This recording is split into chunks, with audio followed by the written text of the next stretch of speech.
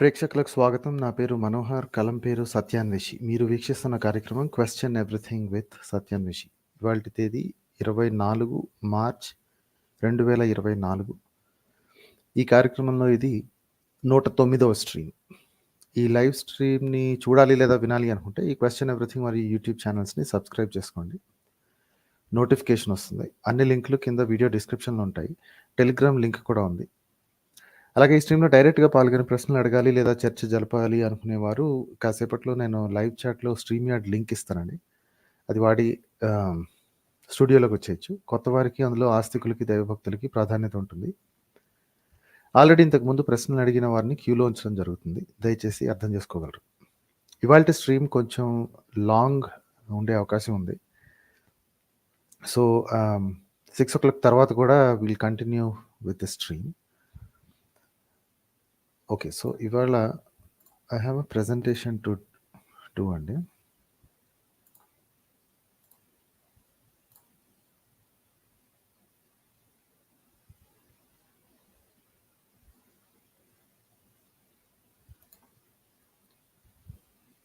Okay. Audio బాగానే వస్తుంది కదా? Audio is fine. Will start the presentation.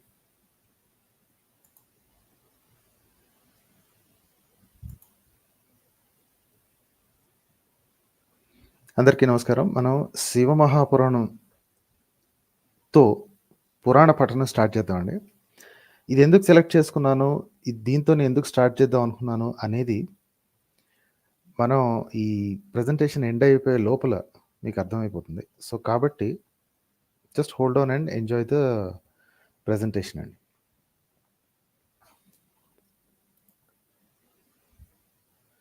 ఇది ఎపిసోడ్ నంబర్ 1 అండి. ఈ ఎపిసోడ్ నంబర్ 1 కోసం శ్రీ శివ మహాపురాణం నుంచి రుద్ర సంహిత అనే పెద్ద చాప్టర్ నుంచి యుద్ధఖండం అనే సబ్ చాప్టర్ లోపల జరిగే సబ్ చాప్టర్స్ అందులో ఒక పర్టికులర్ ఇన్సిడెంట్ గురించి చెప్పడం జరుగుతుందన్నమాట. దీని నిండా మోసం, ద్రోహం, దగ అన్నీ ఉంటాయి. అన్నీ చేసేది మన దేవుళ్ళే. Okay. So let's see what it says and let's see what we can understand from what these guys are saying. So Shiva మహాపురాణంలో రుద్ర సంహిత అనేది it's a very big chapter, section అనుకోండి. అందులో యుద్ధకాండ అన్నమాట. సో దీనికి ఆధారంగా తీసుకోవడానికి శివ మహాపురాణం రుద్ర సంహిత కౌశికి పబ్లికేషన్స్ నుంచి తెలుగులో ఉంటుంది అది.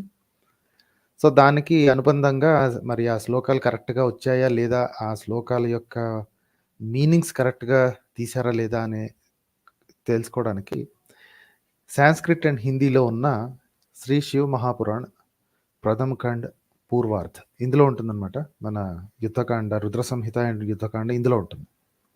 గీతా ప్రెస్ గోరఖ్పూర్ నుంచి. సో గీతా ప్రెస్ గోరఖ్పూర్ని క్వశ్చన్ చేసే దమ్ము మరి ఈ భక్తులకైతే ఉండదని నా ఉద్దేశం. సో కాబట్టి నేను ఏ శ్లోకాన్ని అయితే చూపిస్తానో, ఎటువంటి ఇది రెఫరెన్స్ అయితే చూపిస్తానో అది శివ మహాపురాణ్ గీతా ప్రెస్ గోరఖ్పూర్లో నుంచి కూడా ఉంటుంది. ఓకే. అండ్ అది క్రాస్ వెరిఫై చేయకుండా నేనైతే చూపించను. సో ఎందుకైనా మంచిదని చెప్పి వచనాలు యాక్చువల్లీ ఈ మనోజ్ పబ్లికేషన్స్ నుంచి శ్రీ శివపురాణ్ సరళ హిందీ భాషలో మనోజ్ పబ్లికేషన్స్ నుంచి ఒక బుక్ వచ్చింది. కాకపోతే ఇందులో ఓన్లీ వచనం మాత్రమే ఉంటుంది, శ్లోకం ఉండదు. సో దీన్ని నేను ప్రైమరీ సోర్స్గా తీసుకోకర్లేదు, సెకండరీ సోర్స్గా తీసుకుంటా. అంటే ఆ ఇందాక చూపించిన 2 పబ్లికేషన్స్లో ఉన్న సారం ఏదైతే ఉందో అదే వీళ్ళు కూడా చెప్తున్నారా, లేకపోతే వీళ్ళు ఏమైనా కంప్లీట్లీ డిఫరెంట్ చెప్తున్నారా? అనదర్ థింగ్, మన టీటీడీ పబ్లికేషన్స్ నుంచి కూడా ఇంగ్లీష్లో ప్రచురితమైంది. ఇది శివపురాణం డిఎస్ఆర్ ఆంజనేయులు గారు, ఆయన he's the author of it. TTD press నుంచి రిలీజ్ అయింది అనమాట. ఓకే. ఇవన్నీ ఈజీగా దొరుకుతాయండి టెలిగ్రామ్ గ్రూప్స్లో కానీ, మీరు వైదిక్ సంగ్రహాలయ అని కానీ, వైదిక్ లైబ్రరీ ఇట్లాంటి బుక్ టెలిగ్రామ్ గ్రూప్స్ ఉన్నాయి. అందులో మీరు వెతికితే చాలా ఈజీగా దొరికేస్తుంది. It just took me about 15-20 minutes to find this books online. So Shiva Mahapuranam Rudra Samhita Yuddhakandam నుంచి స్టార్ట్ చేద్దాం. సో ఇక్కడ ఇది సగంలో స్టార్ట్ అయిన స్టోరీ కాబట్టి ఇంతకు ముందు కొంత స్టోరీ జరుగుతుంది. ఈ పర్టిక్యులర్ చాప్టర్లో 10 చాప్టర్స్ ఉన్నాయండి. ఈ 10 చాప్టర్స్లో వీళ్ళొక స్టోరీని చెప్తారు మనకి. ఆ స్టోరీని చూసిన వెంటనే మీకు రకరకాల ఆలోచనలొస్తాయి. ఆ ఆలోచనల గురించి మాట్లాడుకోవడానికి చేశాననమాట. త్రిపుర వర్ణనము, శివస్తుతి, త్రిపుర వధోపాయము. ఓకే. త్రిపుర అనే ఒక ప్లేస్ అంటే మనం ఇప్పుడు మాట్లాడుకునే త్రిపుర కాదండి. Will just see it. Okay. యుద్ధఖండంలో స్టార్ట్ అవుతుందనమాట. నారదుడు ఇట్లా అన్నాడు. గృహస్థుడగు శంభుని ఆనందదాయకమగు ఉత్తమ చరిత్రను గణేష కుమారస్వాముల పవిత్ర గాథను మేము వింటిమి. ఇక్కడ జరుగుతుందేంటంటే, బ్రహ్మకి, నారదుడికి మధ్యలో కాన్వర్జేషన్ అనమాట. వాళ్ళిద్దరు మాట్లాడుకుంటున్నారు. సో, అంతకు ముందు జరిగిన కథలో అంటే ఈ రుద్ర సంహితకు ముందు జరిగిన కథల్లో శంభుడి ఆనందదాయకమగు ఉత్తమ చరిత్రము, గణేష కుమారస్వాముల పవిత్ర గాథ మేము వింటిమి. నారదుడు అంటున్నారనమాట. ఇవన్నీ స్టోరీస్ మేము ఆల్రెడీ విన్నాము. అంటే ఇంతకు ముందు జరిగిన చాప్టర్స్‌లో అదే చెప్తాడులెండి బ్రహ్మ. సో, ఇప్పుడు శంకరుడు రుద్రరూపుడై శత్రువులను సంహరిస్తూ విహరించిన ఉత్తమ చరిత్ర. అంటే మర్డర్ టైల్స్ అనమాట. వాళ్ళని వీళ్ళని చంపుతా ఉండంగా ఉండే ఉత్తమ చరిత్ర మొత్తం మేము విన్నాం. పరమ ప్రీతితో వర్ణించి చెప్పారు. పరాక్రమవంతుడగు శివభగవానుడి దేవద్రోహులగు అసురుల 3 నగరమును ఒకే బాణముతో ఏకకాలమునందు ఎట్లు దహించెను. సో, ఏదో జరిగింది. ఆ స్టోరీ మాకు చెప్పమని అడుగుతున్నాడు. ఏం జరిగింది? అసురులు, దేవద్రోహులగు అసురులు 3 నగరాల్ని వాళ్ళ యొక్క 3 నగరాల్ని ఒకే బాణముతో ఏకకాలమునందు ఎట్లు దహించెను. ఎవరు? శివభగవానుడు. ఈ స్టోరీ మాకు చెప్పు అని చెప్పి నారదుడు బ్రహ్మను అడుగుతున్నాడనమాట. ఓకే. సర్వదా మాయారూపిణి యొక్క పార్వతితో కలిసి విహరించువాడగు శివప్రభువుని చరిత్రమును మాకు చెప్పుము. బావుందా? ఇది స్టోరీ అండి. దేవద్రోహులు కొంతమంది ఉన్నారంట. ఆ అసురులకి 3 నగరాలు ఉన్నాయంట. ఆ 3 నగరాలని ఒకే బాణంతో శివుడు కాల్చేస్తాడు. ఎలాగా? ఎలా డిస్ట్రాయ్ చేస్తాడో ఆ స్టోరీ మాకు చెప్పు అంటున్నాడు. బ్రహ్మ ఇట్లు పలికెను. పూర్వం వ్యాసుడు ఋషిశ్రేష్ఠుడగు సనత్కుమారునికి ఇదే విధముగా ప్రశ్నించగా, అంటే సనత్కుమారుడు ఒకప్పుడు వ్యాసుడికి ఇదే ప్రశ్న వేశాడంట. ఆయన చెప్పిన వృత్తాంతమే నేను చెప్పేదాను. సో, ఇక్కడ వాళ్ళు వీళ్ళు చెప్పుకున్న విషయాలు ఇంకోళ్ళకి చెప్పుకుంటున్నారు. సో, నౌ ది ఆథర్ ఎవరైతే ఉన్నారో ఇప్పుడు మాట్లాడేది నరేటర్ సనత్ కుమారుడైపోయాడు. ఎందుకంటే బ్రహ్మ నారదుడి మధ్యలో జరుగుతున్న స్టోరీని సనత్ కుమారుడు ఒకప్పుడు వ్యాసుడితో అడిగిన స్టోరీతో కలిపాడు కాబట్టి, ఇప్పుడు సనత్ కుమారుడు ఇట్లా పలుకుతున్నాడు. ఎవరితోటి? వ్యాసుడితోటి. వ్యాస మహాప్రాజ్ఞ చంద్రశేఖరుని చరిత్రను వినుము. సారీ. వ్యాసుడు సనత్ కుమారుడిని అడుగుతున్నాడు. సో, వ్యాసుడికి తెలియదు ఇక్కడ స్టోరీ. సనత్ కుమారుడు అడుగుతున్నాడు. సనత్ కుమారుడు చెప్తున్నాడు. వ్యాసుడికి చెప్తున్నాడు. సనత్ కుమారుడు ఇట్లు పలికెను. వ్యాస మహాప్రాజ్ఞ చంద్రశేఖరుని చరిత్ర వినుము. జగత్తును లయము చేయు ఆ ప్రభు ఒకే బాణముతో త్రిపురములను దహించిన తెరుగును వినుము. ఆ స్టోరీని చెప్తాను విను. ఓకే. శివపుత్రుడగు స్కందుడు తారకాసురుని సంహరించగా, సో ఆ స్టోరీ ఒకటి ఉంటుంది. శివపుత్రుడగు స్కందుడు తారకాసుడు అనేవాడిని చంపేస్తాడు. ఆ చంపేసిన తర్వాత ఆ తారకాసురుడికి 3 కొడుకులు. అతని పుత్రులకు 3 రాక్షసులు మిక్కి దుఃఖించిరి. పెద్దవాని పేరు తారకాక్షుడు. మిగతా వాళ్ళ పేర్లు కూడా చెప్తాడు. 2వ వాడు విద్యున్మాలి, 3వ వాడు కమలాక్షుడు. 3 ఉన్నారు. ఈ 3 సమానముగు బలము కలవారే. దేవద్రోహులకు ఆ రాక్షసులు జితేంద్రియులు. ఈ డిస్క్రిప్షన్ చూడండి ఎంత వింతగా ఉంటుందో. వీళ్ళు దేవద్రోహులు, రాక్షసులు, తారకాసురుడు కొడుకులు. కానీ వీళ్ళ డిస్క్రిప్షన్ చూడండి.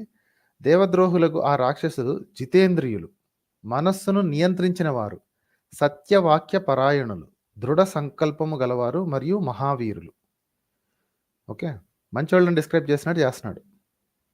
వారి 3 మిక్కిలి మనోహరములు, గొప్ప భోగములన్నింటినీ పరిత్యజించి తపస్సు చేయడానికి వెళ్ళిపోయారు. వాళ్ళు నాన్న చచ్చిపోయారు కదా, తపస్సు చేయడానికి వెళ్ళిపోయాడు. ఓకే. ఎలా చేస్తున్నారు తపస్సు అనేది డిస్క్రిప్షన్ అనమాట. వసంతకాలమునందు అన్ని కోర్కెలను, సంగీతాది భోగములను, ఉత్సవములను విడిచిపెట్టి తపస్సు చేసి భయంకరమైన తపస్సులు చేశారు. అనారోగ్య భయమును పక్కన పెట్టి వర్షంలో నిలబడి మరీ తపస్సు చేశారు. 1000 సంవత్సరములు తలపై నిలబడి 100 సంవత్సరములు చేతులు పైకెత్తి తపస్సు చేసిరి. అన్ని రకరకాలుగా తపస్సు చేశారు. మహాత్ముడు బ్రహ్మవారి తపస్సు చేసి సంతసించి వరమునిచ్చినట్టు ప్రత్యక్షం ఆయన. ఇంకా చాలా డిస్క్రిప్షన్ ఉంటుంది లేదు, కానీ మొత్తానికి ఏంటంటే అన్ని రకాలుగా చేస్తే బ్రహ్మ వచ్చాడు. బ్రహ్మ ఏమంటున్నాడు చూడండి, ఈ డిస్క్రిప్షన్ క్లియర్ చూడండి. ఓ గొప్ప రాక్షసులారా, మీ ఈ తపస్సు చే ప్రసన్నుడనైతిని. మీకు సర్వమును ఇచ్చేదను.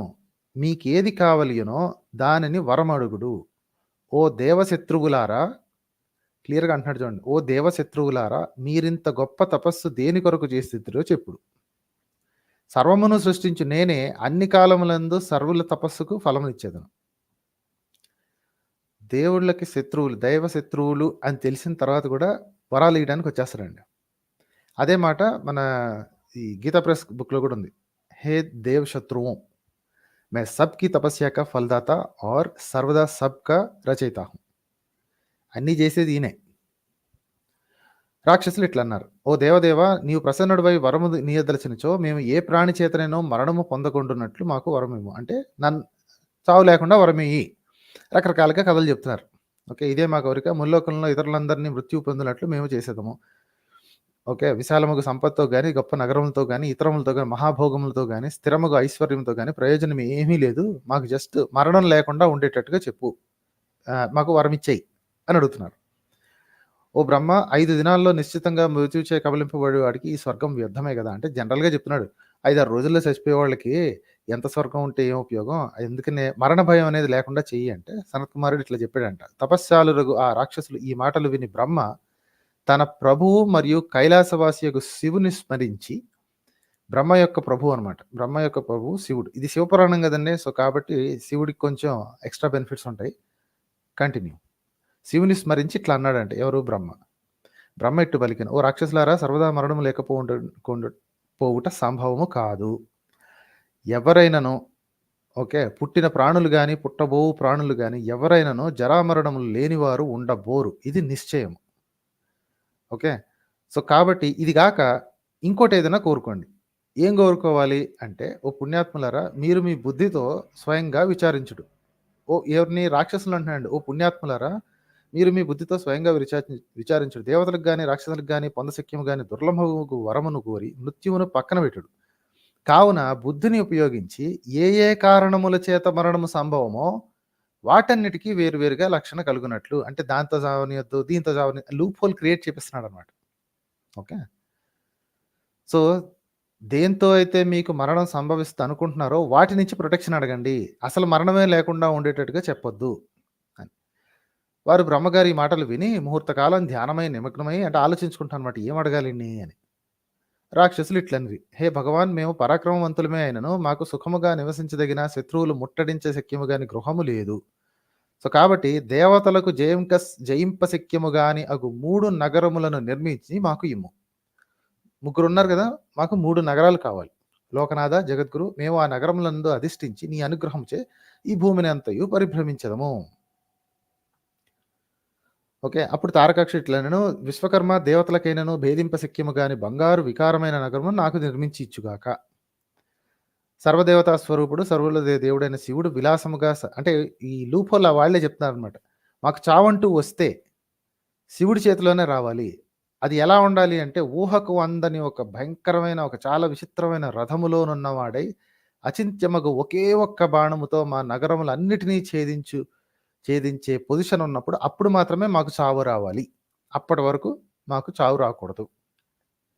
అది అవుట్లైన్. ఓకేనా? శివునితో మాకు ఏనాడు వైరము లేదు.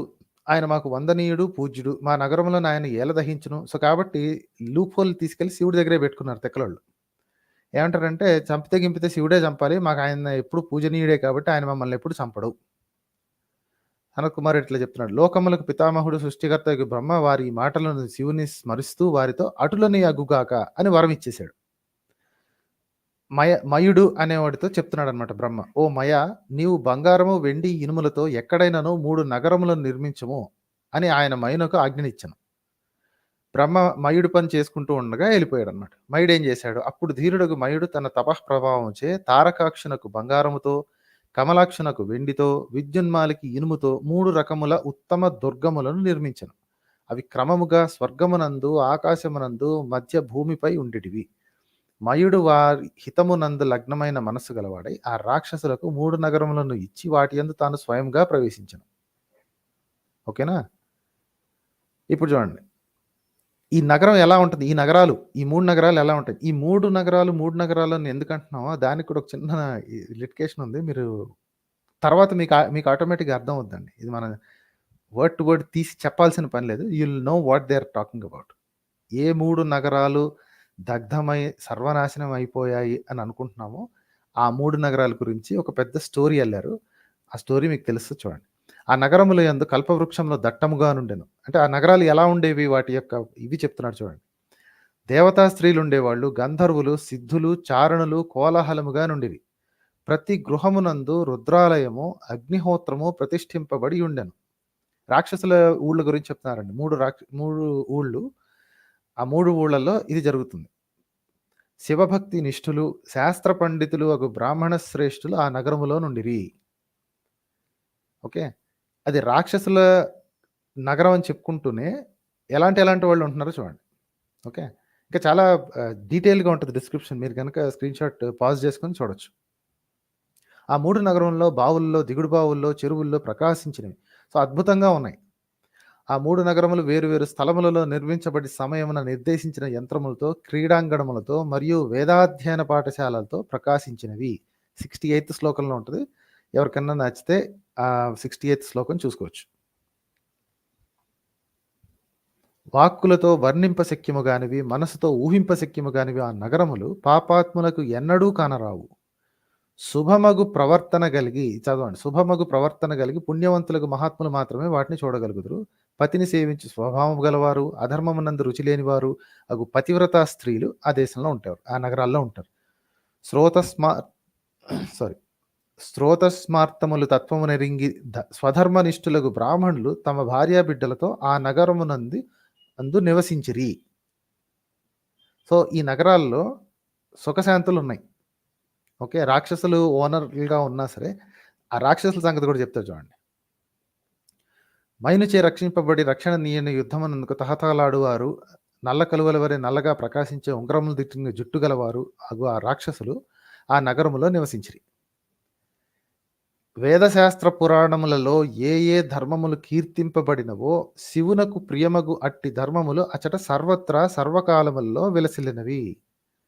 సో, ఆ 3 నగరాల్లోని వేదాధ్యయన పాఠశాలలున్నాయి. రుద్రాలయాలున్నాయి. వేద ధర్మాలు, వేదశాస్త్ర పురాణంలో ఏవేవైతే చెప్పారో అవే నడుస్తున్నాయి.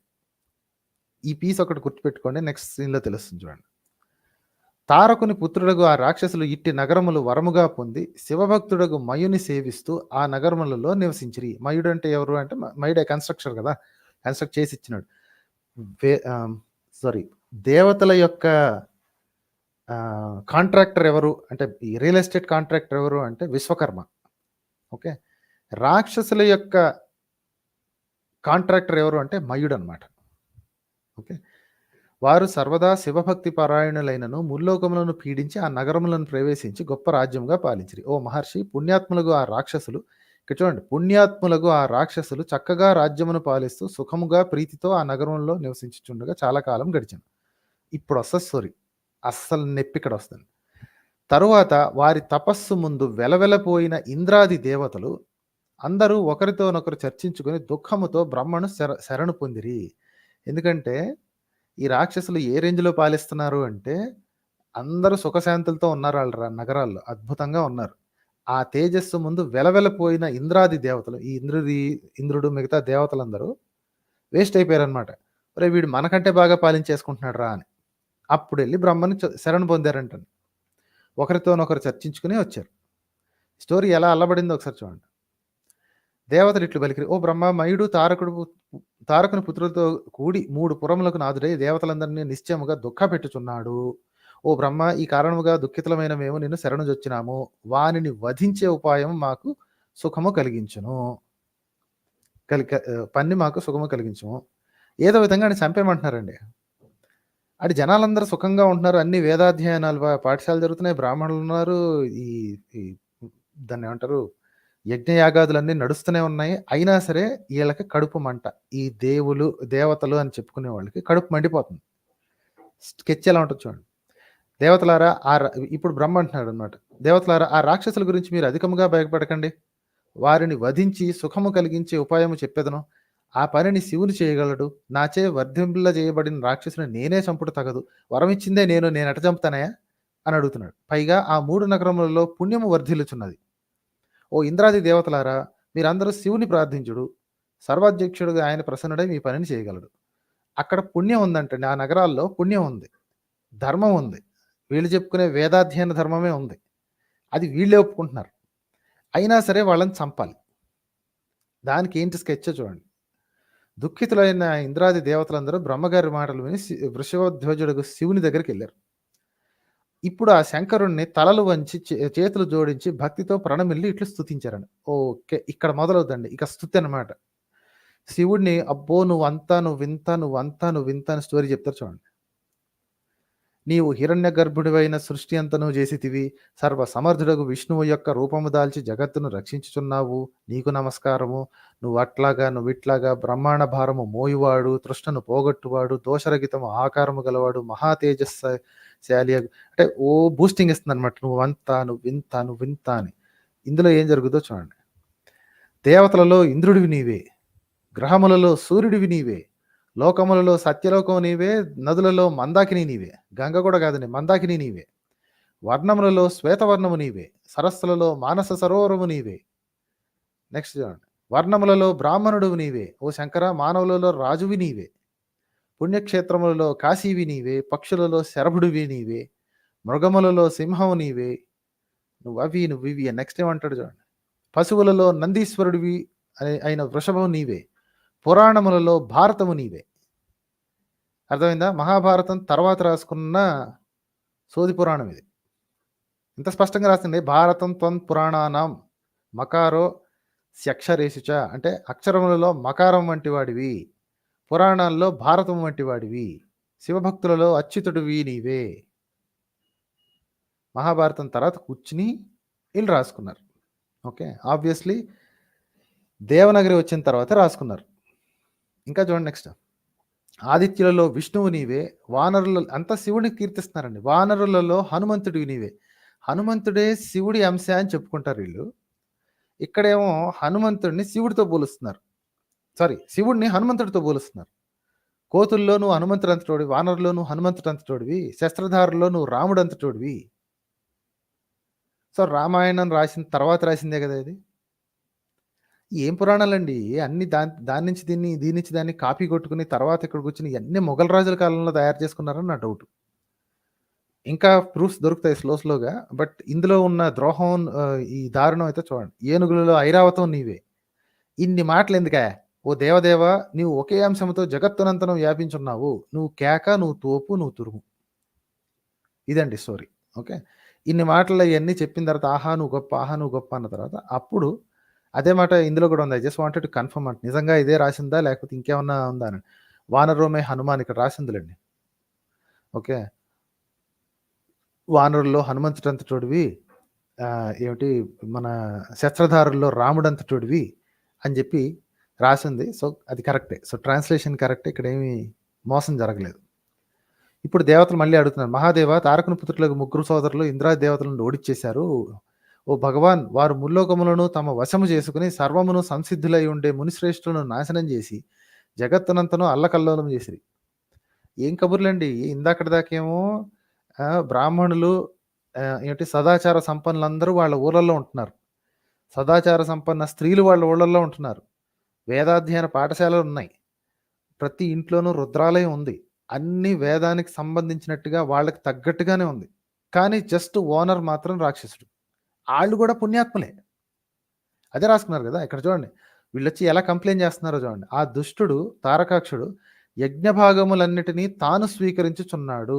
ఇదండి ఈ ఈ దేవతలు ఇంద్రుడి యొక్క కడుపు మంట ఏంటంటే, యజ్ఞభాగాలన్నీ ఆ రాక్షసుడు తీసుకుంటున్నాడు, మేము తీసుకోవట్లేదు, దేవతలం మేము తీసుకోవాలని. అరే ఎవడు పుణ్యం చేస్తే వాడే తీసుకోవాలి కదా. కాదనమాట.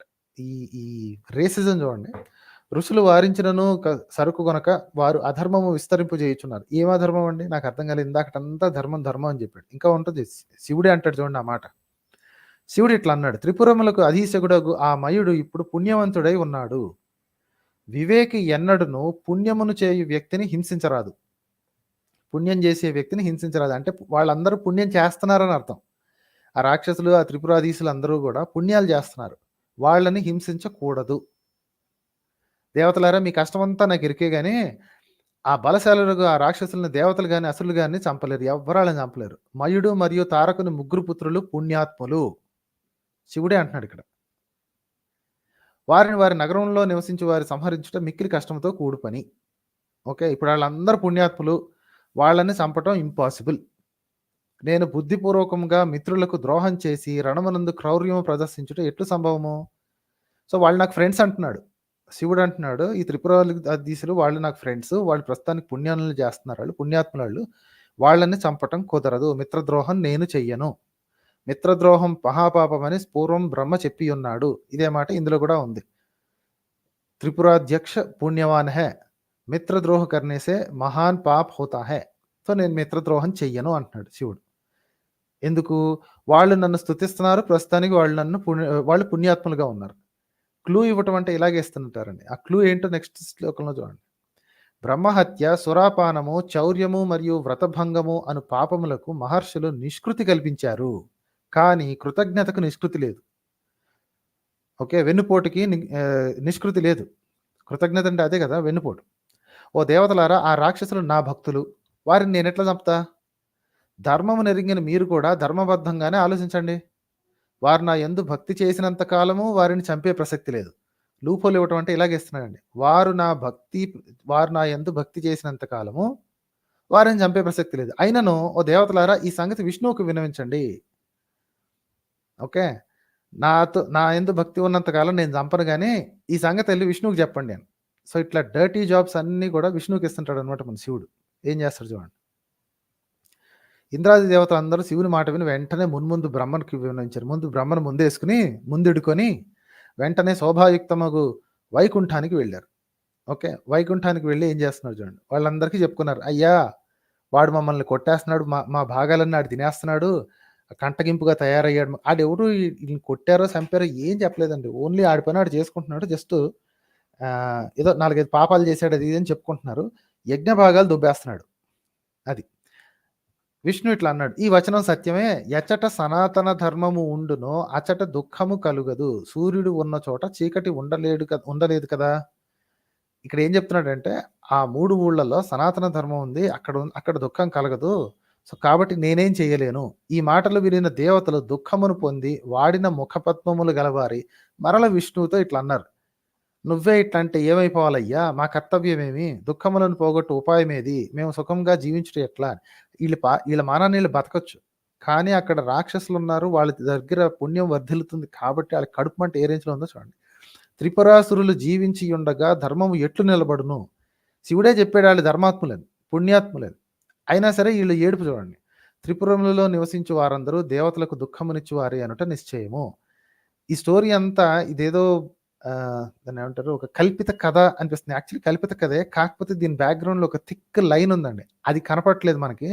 ఇంకొక 10-15 స్లైడ్లు జరిగితే మీకు ఆ క్లియర్గా పిక్చర్ వచ్చేస్తుంది ఏం చెప్పదలుచుకున్నాడు, వెనక ఏ స్టోరీని కవర్ చేయడానికి ఈ సొల్లు కహాని రాసుకున్నాడు అన్న సంగతి ఇదే పుస్తకంలో ఉంటుంది. నేనేం కొత్తగా ఇన్వెంట్ కూడా చేయక్కర్లేదు. ఇదే సీక్వెన్స్లో ఈ రుద్ర సంహితంలో యుద్ధకాండంలోనే ఉంటుంది. Just hold on for couple of more minutes. అప్పుడు ఆ దేవతలు ఇట్లు పలికి పలుమార్లు దుఃఖించారు. దుఃఖించి ఓకే, దేవతల శ్రేష్ఠుడు విష్ణువు ఒక సన్నిధిలో వారు స్థిరములా ఉండలేకపోయారు, చాలా కష్టాలు పడుతున్నారు. ఆ రాక్షసులు శివులు భక్తులు.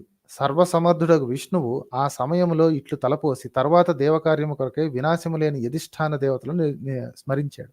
సో ఇక్కడ విష్ణు ఏంటంటే ఒక స్కెచ్ చేశాడు అనమాట. వినాశనము లేని యజ్ఞాధిష్ఠాన దేవతలను స్మరించాడు. వీళ్ళనే ఆ నగరాల మీదకి పంపిద్దామని. అనేక ఆయుధములను ధరించినట్టు, అనేక వేషములను ధరించినట్టు, ప్రళయకాలమునందలి అగ్ని, రుద్రుని, సూర్యుని పోలియున్న ఆ భూతములు, ప్రళయకాల భూతములు విష్ణువునకు ప్రణమిల్లి ఆయన ఎదుట నిలబడ్డారు. యథేశ్వరుడు, లక్ష్మీపతి, రుద్రుని ఆజ్ఞను పాలించువాడు అగు విష్ణువు ఆ భూతములను చూసి ఇట్లు పలికాడు. ఏమన్నాడు? ఓ భూతములారా, దేవతల కార్యము కొరకు పుట్టిన మీరు నా మాట వినుడు. అధిక బలోపేతములకు మీరందరూ త్రిపురములకు వెళ్ళుడు.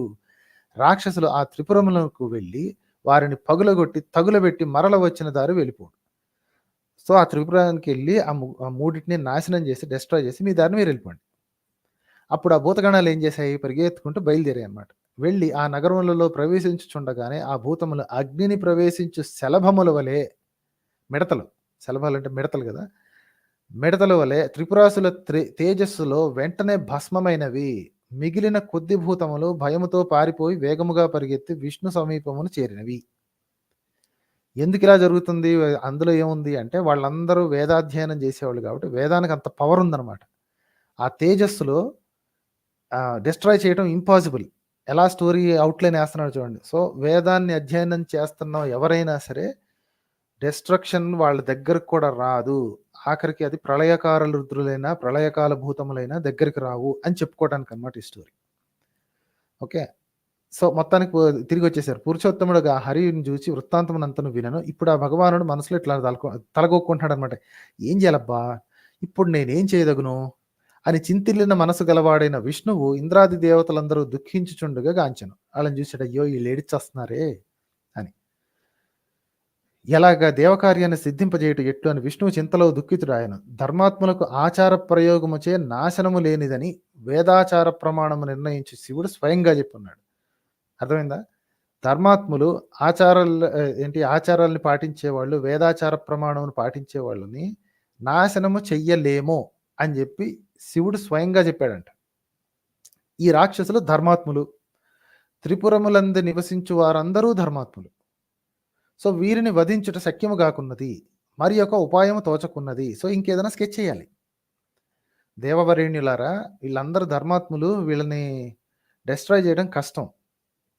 సో, ఇంకేదైనా స్కెచ్ చేయాలి. ఆ స్కెచ్ ఏంటో చూడండి. ఎవరైతే రుద్రుని ఆరాధించెదరో వారు మహాపాపములను చేసిన వారైనను తామరాకుల నీటి తడి లేని విధము సర్వపాపముల వారు విముక్తులగురు. అంటే జస్ట్ బికాజ్ వీళ్ళు రుద్రుణ్ణి ఆరాధిస్తున్నారు కాబట్టి వాళ్ళు ఎన్ని పాపాలు చేసినా సరే తామరాకుకి తడి అంటకుండా ఎలా అయితే ఉంటుందో అలాగే వీళ్ళు కూడా తడి అంటకుండా ఉండిపోతారు. పాపం అంటకుండా ఉండిపోతారు. రుద్రుని అర్చించు వారికి భూమండలమునకు కోరికలన్నీ తీరును, ఈడేరును. వారి భోగములన్నిటినీ అనుభవించెదరు. వారు సంపదలు, వశీకరణ శక్తి పొందెదరు. సో, ఇవన్నీ బెనిఫిట్స్ అనమాట. రుద్రుణ్ణి ఏమిటి ఆరాధిస్తే.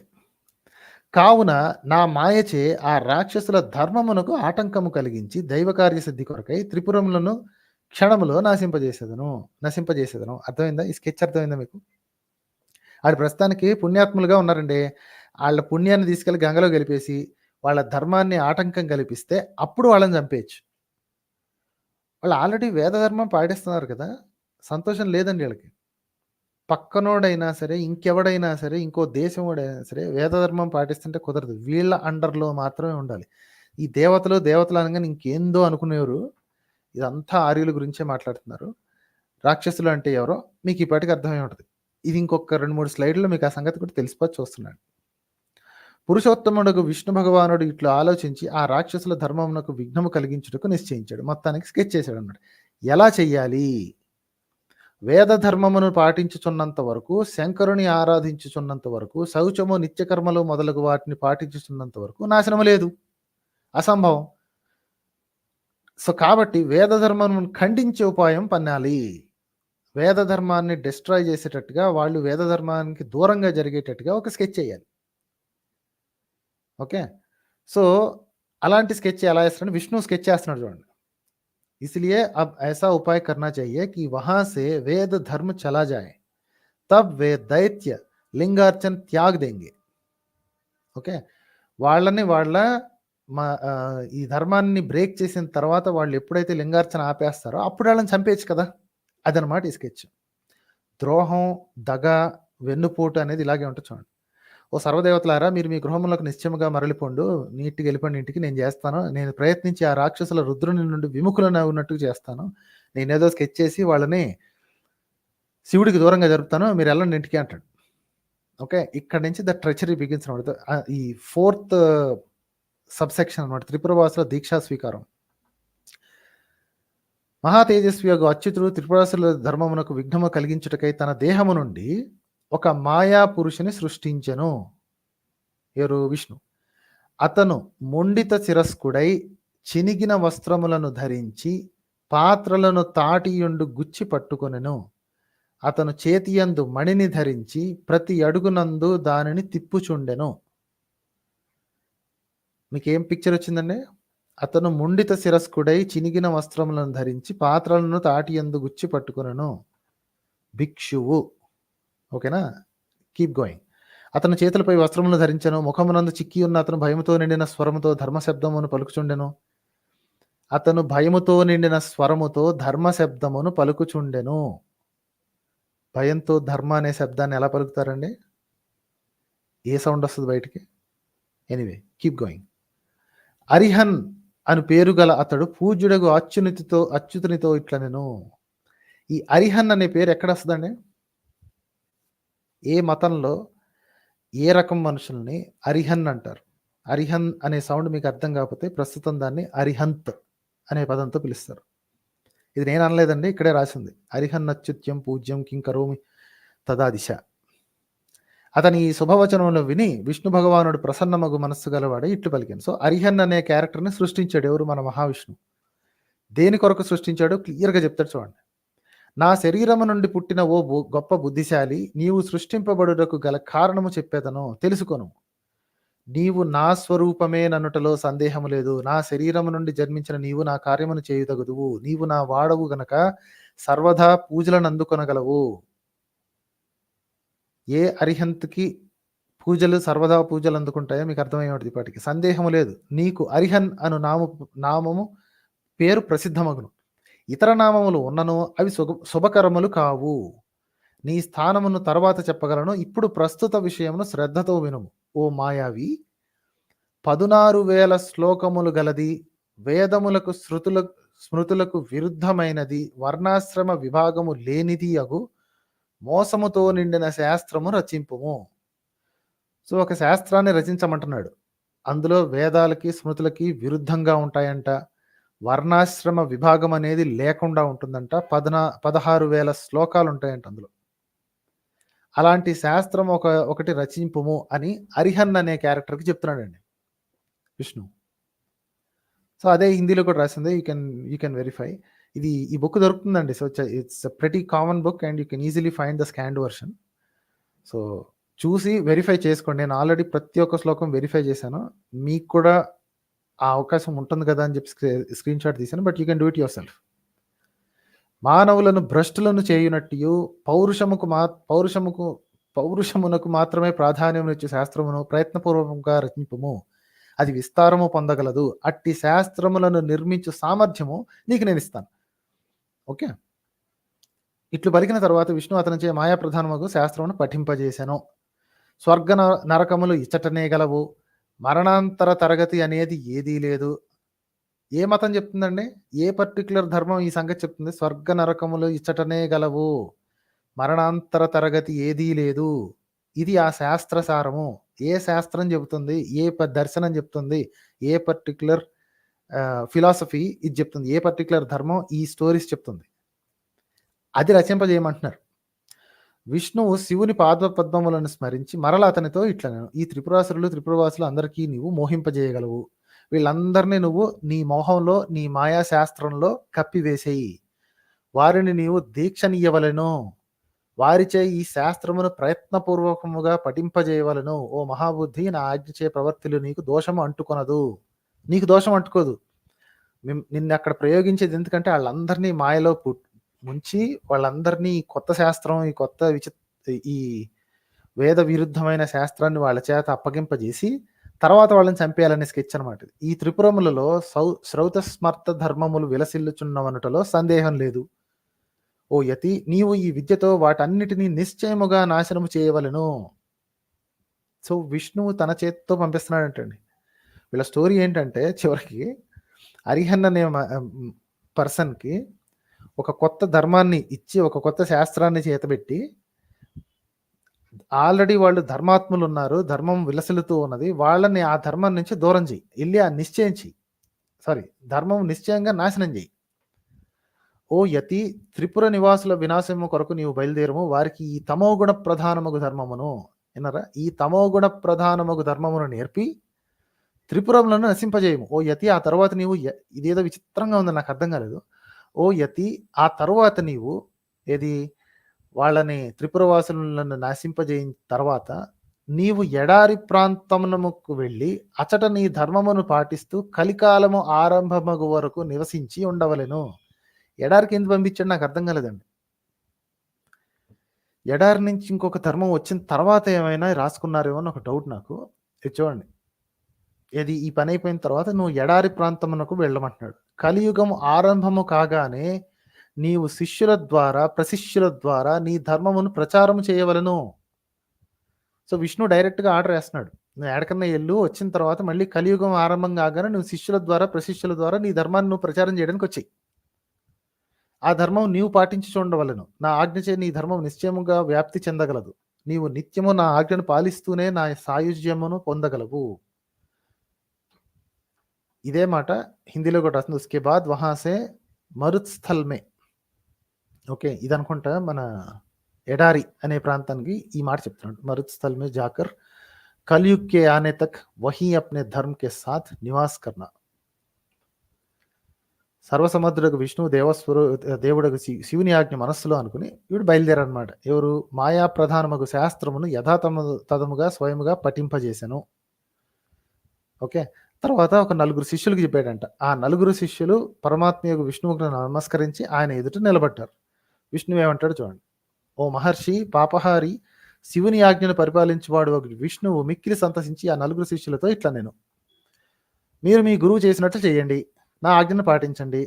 ఆ 4 ముండిత శిరస్కులై అపధర్మమును ఆశ్రయించి చేతిలో పాత్రను పట్టుకొని నోటిపై గుడ్డతో కట్టుకొని ఉండేరి. ఈ పని ఎవరు చేస్తారండి? నోటిపై గుడ్డ కట్టుకునేది ఎవరు? ముండిత శిరస్కులు.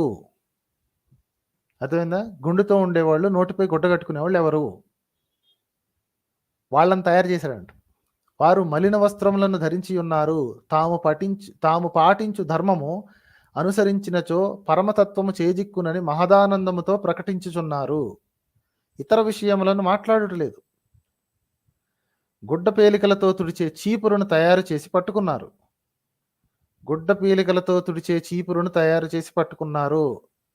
ఇది ఎక్కడ చూశారు మీరు? ఓకేనా? గుడ్డ పేలికలు అంటే you can easily imagine, right? ఒక ఇసురుకునే ఫ్యాన్ లాంటిది, మూతికి గుడ్డ కట్టుకొని ప్రాణులకు హింస కలగకుండాకై మెల్లమెల్లగా నడుచుచున్నారు. ఎవరు నడుస్తారు ఇట్లాగా? ఏ మతం వాళ్ళు నడుస్తారు చెప్పండి?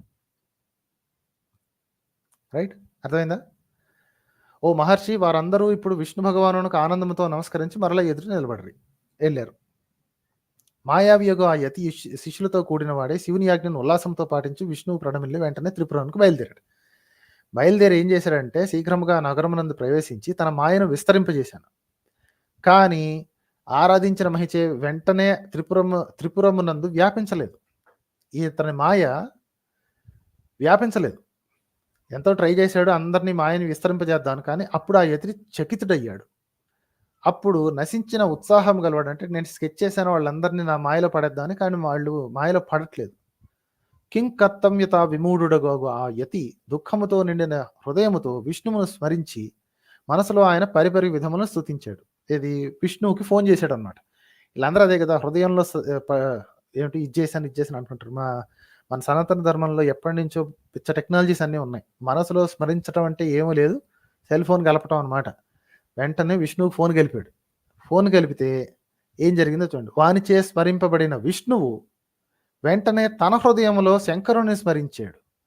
వెంటనే కాన్ఫరెన్స్ కాల్ పెట్టాడు శంకరుడితోటి. ఓకే, తన హృదయంలో శంకరుణ్ణి స్మరించి మనస్సులో ఆయన ఆజ్ఞను పొంది వెంటనే నారదుని స్మరించాడు. అర్థమైందా? శంకరుడిని ఫోన్ చేస్తే నాతో కాదు కానీ నారదుడికి ఫోన్ చేయి అన్నప్పుడు వెంటనే నారదుడికి ఫోన్ చేశాడు. విష్ణువు స్మరించగానే నారదుడు అచ్చటకు వచ్చి నమస్కరించి ఆయన ఎదురు చేతులు జోడించి నిలబడ్డాడు.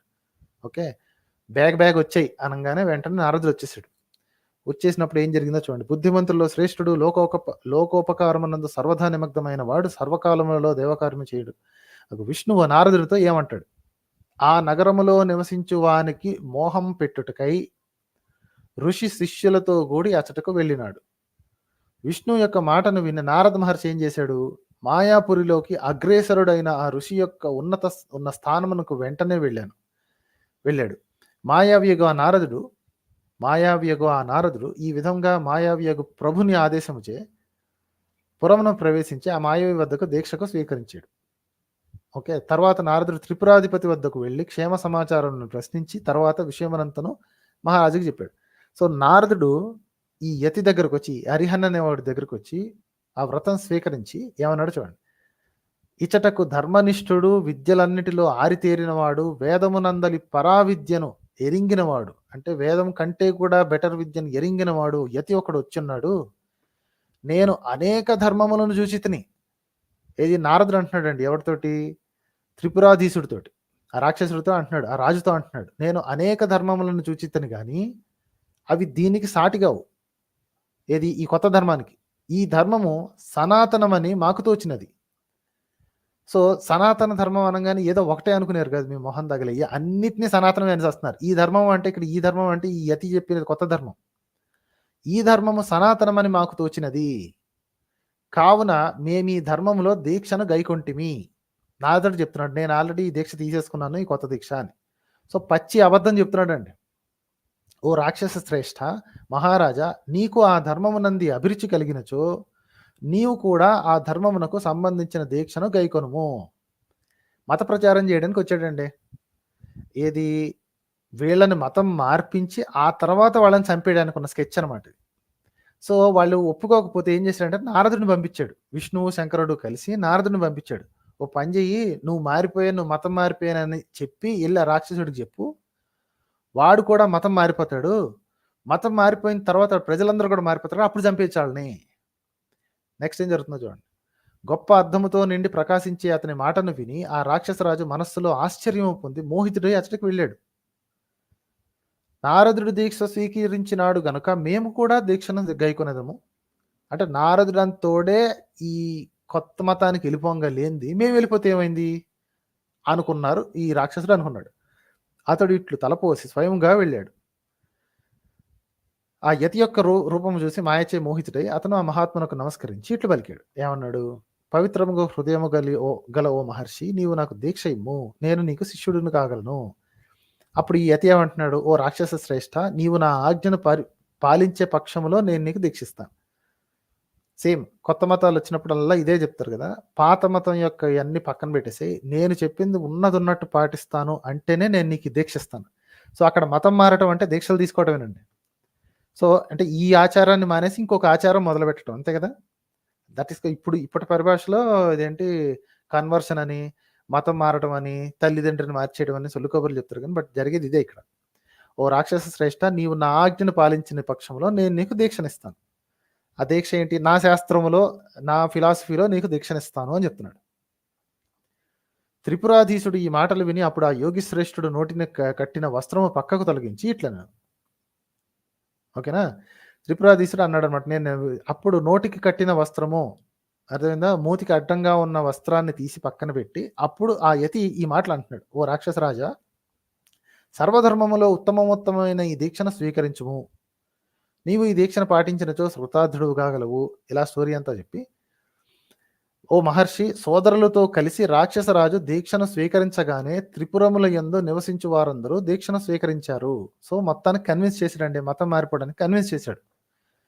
రాక్షసరాజు దీక్షను స్వీకరించగానే త్రిపురముల నందు నివసించు వారందరూ దీక్షను స్వీకరించేశారు, అంతే కదా. రాజు ఎప్పుడైతే మతం మారుతాడో జనాలు కూడా మతం మారుతారండి. This is nothing new, this happens all the time.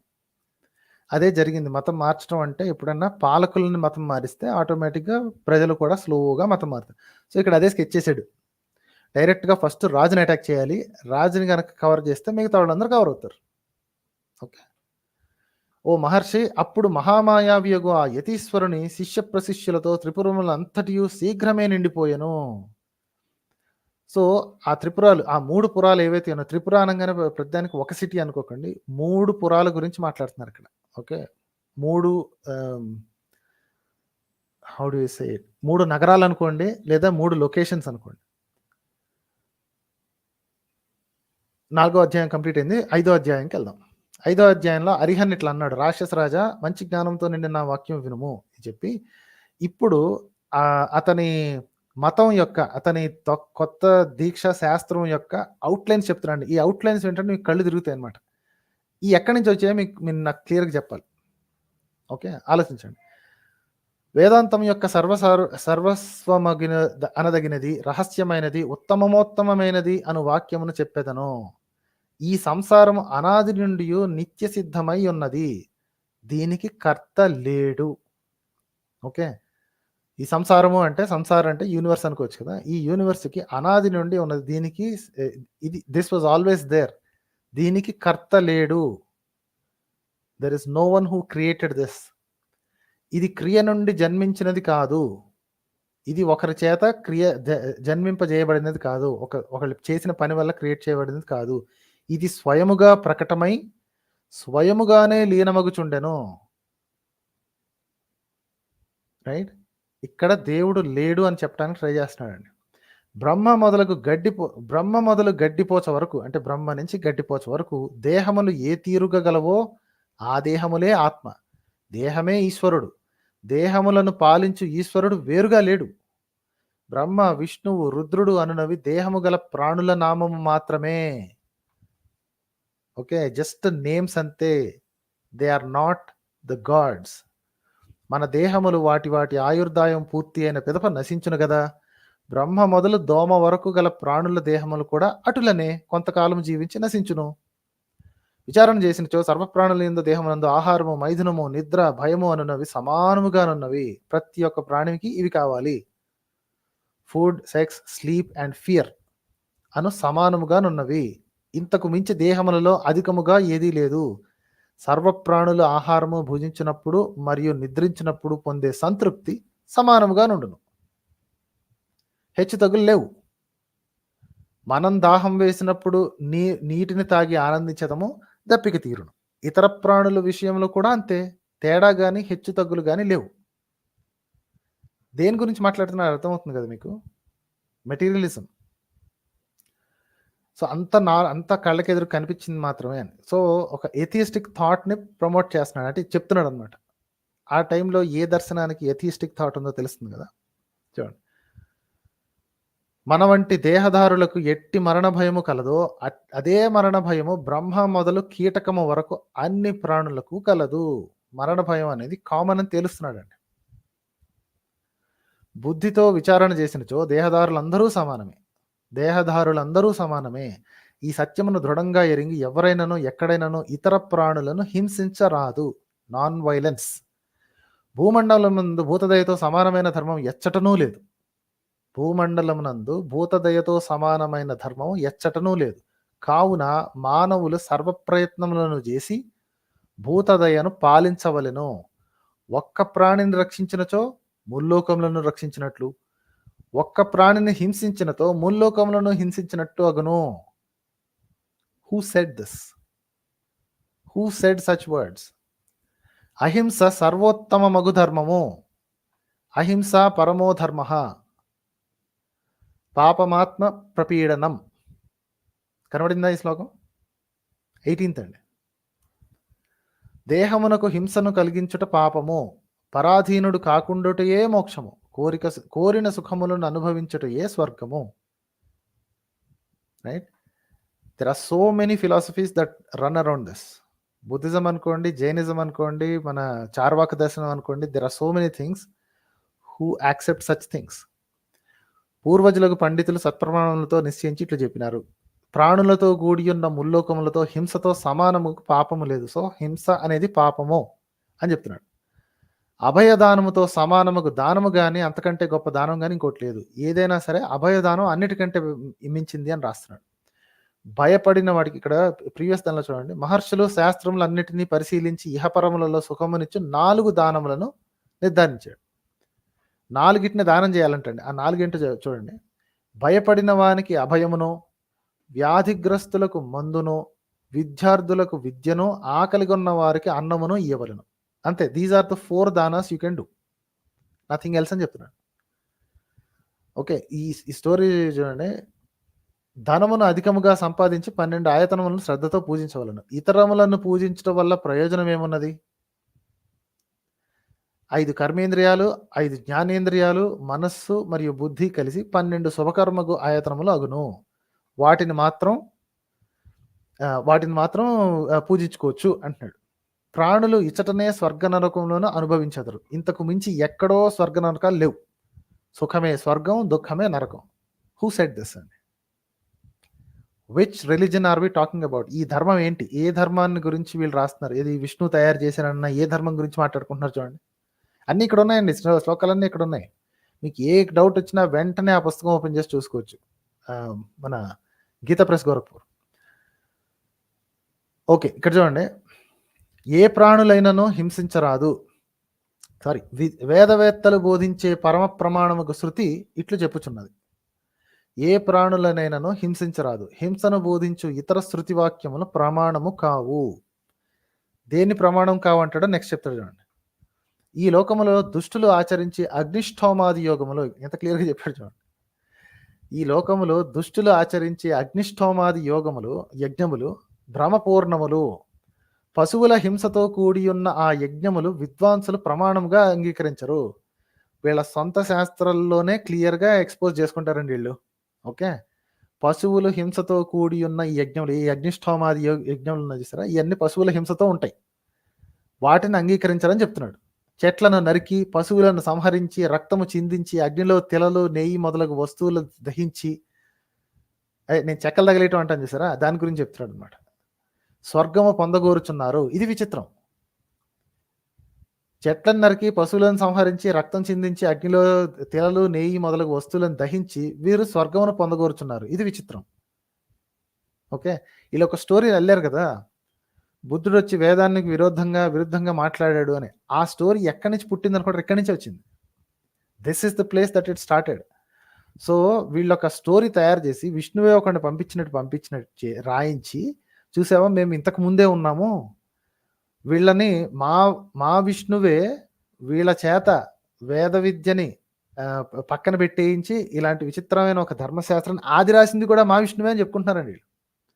మా విష్ణువే అరిహన్ అనే వాడి చేత ఈ విచిత్రమైన ఈ మెటీరియలిస్టిక్ రిలీజన్ ఒకటి తయారు చేసి, ఒక ధర్మాన్ని తయారు చేసి, ఆ ధర్మ దీక్షలో అందరినీ పెట్టి అప్పుడు వాళ్ళని చంపేసామని చెప్తున్నాడు. అది ఎలా చంపారో కూడా చెప్తారండి చూడండి. అది ఎంత భయంకరంగా ఉంటుంది అంటే, సేమ్ మీకు బైబిల్లో కొన్ని ఓల్డ్ టెస్టిమెంట్లో చదువుతున్నట్టు ఉంటుంది. You will see that. ఇంకాసేపట్లో మీకు చూపిస్తాను చూడండి. ఇప్పుడు అర్థమైంది కదా, ఈ అడ్డమైన చెత్త అన్ని అగ్నిలో తగిలేసి స్వర్గాన్ని పొందగోరుచున్నారు, ఇది విచిత్రము అంటున్నాడు. తర్వాత చూడండి, ప్రత్యక్షముగా కనబడు వాటిని మాత్రమే విశ్వసించినవి, దేహ సౌఖ్యమును సాధించుట ప్రముఖ లక్ష్యముగా గలవి అగు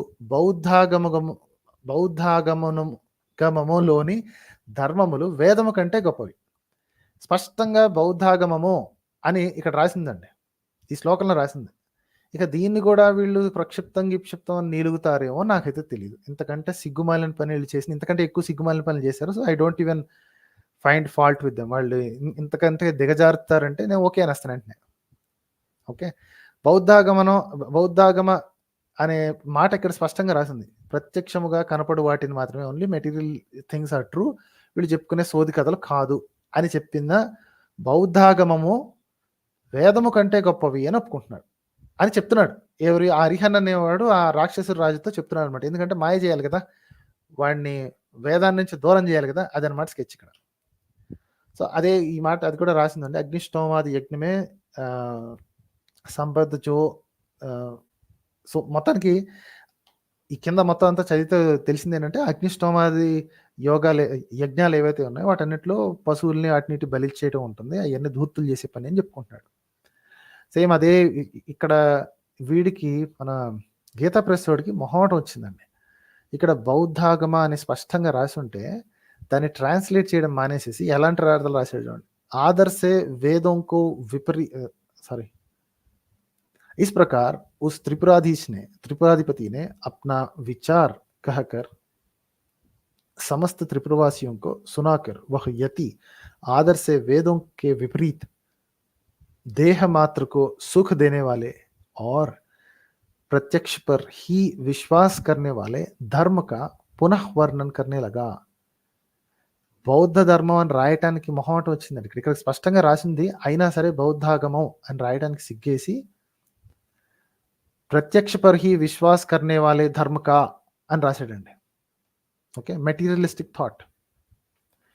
మరీచుని కుమారుడకు కశ్యపుడు దక్షిణి కుమార్తెలకు 13 సుందరీమణులను ధర్మ మార్గంలో వివాహమాడినాడు. కానీ అల్పమగు బుద్ధి, అల్పమగు పరాక్రమము గల ఈనాటి మనుష్యులు వీనితో సంభోగించరాదు, వీనితో సంభోగించవచ్చును అంటూ వ్యర్థమగు చర్యలను చేయుచున్నారు. ఎవరి గురించి మాట్లాడుతున్నాడు తెలుసా? వీళ్ళతో పడుకోవచ్చు, వాళ్ళతో పడుకోకూడదు, వీళ్ళతో పెళ్లి చేసుకోవచ్చు, వాళ్ళని పెళ్లి చేసుకోకూడదు అని చెప్పి అడ్డమైన వర్ణాశ్రమాన్ని సగంలో పెట్టే అల్పులు, బుద్ధి తక్కువ ఉన్నవాళ్ళు అని అంటున్నాడు అనమాట. ఓకే. బ్రహ్మగారి ముఖము, బాహువులు, ఉరువులు, పాదముల నుండి క్రమగా 4 వర్ణములు జన్మించినవి అను కల్పనను పూర్వీకులు చేసి ఉండిరి. ఈ కల్పన విచారము చేసినచో నిలబడదు. క్లియర్గా చెప్తున్నాడు, ఈ కల్పన విచారము చేసినచో నిలబడదు. ముఖం నుంచి పుట్టాడు, చేతుల నుంచి పుట్టాడు, తొడల నుంచి పుట్టాడు, కాళ్ళ నుంచి పుట్టాడు అని సొల్లు కబుర్లు పనిచేయవు అంటున్నాడు. ఒకే భార్యాభర్తలకు 4 కుమారులు పుట్టినచో ఒకే దేహము నుండి పుట్టిన ఆ 4 వేర్వేరు వర్ణములగుదురా ఏమి? బ్రహ్మ నుంచి పుట్టిన వాళ్ళు, ఒకే బ్రహ్మ నుంచి పుట్టిన వాళ్ళు 4 వేర్వేరు వర్ణాలు ఎలా అయ్యారని అడుగుతున్నాడు. ఓకే. ఇవన్నీ వాళ్ళు అడిగినట్టు వీళ్ళు కథ రాసుకున్నారు. ఈ శివపురాణం రాసుకున్న ఈ కహాని రాసినవాడు రాస్తున్నాడు అండి. నెక్స్ట్ చూడండి, ఈ వర్ణ విభాగము యుక్తియుక్తముగా ఉన్నట్లు కనపడటలేదు. కావున ఎక్కడైనను మానవులందరూ సమానమే, వారిలో భేదము భావన చెయ్యరాదు. అర్థమైందా? ఇది ఆ యతి చెప్పాడంట. అరిహన్ అనే క్యాండిడేట్ ఉన్నాడు కదా, ఆ యతి చెప్పాడు. ఎవరు? గుండు చేసుకుని మొహాన్ని గుడ్డ కట్టుకుని ఒక క్లాత్ మీద వేసుకుని వచ్చిన ఒక యతి ఈ మాట చెప్పాడండి. ఈ మాట చెప్పాల్సి వచ్చిందంటే ఆ వేదంలో ఈ సమానం అనేది లేనే లేదు కదా. కరెక్ట్గానే అడిగాడు కదా. ఒకే మనిషి నుంచి పుట్టిన 4 వేర్వేరు వర్ణాలు ఎట్లవుతారు? ఒకే వర్ణం నుంచి అవ్వాలి కదా అని అడుగుతున్నాడు. ఎక్కడైనాను మానవులందరూ సమానమే. ఈ మాట చెప్పలేకపోయిందండి. ఇంత పొడుగు వేద విద్య, గాడిద గుడ్డు, ఇన్ని వేల సంవత్సరాల నుంచి చెప్పుకుంటారు, ఈ ఒక్క మాట చెప్పలేకపోయాడు. ఓ మహర్షి, ఆ యతి రాక్షసరాజునకు పౌరులకు ఇట్లు ప్రవచించి శిష్యులచే వేద ధర్మం పట్టుదలతో నశింపజేశాను. మొత్తానికి ఏం చేశారంటే వీళ్ళందరూ వేద ధర్మాన్ని నశింపజేశారండి. సో వీళ్ళందరూ ఇట్లా కథలు రాసుకోవడమేనమాట. వీళ్ళు చేసే పని ఏముండదు. బయట నుంచి ఇంకెవరన్నా వస్తే వాళ్ళ బూట్లు నాకటమే తప్ప ఇప్పుడు వీళ్ళు వేద ధర్మాన్ని నశింపజేస్తే వీళ్ళ శివుడో విష్ణువో వచ్చి వీళ్ళని చంపేస్తారు. చూస్తున్నారు, అది కూడా ఎంత దారుణంగా ఉండొచ్చు. స్త్రీలకు పరమధర్మముకు పాతివ్రత్యము, పురుషులందరూ పాటింపదగ్గ ఇంద్రియ జయమును అతను ఖండించను. సో ఎలాంటి అభాండాలు వేస్తున్నాడు చూడండి. ఈ కొత్త ధర్మం మీద ఎలాంటి అభాండాలు వేసుకుంటున్నారు చూడండి. స్త్రీలకు పాతివ్రత్యాన్ని ఖండించాడంట. ఓకే. అతడు దేవధర్మ యజ్ఞాది ధర్మములను, శ్రాద్ధ ధర్మములను, వ్రతములను మొదలగు వాటిని ప్రత్యేకించి తీర్థములలో చేయు శ్రాద్ధములను ఖండించెను. ఎవరు ఖండించాడో తెలుసు కదండి. ఇవన్నీ ఏ దర్శనంలో ఇవన్నీ ఉంటాయో తెలిసిందే కదా. లింగారాధన పూర్వకముగా చేయు శివ పూజను, అంటే లేటర్ బుద్ధిస్ట్, లేటర్ జైన్స్ ఈ పని ఆల్రెడీ చేశారులేండి. వీళ్ళు ఇవన్నీ వేస్ట్ పనులు అని అన్నారు. వాళ్ళ బుక్స్లో రాసి ఉంటాయి. వీళ్ళకంటే లిపి పుస్తకాలు లేవు కానీ ఇవన్నీ దేవనగరి లిపి వచ్చిన తర్వాత రాసుకున్న ఇవన్నీ. కానీ వాళ్ళ పుస్తకాల్లో రాసుకున్నారు. ఇట్లాంటి చేసే పనులు ఎదవలు కొంతమంది ఉన్నారు, తిక్క పనులు చేసేవాళ్ళు, ఈ శ్రాద్ధ ధర్మాలు, వ్రతములు ఇట్లాంటివన్నీ చేసేవాళ్ళు ఉన్నారు. అవి ఎంత టైం వేస్ట్ పనులు అని చెప్పి బౌద్ధులు, జైనులు, చార్వాకులు ఇలా పుస్తకాల్లో రాసుకున్నట్టున్నారు. దాన్ని ఎలా కౌంటర్ చేయాలో తెలియక ఇది రాస్తున్నాడు. అతను ప్రత్యేకముగా ఖండించను. లింగారాధన పూర్వకముగా చేయు శివ పూజను అతను ప్రత్యేకముగా ఖండించను. యథావిధిగా చేయబడే విష్ణు, సూర్య, గణేశాది పూజలను అతను ఖండించను. ఎవరు ఖండించారో తెలుసు కదా. మాయావులలో అగ్రేసరుడు అగు ఆ యతి స్నానాదులను, విశేషించి పర్వకాలములను చేయు స్నానాదులను ఖండించను. పర్వకాలంలో చేశాను ఎలా రాశాడు చూడండి. ఓ బ్రాహ్మణ శ్రేష్ఠ, ఇన్ని మాటలు ఎలా? ఆ మాయావి త్రిపురలో గల వేద ధర్మములన్నిటి దూరమగునట్టు చేశాను.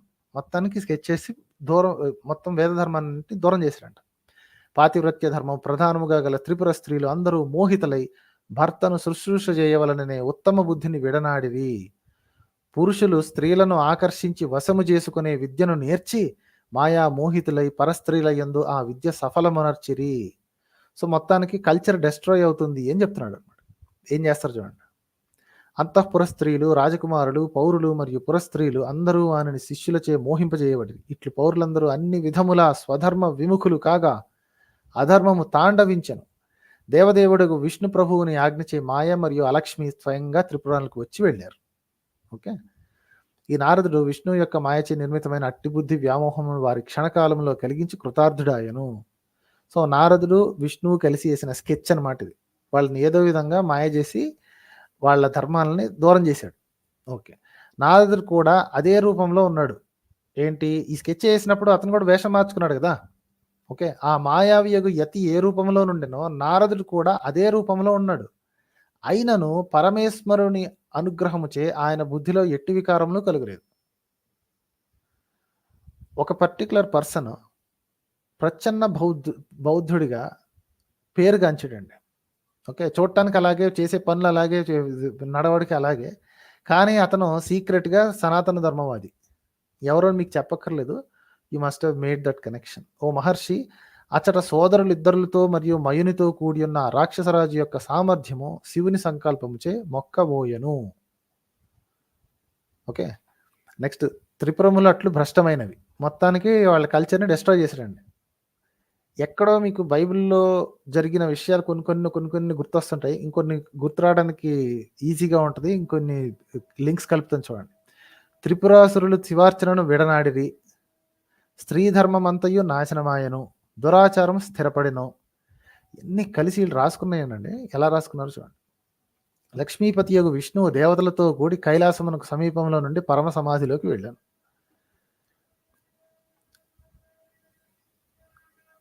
ఓకే. మొత్తానికి ఫైనల్లీ శివుడి దగ్గరికి వెళ్ళారండి. దేవతలందరూ కలిసి శివుడి దగ్గరికి వెళ్ళారు. ఓ దేవదేవ శంభో, మాకు నీవు తక్క వేరే గతే లేదు. త్రిపురాసురులు దేవతలను ఇంచుమించు నశించిన వారిగా చేసినారు. నీవు క్షణములో ఆ రాక్షసులను సంహరించి మమ్మల్ని కాపాడు. ఓ పరమేశ్వర, వారి నాడు నీ మాయచే మోహముచే పొంది ఉన్నారు. ఓ ప్రభు, విష్ణువు చెప్పిన ఉపాయముచే వారు ధర్మభ్రష్టులై ఉన్నారు. So now they are ready to be destroyed. So వాళ్ళందరినీ తయారు చేసింది ఈ క్యాండిడేటే. వరం ఇచ్చింది బ్రహ్మే. వాళ్ళు తిన్నగా వాళ్ళ పనులు వాళ్ళు చేసుకుంటుంటే వాళ్ళ ధర్మాన్ని భ్రష్టం చేసింది విష్ణువు, నారదుడు. ఇప్పుడు భ్రష్టమయ్యారు. సో కాబట్టి మీరు వెళ్ళి చంపేయండి. దిస్ ఇస్ కాల్డ్ వెన్నుపోటు కదండి. ఓ భక్త ప్రియ, మా భాగ్యవశముచే ఆ రాక్షసులు సర్వధర్మములను విడనాడి బౌద్ధ ధర్మమును ఆశ్రయించి ఉన్నారు. చూడండి ఇక్కడ, బౌద్ధాగమన సమాశ్రితాః. బౌద్ధాగమ సమాశ్రితాః. ఓకే. మా భాగ్యవశముచే ఆ రాక్షసులు సర్వధర్మములను విడనాడి బౌద్ధ ధర్మాన్ని ఆశ్రయించున్నారు. So now they are prime for the taking.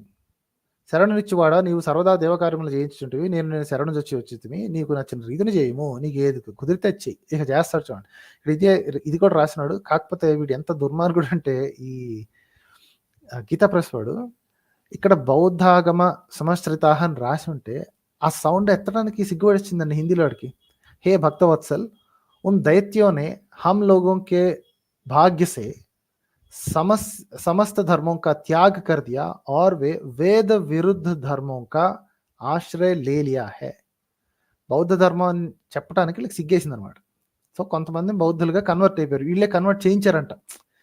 ఇది వాళ్ళని చంపాలి అంటే, దైత్యులని లేకపోతే ఆ రాక్షసులని చంపాలి అంటే వాళ్ళని ఫస్ట్ ధర్మభ్రష్టులను చేయాలి. ఓకే. సో మర్డర్ స్కెచ్ అంటే ఎలాగుంటుంది అనమాట. ఓ ఇంద్ర, ఈ దైవ కార్యములను గురించి నేను ఎరుంగుదును. విష్ణువు యొక్క మాయాశక్తి, శివుడు అంటున్నాడు అనమాట. అధర్మనిష్ఠులకు ఆ రాక్షసుల త్రిపురులను నేను నిస్సందేహముగా నశింపజేసేదను. కానీ ఆ రాక్షసోత్తములు నా భక్తులు, దృఢమగు మనశ్శక్తి గలవారు. కానీ వారు మీ మోసముచే ఉత్తమమగు ధర్మమును విడనాడినారు. వారిని నేను మాత్రమే సంహరించవలెను. కానీ వారు ధర్మ మార్గమును విడనాడునట్లు చేయబడినారు. ఇప్పుడు త్రిపురముల యందు నివసించు రాక్షసులందరూ నా భక్తికి దూరమైనారు. కావున వారిని విష్ణువు గాని మరి ఒకరు కానీ ఎవరైనా సంహరించవచ్చును. వాళ్ళు ఎప్పుడైనా ఇది వదిలేశారు, మీరు పోయి చంపేసుకోండి అని చెప్తున్నాడు అనమాట. కాకపోతే ఇక్కడ శివుడు మర్చిపోయింది ఏంటంటే, బ్రహ్మ దగ్గర వీళ్ళు వరాలు తీసుకున్నారు. శివుడే చంపాలి, ఇంకెవ్వరు చంపటానికి ఇల్లేదు. సో కాబట్టి పొరపాటున అనేసాడు అనమాట. కావున విష్ణువు కానీ మరి ఒకరు కానీ సంహరించవచ్చును. వాళ్ళు గుర్తు చేస్తారు. బ్రహ్మ ఇట్లా అన్నాడు, వీనిలో మేము చేసిన పాపం ఏం లేదు. ఏమనగా నువ్వు యోగుల్లో శ్రేష్ఠుడవు, పరమేశ్వరుడు, పరబ్రహ్మవు, అది ఇది అని చెప్పి నీవు దేవతల మరియు ఋషుల ప్రాణులను రక్షించువాడు కావున సత్పురుషుల రక్షణ కొరకై ఈ మ్లేచ్ఛ జాతులను సంహరించుము. అర్థమైందా? ఇక్కడ హంతవ్య మ్లేచ్ఛ జాతయః అని రాసింది. మ్లేచ్ఛ జాతులను సంహరించాలంట. నిన్నటి దాకా వేద విద్య పాటించేవాళ్ళు ఇప్పుడు మ్లేచ్ఛులైపోయారండి. మ్లేచ్ఛ జాతులను సంహరించాలంటున్నాడు. నీ ధర్మమును పాటించు రాజులకు దుష్ట శిక్షణ వలన పాపము కలుగదు. కావున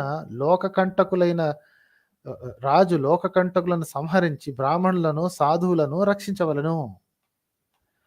సో శివుడు అంటున్నాడు మళ్ళీ, ఓ బ్రహ్మ, నేను దేవతలను ప్రభువుని సామ్రాట్ని నీవే కీర్తించబడితిని. సారథితో కూడిన మహాదివ్యమగు రథము లేదు. అదొక వరం ఉంది కదా, ఒక అద్భుతమైన వరము, అద్భుతమైన రథములో ఒక పర్టికులర్ ఇందులో వచ్చి భయంకరమైన రథంలో వచ్చి అప్పుడు చంపితే కానీ చావని చెప్పి వరం ఉంది కదా. సో కాబట్టి నేను మనస్సున లగ్నము చేసి ధనుర్బాణములను చేపట్టి యుద్ధములో మహాబలశాలులకు రాక్షసులు ఎవరినైనా సంహరించగలుగుతాను, నాకు ఆ రథం తీసుకురా అంట. సో వీళ్ళు నానా కష్టాలు పడి నా రథం తయారు చేస్తారు. ఓ దేవదేవ మహేశ్వర స్వామి, యుద్ధమునకు సంసిద్ధంగా నుండిన రథాది సాధనములు మేము మీకు తోడ్పడదము. దేవతలందరూ ఒక చోట కూడి శివుని అభిలాషను అర్థం చేసుకుని ఆనందించిరి. వారు చేతులు జోడించి ప్రసన్నమగ మనసుతో పై విధంగా వేరువేరుగా చేశారు. సో తారకాక్షుడు అంటున్నాడు అనమాట, హే భవ, నేను నిన్ను తెలుసుకుంటుని మమ్మల్ని బంధువుతో సహా. సో ఇక్కడ జరిగింది ఏంటంటే, దీని తర్వాత జరిగింది ఏంటంటే, ఒక పెద్ద సెక్షన్ ఉంటుందండి, 9th సెక్షన్ మొత్తం. ఆ సెక్షన్లో ఏంటంటే, ఒక అత్యద్భుతమైన రథంలో శివుడు ఒక భయంకరమైన ధనుస్సును వేసుకుని ఆ 3 నగరాలు ఒకే లైన్లో ఉండగా ఒక్క బాణంతో మొత్తం 3టిని దహింపజేస్తాడు అనమాట. కంప్లీట్లీ డిస్ట్రాయ్కి ఒక భయంకరమైన అస్త్రాన్ని ప్రయోగిస్తాడు. ఆ అస్త్రంతో 3 నగరాలు ఒకేసారి తగలబడిపోతుంటాయి. అది బ్యాక్ డ్రాప్. ఆ తగలబడేటప్పుడు ఏం జరుగుతుందో చూడండి. తారకాక్షుడు అంటున్నాడు అనమాట, ఆ నగరాలు తగలబడుతున్నప్పుడు అంటున్నాడు, హే భవ, నేను నిన్ను తెలుసుకుంటుని మమ్ములను బంధువులతో సహా దహించుటలో నీకు ఆనందం ఉన్నచో నీవు మమ్ములను మరల వాస్తవముగా ఎప్పుడు దహించదవు. సో ఈ మెటఫారికల్ లాంగ్వేజ్ ఇలాగే ఉంటుంది. నీ చేతుల్లో చావటం మాకు చాలా ఆనందంగా ఉంది, సో కాబట్టి చంపే అంటాడు. దేవతలకు గాని రాక్షసులకు గాని లభింపశక్యము గాని భాగ్యము మాకు లభించినది. తారకాక్షుడు అంటున్నాడంట, మా మనస్సులు జన్మములలో నీ చింతనతో నిండియుండుగాక. ఓ ముని, ఆ రాక్షసులు ఇట్లు పలుకుచు శివుని ఆజ్ఞచే ఆ అగ్నిచే దహింపబడి బూడిదైనారు. వినండి, ఆ రాక్షసులు ఇట్లు పలుకుతూ శివుని ఆజ్ఞచే ఆ అగ్నిచే దహింపబడి బూడిదైనారు. ఆ దృశ్యము అద్భుతముగా నుండెను. దహించబడిపోవటం. ఓ వ్యాస, బాలురు వృద్ధులు అగు ఇతర రాక్షసులు కూడా శివాజ్ఞచే శీఘ్రముగా ఆ అగ్నిచే దహింపబడి బూడిదైనారు. అర్థమైందా? పిల్లలు కూడా తగలబడిపోయారని రాసుకుంటున్నాడండి. పిల్లలు కూడా వృద్ధులు కూడా తగలబడిపోయారు. కల్పాంతమునందు జగత్తు భస్మమగు తీరున ఆ త్రిపురముల్లోని స్త్రీలు పురుషులు అచటనున్న వాహనములు ఇత్యాది సర్వము ఆ అగ్నిచే భస్మము చేయబడెను. కొందరు సుందర యువతులు భర్తను కంఠమునందు కౌగిలించి ఉండగానే దహింపబడిరి. ఆటపాటలలో కలిసి అలసి సొలసి మరియు మత్తెక్కి నిద్రించి ఉన్న స్త్రీలు అటులనే దగ్ధమైరి. కొందరు సగము కాలి తెలివి తెచ్చుకుని మోహముతో అటునిటు పరుగునెత్తి మూర్ఛిలిరి. ఘోరమగు ఆ అగ్నిచే దహింపబడని సూక్ష్మమగు వస్తువు అయినను త్రిపురములలో లేకుండెను. Everything burn, everything including kids, women, adults, including all the animals. ఎక్కడన్నారు చెప్పండి? కదలాడని జడములు కానీ కదలాడే ప్రాణులు కానీ దహింపబడకుండా విడువబడినవి అచట లేకుండెను. రాక్షసుల విశ్వకర్మయగు మయాసురునకు, చెప్పాను కదా, మయాసురుడు అనేవాడు రాక్షసులకు విశ్వకర్మలు అంటాడు అన్నమాట. మయాసురునకు వినాశనము లేదు, ఆయన తక్క సర్వము నశించెను. సో రియల్ ఎస్టేట్ వ్యాపారికి మాత్రం ఏం లేదు, మిగతా మొత్తం అంతా డిస్ట్రాయిడ్. కదిలే జడములు కానీ ప్రాణులు కానీ దహింపబడకుండా ఉండలేదు. Everything is burnt to the ground. అదండి. So that is the end of the story of 3 cities. ఏ 3 cities ఇలా తగలబడ్డాయో, డిస్ట్రాయ్ చేయబడ్డాయో మీకు ఆల్రెడీ ఈ పాటికి ఒక ఐడియా వచ్చే ఉంటుంది. When you have that idea, when you have your own output points, please write down in the comments. అర్థమైందండి? That is the destruction. Okay, so almost గంటంబావు అయిపోయిందండి. సో విల్ స్టార్ట్ టేకింగ్ అండి. నేను టెలిగ్రామ్లో ఇవ్వటం మర్చిపోయాను actually, so I just give it here itself. Okay, join link ఇచ్చేసానండి. So ఆ 3 cities ఏంటో మీరే కనిపెట్టాలండి. I think I have given sufficient points. కొంతమందికి ఆల్రెడీ ఈ పాటికి తెలిసే ఉంటాయి. నేను ఏది చెప్పినా సరే మళ్ళీ వెంటనే నీలుగు చేస్తుంటారు కదా. బౌద్ధుల సిటీస్ ఒక 3టిని డిస్ట్రాయ్ చేయడం అంటూ జరిగింది. ఆ డిస్ట్రక్షన్ ఏమిటి అనేది మీరే ఆలోచించి చెప్పండి. You know exactly what they are, but మీకు ఆ లింక్ తెలియట్లేదు అంతే. ఓకే, మీ మైండ్లో ఉంది కాదు, మీకు మీ లింక్ తెలియట్లేదు. Somebody will write it and don't worry, somebody will make that connection and they'll find it. ఏ 3 సిటీస్ని దగ్ధం చేశారు అనేది. Okay okay, so let's start calls. Bhaskar గారు, మీరు వీడియో ఆన్ చేస్తున్నారండి. మీరు వీడియో ఆఫ్ చేస్తే మైక్ ఆన్లో ఉంచుకోండి, వీడియో వరకు ఆఫ్ చేసి ఉంచండి. ఓకే, ఫస్ట్ భాస్కర్ గారు వచ్చారు, విల్ టాక్ టు భాస్కర్ గారు. వేరే ఎవరినైనా తీసుకోండి సార్, నేను ఇంకా ప్రిపేర్ గా లేను. Okay okay, okay, no problem, నేను మిగతా వాళ్ళని తీసుకుంటాను. భరత్ గారు, hi Bharat garu. Bharat garu, are you online? Hi. yes sir, how you? All good sir, చెప్పండి సార్. యా, వినిపిస్తుందండి? యా వినిపిస్తుంది, చెప్పండి sir.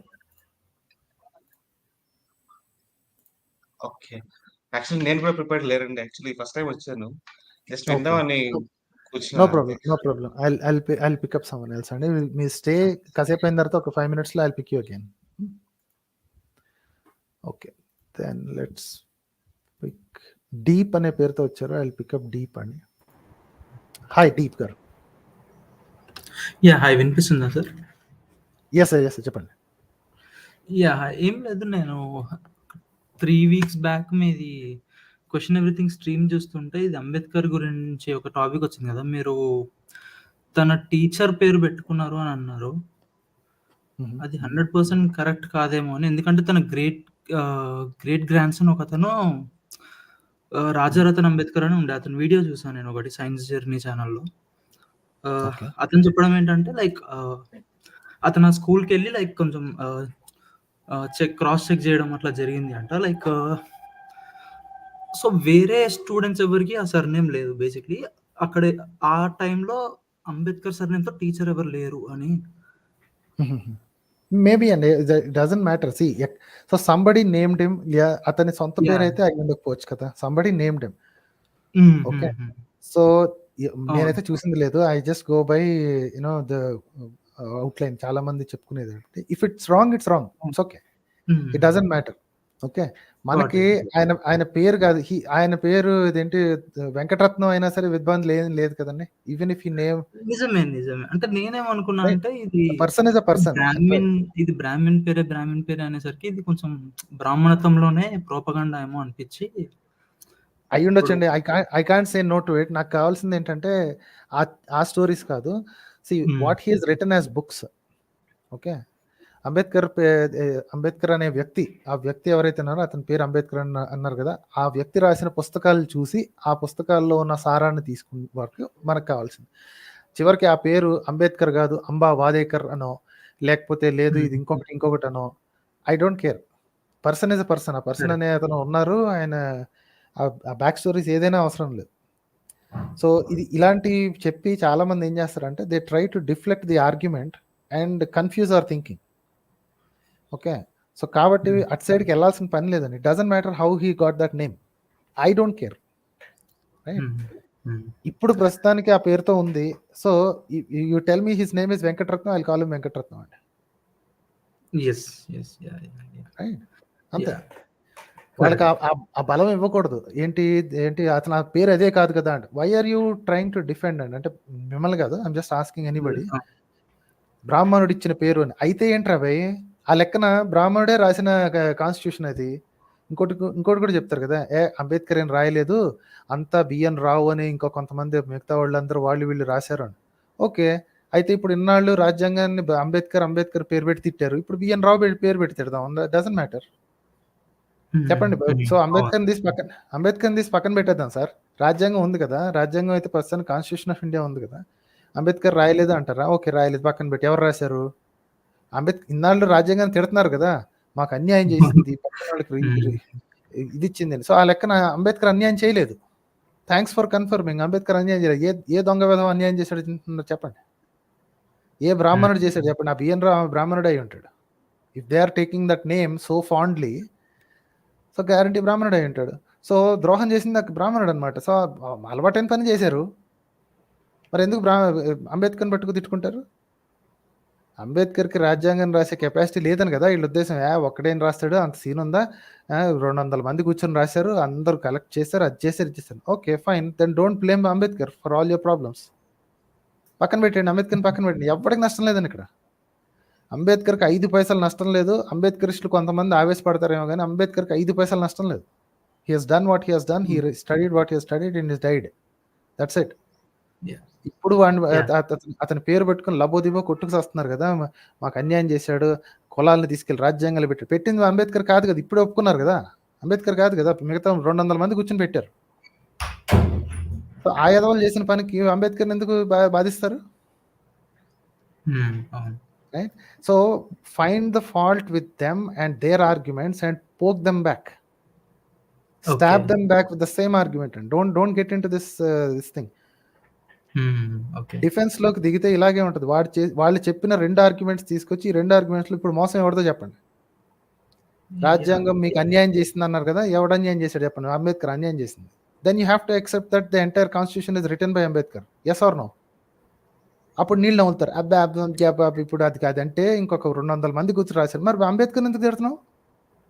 Ambedkar has nothing to do with this thing then. So మీ ఓళ్ళే కూర్చుని మీ ఓళ్ళకి ఏంటి కులాల పేరు చెప్పి మీ ఓళ్ళే ఇచ్చిన రిజర్వేషన్ కి అంబేద్కర్ ఎందుకు తిడుతున్నావు?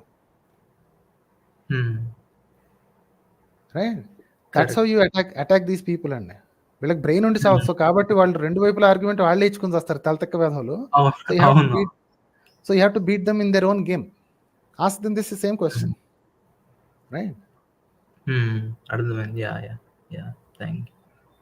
Thank you sir. Thank you. Right sir. అయితే థ్యాంక్స్ అలాట్ అండి. Thanks sir. Okay, Ravi Kumar గారు అన్నారు. I just take Ravi Kumar గారు. హాయ్ రవి కుమార్ గారు. హలో. ఎస్ సార్ చెప్పండి sir. Hello sir, good evening sir. Yes sir. Hello. వినిపిస్తుంది, మీరు చెప్పండి సార్, మీరు కంటిన్యూ చేయండి సార్.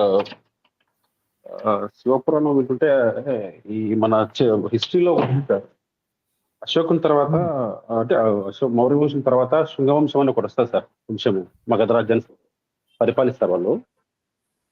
ఆ టైంలో దాన్ని స్థాపించేది ఎవరంటే పుష్యమిత్ర శివుడు అని ఒక రాజు ఉంటాడు అనమాట. ఆయన చేస్తాడు ఇవన్నీ మొత్తం. అప్పుడు చాలా ఒక అవార్డు ఇస్తాడు అనమాట. బౌద్ధ సన్యాసుల తలలు తెస్తే ఇంత రివార్డు ఇస్తా అని చెప్పేసి ఆయన ప్రకటిస్తాడు. అది చరిత్రలోనే మన రికార్డెడ్ గా ఉంటుంది. అది ఇప్పుడు మీరు ఈ శివపురాణం చదువుతుంటే నాకు అది గుర్తుకొస్తుంది సార్. ఇలాంటివి చాలానే ఉన్నాయండి. యాక్చువల్లీ ఈ పురాణాలన్నీ కూడా అట్లాంటి కథలన్నిటినీ సెన్స్ చేయడానికి, వాటిని to make sense of those non sense ఇవన్నీ కలిపి ఒక కథ చెప్పి, ఇది అదంట్రా వాళ్ళు అజ్జిగాది ఇచ్చేసింది అంతా మన శివుడు విష్ణువు చేసిన మాయ ఇదంతా అని, వాళ్ళు ఏం వేరే ధర్మం వాళ్ళు కాదు, వాళ్ళు మనోళ్లే, దారి తప్పారంతే, దారి తప్పిన వాళ్ళని దారిలోకి తెచ్చుకుంటున్నాం అంతే అని చెప్పి వీళ్ళు చేసిన ద్రోహాన్ని, మోసాన్ని, దగాని, హత్యల్ని ఏదో విధంగా కవర్ చేయడానికి చేసే కుట్ర అంతే ఇది. ఓకే, ఇది నేను రాసుకుంది ఇది కాదు కదండి. శివపురాణం నేను రాసుకుంది కాదు. ఓకే, వాళ్ళ పుస్తకంలోనే రాసుకుంది. సో అందులోంచి చూసి చదివితేనే ఇంత బయటపడింది అది. అవును సార్. అంటే నేను హిస్టరీ స్టూడెంట్ సార్. డిగ్రీలో హిస్టరీ బిఏ నాది, హిస్టరీ సబ్జెక్ట్ నాది. దాంట్లో వస్తుంది అనమాట. ఈ మౌర్య వంశంలో చివర్లుగా బృహద్రథుని చంపేసి ఈ పుష్యమిత్ర శివుడు అని ఒక ఆయన రాజు వస్తాడు. ఆయన వచ్చిన తర్వాతనే ఈ వైదిక మతం అనేది ఫుల్ రేజప్ అవుతుంది. అంతవరకు నశిస్తూ ఉంటది అది ఆ మతము. ఆయన వచ్చిన తర్వాత ఒక్కసారిగా హైప్ వస్తుంది అనమాట. ఆయన వస్తే అక్కడి నుంచి బౌద్ధం తగ్గుతా వస్తుంది అక్కడి నుంచి. సో ఇందాక నేను చూపించిన ఈ శివపురాణం స్టోరీని చూసి కొంతమంది భర్తగాళ్ళు ఇంకో కొత్త ఆనందం ఒకటి, సునకానందం ఒకటి తెచ్చుకుంటారు. ఏమంటారంటే, ఓయ్ నువ్వు చదివిన దాన్ని నువ్వు గనక ఒప్పుకునే పని అయితే, ఇది ఇలా జరిగిందని ఒప్పుకునే పని అయితే, you have to agree that Buddhism మా మా మతం తర్వాతనే వచ్చింది అని నువ్వు ఒప్పుకోవాల్సి వస్తుంది తెలుసా అని చెప్పి సంకలు గుద్దుకుంటారు అనమాట. ఓకే. ఎందుకంటే అందులో అట్లాగే రాసింది కదా, అంటే విష్ణువు ఒకరిని తయారు చేసి పంపిస్తాడు. సో నువ్వు కనుక అందులో ట్రూత్ ఉందని ఏమాత్రం ట్రూత్ ఉన్నా సరే ఒప్పుకున్నావంటే, ఇప్పుడు తర్వాత కూర్చొని రాసుకునే కథల్లో ఎన్నైనా రాసుకొచ్చండి, రైట్? ఇవన్నీ చూస్తే ఇప్పుడు రామాయణం తర్వాత రాసిందని తెలిసింది. రామాయణం ఎప్పుడు రాసిందో రామాయణంలో రాసింది ఆల్రెడీ. ఓకే, మీకు చూపించాను కదా రాజ్యాల పేర్లు అవి చూశాను. సో రామాయణం రాసిందే ఇదేంటి 10th సెంచరీ తర్వాత, 9th 10th సెంచరీస్ తర్వాత. సో దాని తర్వాత శివపురాణం రాసుకున్నారు. ఎందుకంటే దాంట్లో రాముడి ప్రస్తావన, హనుమంతుడి ప్రస్తావన ఉంది, భారతం ప్రస్తావన ఉంది. సో రాముడి తర్వాత మహాభారతం రాయబడింది, రామాయణం తర్వాత మహాభారతం రాయబడింది, ఈవెన్ వాళ్ళ స్టోరీ ప్రకారం చూసుకున్నా సరే. So see how later this thing has been written. అక్కడ రాసుకున్నప్పుడు వెనక అంటే హిస్టారికల్ ఫిక్షన్ రాస్తారు చూసారా, వెనక్కి వెళ్ళి రాసినట్టు ఒక ఫిక్షన్ రాస్తారు అన్నమాట. అలా రాసుకున్న దాంట్లో మేమే బౌద్ధులను తయారు చేసాము, మేమే బౌద్ధ మతాన్ని తయారు చేసాము, మేమే డిస్ట్రాయ్ చేసాము అని చెప్పుకుంటున్నారండి వీళ్ళు. So they are actually what they trying to do is they are glorifying their murderous habit. See old టెస్టిమెంట్లో కూడా ఇంతే కదా, ఏంటి నా దీక్షను పాటించిన అమాలకైట్లు, పక్క ఊరోళ్ళు, వాళ్ళు ఎవరైతే మా యెహోవా దారి నుంచి దూరమైన వాళ్ళు, వాళ్ళందరినీ తగలబెట్టండి, చిన్నపిల్లలు వీటితో కూడా సంబంధం లేకుండా మొత్తం అందరిని తగలబెట్టండి అని ఎలా అయితే రాసిందో ఇది అలాగే రాసింది. కాకపోతే ఇందులో మన వాళ్ళు ఇంజన్యూటీ ఏంటంటే వాళ్ళకు దారి తప్పలేదు, వీళ్ళు వెళ్ళి దారి తప్పించేలాగా చేసి చంపి వచ్చారు. అది డాక్యుమెంటెడ్గా రాసుకున్నారు వీళ్ళు.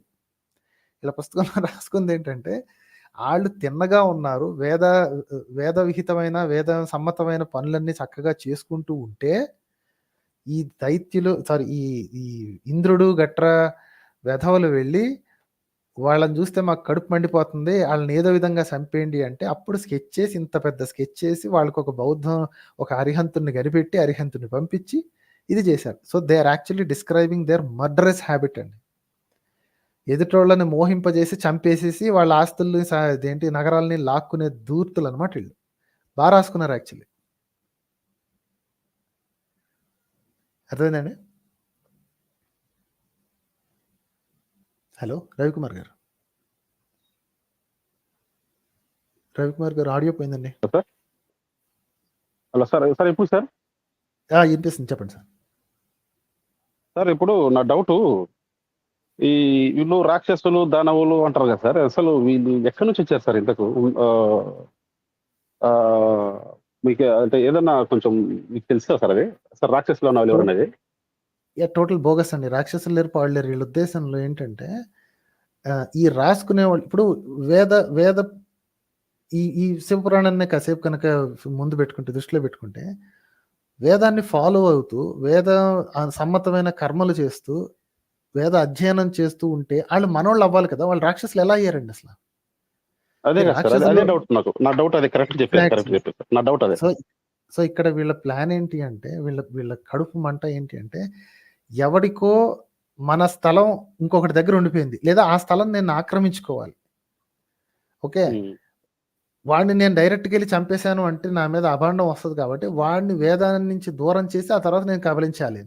సో దిస్ హోల్ ఎలాగో ఈ రాక్షసులు దానవులు అనేది టోటల్ బోగస్ స్టోరీ. కాకపోతే వాళ్ళ మెంటాలిటీ గురించి, the only reason I'm trying to open up these things is because ఆ రాసేవాడి మెంటాలిటీ ఏంటి, ఎలాంటి నీచప్ మనస్తత్వం ఉంది అనేది బయట పెట్టడానికి చేస్తున్న పని అండి ఇది. వాళ్ళ పుస్తకాల్లోనే చూసి చేస్తుంది. సో దానవులు లేరు, గడిది గుడ్డు లేరండి.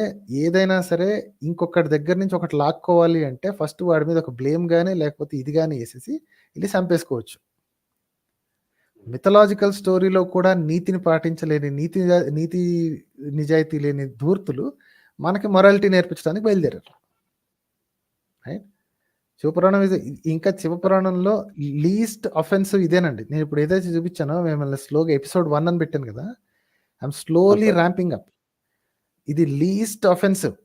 ఇంతకంటే అతి దారుణమైనవి అఫెన్సివ్ చాలా ఉన్నాయి శివపురాణంలో. అది వింటే అసలు 18+ అనేది మార్కేసి పంపించాలి. ఇలాంటివి రాసుకున్నారండి వీళ్ళు. సార్ ఇంకోటి సార్, ఈ దేవి పురాణం కూడా బాగుంటుంది సార్, అది కూడా ఒకసారి స్ట్రీమ్ చేయండి సార్. చేద్దాం ఒక్కొక్కటి. ఇప్పుడు ఫస్ట్ దానికి చాలా పెద్ద పురాణం కూడా. ఈ సోది పురాణాలు చిన్న చిన్నవి కాదు, వీళ్ళ కథలు రాసే కెపాసిటీ తగలయ్యా ఎంత ఉందంటే, ఒక్కొక్క పురాణం మొదలు పెట్టుకుంటూ కూర్చుంటే అట్లీస్ట్ 2 years పడుద్ది ప్రతి సండే ఆగకుండా చేస్తే. కాకపోతే నేను చూసేది ఓన్లీ అకాడమిక్ గానే చూస్తానండి. వాళ్ళు సోది కథలు నాకు అనవసరం కదా. అకాడమిక్ గా చూసి ఎక్కడైతే అనక్రానిజమ్స్ కనిపిస్తున్నాయో, లేదా కరెంట్ ఈవెంట్స్ ని లేదా హిస్టారికల్ ఈవెంట్స్ ని ఏ విధంగా అయితే వాళ్ళు వక్రీకరించి పెడుతున్నారో ఆ ఆ యాంగిల్లో చూస్తాను కాబట్టి ఆ అనాలిసిస్ మాత్రం నాకు కనిపిస్తుంది.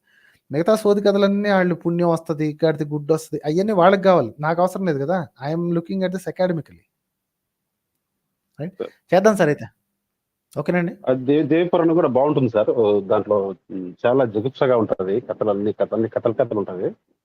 అదే అదే చాలా చేద్దాం జగుప్సగా ఉంటుంది సార్. నేను దాన్ని చదువుతున్నాను, పీడిఎఫ్ డౌన్లోడ్ చదువుతున్నాను సార్. చదువుతుంటే ఎంత ఎంతో వెరైటీగా ఉంటుంది సార్. సేమ్ దీనిలాగే అంత అడల్ట్ కంటెంట్ ఉంటుంది సార్. చేద్దాంలేండి. ఇప్పుడే ఏం రివీల్ చేయకండి, చేద్దాం, మెల్లిగా చేద్దాం. ఓకేనండి. Okay sir. రైట్ సార్ అయితే. Thank you. Thank you.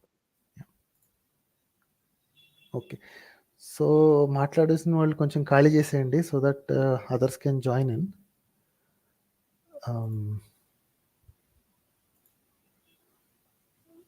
Okay, Vinay పేరుతో వచ్చారు. వినయ్ గారు, హాయ్ వినయ్ గారు.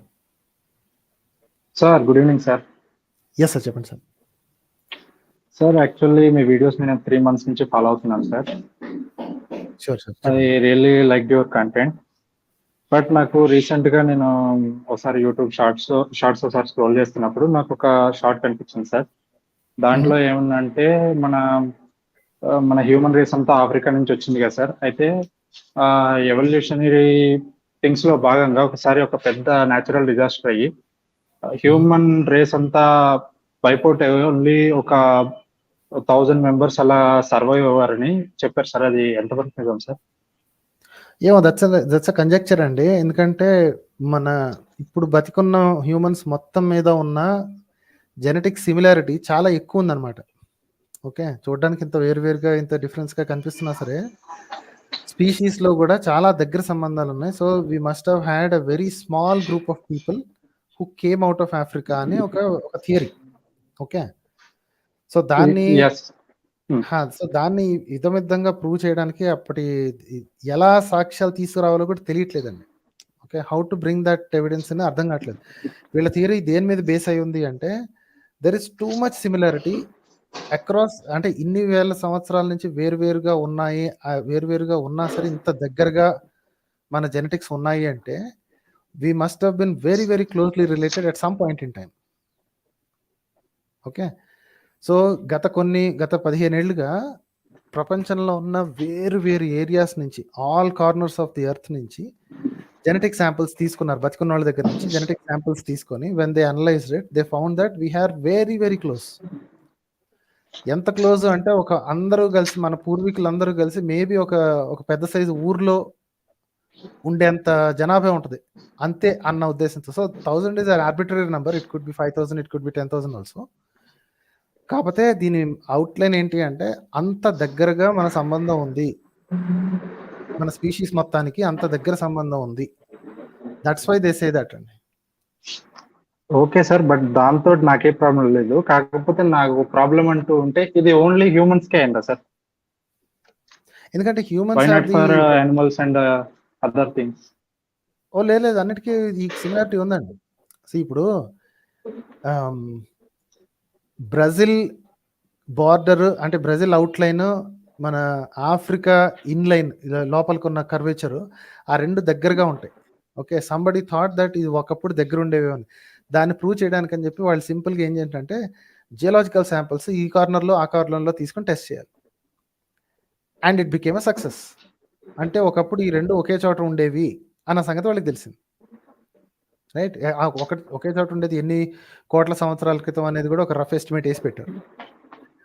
హ్యూమన్స్కి ఒకటే కాదండి, there are many animals who came. ఇప్పుడు డాగ్స్ ఉన్నాయనుకోండి, డాగ్స్ అయితే మరీ దారుణం. They are very very closely related. ఎందుకంటే అవి సెపరేట్ అయ్యి మేబీ 10,000-15,000 years కూడా అవ్వలేదు వోల్ఫ్స్ నుంచి. And all the dog breeds are very very similar genetically. Okay, variants ఉండొచ్చు, కొంచెం పెద్దగా, కొంచెం పొట్టిగా, కొంచెం పొడుగ్గా, ఇలా అన్ని రకాల వేరియంట్స్ ఉండొచ్చు. But we did the selection, humans did the selection of it. Sir అయితే మరి వీటిలో ఇన్బ్రీడింగ్ డిప్రెషన్ ఎందుకు జరగలేదు అంటారు సార్? లేదండి. ఇప్పుడు ఇన్‌బ్రీడింగ్ డిప్రెషన్ నుంచి బయటికి రావాలంటే యూ కీప్ మూవింగ్ అవే కదా! ఒకే ఏరియాలో ఉండి ఇఫ్ యూ కీప్ ఆన్ దాన్నేమంటారు breeding inside then you might get the inbreeding. Separate అయిపోయారు కదా! ఎన్నో తరాల నుంచి సెపరేట్ అయిపోయారు కదా! కానీ ఇన్‌బ్రీడింగ్ డిప్రెషన్ అన్నిటికీ లేదు. ఇన్‌బ్రీడింగ్ డిప్రెషన్ ఇప్పటికీ ఉంది. That's why we still carry humans still carry a lot of lethal genes. Why do you think that we still carry lethal genes? అది గనక ఇలాగా మెనీ నంబర్ ఆఫ్ ఇండివిడ్యువల్స్ ఉండి okay if they start breeding these lethal genes would have died. But we still have it. Right? అదే sir నా doubt. అది మీరు ఇంబ్రీడింగ్ depression గురించి చూసినప్పుడు నాకు ఫస్ట్ స్ట్రైక్ అయినది ఇదే. ఒకవేళ 600 మెంబర్స్ నుంచే 1000 మెంబర్స్ నుంచే ఇంతమంది ఎవాల్వ్ అయ్యి ఉంటే అది అక్కడితోటే ఒక 10-15 జనరేషన్స్ తర్వాత ఎండ్ అయిపోవాలి కదా అని నా డౌట్ ఉంది సార్. లేదు. మన ఉద్దేశం ఏంటంటే అక్కడే ఉండి అని ఎక్స్‌పెక్ట్ చేస్తున్నాం. They are not standard there right? They have moved out to all directions. Sir move out అయినా కానీ ఇదే పీపుల్ నుంచి వాళ్ళు బ్రీడ్ అవుతారు కదా సార్. యా. సో ఇప్పుడు ఒక కొన్ని జనరేషన్స్ పాటు ఇన్‌బ్రీడింగ్ డిప్రెషన్ వల్ల కొన్ని చావులు గ్యారంటీగా ఉండే ఉంటాయి. Inbreeding depression is not 100% death కదా! Unless you keep doing in the same exact group. So యూరోప్‌లో ఎళ్ళినప్పుడు అక్కడ ఆల్రెడీ ఉన్న ఇంకొక ఏంటి ప్రైమేట్ జాతి మేబీ నియాండర్తలెన్సిస్, మేబీ నలేడి ఇలాంటి 4, 5 రకాల ఇతర జంతువులతోటి కూడా ఇతర primates who are very hominid like వాటితో కలిసి they extended their this thing. What you say it's proven కదా! జెనెటిక్స్‌లో we easily find out that there are some genes coming from ఏంటిది Neanderthals. Yeah, sir. 2% of the genes we still Right. had Neanderthals. So it means that we did outbreeding also. Inbreeding మాత్రమే కాదు outbreeding కూడా. So there are new things coming into the gene pool. Whatever survives will survive. Okay, sir. అదే sir నా doubt అంతే. Thank you sir. Right, sir. Thank you sir. Right sir. Thank you.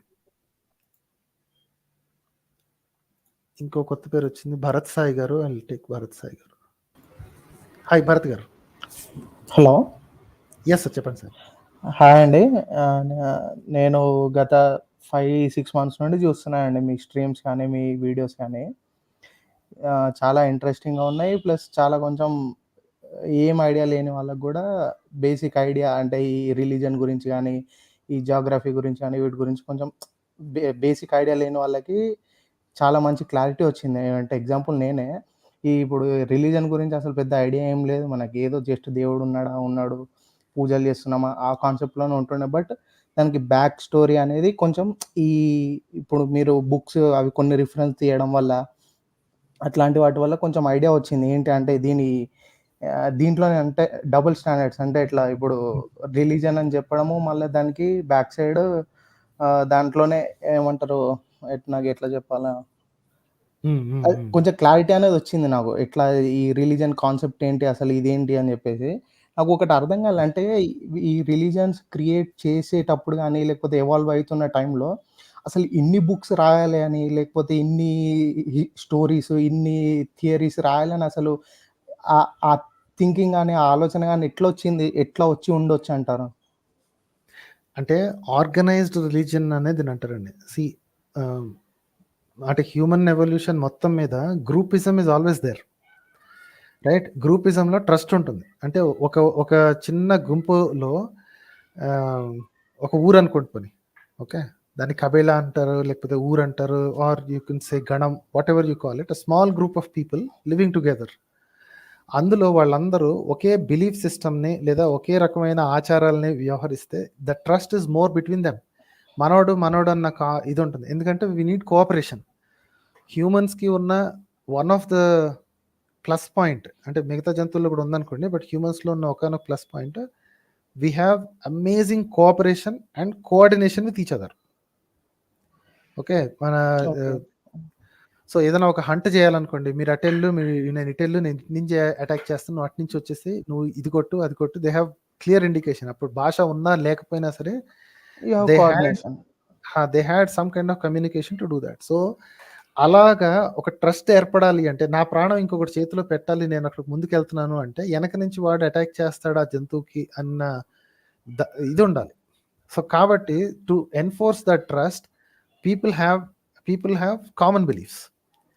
పక్క ఊరోడు లేదా దూరపు ఇంకో group ఓడు మీ మంచి కోరతాడో లేదో డౌటే. కాకపోతే మన గ్రూప్ వాడు మన మంచి కోరతాడు, ఎందుకంటే వాడి మంచి కూడా మన గ్రూప్ మంచిలోనే ఉంది కాబట్టి.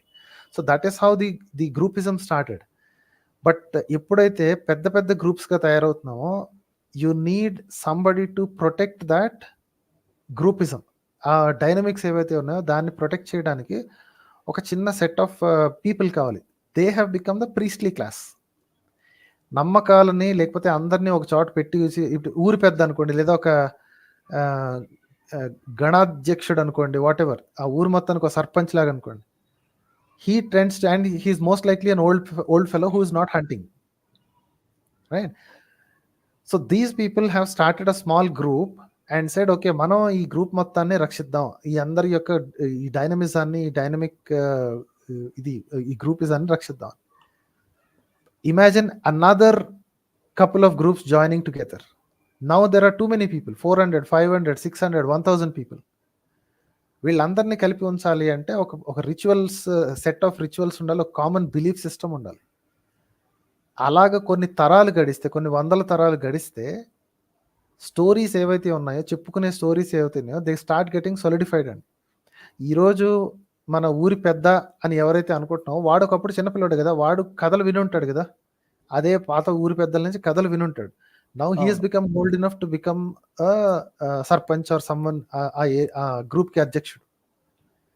So they keep repeating the stories over and over again. మా తాతలు చెప్పేవాళ్ళు, సో మా తాతల నుంచి మా పాత పెద్దవాళ్ళు చెప్పేవాళ్ళు.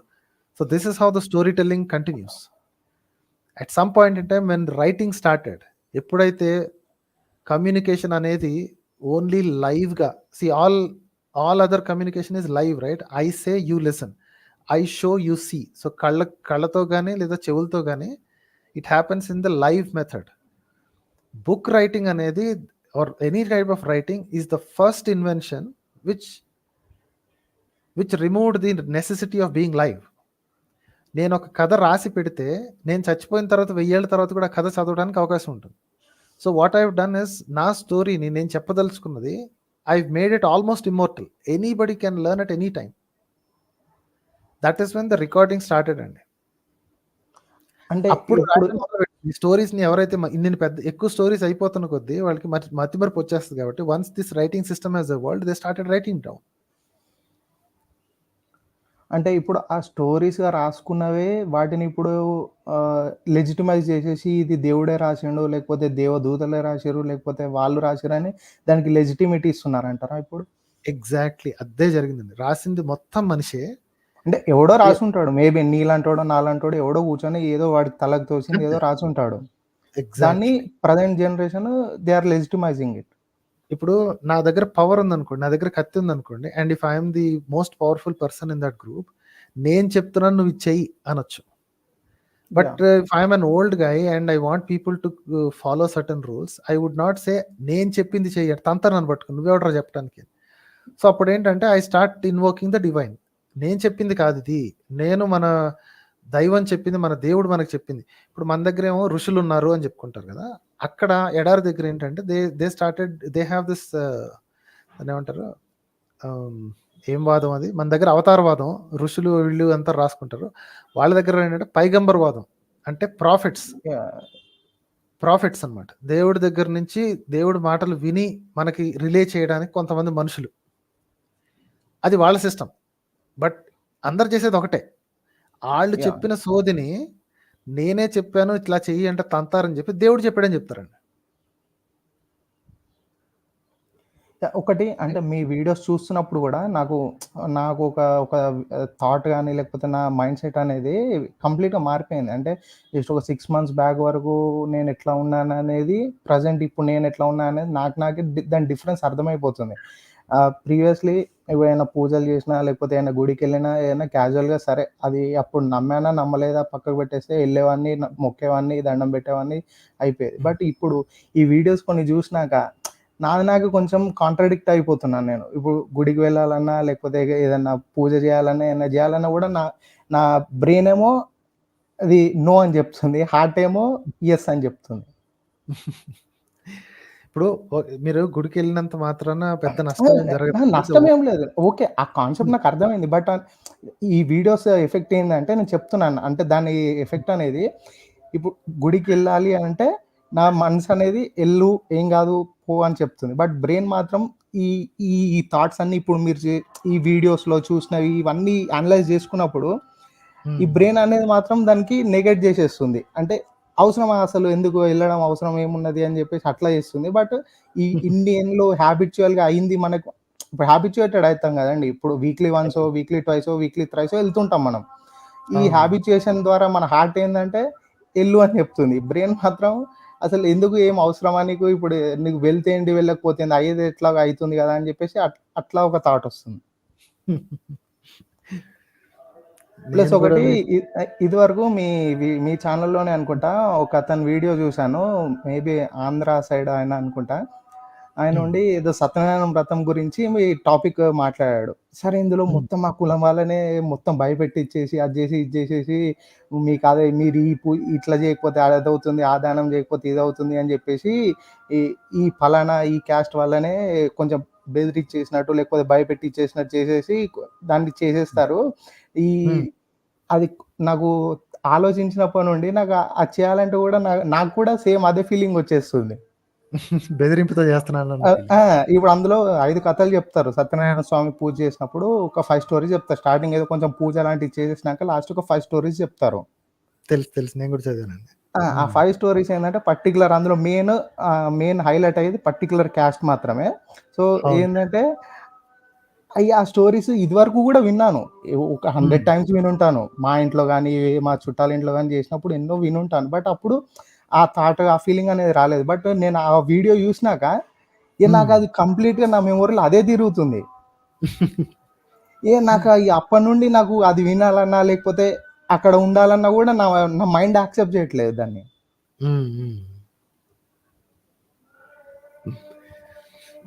పోన్లేండి బాగుపడతారులేండి. ఏం పర్లేదు. కొన్నాళ్ళు అలాగే ఉంటది కానీ but you will find the way to deal with it. అంటే పేరెంట్స్‌ని ఇబ్బంది పెట్టకుండా మీ అథియిజంకి లేదా మీ మైండ్ సెట్‌ని పాడు చేయకుండా హౌ టు డీల్ విత్ అనేది మీకు అర్థమైపోతుంది. సో యుల్ బి ఫైన్ అండి. You'll be fine. No worries. Okay. Thank you అండి. మీరు వీడియోస్ ఇలాగే చేస్తుండండి. We're really enjoying it. Sure. Thanks a lot అండి. థ్యాంక్ యూ అండి. Thank you.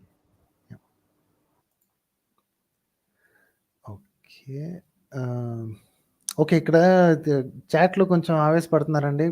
క్రైస్టాలిక్ please hold on. నువ్వు కొంచెం ఆవేశపడద్దు. మిగతా వాళ్ళందరూ కూడా don't engage with this fellow. క్రైస్టాలిక్ if you start evangelizing here, నీ సువార్తలు ఇక్కడ చెప్పుకోదలుచుకుంటే గట్టిగా దెబ్బలు పడతాయి అబ్బా. ఓకే, నువ్వు క్రిస్టియన్ ఫర్ ఎవర్ అయితే అయ్యి ఉండొచ్చు, ఏవైతే ఏం పీక్కోవచ్చు, కానీ ఇఫ్ యూ స్టార్ట్ ఎవాంజలైజింగ్ ఇక్కడ కూర్చొని క్రీస్తు గురించి యేసు గురించి చెప్పుకుంటే ఐ విల్ బ్యాన్ యూ. నీ ఫ్రీడమ్ ఆఫ్ స్పీచ్ ఎంతవరకు నేను గత వీడియోలోనే చెప్పాను. ఓకే, ఫ్రీడమ్ ఆఫ్ స్పీచ్ వినేవాళ్ళు ఉన్నంత వరకే. అవసరం లేదు అవతలకు పో అన్నప్పుడు నువ్వు పోలేదనుకో, I will throw you out. So please don't spam this whole thread. జనాలను కాస్త వేరే మాటలు కూడా మాట్లాడుకొని పిచ్చి వాగటం ఆపేసాయి. క్రైస్టాలిక్ నీకే చెప్పేది. Final warning. ఇంకొకసారి బిలీవ్ ఇన్ క్రైస్ట్ అనో లేకపోతే ఇంకోటి ఏదన్నా అన్నావు అనుకో, ఏ సవతలు పారేస్తాను. And you'll not be able to join in other future streams also. Shut the hell up and enjoy the show. నువ్వు చెప్పాల్సింది ఆల్రెడీ చెప్పావు, మిగతా వాళ్ళు చెప్పాల్సింది ఆల్రెడీ చెప్పేశారు. Okay, and hold on.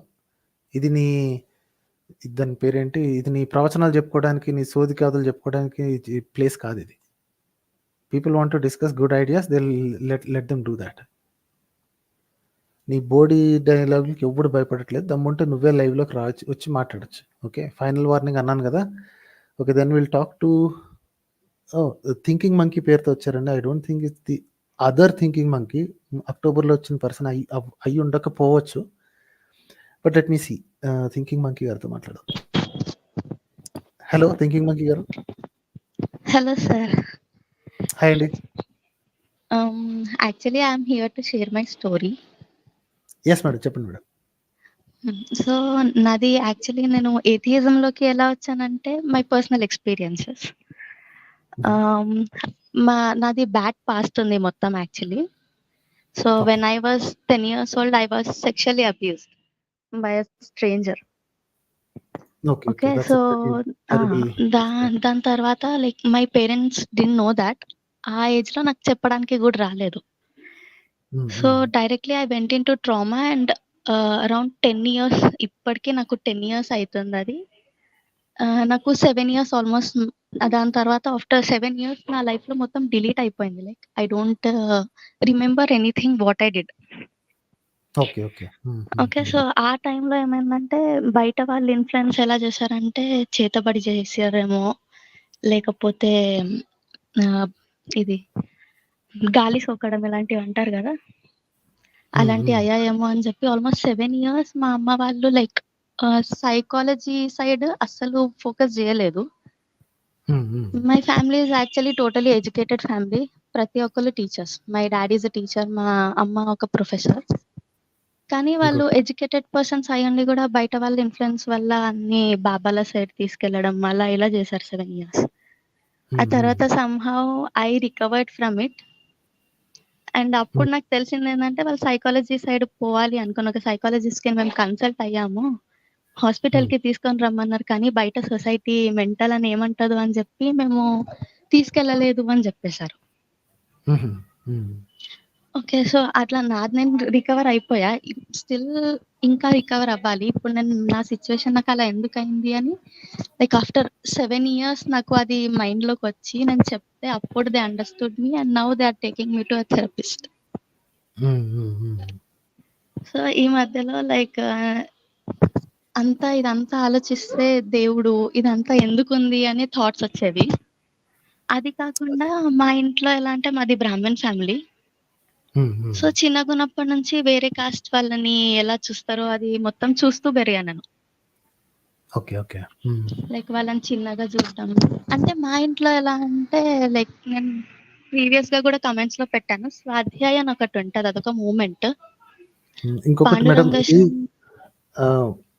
Head phone కదపకండి, there is some electronic disturbance వస్తుంది. ఒక ఫిక్స్డ్ పొజిషన్ లో ఉంచుకుని అలాగే మాట్లాడండి. Yes please continue madam. Okay, I actually have anxiety, that's the reason it's happening. పర్లేదు ప్లీజ్ కామ్ గానే మాట్లాడండి. No worries, no worries, just you and me are talking, nobody is listening. చెప్పండి. So అప్పటి వరకు లైక్ రిలీజియన్ నుంచి బయటకు వచ్చేసాను నేను. ఇంటర్మీడియట్ అయిపోయే వరకు లైక్ వీళ్ళ డిస్క్రిమినేషన్ ఇవన్నీ చూసి బయటకు వచ్చేసా. అది ఎలా అంటే మా ఫ్యామిలీ, అది స్వాధ్యాయ అని అన్నాను కదా, ఇది ఎందుకు స్టార్ట్ చేశారంటే కాస్ట్ డిస్క్రిమినేషన్ తీసేయడానికి. Like you can Google it, మొత్తం దాని గురించి తెలిసిపోతుంది. I don't have to say particularly. But ఇందులో నేను అబ్జర్వ్ చేసింది ఏంటంటే వీళ్ళు అందరూ ఈక్వలే, మనిషిగా చూడాలి, మంచిగా రెస్పెక్ట్ ఇవ్వాలి, అది ఇది అంటారు. But they don't support inter-cost marriages. అందరూ ఈక్వలే, కానీ ఎవరిది వాళ్ళ కమ్యూనిటీస్ గొప్ప గొప్ప ఉంటాయి అంతే. సో అక్కడ దాకా వెళ్ళటానికి మనసు ఒప్పట్లేదు అనమాట. ఇక్కడ వరకు అయితే వచ్చారు, అందరూ సమానమే అనడానికి వరకు వచ్చారు కానీ. Okay, and they have a weird obsession with atheist. వాళ్ళు ఎలా అంటే ఏథియిస్ట్ తోని మనం మాట్లాడొద్దు, మనం మాట్లాడితే they will try to deviate us. అలా అని లైక్ నేను అక్కడ అండర్స్టాండ్ చేసుకుంది ఏంటంటే ఓకే, ఈ రిలీజియస్ ఫెలోస్ ఎవరైతే ఉంటారో వాళ్ళ నమ్మకాలు ఎక్కడ వెళ్ళిపోతాయి అని చెప్పేసి నమ్మని వాళ్ళ దగ్గరికి వెళ్ళని కూడా వెళ్ళరు. అట్లా అయ్యి నేను ఆల్మోస్ట్ నా ఇంటర్ అయిపోయే వరకు I came out from this cost and religion. ఇప్పుడు నేను ఎవరికి నేను బ్రాహ్మణ్ అని లైక్ ముందు కూడా నేను చెప్పేదాన్ని కాదు. అందరు నాకే అడిగేవారు లైక్ కలిస్తే ఫస్ట్ మీరు ఏ కాస్ట్, తెలుగు వాళ్ళకి రెస్ట్ ఆఫ్ ద ఇండియాకి ఎలాగో ఉంది, తెలుగు వాళ్ళకి మాత్రం ఈ పిచ్చ మరీ దారుణం అండి. ఫస్ట్ ఏంటంటే జాతి ఏంటోళ్ళు మీరు ఏమిట్లు చాలా ఘోరంగా ఉందండి. లైక్ నేను లైక్ నేను నా సైడ్ నుంచి ఓన్లీ బ్రాహ్మిన్ కమ్యూనిటీలో చూసా. నేను డిగ్రీకి వచ్చాక మా ఫ్రెండ్ చెప్పింది, వాళ్ళు వడ్లోళ్ళు అంటారు కదా, ఆ కాస్ట్ కి రిలేటెడ్. సో నాకు ఇద్దరు ఫ్రెండ్స్, ఒకళ్ళు వడ్ల దానికి చెందిన వాళ్ళు అండ్ ఒక ఆమె ఎస్సీ. సో వాళ్ళ నాన్న మా ఎస్సీ ఫ్రెండ్ వాళ్ళ ఇంటికి అడుగు పెట్టనివ్వడంట. నేను అనుకున్న బ్రాహ్మిన్సే సుపీరియారిటీ ఇట్లా అనుకుంటారేమో, మరి వీళ్ళు ఎందుకు చేస్తున్నారు. ఈ రోగం లైక్ అప్పుడు అందరికంటే ఎవరి కమ్యూనిటీలో వాళ్ళకి మాదే గొప్ప అని అంటే అంతే అంతే. అది ఇక అక్కడి నుంచి నా థింకింగ్ ప్రాసెస్ స్టార్ట్ అయింది. సో నేను ఇంటర్లో బైపీసీ తీసుకొని లైక్ మా అమ్మ కోరిక నేను డాక్టర్ అవ్వడం. సో నేను నీట్ రాసా, సీట్ కూడా వచ్చింది. కానీ లైక్ నా డిప్రెషన్ వల్ల మా అమ్మ వాళ్ళకి బయటకు పంపడం ధైర్యం జాలలేదు నాకు. లైక్ నేను తెలియకుండా నేను ఆల్మోస్ట్ 6-7 టైమ్స్ సూసైడ్ అటెంప్ట్ చేసినండే. అయ్యో. సో దానివల్ల వాళ్ళు బయటకు పంపించడం ఇష్టం లేక మా ఊర్లోనే చదివిపించేసారు, నాకు డిగ్రీలో జాయిన్ చేశారు. అండ్ యాక్చువల్లీ ఇది నాకు ఏథియిజం సైడ్ తీసుకెళ్ళింది. లైక్ అప్పటి వరకు నేను కాస్ట్ ఉండొద్దు, రిలీజియన్స్ ఎందుకు అని ఆలోచించేదాన్ని. డిగ్రీలోకి వచ్చాక నేను బిఎస్సి చేశాను. ఇప్పుడు కరెంట్లీ నేను ఎంఎస్సి చేస్తున్నా. ప్రైవేట్ డీటెయిల్స్ ఎక్కువ చెప్పకండి. ఓకే. యా. సో అక్కడ నుంచి లైక్ ఎవల్యూషన్ స్టడీ చేసి జెనెటిక్స్ అవన్నీ స్టడీ చేశాక like it pave the way towards atheism. And ఇంత మరీ జనాలలో ఇట్లా సైన్స్ తో వ్యాలిడేట్ చేసుకునే పిచ్చి ఉంది అని నాకు 2 years బ్యాక్ మన ప్రణవ్ రాధాకృష్ణన్ వీడియో ఉంది కదా, శివ సైన్స్ ఇస్ డోప్ ఛానల్లో శివలింగ వర్సెస్ రేడియో యాక్టివిటీ అని సంథింగ్ ఒక వీడియో పెట్టారు. అది చూసాక ఓకే ఇట్లా కూడా అంటున్నారా బయట అని నాకు అప్పుడు తెలిసింది. లైక్ అప్పటి నుంచి యూట్యూబ్ లో దీంట్లో తవ్వడం మొదలు పెట్టా. ఎట్లా 6 months బ్యాక్ మన తెలుగులో మీ ఛానల్ దొరికింది. సో అప్పటి నుంచి నేను కంటిన్యూస్ గా ఫాలో అవుతున్నా. ఇప్పటికీ లైక్ ఇది కాస్ట్ సిస్టమ్ ఎప్పుడు పోతుందో నాకు అర్థం అవ్వట్లేదు. దానికి అట్లీస్ట్ ఒక 100 to 150 years నేను ఎక్స్పెక్ట్ చేస్తున్నానండి. సో మన లైఫ్ టైంలో అయితే పోదు. But what you will see in our lifetime, I think you are definitely younger than me. So కాబట్టి మీ లైఫ్ టైంలో మీరు చూడగలిగేది ఏంటి అంటే మిక్స్డ్ కపుల్స్ ఎక్కువ చూస్తారండి. Okay, you'll see that there will be a lot of mixed couples. చాలా మందికి ఈ మిక్స్డ్ కపుల్స్ వస్తాయి. వాళ్ళ మిక్స్డ్ చిల్డ్రన్ ఉంటారు కదా, వెనక బ్యాక్గ్రౌండ్ సౌండ్ ఉంది, మ్యూట్ చేసి. సో ఎప్పుడైతే మిక్స్డ్ చిల్డ్రన్ వస్తారో దే కెనాట్ క్లెయిమ్ ప్యూరిటీ. ఇప్పుడు ఏంటంటే కొంతమంది బలిసిన వాళ్ళు ఈ మాటలు మాట్లాడతారు చూసారా, మేము ప్యూర్ బ్లడ్, మేము ప్యూర్ సో అండ్ సో, మేము ప్యూర్ డాష్ అండ్ డాష్ అని చెప్పుకుంటారు కదా. The number of people who claim to be pure will be lesser and lesser.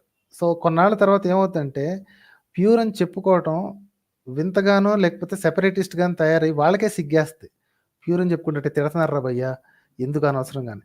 ఆ స్టేజ్ వచ్చేది మేబీ మనం maybe when you're getting into your old age you will see that stage. Caste no bar అనేది ఎంత ఎక్కువైపోతుంది అంటే caste becomes so optional.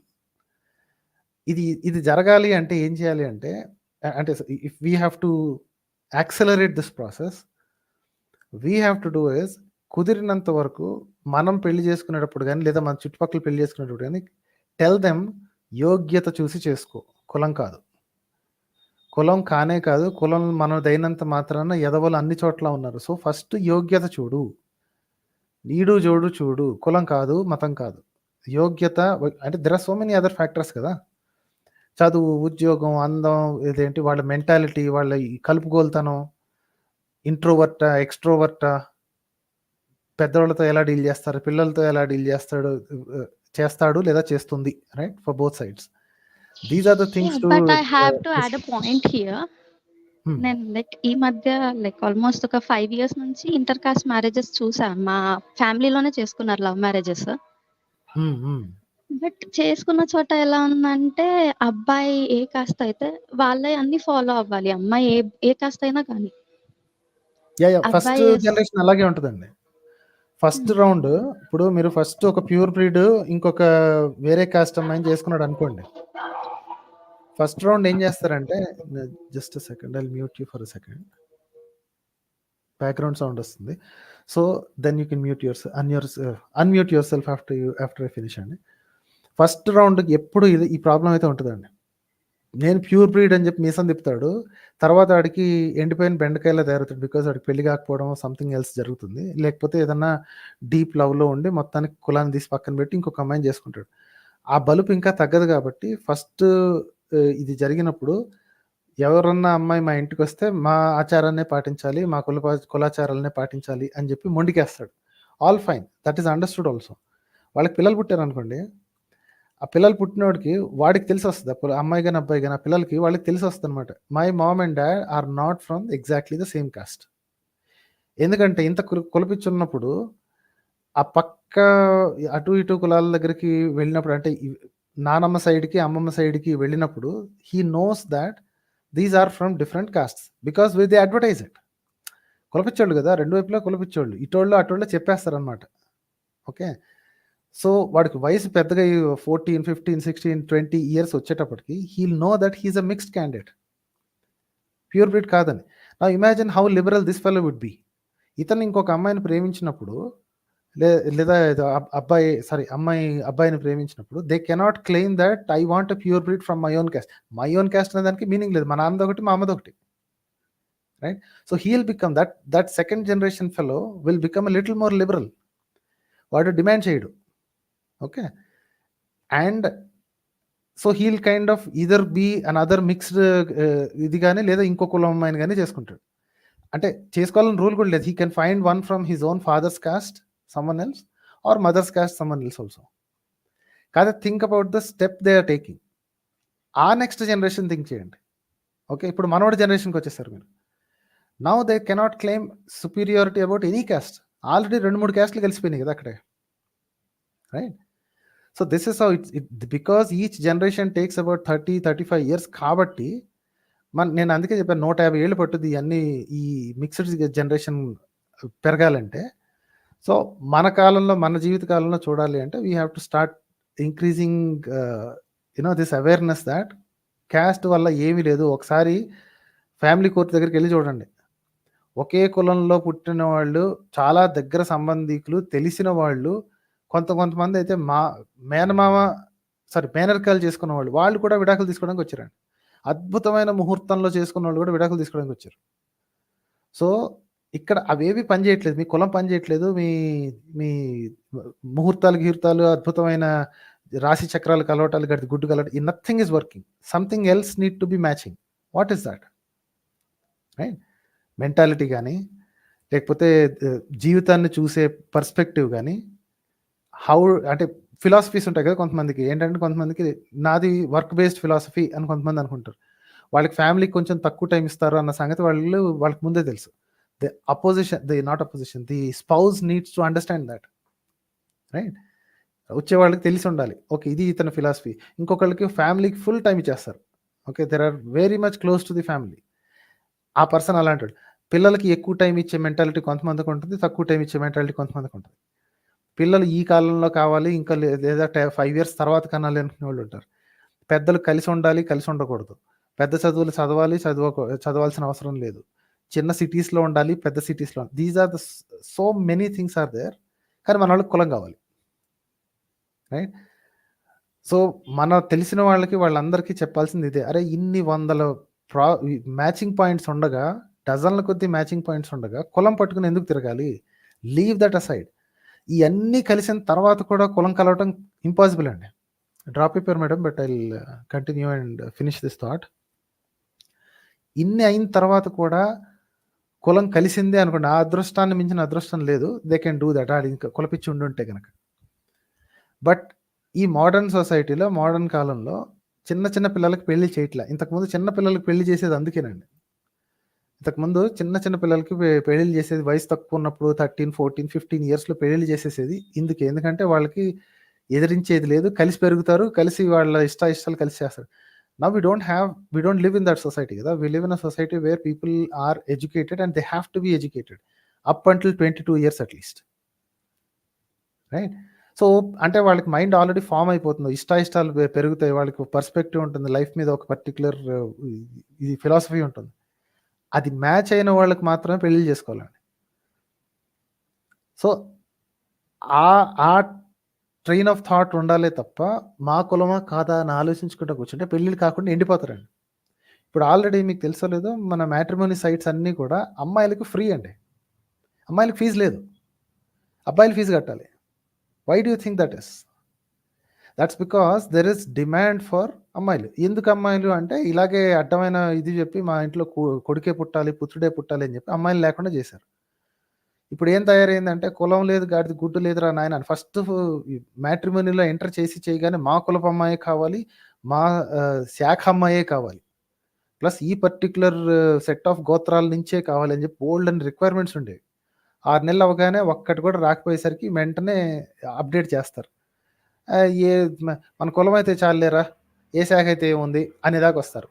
ఇంకొక 6 నెలలు గడుస్తుంది, ఇంకో సంవత్సరం గడుస్తుంది.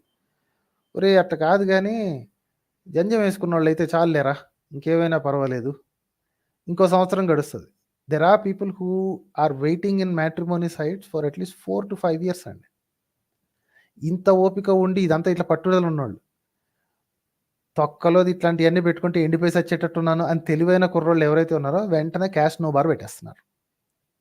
ఈ స్టేజ్కి దిగజార్చింది ఏంది అంటే ఆ పేరెంట్స్ యొక్క పిచ్చ, 80s 90sలో కన్నా పేరెంట్స్ యొక్క పిచ్చ. రైట్?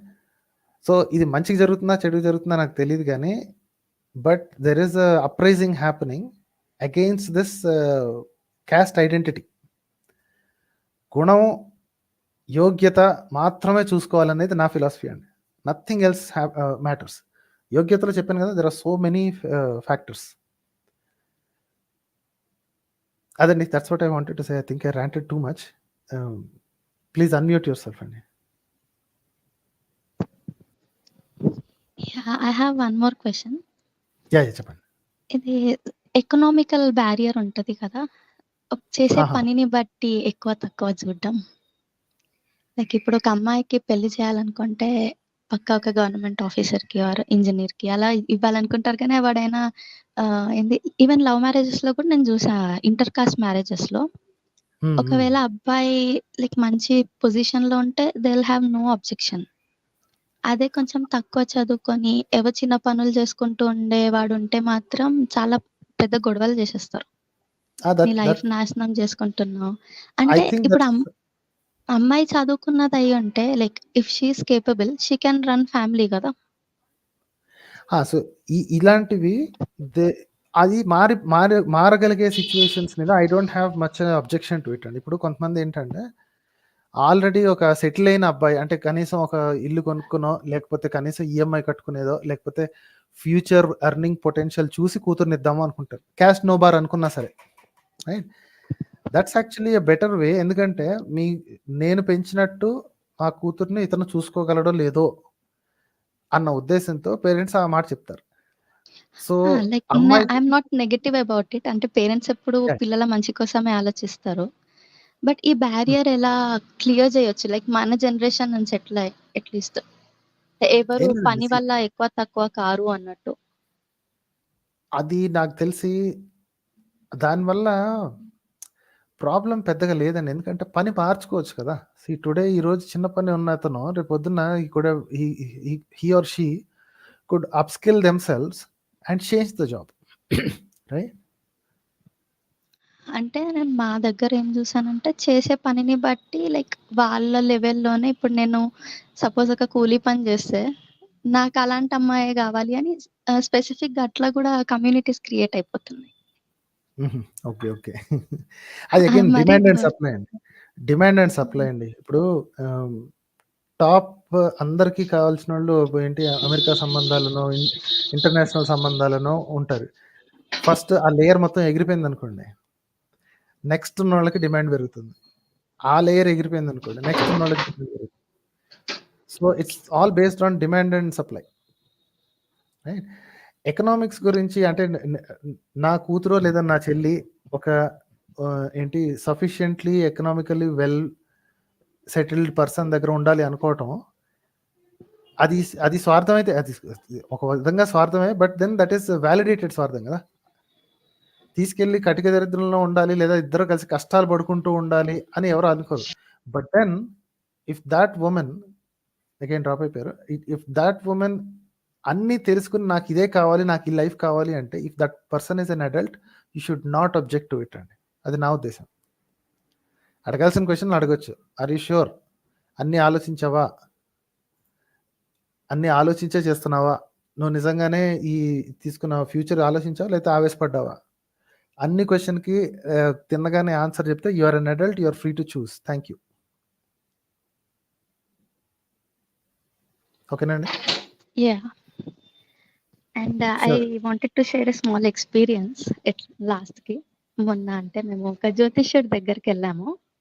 ఓకే. అంటే ఓకే. లైక్ మా పేరెంట్స్ ఫోర్స్కి. అంటే లైక్ లాస్ట్ 2-3 ఇయర్స్ నుంచి మా ఇంట్లో అంటే హెల్త్ ప్రాబ్లమ్స్ అరైజ్ అవుతున్నాయని అందరూ లైక్ వాస్తు బాగాలేదు అది ఇది అని చెప్పి అమ్మ వాళ్ళకి పంపించారు వేరే స్టేట్ కర్ణాటకకి. అయితే అక్కడ మనకి ఇది కొబ్బరికాయ ట్రిక్ ఉంటది, ground water yeah yeah guess చేయడానికి. ఆ ఫ్రాడ్ చేసే స్పెషలిస్ట్ కొంతమంది ఉన్నారండి. ఆ, చాలా చాలా అతను చాకచక్యంగా చేస్తారు. అక్కడ ఉండే అతను ఏం చేస్తున్నాడంటే ఆ ట్రిక్ ని చూయించి అంటే ముందర అంటే నేను చాలా కేసెస్ అక్కడ ఎలా వచ్చాయంటే తాగే వాళ్ళు ఇంట్లో గొడవలు, డబ్బు లేదు ఇట్లా వెళ్ళిపోతున్నారు, అది ఇది బయట అఫైర్స్ ఉంటే కూడా వెళ్ళిపోతారు, దానికి ఏముంది అని అన్నాడు అతను డైరెక్ట్. అయితే మరి అఫైర్స్ నుంచి బయటకు ఎలా రావడం అంటే మీరు వాళ్ళని తీసుకొని రండి నేను చెప్తానంటాడు. ఓకే, నెక్స్ట్ ఈ కొబ్బరికాయ ట్రిక్ యూత్ వస్తారు, చాలా మంది యంగ్స్టర్స్ వచ్చారు, అందరు తాగుడు ప్రాబ్లమే, చాలా తాగుతారు, కొట్టుకుంటారు, పని చేయరు అలా ఇలా అని. సో అతను ఏం చేస్తాడంటే ఈ కొబ్బరికాయని దేవుడి ఫోటో ముందర పెట్టి అది లేవగానే చూడు నీకు దేవుడు మంచిగా గమ్మని ఆదేశిస్తున్నాడు అది ఇది అని చెప్పేసి వాళ్ళకి ఎట్లా అంటే నువ్వు ఇప్పుడు తాగడం వారం రోజులలో మానేయలేదనుకో, నేను చెప్పిన ఇట్లా నన్ను వినకుండా తాగిన వాళ్ళు రక్తం కక్కుకొని చనిపోయినరు అట్లా ఇట్లా అని చెప్పేసి వాళ్ళకి లైక్ అక్కడనే మైండ్ సెట్ క్రియేట్ చేసేస్తున్నాడు, అమ్మో నేను తాగితే నాకు ఏదో అవుతుంది అని చెప్పేసి వాడు ఆ భయంతో మానేయాలి. కనీసం వాడి వల్ల ఒకడు మా తాగుడన్నా మాట్లాడు ఏంటి నాకు డబ్బులు అంటే ఇస్తే ఇది మరి అవుతుంది అంటే అనుకోవచ్చు, కానీ కనీసం ఒకటికి మానిపిస్తున్నాడు. వాడు మానితే మంచిదే, కాకపోతే ఏంటంటే పొరపాటున ఎప్పుడన్నా ఒకసారి తాగాడు అనుకోండి, అరే నేను చావలేదు అంటే ఇదంతా ఇదేదో బోగస్ లాగా ఉందని చెప్పి కంటిన్యూ చేస్తాడు. అది అట్లా చాలా అయ్యాయండి. లైక్ మా ఇంటి చుట్టుపక్కల మొత్తం ఇవే చేతబడులు అంటారు, దయ్యాలు అంటారు, భూతాలు అంటారు, మొత్తం అంటే అన్ఎడ్యుకేటెడ్ ఫ్యామిలీస్ చాలా ఉన్నాయి, వాళ్ళు అన్ని ఇవే నమ్ముతారు. లైక్ మా ఇంటి దగ్గర ఒక చిన్న పాప ఉంటది, ఆమెకి స్కాల్ప్ ఇన్ఫెక్షన్ అయింది. స్కాల్ప్ ఇన్ఫెక్షన్ అయితే మనం డర్మటాలజిస్ట్ దగ్గరికి తీసుకెళ్తాం, అట్లీస్ట్ నార్మల్ డాక్టర్ దగ్గరకైనా తీసుకెళ్తాం కదా. ఆమెకి మాత్రం లేదు ఈ డాక్టర్ తక్కువ చెయ్యలేడు, మేము మొక్కుకున్నాం దేవుడికి అది చెయ్యలేదు అందుకని ఇట్లా అయింది అని మేకని బలిచ్చేసిండ్రు. మటన్ కూర తినాలనిపిస్తే మామూలుగానే కట్ చేసుకుని తినచ్చు కదండి. దేవుడి పేరు చెప్పి అమ్మాయికి ఎందుకండి అన్యాయం? అమ్మాయికి తలంతా మంటగా ఉంటది. మటన్ కూర తినాలంటే మటన్ వండుకుని తినొచ్చు కదా.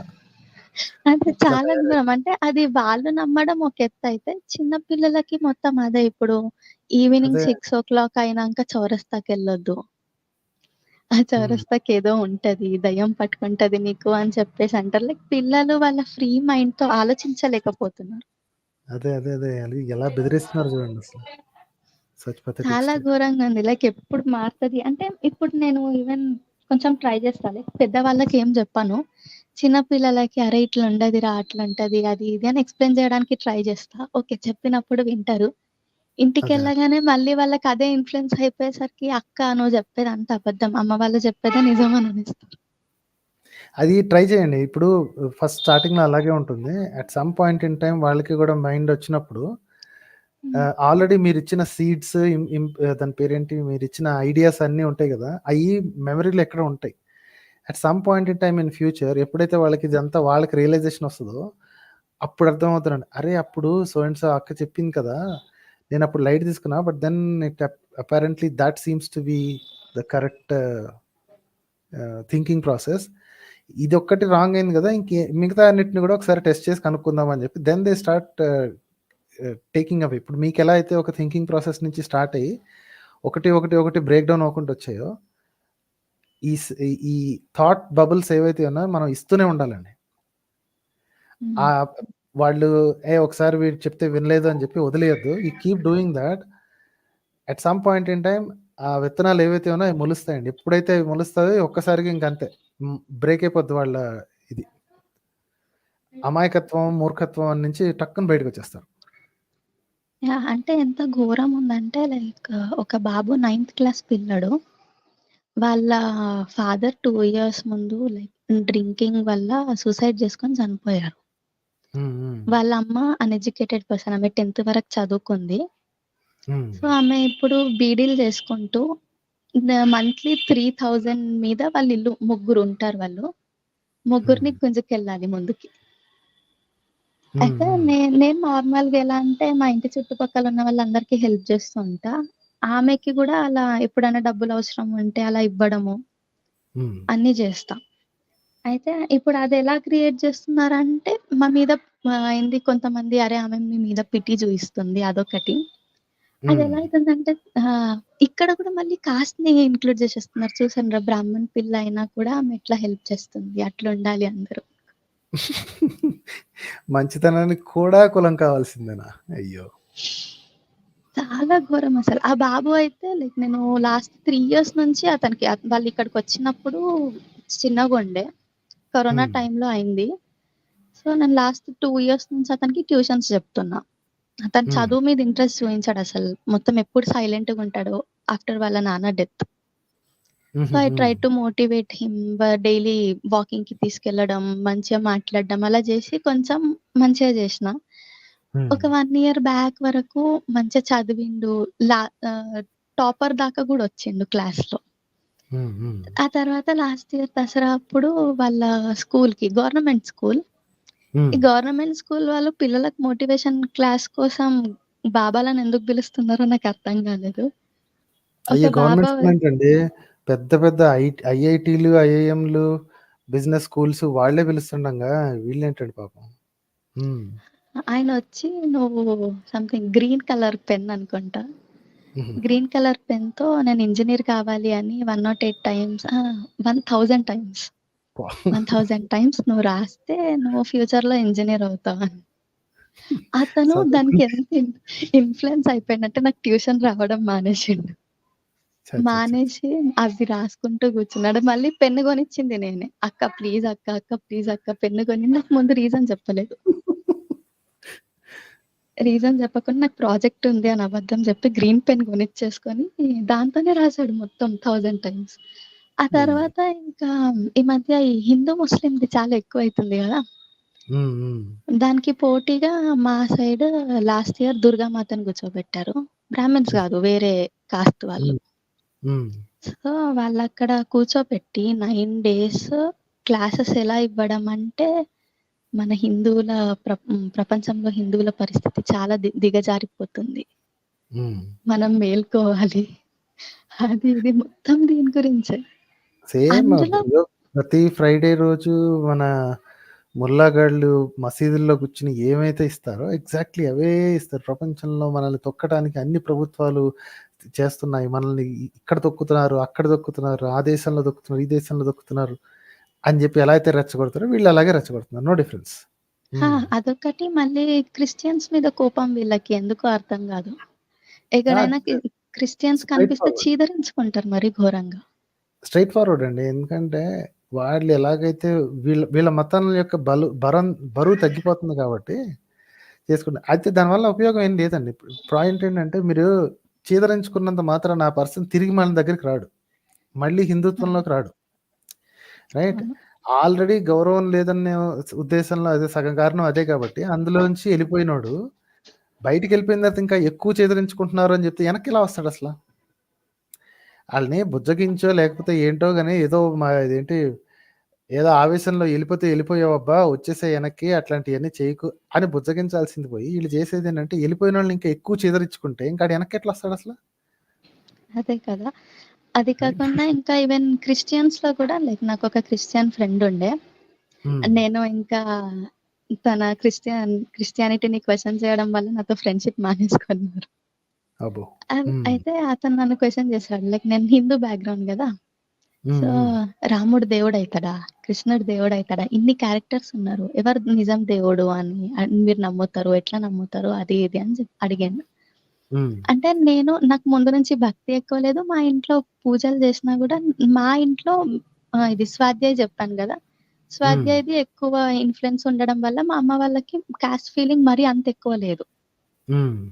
సో నేను ఆ పర్స్పెక్టివ్ లోనే అతనికి ఆన్సర్ ఇచ్చిన. లైక్ మంచి తీసుకోవాలనుకుంటే ఏ క్యారెక్టర్ నుంచి అయినా తీసుకోవచ్చు కదా, గాడ్ గా చూడకు. ఇప్పుడు రాముడిలో కొన్ని మంచి క్యారెక్టర్స్ ఉంటాయి, తీసుకో. ఇప్పుడు మీ జీసస్ క్యారెక్టర్ ఉంది, అందులో ఏదైనా మంచి క్యారెక్టర్ ఉంటే వి వుడ్ యాక్సెప్ట్ ఇట్ అన్ని అన్నవాడు. లైక్ రామాయణం కల్పితమంట, ఎట్లా అవుతారు అది ఇది అని చెప్పేసి. కానీ జీసస్ స్టోరీ మాత్రం రియల్ అంట. ఎలా అంటే మా పాస్టర్ చెప్పింది. అది సరే నీకు రాముడు కృష్ణుడి గురించి ఇంత నీకు ఎట్లా తెలుసు? నువ్వైతే ఓన్లీ బైబిల్ చదువుతావు కదా, నువ్వు రామాయణం చదవవు, భగవద్గీత చదవవు, మరి నీకు దాని గురించి ఎలా తెలుసు అంటే, నేను ఒకరోజు ఇంకా వెళ్ళి చూసా చర్చ్ లో, అంటే మా లొకాలిటీ దగ్గరనే వెళ్ళి చూస్తే వాళ్ళ దాంట్లో ఏం లేదు, మొత్తం ఆ పాస్టర్ మొత్తం హిందూస్ ముస్లిమ్స్ మీద మొత్తం నెగటివిటీ చెప్పడం తప్ప ఇంకేం లేదు. Jesus asked you to spread love కదా, లవ్ కాకుండా హేట్రెడ్ ఎందుకు స్ప్రెడ్ చేస్తున్నారు అర్థం కావట్లేదు నాకు. అంటే hatred is selling faster than love అండి. ఇప్పుడు this has become so common అన్నమాట. ఇప్పుడు మీరు ఈ డ్రామా రక్షకుల యొక్క ఛానల్స్ చూసినా సరే, రాముడి మీద లేదా రామాయణం మీద ఒక స్ట్రీమ్ చేస్తే 500-600 మంది కంటే ఎక్కువ చూడరు. కానీ యేసుని తిట్టుకుంటూ క్రైస్తవుల్ని లేదా పాస్టర్ని బూతులు తిట్టుకుంటూ 90 mm రాడ్ దింపామను ఇట్లాంటి పిచ్చి పిచ్చి ఇవి చెప్పి పోస్టర్ పెడితే 3000 మంది 5000 మంది చూస్తున్నారండి. సో జనాలకి ఏంటంటే హేటెడ్ is selling more than love. ఇప్పుడు వాళ్ళ మత ఇది రివర్స్ లో కూడా true, the other side is also true. There are so many Christian channels like this. ఎలాగంటే యేసు గురించి చెప్పుకుంటే అదే సేమ్ 600-800 వ్యూస్, ఇలాగ సువార్తలు ఫలానా సువార్త ఇలా ఉంది అని అంటే, అదే హిందువుల గ్రంథాలని తిట్టుకుంటూ ఎవడన్నా ఒక వీడియో చేస్తే దానికి 10,000 దాకా వ్యూస్ ఉంటాయి. అందులో మళ్ళీ మన హిందూస్ కూడా ఎక్కువ ఉన్నారు సో అలా చూసేవాళ్ళు. మనల్ని ఏం తిడుతున్నాడు అని చూసేవాళ్ళు అటు ఎక్కువే, ఈ మా మతాన్ని ఏం తిడుతున్నాడు అని చూసేవాళ్ళు ఇటు ఎక్కువ. So both sides common point ఏంటంటే హేట్రెడ్ ఇస్ సెల్లింగ్ మోర్. వాళ్ళకి కావాల్సిందే హేట్ అండి. చిచ్చి నాకు అపోజిషన్ గురించి నేను తిట్లు తిట్టుకోవడానికి నా దేవుడు నా ఇష్టం, నేను ఎదుటోళ్ళని తిట్టను, నేను ఇంకోటి తిట్టనివ్వను అని చెప్పి క్వైట్ గా కూర్చుంటారా అంటే, లేదు మీ వాళ్ళు తిట్టారు కాబట్టి మేము తిడుతున్నాం, మీ వాళ్ళు తిట్టారు కాబట్టి మేము తిడుతున్నాం. So hate has become a common currency across all these people. Thanks a lot for sharing your story అండి. It was nice talking to you. Thank you. Keep coming అండి, కీప్ కమింగ్. Thank you. మళ్ళీ try చేస్తాను. Thank you. Sure thank you. Okay, Mohammed అనే పేరుతో వచ్చారు. Let's talk to him. Hi Mohammed గారు. Hi అండి, వినిపిస్తుందా? ఎస్ చెప్పండి సార్.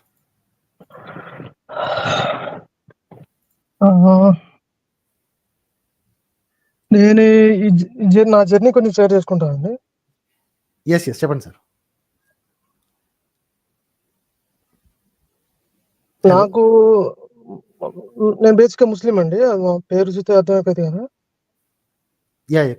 నాకు ఫస్ట్ నుంచి చాలా డౌట్స్ ఉండేవి. అంటే ఎందుకు ఇంతమంది ఇంత విడివిడిగా వేరే వేరే క్యాస్ట్లో ఎందుకు పుట్టించాలి? దేవుడు పుట్టిస్తున్నాడు కదా, దేవుడు వాళ్ళే చెప్తున్నారు దేవుడే పుట్టించాడని. పుట్టించేది డైరెక్ట్ గా ముస్లింలో పుట్టించవచ్చు కదా,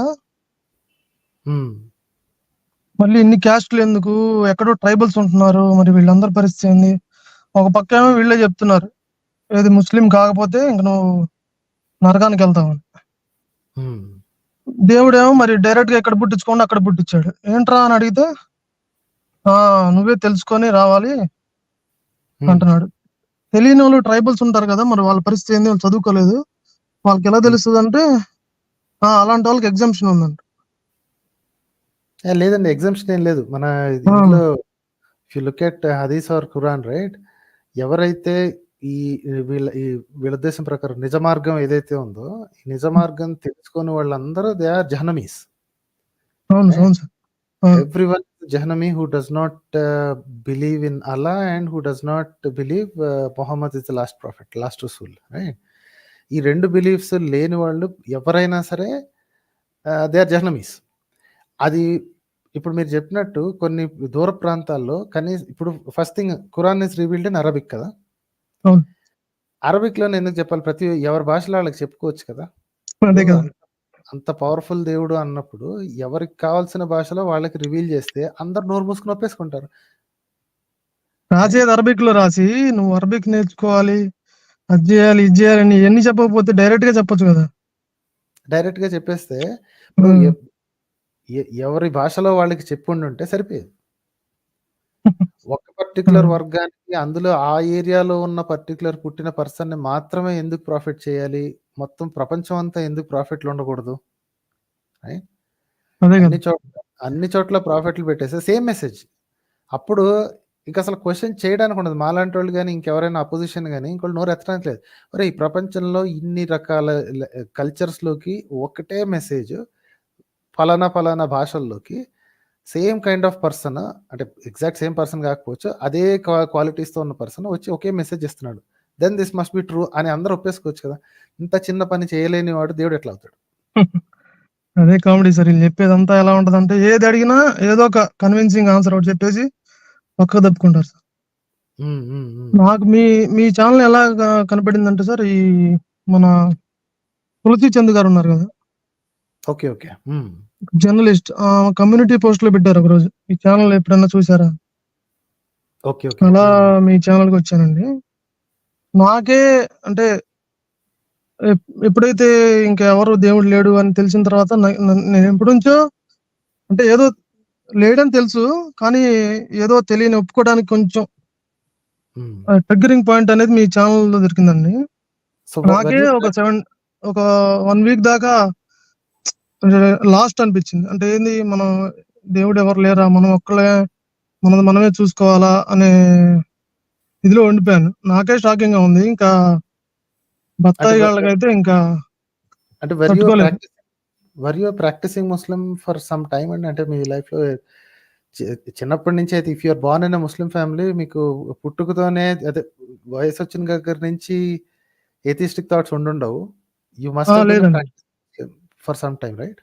ప్రాక్టీసింగ్ అండి. ప్రాక్టీసింగ్ అంటే మరీ ఎక్కువ కాదు, ఏదో ఇంకా అందరూ వెళ్తున్నారు కదా అని వెళ్ళటం. ఎప్పుడన్నా ఫ్రైడే రోజు నాకు చాలా అంటే చెప్పేది లాజిక్ గా అనిపించేది కాదు సార్.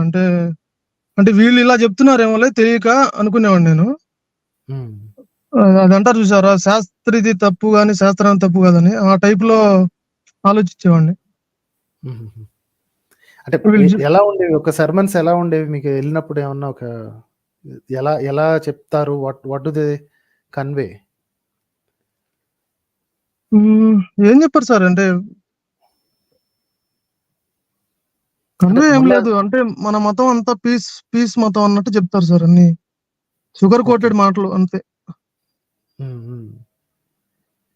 ఎప్పుడన్నా ఇట్లాంటి, ఇప్పుడు మరి ఫర్ ఎగ్జాంపుల్ ప్యాలెస్టైన్ గురించి కానీ అట్లాంటివి వచ్చినప్పుడు ఏమన్నా స్పెషల్ సర్మన్స్, ఫ్రైడే సర్మన్స్ చెప్తారు కదా, వాటిలో ఏమన్నా ఎప్పుడన్నా విన్నారా? ఇంతకు ముందు లేదండి. ఇంతకు ముందు అసలు ఇలాంటివి ఎప్పుడు మసీదులో కానీ ఎక్కడ ఎక్కువగా తీసేవాళ్ళు కాదు. ఈ మధ్య కొంచెం ఎక్కువ చేస్తున్నారు సార్. వీళ్ళు కూడా చెప్తున్నారు మసీదులో. మొన్న ఇండియా వెళ్ళాను సార్, ఒక 1 month బ్యాక్ వెళ్ళాను. అప్పుడు నేను కొత్తగా గమనించింది ఇది. అంటే ఇప్పుడు ఈ పాలస్తీన్ ఇష్యూ కానీ వేరే బీజేపీ వాళ్ళు ఇది చేస్తున్నారు అని కొంచెం మాట్లాడుకుంటున్నారు. రెచ్చగొట్టే మాటలు కొంచెం పెరిగింది. ఇంతకు ముందు ఉండేది కాదు అసలు. ఎవరు పట్టించుకునే వాళ్ళు కాదు. వాళ్ళ పని వాళ్ళు చేసుకొని ఏదో ఫ్రైడే స్పీచ్ ఉంటది కదా, ఆ స్పీచ్ లో 4 మంచి మాటలు చెప్పేవాళ్ళు, షుగర్ కోటెడ్ మాటలు అంతే. అంతకంటే ఎప్పుడు హేట్రెడ్ ఎప్పుడు స్ప్రెడ్ చేసేవాళ్ళు కదా అంత ముందు. ఈ మధ్య కొంచెం పెరిగింది సార్ అది. Okay okay. అంటే కరెంట్లీ మీరైతే ఇండియాలో ఉండట్లేదు? లేదండి. Okay okay. అంటే నేను మాస్టర్స్ కని వచ్చాను sir Australia. Okay okay okay. ఇంకొక విషయం చెప్పాలి సార్. మా రిలేటివ్ ఒక అబ్బాయితో డిస్కషన్ జరిగింది అనమాట. నేను అబ్బాయిని అంటే ఇంతకు ముందు మీ ఛానల్ కి రాకముందు అంటే అప్పటికి ఇంకా బిలీవర్నే. అరే ఇప్పుడు టెర్రరిస్టులు ఉన్నారు కదా, వాళ్ళు తెలిసి ఇప్పుడు మీరు వాళ్ళు ఏమంటారంటే సార్, మామూలుగా తెలియకుండా తప్పు చేస్తే మనం తెలియకుండా తప్పు చేసినప్పుడు దానికి ఫర్గివ్ చేయమని అడిగితే దేవుడు యాక్సెప్ట్ చేస్తాడు. తెలిసి తప్పు చేస్తే వాడు డైరెక్ట్ నరకానికి జహన్నంకి వెళ్తాడు. సో నేను అడిగాను, టెర్రరిస్టులు ఉన్నారు కదా, వాళ్ళు డైరెక్ట్ చంపుతున్నారు కదరా, మరి వాళ్ళ పరిస్థితి ఏంది, వాళ్ళు డైరెక్ట్ గా జహన్నంకి వెళ్తారా అంటే లేదు అలా ఉండదు, దేవుడు ఏం చేస్తాడో మనకు తెలియదు, దేవుడు ఇష్టం అంటే దేవుడికి గనక నువ్వు ప్రీతిపాత్రుడు అయితే నిన్ను తీసుకుంటాడు హెవెన్లోకి, డైరెక్ట్ హెవెన్. అట్లీస్ట్ ఇది ఖురానిక్ గాడ్ కి ఉన్న రెండు రిక్వైర్మెంట్స్ అండి. Believe in Allah, believe that Muhammad is the last రసూల్, అంతే. మిగతా ఇంకేమీ లేవు. మిగతావన్నీ సెకండరీ. మీరు ఈ చెప్తారు కదా ఈ పురాణాల్లోని వాటిలో రాసినట్టు, మీరు రంజాన్లో సారీ ఈ రమదాన్ మంత్ లో ఏంటి ఉపవాసం ఉన్నారా లేదా, 5 సార్లు చేశారు, ఇవన్నీ లెక్కలు, ఇవన్నీ సెకండరీ.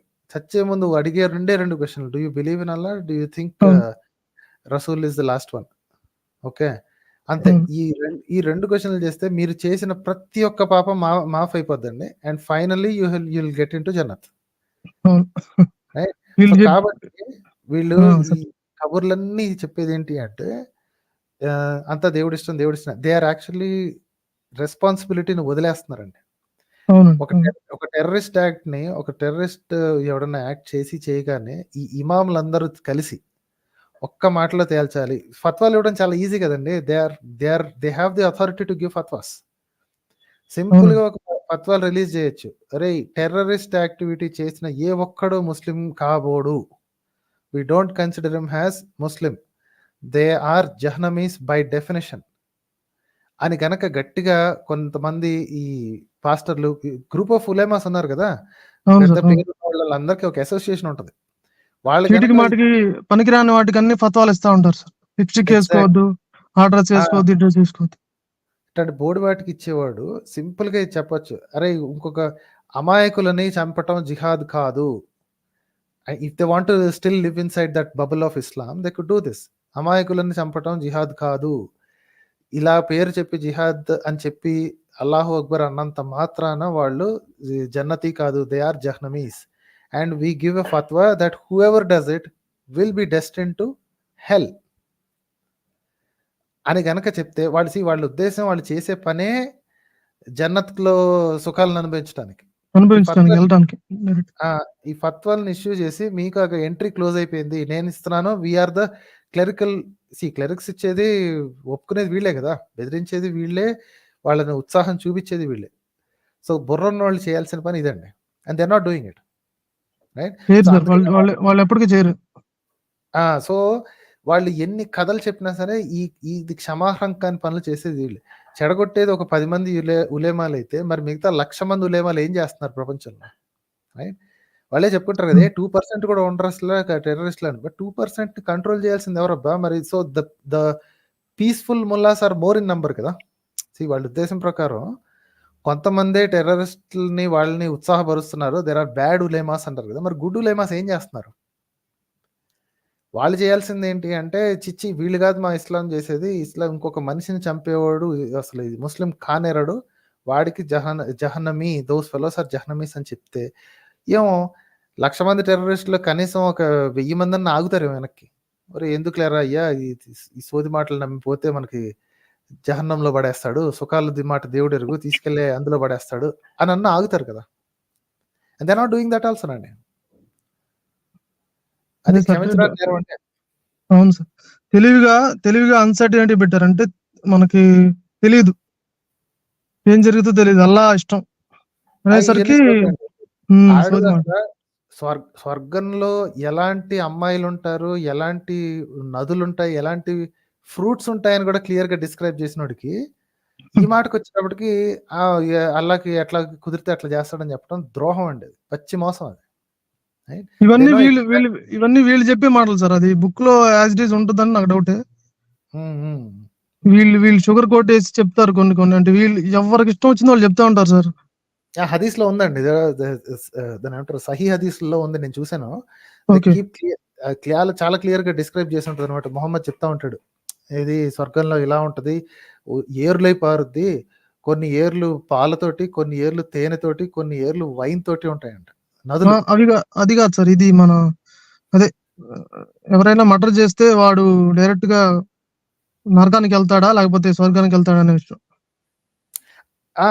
దాని క్లారిటీ ఎలా ఇస్తారంటే, if you do anything in the name of Allah your అవును సార్, ఇది ఒకటి అడ్డం పెడతారు.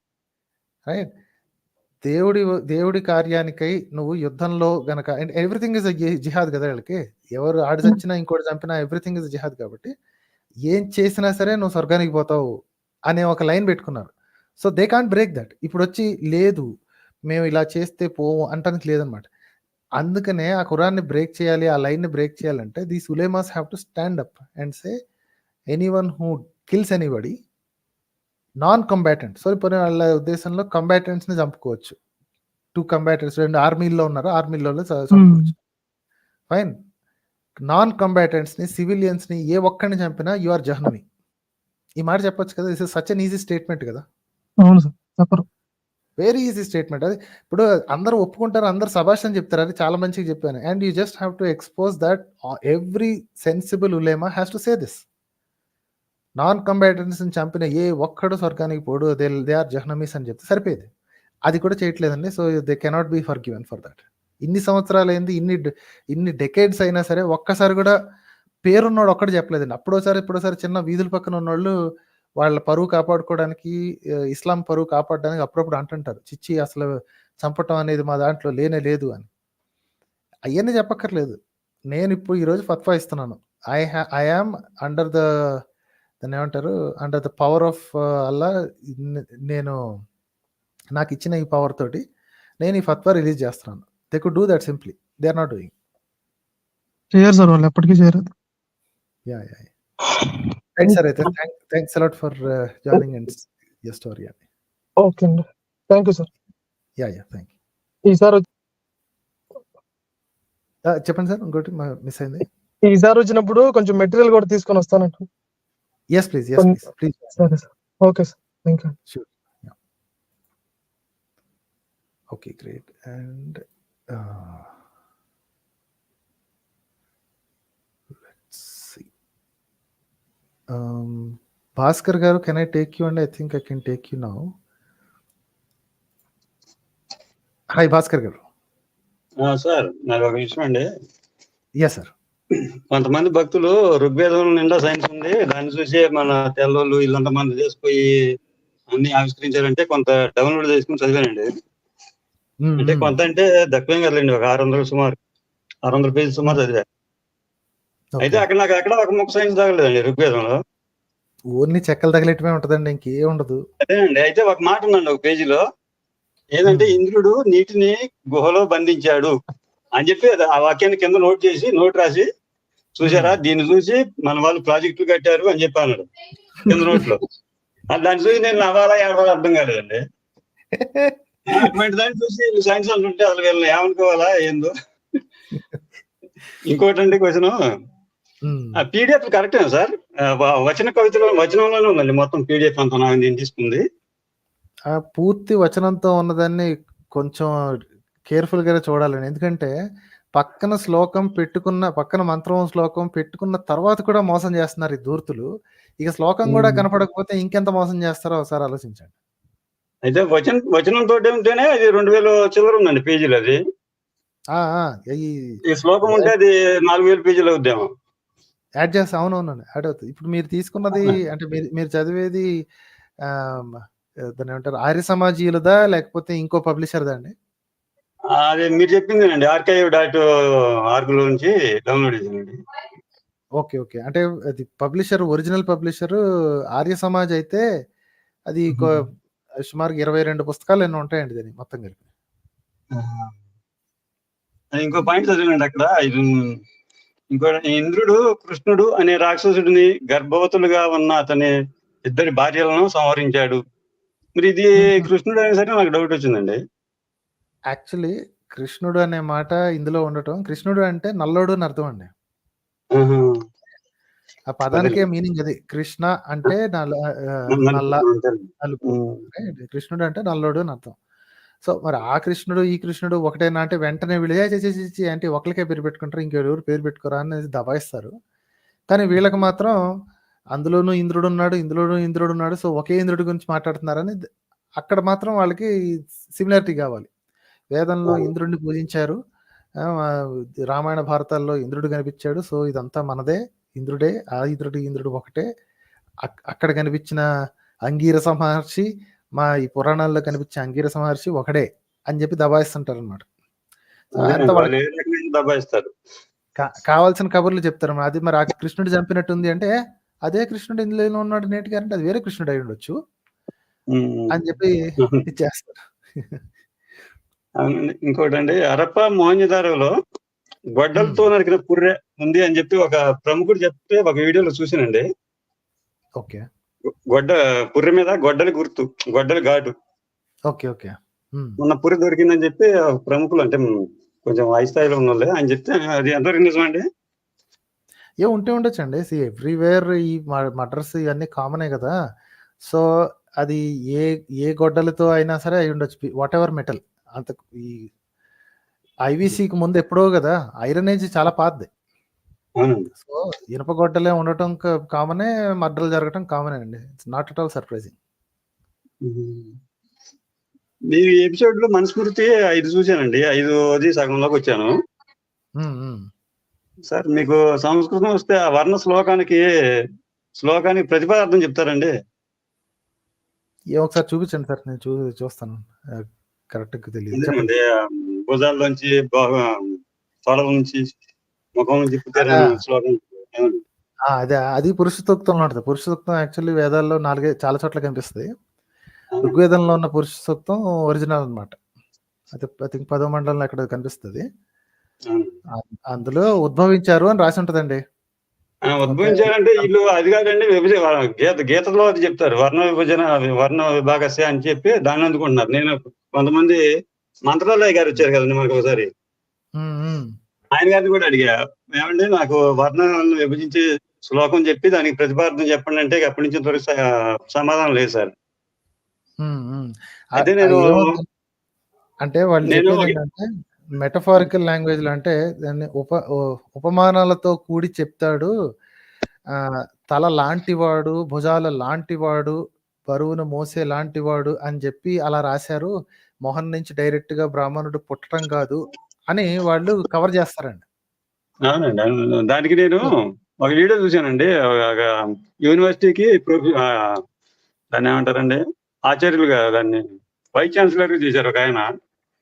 ఆయన గారు చెప్పండి, ఆజాయితే అంటే ఉద్భవించారు, పుట్టారు, ఇదే అర్థం అంటే అక్కడే కొంచెం ఇబ్బంది అవుతుంది అని చెప్పి ఆయన ఒప్పుకున్నాడు. అటువంటిది ఈ పిచ్చోళ్ళు లేదండి, మరి గీతలోదే పట్టుకుంటారు. అదే అజాయతే, అజ అంటే ఉద్భవించటం, అంటే వాడి నుంచి పుట్టడం, ఈ అర్థాలు వస్తాయి. కానీ మొహం నుంచి పుట్టారు, చేతుల నుంచి పుట్టారు అంటే వెటకారం చేస్తున్నారని చెప్పి అప్పుడు వాళ్ళు దాన్ని రీట్రాన్స్లేట్ చేశారండి. మళ్ళీ మార్చి అనువాదం చేసి, పుట్టడం అంటే మొహం నుంచి డైరెక్ట్ గా పిల్లోళ్ళు పుట్టడం కాదు, మనుషులు పుట్టడం కాదు, తల లాంటి వాళ్ళు ఒకళ్ళు, భుజాల లాంటి వాళ్ళు ఒకళ్ళు అని చెప్పి ఇలా ఇది ఒక క్లాసిఫికేషన్ అని చెప్పి మాయ చేస్తుంటారు. కాకపోతే చాలా చాలా పురాణాల్లో చాలా చోట్ల దాన్ని చాలా క్లియర్ గా డిస్క్రైబ్ చేసి పుట్టడం అనే రాస్తారండి. వీళ్ళు ఇప్పుడు ఎన్ని ఇంటర్ప్రిటేషన్ చేసినా నేను అన్ని ఎక్స్పోజ్ చేస్తా, ప్రతి ఒక్కటి ఓపెన్ చేసి చూపిస్తా, అందరూ ఇదే అనుకుంటున్నారు. అవును సార్, అదే డౌట్. మీ ఈ వీడియోలో కనిపించలేదు సార్, నేను స్పెషల్ గా చూశాను. 5వ వీడియో సగానికి వచ్చాను, Manusmriti. Okay okay okay okay sir, thank you sir. చాలా మంది ఉన్నారు అనుకుంటారు స్టూడియోలో. Thank you sir. మీ చేసే పనికి మాత్రం చాలా పెద్ద థ్యాంక్స్ అండి. మరి చాలా మంచి పని చేస్తున్నారు. మీ మైండ్ క్వశ్చన్ ఎవ్రీథింగ్ అంటే అసలు ఛాలెంజ్ లాగా ఉందండి. మీరు ఏ క్వశ్చన్ అడుగుకో అని చెప్పేసి అడుగున్నట్టు ఛాలెంజ్ చేసినట్టు ఉంటుంది. చాలా థ్యాంక్స్ అండి. షూర్ థ్యాంక్స్ అండి.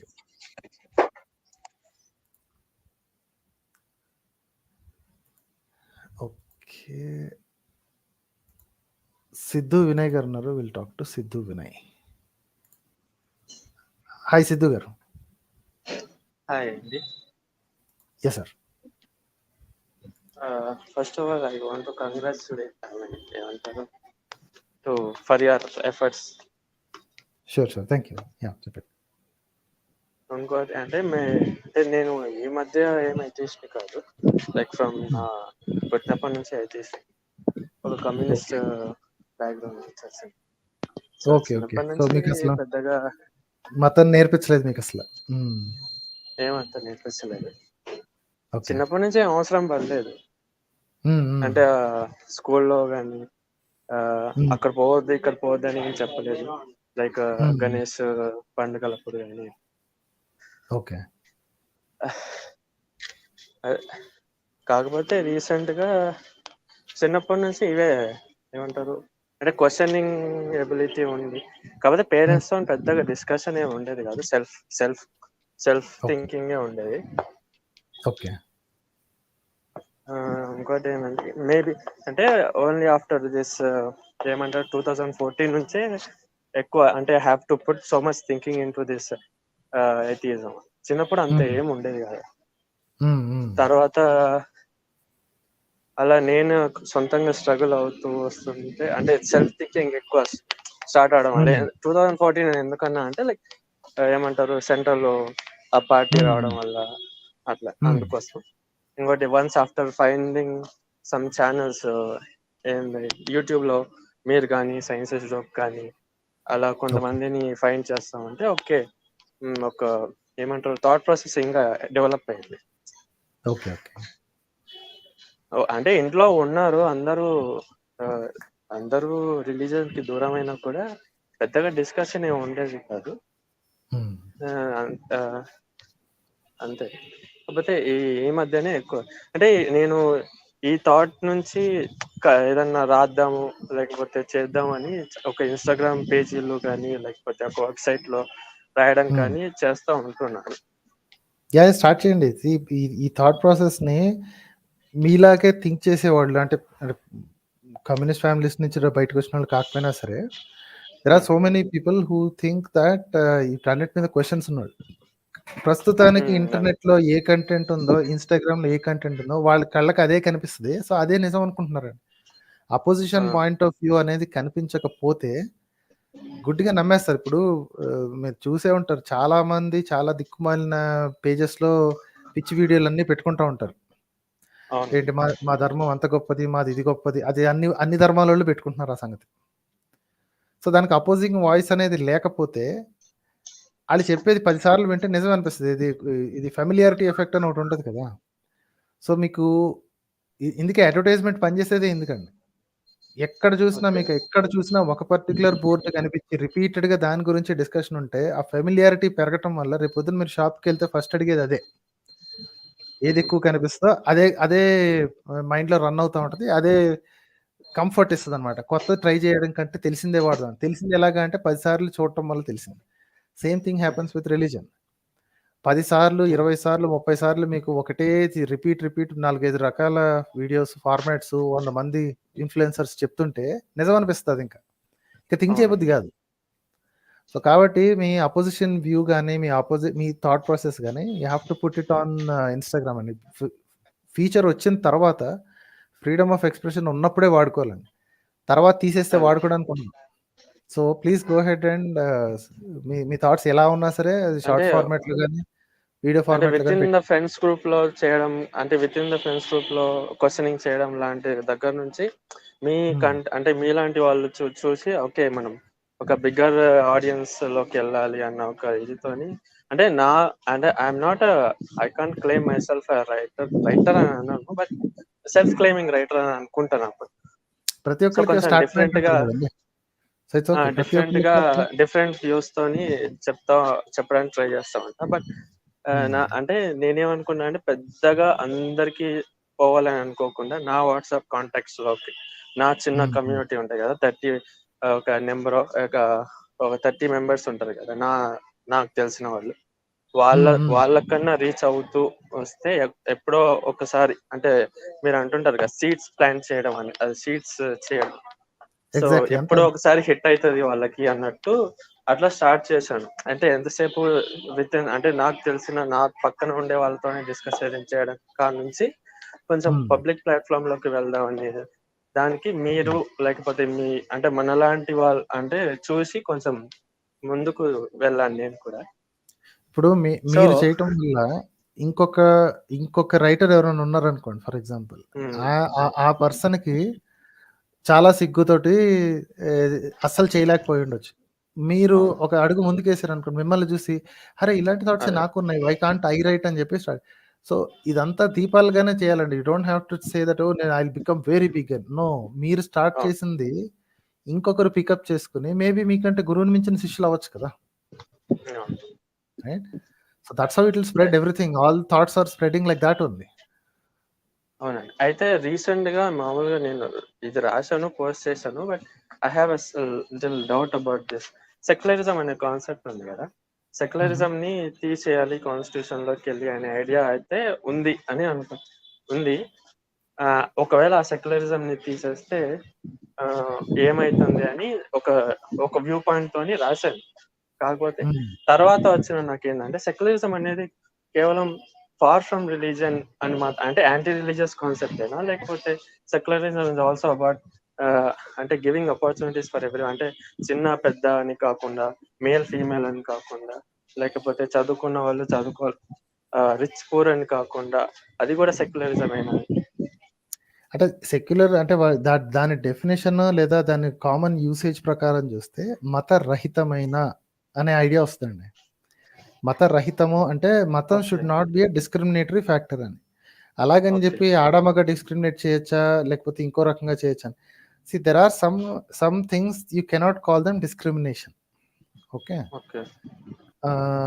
ఎలా అంటే పిల్లలు కంటం అనేది ఒక జెండర్ వల్లనే అవుతుంది. You cannot ask the other person to do it because it's biologically not possible. నువ్వు డిఫరెన్షియేషన్ చూపిస్తున్నావు అంటానికి లేదు, రైట్? మనుషులు తయారు చేసుకున్న చట్టాల్లో దానికి ఈక్వాలిటీ కావాలి అనటం సెక్యులరిజం యొక్క mindset. The first principle సెక్యులరిజంకి ఏంటి అంటే మతరహితం. మతానికి అగైనెస్ట్ కాదండి. You have to be very very careful about it. మతానికి అగైనెస్ట్ కాదు సెక్యులర్ అనే వర్డ్ కానీ థాట్ ప్రాసెస్ కానీ. It's not against religion. Many religious people are seculars. Okay, వాళ్ళ ఉద్దేశం ఏంటి అంటే మతం is a private matter or at best it is a matter of a very small set of groups.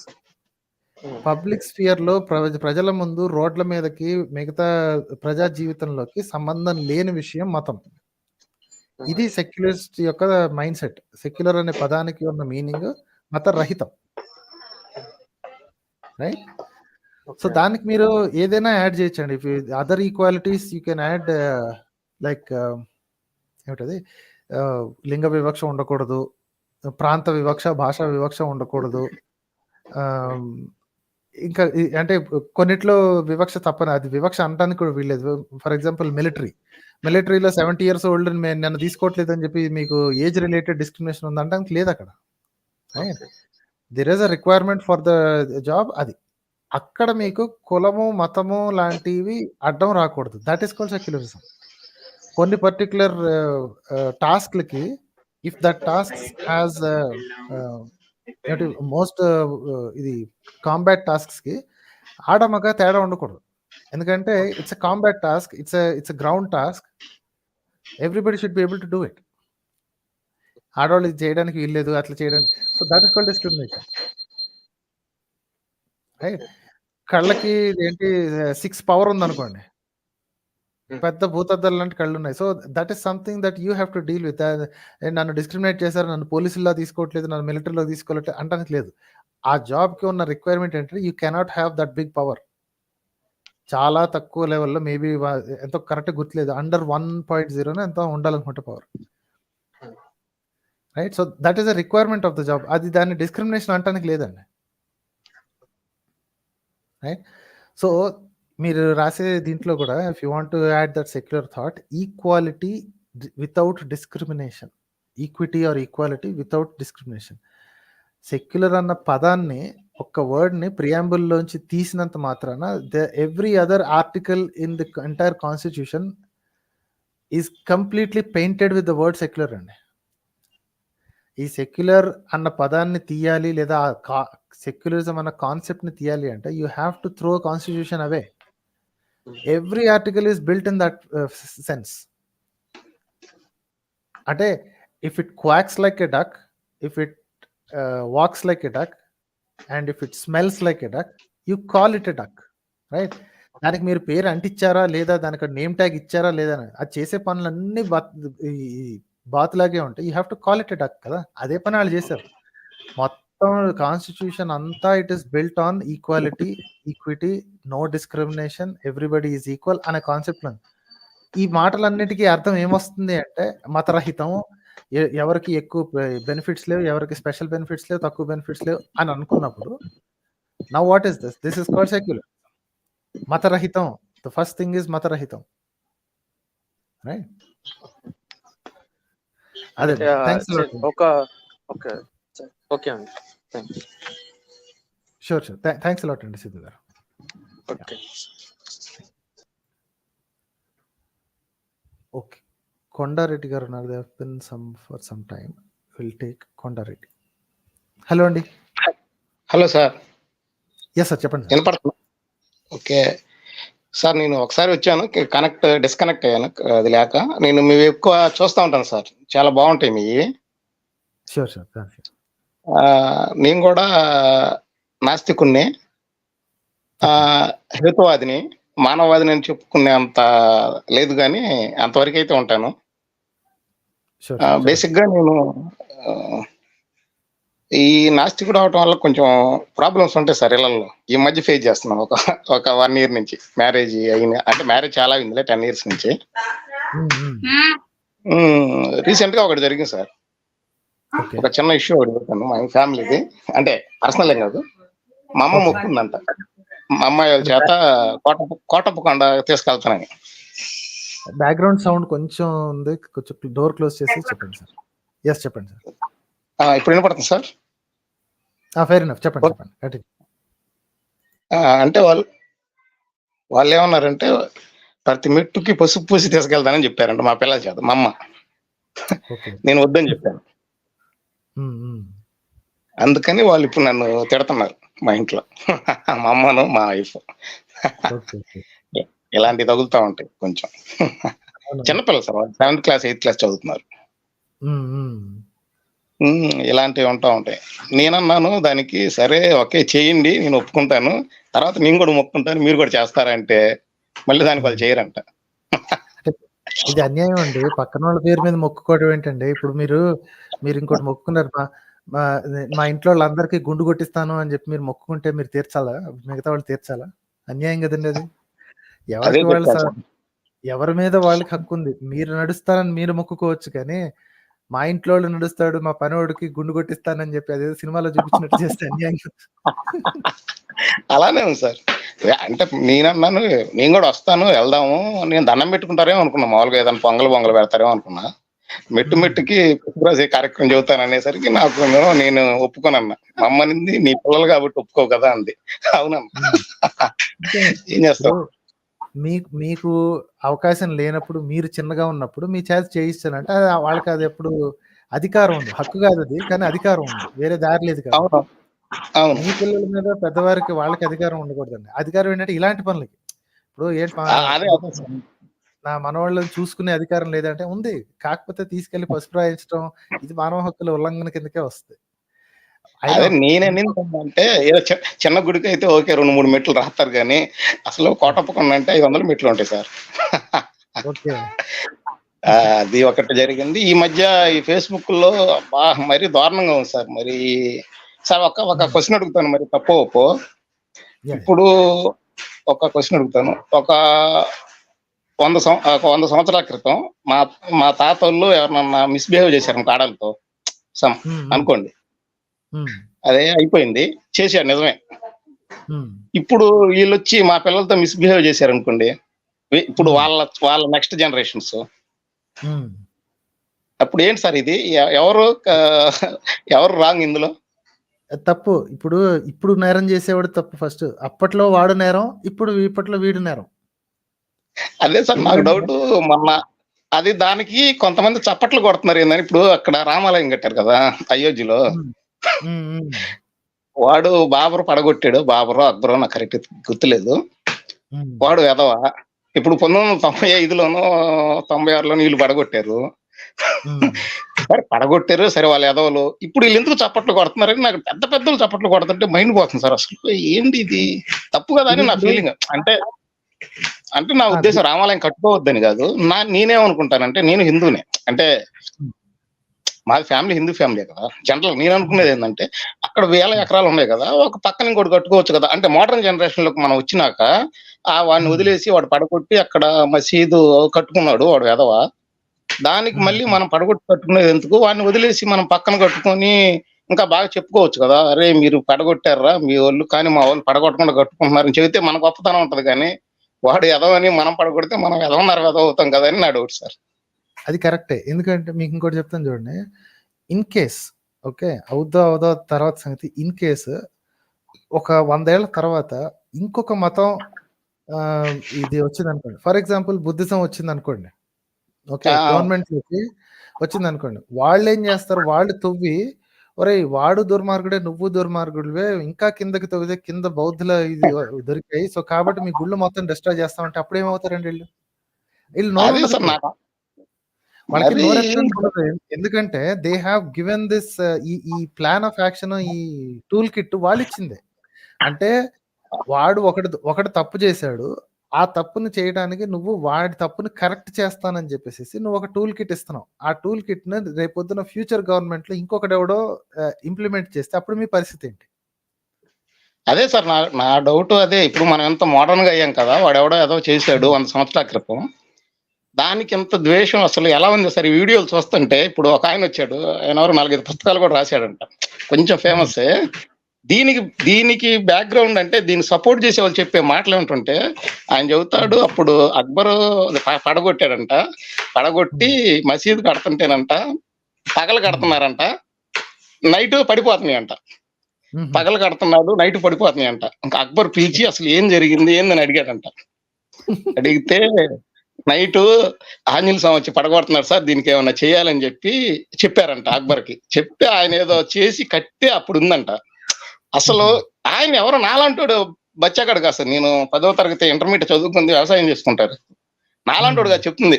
ఆయన famous, ఆయన మామూలు పెద్ద మెయిన్ స్ట్రీమ్ దీంట్లో ఇంటర్వ్యూలు కూడా ఇస్తా ఉంటాడు. పేరు మర్చిపోయా బేసిక్ గా, కొంచెం ముసలాయన. నేను కింద ఏమని పెట్టానంటే, అంటే అక్బర్ని చూసి హనుమంతుడు కూడా భయపడ్డా, రాత్రిపూట ఎందుకు పగలే వచ్చి పడగొట్టుకోవచ్చు కదా అని పెట్టాను. అంతకంటే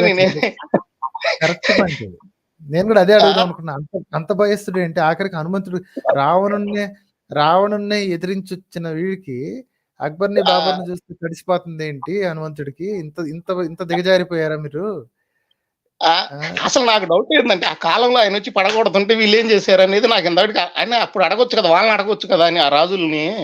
అదే తిరిగి కడుతుంటే, మసీదు కడుతుంటే కొట్టడానికి వచ్చినోడు రామాలయం పగిలిపోతుంటే హనుమంతుడు ఏం చేస్తున్నట్టు? అసలు మరి ఎంత ఇది ఏమంటారు, ద్వేషాన్ని పెంచుతున్నారు సార్. మరి అంటే ఇది అంటే అప్పుడెప్పుడు మన బాబు గారి ఇంటర్వ్యూ చూసాను, అదే గోగినేని గారి బాబు గోగినేనివి. ఆయన చెప్పేవాడు అది రాజ్యానికి ఏమంటారు, మతానికి రాజ్యం తోడైతే విపరీతంగా ఉంటది, అది తోడవకూడదని. ఆ రెండు వేరు అండి, కరెక్టే. కాకపోతే వీళ్ళకి పవర్ కావాలంటే అక్కడి నుంచే మొదలు పెట్టాలి కాబట్టి దే స్టార్టెడ్ అస్. నాకు ఇప్పుడు నిజం అనిపిస్తుంది. ఇప్పుడు మా రాజ్యానికి మతాన్ని సపోర్ట్ చేసుకొని, అదే మతానికి రాజ్యాన్ని సపోర్ట్ చేసుకొని అసలు చాలా మంది చెబుతున్నారు సార్. ఒక్కొక్కడు వస్తాడు అసలు మర్చిపోయా, మొన్న మెయిన్ స్ట్రీమ్ సాక్షి పేపర్ లో కూడా చిన్న కాలం రాశారు ఒకటి, ఇప్పుడు 1 month బ్యాక్. రాముడి కళ్ళు అంట బంగారపు ఉలితో చెక్కారంట. నాకు అట్లా అది ఎంతవరకు పాసిబుల్ అని నేను మా వాళ్ళతో డిస్కషన్ పెట్టి, మా ఫ్రెండ్స్ తో. ఫస్ట్ థింగ్ అట్లాంటిది కుదరదు. ఎందుకంటే అదేంటి, అది గోల్డ్ కి మాల్యబిలిటీ అండ్ డక్టిలిటీ చాలా ఎక్కువ. అది ఓకే, అది ఈజీగా వంగిపోద్ది, ఈజీగా చేస్తుంది. Pure gold is always like that. దాన్ని మీరు అలాయిస్ తో కలిపి మీరు దాన్ని ఏమన్నా చేయొచ్చేమో, కానీ ఆర్నమెంట్ ప్యూర్ గోల్డ్ కాదు కదండి. ప్యూర్ గోల్డ్ ఎప్పుడు అవును. అది నేను అనేది ఏంటంటే, ఇప్పుడు ఉల్లి అంటే దాదాపు 1 kg ఉంటది. నేను నా డిస్కషన్ జరిగింది, 1 kgలో 100 గ్రాములు ఇనుము కలిపితే దాన్ని బంగారం అంటారు, కానీ 950 గ్రాములు ఇనుములో 50 గ్రాములు బంగారం ఉంటుంది, బంగారు పులి అంటారు నాయన. మీరు చెప్పొద్దు, బంగారానికి కళ్ళు ఎట్ట చెప్తారు, రాయిని పగలగొట్టలేదు బంగారం అని చెప్తాను నేను. వెండి మళ్ళీ వాడిన సుత్తి కూడా వెండి సుత్తి అంట. అన్ని ఆ శిల్పి చెప్పాడని మెయిన్ స్ట్రీమ్ మామూలుగా సాక్షి పేపర్లో రాస్తే అసలు ఏంది చిన్న కాలమే రాశారు, ఎక్కడో చిన్నది. అంటే నేను అనేది ఏంటంటే జరుగుతున్న అబద్ధాలు కూడా ఎలా చెప్తున్నారు చూడండి. మతం కోసం ఇది ఒకటి ఉంది. నేనంటే మా వాళ్ళందరూ నువ్వు ఎటకారం చేస్తావురా మమ్మల్ని అంటా ఉంటారు. బేసిక్ నా మాటలు ఎట్లా ఉంటాయో మరి నాకు తెలియదు. అడిగితే ఇలాంటి మూర్ఖత్వాన్ని నమ్మే వాళ్ళకి ఇప్పుడు ఊరికే దండం పెట్టుకునే వాళ్ళు మనం ఏం కెలకక్కర్లేదు, కానీ మా ఫ్రెండ్స్ మేము కూడా అదే కదా. అవునవును, దండం పెట్టుకోవచ్చు. అందరూ ఉన్నారు, ముస్లిమ్స్ ఉన్నారు, మా ఫ్రెండ్స్, మా పల్లెటూరులండి బేసిక్ గా. మామూలుగా అందరూ ఉంటాం, మేము కలిసే ఉంటాం. డిస్కషన్ ఇప్పుడన్నా అనుకుంటా ఉంటాం, జరిగినప్పుడు ఇలాంటి చెబుతూ ఉంటారు. రాత్రి డిస్కషన్ కూడా జరిగింది. ఏంది అంటే జనరల్ గా ఇది పొలిటికల్ గా వచ్చింది, వాళ్ళని పొలిటికల్ గా తీసుకొచ్చారు మోడీని. అంటే అందరం ఒకటే ఫ్రెండ్స్ లేండి. ఏం చేస్తారు మీ మోడీ అంటే యశ్వ గురు అవుతానన్నాడు. మా మైండ్ పోయింది సార్. ఈసారి వెళ్తే ఏమైద్దని అడిగాను. అంటే జనరల్ గా ఏం చేస్తారు డిస్కషన్ లో అంటే పొలిటికల్ వేరే విషయం అనుకోండి. యశ్వ గురు అవుతారంటే యశ్వ గురు అంటే ఏంది, ఏం చేస్తారని అడిగాను సార్. ప్రపంచానికి పాఠాలు చెబుతాడు అన్నాడు. ఏం పాఠాలు? A+B² సూత్రం మీకు తెలియదు కదా ఇప్పుడు దాకా. వాళ్ళ దగ్గర నుంచి నువ్వు A+B² సూత్రం తెలుసుకుని నువ్వు వాళ్ళకేం పాఠాలు చెబుతావు అన్నా నేను. అయిగా చెప్పేది మంచి చెబుతాము, ప్రపంచం మొత్తానికి మంచి చెప్పే నాయకుడు అవుతాడు అంటే బేసిక్ గా మనకు డిస్కస్ చేయకూడదు పొలిటికల్ కాబట్టి. అంటే వాళ్ళు చెప్పే విధానం అసలు ఏమో నాకేం అర్థం కావట్లేదు సార్. మొన్న మా ఊరి గుడికి రామాలయం, అది ఆ ఊరి నుంచి తలంబరాలు వచ్చినాయి అంటే మా ఇంటికి వచ్చినాయి సార్. తలంబరాలు ఒక ఇన్విటేషన్ రమ్మని వచ్చినాయి. నేను తీసి డస్ట్బిన్ లో వేసా. మర్చిపోయి దీనికి సంబంధించి ఇంకోటి కూడా జరిగింది. ఆ రోజు మా ఫ్యామిలీలో ఈ అమ్మాయి ఆ రోజు గుడి ఓపెనింగ్ రోజు బయట దీపాలు పెడతానంది. అప్పుడు అంటే బేసిక్ గా నేనేం డిస్టర్బ్ చేయను. మా ఊర్లో మా ఇంట్లో ఎప్పుడు పూజలు చేసుకుంటానే ఉంటారు. నేను నాస్తికున్నైనా ఆమె చేసుకుంటాను సార్, నాకేం ఇబ్బంది లేదు కదా సార్. నువ్వు దీనికి పెట్టొద్దు, మన రామాలయం ఉంది ఇక్కడ, అక్కడికి వెళ్ళి పెట్టుకో, దీనికి పెట్టొద్దు అని చెప్పాను. ఒక చిన్న గొడవ అయింది ఆ రోజు, బాగా పెద్ద గొడవ అయింది. నీకేమైంది అసలు, ఏంది రాముడి గుడి అంటే అంది. నువ్వు మన రాముడి గుడి ఉంది పెట్టుకో, మా ఊర్లో రామాలయం ఉంది, దీనికి మాత్రం పెట్టొద్దని. ఇది ఒక్కటే మాత్రం నా జీవితంలో బాగా ఖండించింది ఒక్కటే సార్. ఐ మీన్ బాగా అంటే మా వైఫ్ ని నాకు నచ్చలా, అది కట్టే విధానం నచ్చలా, అందుకని నాకు బాధ కలిగించేది ఏంటంటే, మీరు చూసారో లేదో ఈ దేవుడి విగ్రహం ఇప్పుడు ఈ రామాలయంలో కొత్తగా కట్టిన దాంట్లో, అయోధ్యలో కట్టిన దాంట్లో వీడియోలు ఫోటోలు మా గొప్పగా తీసుకోవచ్చు, మొత్తం లోపల ఏంటి డైరెక్ట్ విగ్రహానికి కూడా తీసుకోవచ్చు. కానీ వెంకటేశ్వర స్వామికి తీయనివ్వరు, ఇంకా చాలా చాలా గుళ్ళకి తీయనివ్వరు, లోపల ఉన్న గర్భగుడి లోపల ఉన్నవాడికి తీయనివ్వరు. ఎందువలన చేత అంటే ఇవి వీళ్ళు కట్టుకున్నవి తీయని ఫోటో తీయనకుండా లోపల ఇది ఆచ్ఛాదనలో అలంకారాలు లేకుండా తీయటానికి ఒప్పుకోనివన్నీ కూడా కబ్జా చేసిన గుళ్ళు అని నా ఉద్దేశం అన్నమాట. లేకపోతే రూల్ పెట్టాల్సిన అవసరం లేదు కదండి. ఫోటోలు నాటలోడని అప్పుడు స్టార్టింగ్ లో తిరుపతిలో ఈ రూల్ అంటే అవునులేండి, అప్పుడంటే సెక్యూరిటీ ప్రాబ్లం ఉంది. ఇప్పుడు అంతా సెక్యూరిటీ టైట్ అయింది కదా, అన్ని టెక్నాలజీ మన దగ్గర కూడా ఉంది. ఇప్పుడు అసలు కొండ దగ్గరికి కూడా మీరు ఇవన్నీ వేసుకుని పోలేరండి. There are so many protection measures. ఇంకా గుడి దగ్గరికి ఏముంది, కొండ దగ్గరికి వెళ్తే కష్టం. సో అవునవును, దీని గురించి కూడా ఒక డిస్కషన్ జరిగింది మా ఫ్రెండ్స్ తో. పోనీ జనాలని ఫోటో వీడియో తీసుకోవద్దు, మీరు అందరు ప్రతిదానికి కెమెరా అడ్డు పెట్టేసేసి పాడు చేస్తారు. పోనీ వాళ్ళే డైరెక్ట్ గా దాన్ని ఏమంటారు ఇవన్నీ చేయొచ్చు కదా, చెయ్యరు. ఓన్లీ రాముడు మాత్రం చేస్తారు, ఎందుకంటే ఇది రాముడు వాళ్ళు చేయించుకున్నారు కాబట్టి. ఆ ముందుది ఏంటంటే వాళ్ళు కబ్జా చేసుకున్నారు కాబట్టి. ఇది నా థియరీ. దీనికి చాలా మంది చాలా నొచ్చుకుంటారు కానీ, but probably this is what it is. ఏ ఫోటోలు అయితే వద్దంటారు, ఏది ఏంటి ఆచ్ఛాదన లేకుండా ఓన్లీ రాయితో చెక్కబడిన ఒరిజినల్ విగ్రహాన్ని ఫోటో తీయడానికి ఎవరైతే ఒప్పుకోరో దోస్ ఆర్ ఆల్ స్టోలెన్ అని. ఎందుకంటే పెట్టాల్సిన అవసరం లేదు. ఇప్పుడు ఏముంది, అందరూ వచ్చి చూసారు. అవునవును, నేను అదే అన్నారు. తిరుపతి గురించి డిస్కషన్ జరిగితే వెంకటేశ్వర స్వామి అక్కడ కనిపించడు కదా. నేను 2 సార్లు వెళ్ళాను సార్, నాకు ఎప్పుడు కనిపించలేదు వెంకటేశ్వర స్వామి. వాస్తవంగా నేను లోపల ఒక లైట్ పెట్టొచ్చు కదా, ఏమైంది భక్తులకే కోసమే కదా, వెంకటేశ్వర స్వామి కనిపించడానికే కదా, లైట్ పెట్టొచ్చు కదా అని అడిగా. మరి వాళ్ళ లైట్ కి అది ఆగమ శాస్త్రం ఏదో చెప్తారు, అంటే జనరల్ మా డిస్కషన్లు అండి ఇవన్నీ. అలా ఉంటే వాళ్ళవి మరి ఎంతో వాళ్ళ ఇష్టం, మనం ఏం చేయలేము.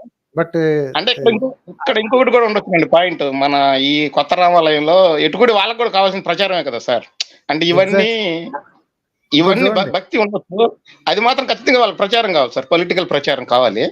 ఇప్పుడు డబ్బులు కావాలండి. సౌత్ ఇండియాకి తిరుపతి ఉంది, ఓకే, ప్లస్ తమిళనాడు నిండా పెద్ద పెద్ద గుళ్ళు ఉన్నాయి, కేరళ నిండా పెద్ద పెద్ద గుళ్ళు ఉన్నాయి, కర్ణాటక నిండా బోల్డ్ అన్ని ఆర్కిటెక్చరల్ వండర్స్ ఉన్నాయి. పైన వాళ్ళకి ఉన్నాయి, కానీ వేరే వాళ్ళకి కూడా తిరుపతి లాంటి ఒక భారీ ప్రాజెక్ట్ ఒకటి కావాల్సి వచ్చింది, అందుకు కట్టుకుంటారు. అవును సార్, ఇది ఖచ్చితంగా తిరుపతిని బీట్ చేసిద్ది, అంత పబ్లిసిటీ ఉంది దీనికి, జనం కూడా అంత ఏకరగా ఉన్నారు సార్ చూద్దామని. చూద్దాం, ఒకసారి చూసొస్తారండి. అది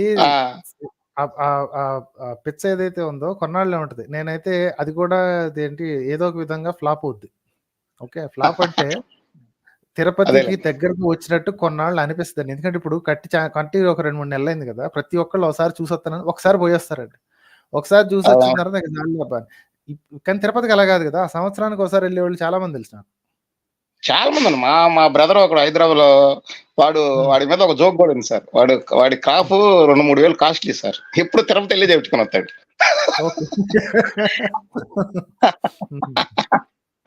అన్ని జోకులు వేస్తా ఉంటాం మేము, ఇట్లా జనరల్ గా డిస్కషన్ జరుగుతూ ఉంటాయి. మొన్న ఒక ఆయన అడిగాడు సార్, మా ఫ్రెండ్ టీచర్, ఆయన తిరుపతి అయోధ్యలో వద్దామా అన్నాడు. అంటే నేను ఇదే ఇందాక మిమ్మల్ని అడిగితే మా తాత వాళ్ళు చేశారు, మీరు చేశారు, అదే చెప్పాను అతనికి కూడా. వెళ్తావు నువ్వు ఇల్లు అట్ట అయితే అని. అంటే అలా తప్పు కదా అలా కట్టడం, దానికి మనం ఎంకరేజ్ చేయకూడదు కదా అని నాకు అంటే ఆయన అప్పుడు ఇంత క్లారిటీగా చెప్పావు నువ్వు, అయితే నేను కూడా వెళ్ళనులే అన్నాడు. సరే, అది వేరే విషయం, మనకు తెలీదు, ఆయన పర్సనల్, అది వెళ్ళొచ్చు అంటే నేను అలా చెప్తా ఉంటాను వేరుగా. నాకెందుకు అది ఇబ్బంది అనిపించింది.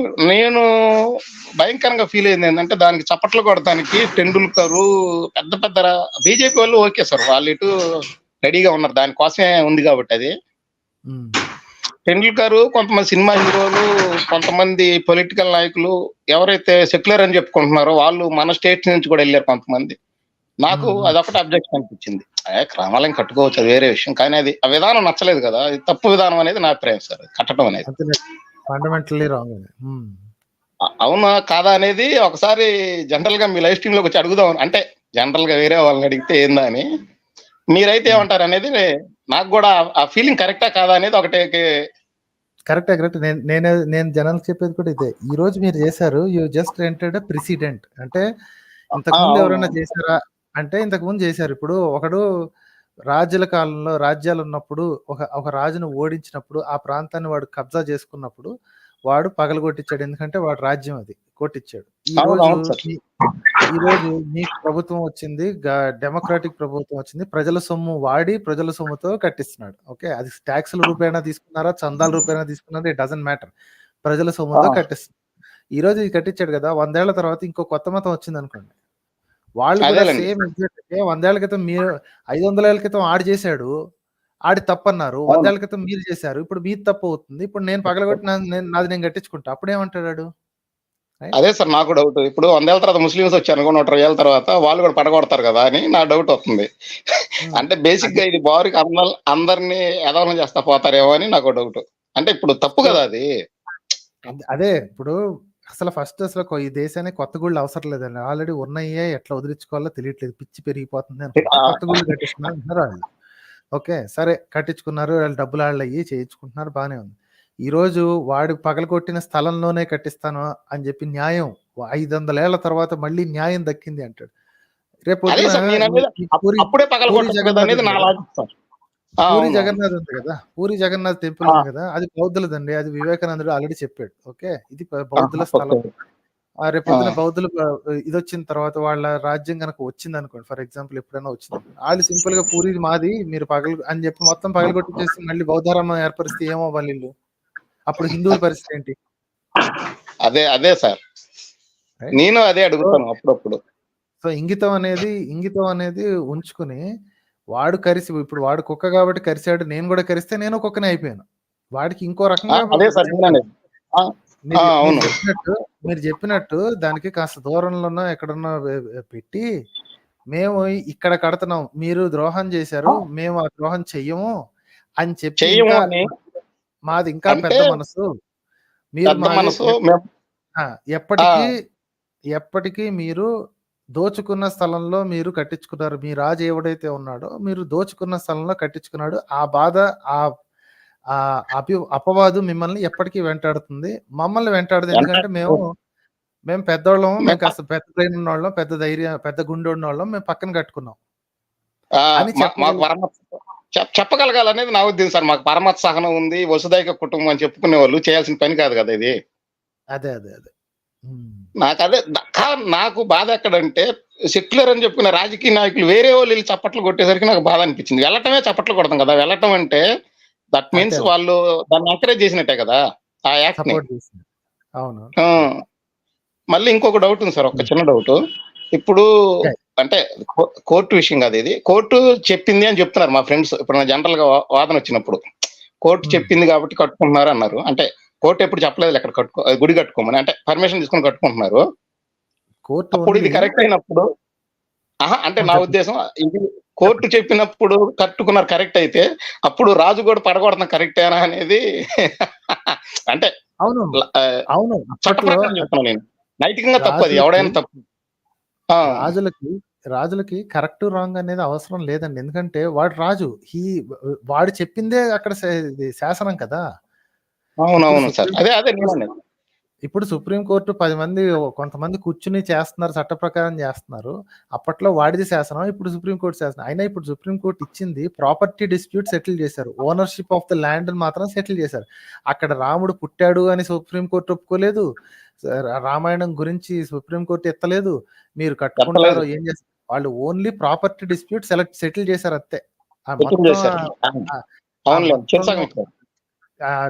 జడ్జిమెంట్ మొత్తం చదివితే ఇక్కడ రాముడు పుట్టాడని చెప్పి ఒప్పుకున్నది లేదు.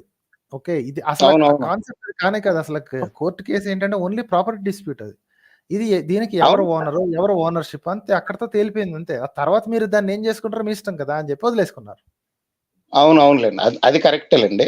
అంటే మాకు మధ్య జరుగుతున్నప్పుడు వాళ్ళు అట్ట అంటా ఉంటే నేను అనేది ఏంటంటే ఇప్పుడు కోర్టు చెప్పింది చట్టం కాబట్టి, అప్పుడు రాజు చెప్పింది చట్టం కాబట్టి వాడు చేసింది కరెక్టే కదా అని అన్నాను అనుకోండి, ఫీల్ అవుతారు వీళ్ళు. అదేలేండి. అలా ఇప్పుడు ఓకే, ఇంకొక విషయం ఫైనల్ ఒకటి అడుగుతాను సార్. హలో, ఇప్పుడు ఇదివరకు రాజుల కాలంలో రాజులు గెలిచారు అనుకోండి, రాజులు గెలిస్తే వీళ్ళు గెలిచిన వాళ్ళు ఓడిపోయిన వాళ్ళ ఆడవాళ్ళని కూడా అంటే ఐ మీన్ వాళ్ళని బానిసలుగా మార్చుకుంటారు, అది కరెక్టేనా? అంటే కొన్ని చోట్ల జరిగిందండి అది. ఓకే, మోస్ట్లీ ఏంటంటే ఇప్పుడు ఈ మిడిల్ ఈస్ట్ ప్రాంతంలో, ఈ అరేబియా ప్రాంతంలో నిజంగానే అట్లాంటివి జరిగాయి. ఈ ఇస్లాం రైజ్ అయిందే అందుకండి. వాళ్ళకి గొడవలు ఉన్నాయి, ఆ గ్రూప్ వాళ్ళకి, ఆ కబీలా వాళ్ళకి, ఈ కబీలా వాళ్ళకి గొడవలు ఉన్నాయి. వాళ్ళ దగ్గర ఎక్కువ సామాన్ ఉంది, వాళ్ళ దగ్గర స్త్రీలు ఉన్నారు. సో కాబట్టి వీళ్ళు ఏంటంటే కొల్లగొట్టుకుని వాళ్ళ స్త్రీలను, మగవాళ్ళని చంపేసి స్త్రీలను తెచ్చేసుకునేవాళ్ళు. సో అలాగే ఇండియాలో కూడా జరిగాయండి. కాకపోతే ఏంటి అంటే మా స్కేల్లో విపరీతంగా జరిగాయని చెప్పుకోవడానికి లేదు. అది మనకే వీళ్ళ శాసనాల్లో వాటిలో ఎక్కువగా దొరకవు. వాళ్ళ గుళ్ళు వీళ్ళ గుళ్ళు కొట్టేసుకున్నారు. హిందువులే అప్పట్లో హిందువులు అనేది లేదు కదా. ఇందాక నేను శివపురాణంలో చెప్పినట్టు ప్రతిదీ ఒక దర్శనం, లేకపోతే ప్రతిదీ ఒక దీక్ష.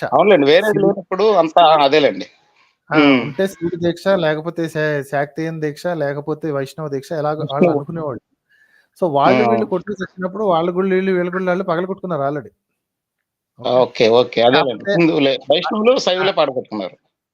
కాకపోతే ఆ గొడవల్లో మరి స్త్రీలని ఎత్తుకెళ్లారు అనేది అయితే నాకు కనపడలేదు. ఎందుకంటే వాళ్ళ పుస్తకాల్లో ఎక్కడ కూడా ఇలా చెయ్యొచ్చు అని క్లియర్ గా ఇండికేషన్ లేదు. కానీ ఇస్లాం, క్రిస్టియానిటీలో ఆ ఇండికేషన్ ఉంది, వాళ్ళ పుస్తకాల్లో రాసింది. మీరు పక్కన వాళ్ళ దాన్ని తీసుకుని స్త్రీలను ఉంచుకోండి మీ దగ్గర. స్త్రీలు మీకు పక్కన వాళ్ళ స్త్రీలు అంటే నమ్మని వాళ్ళ స్త్రీలు మీ సొంతం, మీరు ఏమైనా చేసుకోవచ్చు అని వాళ్ళ పుస్తకాలు రాసింది. వీళ్ళ పుస్తకాల్లో రాసిలేదు. రాసి లేనంత మాత్రాన జరగలేదు అని చెప్పడానికి లేదు. ఎందుకంటే చరిత్ర అనేది పుస్తకాల ఆధారంగా, ఈ మత గ్రంథాల గురించి కాదులేండి, జనరల్ గా రాజుల కాలంలో జరిగినాయి అని, ఓడిపోయిన వాళ్ళు, అది గెలిచిన వాళ్ళు, ఓడిపోయిన వాళ్ళు.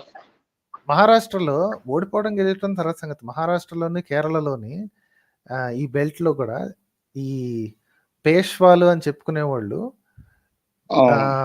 ఇతర కులస్తుల్ని, అంటే తక్కువ కులస్తులు అనుకునే వాళ్ళని, వాళ్ళ స్త్రీలని దారుణంగా ఇలాంటి అఘాయిత్యాలన్నీ చేసేవాళ్ళండి. అది వాళ్ళ పుస్తకాల్లో వాళ్ళ చరిత్రలను రాసుకున్నారు. ఓకే, అదేలేండి, చేశారండి రాసుకున్నారు. సో అది రాజుల మధ్యలో కాదు, ఆడు ఆ ఓనర్, ఆ ఏరియాకి ఓనర్ అనేవాడు ఇక స్త్రీలందరూ వాళ్ళ సొంతం అన్నమాట. అదేలేండి. ఓకే సార్, రైట్ అండి. అయితే థ్యాంక్స్ అలాట్ అండి. Thank you sir.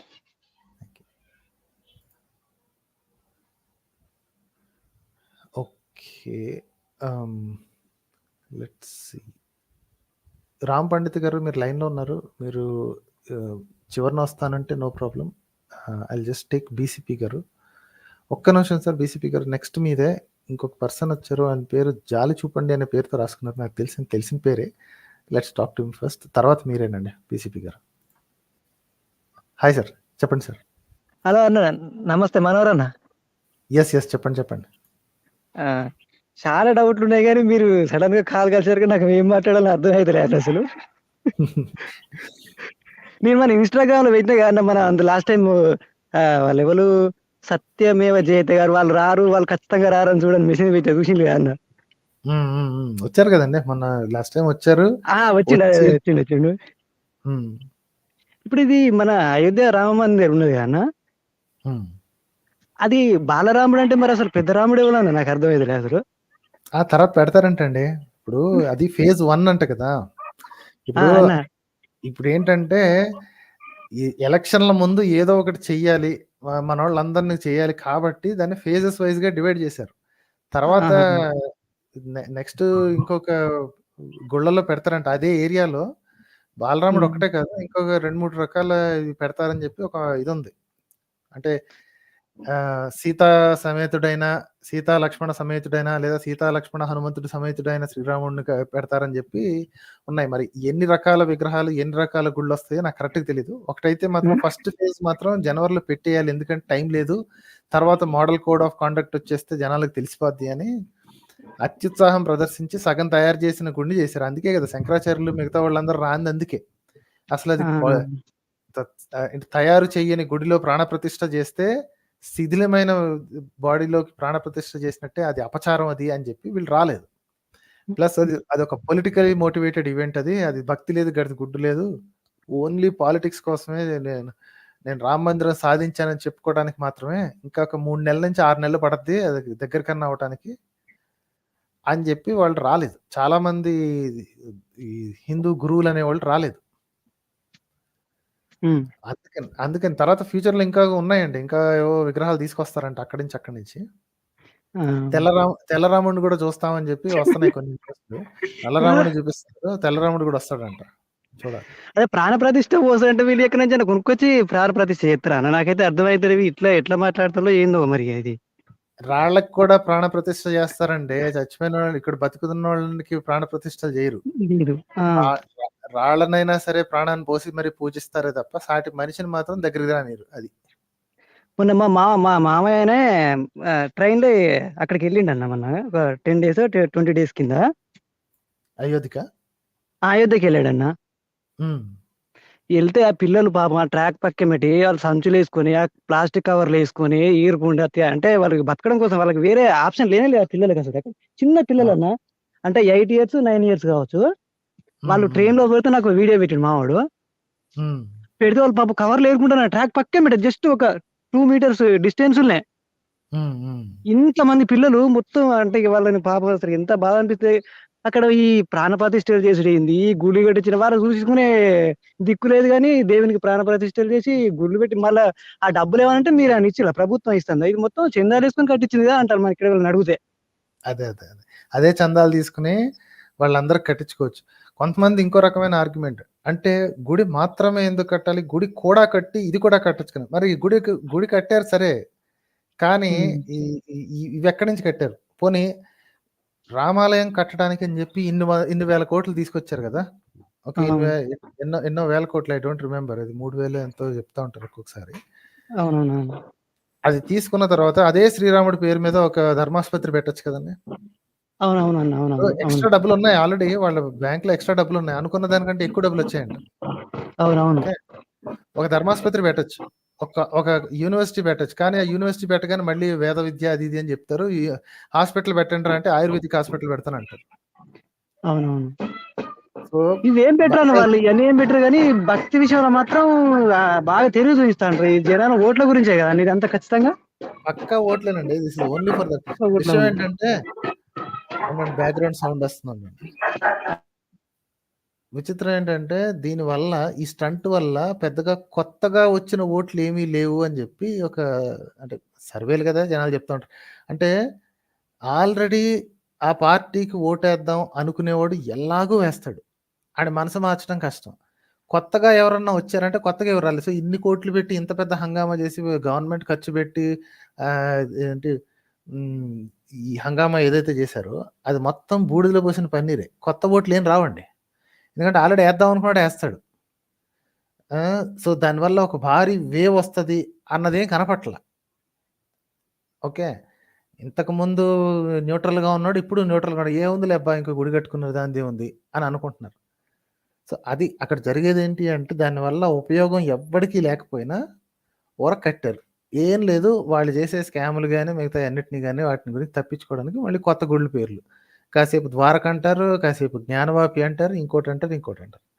వాడెవడో ఒక తిక్కలోడు ఒక పని చేసేసి ఒకటి పగలగొడి కడితే, ఇప్పుడు వీడు మళ్ళీ అదే తిక్కలోడు ఇంకో పని చేస్తాడు. పెద్ద మనసు చేసుకుంటాము అంటే, పెద్ద మనసు మేమెందుకు చేసుకోవాలి, వాళ్ళు ఎందుకు చేసుకున్నారు, వాళ్ళు అలాగే తెచ్చారు.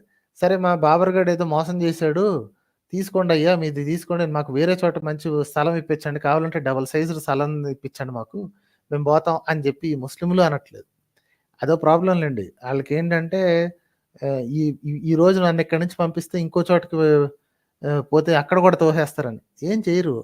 ఇప్పుడున్న గవర్నమెంట్ దగ్గర నుంచి మేము ఈ ఏరియాని ఖాళీ చేస్తాం, ఇదేదో మా వాడు ఒక గుడిని కూలగొట్టి చేశాడు క్లియర్గా కనిపిస్తుంది, సో కాబట్టి మాకు ఇంకో దూరంగా ఇంకో స్థలం ఇవ్వండి, ఆ స్థలంలో దీనికి డబల్ సైజ్ స్థలం కావాలి, మేము కట్టుకుంటాం, మా మసీదు ఎట్లాంటిదో మేము కట్టుకుంటాం అని వీళ్ళు అడగచ్చు, వాళ్ళన్నా అనొచ్చు. ఇద్దరు కావాలని చెప్పి పంతం బట్టి కూర్చున్నారు. మత రాజకీయాలు అంటే ఇలాగే ఉంటాయండి.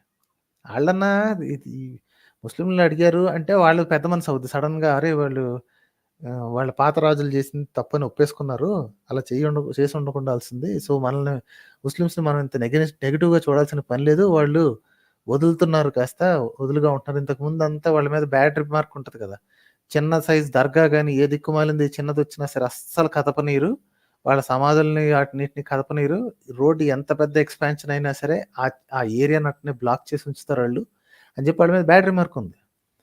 మా హిందువులు కూడా అట్లనే చిన్న చిన్న గుళ్ళు ఉంటాయండి ఊరి చివరన, రోడ్ ఎక్స్పాన్షన్లో దాన్ని పగలగొడతానంటే పెద్ద గొడవలు అవుతాయి. కొన్నేమో బలవంతంగా తీసి ఇంకో చోట పెట్టి పెద్ద గుడి ఇస్తాను అది ఇది అని చెప్పి చేస్తారు, కొంతమంది ఒప్పుకుంటారు, అదొకటి. అదే పెద్ద మనసు వీళ్ళు కూడా చేయొచ్చు. ఓకే, ముస్లిం పెద్దలు కూడా చేసి వేరే స్థలంలో మాకు ఇప్పించండి అనొచ్చు. లేదా ఈ హిందువులైనా సరే ఇచ్చి పుచ్చుకున్నాడు, అరే నువ్వు మీ వాళ్ళు ఎప్పటికీ ఇన్వేడర్స్గానే మిగిలిపోతారు, ఎందుకంటే మీ ఇన్వేడర్స్ చేసిన పని అలాగే అక్కడ సాక్ష్యాలతో ఆధారాలతో అలాగే ఉండనిచ్చాం, మేము పక్కన కట్టుకున్నాం, సో మాది పెద్ద మనసు, మీరు ఎప్పటికైనా మాకంటే తక్కువే, you will always be lesser people, ఎందుకంటే మీరు ఫస్ట్ మాట ఇవ్వలేదు, ఏది మాకు వేరే చోట ఇచ్చేసేయండి, మేము ఇది వదిలేస్తాం, మేము హిందువులకు వదిలేస్తాం అన్నమాట వీళ్ళు అనలేదు. సో ఈ టగ్ ఆఫ్ వార్లో ఎవడు పెద్ద మనసు చేసుకొని చేస్తాడో వాళ్ళని ఎక్కువ గౌరవిస్తారండి జనాలు, కానీ ఆ పని ఇద్దరు చేయట్లా, పంతం బట్టి కూర్చున్నారు ఇద్దరు. అర్థమైందండి? నెక్స్ట్ ఇది ఈ విశ్వానికి గురువు ఏందన్న, విశ్వానికి గురువు అంటే నాకు అర్థమైతే అంటే అందరి ప్రపంచ దేశాలకు అన్నిటి గురువేనా మన మోడీ గారు? టోటల్ బోగస్లు అండి. విశ్వగురు అనే పేరు అసలు ఈయనది కాదు, వీళ్ళ పార్టీది కాదు, వీళ్ళ మతానిది కూడా కాదు. విశ్వగురు అనేది ఇంతకు ముందు, ఎందుకంటే ప్రపంచంలో ఎక్కడైనా సరే, అంటే అప్పట్లో తెలిసిన ప్రపంచం అంతా ఇటు సైడ్ యూరప్ ఎడ్జ్ నుంచి అటు సైడ్ జపాన్ ఎడ్జ్ వరకు, అంతే, అదే కదా తెలిసిన ప్రపంచం. ఆ ప్రపంచంలో ఉన్న వాళ్ళందరూ కూడా ఇక్కడికి వచ్చి చదువుకుని వెళ్ళింది బౌద్ధం, అందుకే బౌద్ధ మతం అన్ని చోట్లకి ఆ ఎడ్జ్ నుంచి ఈ ఎడ్జ్ వరకు పాకింది. విశ్వగురు అంటే అందరికీ నేర్పింది, అందరికి ఎవరు నేర్పారంటే బుద్ధుడు నేర్పించాడు. అందుకనే ఆఖరికి ఇది మోడీ వెళ్ళినా యోగి వెళ్ళినా ఎవ్వరు ఎక్కడికి వచ్చినా సరే ఫస్ట్ బుద్ధుడు బొమ్మ ప్రదానం చేస్తారు. మనోడు మంగోలియా వెళ్ళినా సరే రాముడు బొమ్మ ఇవ్వడం, బుద్ధుడు బొమ్మ ఇస్తాడు. బిల్ అవునవును. గేట్స్ కరెక్టే. యూపీకి బిల్ గేట్స్ వచ్చినా ఇంక ఎవరు వచ్చినా సరే బుద్ధుడు బొమ్మ ఇస్తారు. రాముడు బొమ్మ, కృష్ణుడి బొమ్మ ఇవ్వరు. ఇస్తే ఇచ్చినా కూడా వాళ్ళకి ఏం తెలుస్తుంది? తెలియదు కదా మన దేవుళ్ళ గురించి వాళ్ళకి. ఎట్ ఆల్ టైమ్స్ విశ్వగురు అనే పదానికి విలువ వచ్చింది అంటే only because of this Buddhist universities. ఎక్కడెక్కడి నుంచో వచ్చి అన్ని రకాల ఏరియాస్ నుంచి వచ్చి చదువుకునేవాళ్ళు. ఓకే. అవును. తక్షశిల, విక్రమశిల, నలంద ఇలాంటి చాలా ప్లేసెస్ ఉన్నాయి కదా! వీటన్నిటిని వీటికి వచ్చింది పేరు వచ్చింది ఇందుకే. ఎక్కడెక్కడి నుంచో వచ్చేవాళ్ళు ఇక్కడికి. అవును. రైట్. అందుకు విశ్వగురు అని పిలిచేది. ఈ బోడి గురువులు చేసుకొని ఈ బోడి కబుర్లు చెప్పుకోవడానికి కాదు. ఇక్కడి నుంచి అందరిని ఇదేంటి లేబర్లుగా తీసుకుపోతున్నారు ఇక్కడి నుంచి. ఎంత పరువు తక్కువ అండి. ప్రపంచ దేశాలు ఎక్కడెక్కడి నుంచో వచ్చి మన దగ్గర పని చేయాలి. రైట్. ఎందుకంటే మనం టెక్నాలజికల్లీ అడ్వాన్స్డ్ ఉంటే మన దగ్గర పని చేయాలి.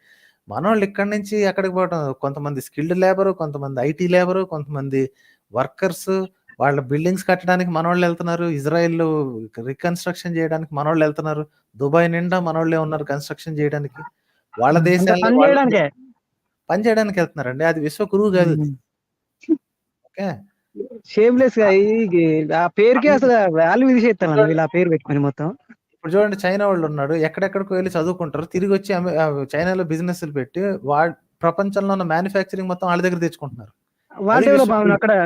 అవునవును. రైట్. వాళ్ళు కట్టే బిల్డింగ్లు, వాళ్ళు కట్టే సిటీస్ చూస్తుంటే కళ్ళు తిరుగుతాయి. మనోళ్ళు చేయలేకపోతున్నారు. వెళ్ళి దుబాయ్లో కట్టేస్తున్నారండి. అద్భుతమైన బిల్డింగ్లు కడుతున్నారు మనోళ్ళు, చైనా వాళ్ళు కలిసి అక్కడ కట్టేస్తున్నారు. మన దగ్గర కట్టుకోవాలి కదా అట్లాంటివన్నీ. అవునవును. ఇక్కడ కట్టుకోవాలి. మనం ఇక్కడ ఎక్కడో చదువుకొని వచ్చి ఇక్కడ కట్టాల్సింది పోయి చదువుకొని ఎక్కడో వేరే కాడ పని చేయాల్సి వస్తుంది. అది విశ్వగురు అన్న పేరుకి మీనింగ్ రావాలి అంటే ఫస్ట్ మన ఎడ్యుకేషన్ స్టాండర్డ్స్ పెంచాలి. మన ఎడ్యుకేషన్ స్టాండర్డ్స్ పెంచడానికి బదులు ఈ సన్నాసులు అందరూ దిక్కుమాలిన ఇవన్నీ చేసి మా ఇండియన్ నాలెడ్జ్ సిస్టమ్స్ అని చెప్పి, ఇండియన్ నాలెడ్జ్ సిస్టమ్స్ ఏంటి ఒక సైడ్ ప్రాజెక్ట్ గా చేయాలి తప్ప దాన్ని మెయిన్ ప్రాజెక్ట్ గా చేసి చేస్తున్నారు. అంటే ఇండియన్ నాలెడ్జ్ సిస్టమ్స్ వేస్టా అని అంటారు. వేస్ట్ కాదబ్బా, అది ఫిలాసఫీకి సంబంధించిన విషయం. It doesn't have sciences in them. Science లేదు అసలు. ఇండియన్ నాలెడ్జ్ సిస్టమ్స్ లో సైన్స్ లేదు. Same thing like western philosophy అంటారు, eastern philosophy, Indian philosophy. Philosophy నుంచి సైన్స్ బయటికి రాదండి. ఫిలాసఫీ నుంచి సైన్స్ బయటికి రాదు. సైన్స్ ఓన్లీ ఏది ఎక్స్పెరిమెంటేషన్ మీదే వస్తుంది. అది వాళ్ళు ఆల్రెడీ చేసేసి వచ్చారు. అన్ని యూరోప్ వాళ్ళు ముందు చేసేసారు. మన వాళ్ళు ఇక్కడ కూర్చుని ఏదంటే పొర్రగొక్కుంటూ ఏదంటే శూద్రుడిని ఏం చేద్దాం, వైశ్యుడిని ఏం చేద్దాం, అంత్యజుడిని ఏం చేద్దాం, ఇట్లాంటి ఆలోచించుకుంటూ ఉంటే వాళ్ళేమో ఆ పనులు చేసుకున్నారు. అందుకు కదా ఒళ్ళు మండేది. మతం మత్తులు కొట్టుకుంటా అంటే ఎక్కడికి వస్తుంది అన్న, వీళ్ళు మతం మత్తులనే కొట్టుకోవటే. విశ్వగురు అవ్వాలి అంటే ఫస్ట్ చేయాల్సిన పని ఏంటంటే ఇక్కడ ఇన్నోవేషన్స్ స్టార్ట్ అవ్వాలి. ఇక్కడ ఇన్నోవేషన్స్ స్టార్ట్ అయ్యి ప్రపంచంలో కొత్త కొత్త ఇన్నోవేషన్స్ ఏదైనా మన దగ్గర స్టార్ట్ అవ్వాలి. అవన్నీ స్టార్ట్ అవ్వాలంటే చదువుకున్న వాళ్ళు ఉండాలి ఇక్కడ.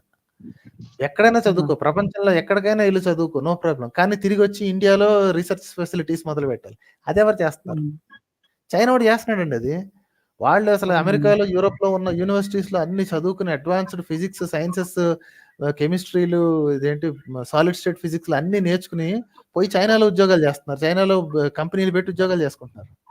అక్కడ ఓన్లీ అప్రెంటిస్ గా 2-3 ఏళ్ళు పనిచేయటం, వెంటనే తిరిగి చైనాకి వెళ్ళిపోవటం. మనోడు ఒకసారి దేశం దాటితే మళ్ళీ వెనక్కి రావద్దు అనుకుంటాడు. ఎందుకంటే ఇండియాలో ఏమన్నారా భయ్య అంటున్నాడు డైరెక్ట్ గా. రైట్. అది విశ్వగురు కావాలి అంటే, విశ్వానికి గురువు కావాలి అంటే అన్ని రీసెర్చ్ ఫెసిలిటీస్ మన దగ్గర ఉండాలి. ఎక్కడెక్కడి నుంచో వచ్చి మన దగ్గర పని చేయాలి. అవునవును. యూరోప్ వాళ్ళు వీళ్ళు వచ్చి ఒరే వీళ్ళ దగ్గర బాగా ఏంటి కాస్త వీళ్ళకి కొన్ని టెక్నిక్స్ తెలుసు, ఎందుకంటే మన దగ్గర కాస్ట్ ఆప్టిమైజేషన్ టెక్నిక్స్ బాగున్నాయి. ఇస్రో చేసి పెడతా పని. వాళ్ళకేమో వేల కొద్ది లక్షల కొద్ది డాలర్లు ఖర్చు అయ్యేది, మన దగ్గర మినిమం ఖర్చులతో చేసేస్తుంటారు. కాబట్టి మన దగ్గర సమ్ ఆప్టిమైజేషన్ టెక్నిక్స్ ఉన్నాయి. ఆ ఆప్టిమైజేషన్ టెక్నిక్స్ ని ప్రపంచానికి పరిచయం చేయాలి. ఎక్కడి నుంచో వచ్చి ఇక్కడ పనిచేసి వెళ్ళాలి. అది చేయాల్సిన పనులు అవి. అంతేగాని ఉన్న సిలబస్ లోంచి అవి తీసేయటం, సైన్స్ లో ఉన్న మ్యాటర్స్ తీసేయటం, పిచ్చి పిచ్చి వాగుడు, పిచ్చి పిచ్చి పనులన్నీ చేయటం, ప్రతిదానికి ఏమో ఇండియన్ నాలెడ్జ్ సిస్టమ్స్ అని చెప్పేసి సిద్ధ, ఆయుర్వేద ఇవన్నీ పెట్టుకుంటూ కూర్చుంటే ఇంకెప్పటికవుద్దండి. మాట్లాడితే మా వేదంలో అది ఉన్నది, ఇది ఉన్నది, బుక్స్ అవి ఏమైనా ఇళ్ళనే కొట్టుకుంటా అంటారు. వీళ్ళు మారరు. వీళ్ళు జనాలకు బుద్ధి రావాలన్న కొంచెం. అదే చూడాలి. రైట్ సార్, అయితే థ్యాంక్స్ అలాట్. సరే అన్న. ఓకే అన్న. Okay, thank you. Okay. Dark Phoenix అనే పేరు సారీ బీసీపీ గారు. లెట్స్ టాక్ టు బీసీపీ గారు. హాయ్ బీసీపీ గారు. సార్ వినపడుతుందా అండి? Yes sir. చెప్పండి సార్. అదే సార్. సో బేసిక్‌గా ఏంటంటే ఐ మీన్ నేను ఒక 3, 4 డేస్ నుంచి చూస్తున్నాననమాట. ఈ మతవాదులు బత్తాయి గాళ్ళది. I mean now of course right, I never generally appreciate అంత open, but seriously sir I know why you have to keep that much amount of patience. కొన్నిసార్లు ఏంటి గట్టిగా మాట్లాడేస్తా అనిపిస్తుంది గానీ నౌ ఐ అండర్‌స్టాండ్ అండి. ఎందుకంటే వాళ్ళు లాజిక్ మాట్లాడకుండా ఏదేదో మాట్లాడతారు సార్. నిన్న అమ్మాయి పోస్ట్ పెట్టింది చూస్తే అమ్మాయి పెట్టింది కదా పోస్ట్ ఏదో అదేంటి యాపిల్ సీడ్ గురించి తెలుసు కదా, యాపిల్ సీడ్ చేయగలరా అని చెప్పి పెట్టింది పోస్ట్, గుర్తు కదా అమ్మాయి? మానస 6. మానస 6 పెడితే అడిగాను, అది కదరా బాబు, నేచర్ అనేది కెమిస్ట్రీ అని చెప్తే అడిగితే వాళ్ళు ఏదేదో శివపురం గాడ్ అంటే అసలు అది కాదు sir. First thing they say they talk like as if they whatever they have rigveda is absolute. Okay, when we ask them specific questions, at least tell me what the elements are, then they talk in vague spiritual terms. I mean వాళ్ళకి అవన్నీ కూడా అర్థం కావట్లేదు. ఎందుకు అర్థం కాదు, నాకు అర్థం కావట్లేదు సార్. లాజిక్ అర్థం కావట్లేదు, లేకపోతే ఇంటెన్షన్ మనని ట్రోల్ చేస్తాను అర్థం కావట్లేదు. మన విషయం ఏంటంటే వాళ్ళకి నాలెడ్జ్ లేదండి. వాళ్ళకి జస్ట్ 4, 5 పదాలు తెలుసు అంతే. ఆ పదాలను పట్టుకొని కబుర్లు చెప్పడం. వాళ్ళకి ఫస్ట్ ఒక వంకలు చెప్పే ఎక్స్క్యూజ్ చార్ట్ ఒకటి ఉంటుంది. మీకు సంస్కృతం రాదు అనేది ఒక అభియోగం. ఓకే, వాళ్ళు ఫస్ట్ అపోజిషన్కి చెప్పేది మీకు సంస్కృతి తెలియదు, మా వేదాల్లో అన్నీ ఉన్నాయి, ఏమున్నాయి చూపించు అంటే నువ్వు చదవాలి. సంస్కృతి చదవడానికి 7 ఏళ్ళు పట్టుద్ది, వేదాలు నేర్చుకోవడానికి ఇంకొక 5 ఏళ్ళు పట్టుద్ది. సో అవన్నీ చేసుకుంటే నీకు తెలుస్తుంది. పోనీ నువ్వు చేసేవా అంటే నేను చేయలేదు, వాళ్ళు చేయరు పక్కన వాళ్ళకి చెప్పడానికి. మరి నీకు ఏం తెలుసని ఎంత కాన్ఫిడెంట్గా చెప్తున్నావు అంటే మా గురువులు చెప్పారండి. ఎవడా గురువు, ఒక పేరు చెప్పు, ఒక గురువు పేరు చెప్పండి. యూట్యూబ్లో ఉంటారు, వాళ్ళు చెప్పారండి. యూట్యూబ్లో చెప్పే ఏ సన్నాసి చెప్తే ఆ సన్నాసి పేరు నమ్ముతున్నావు. That's what you're doing.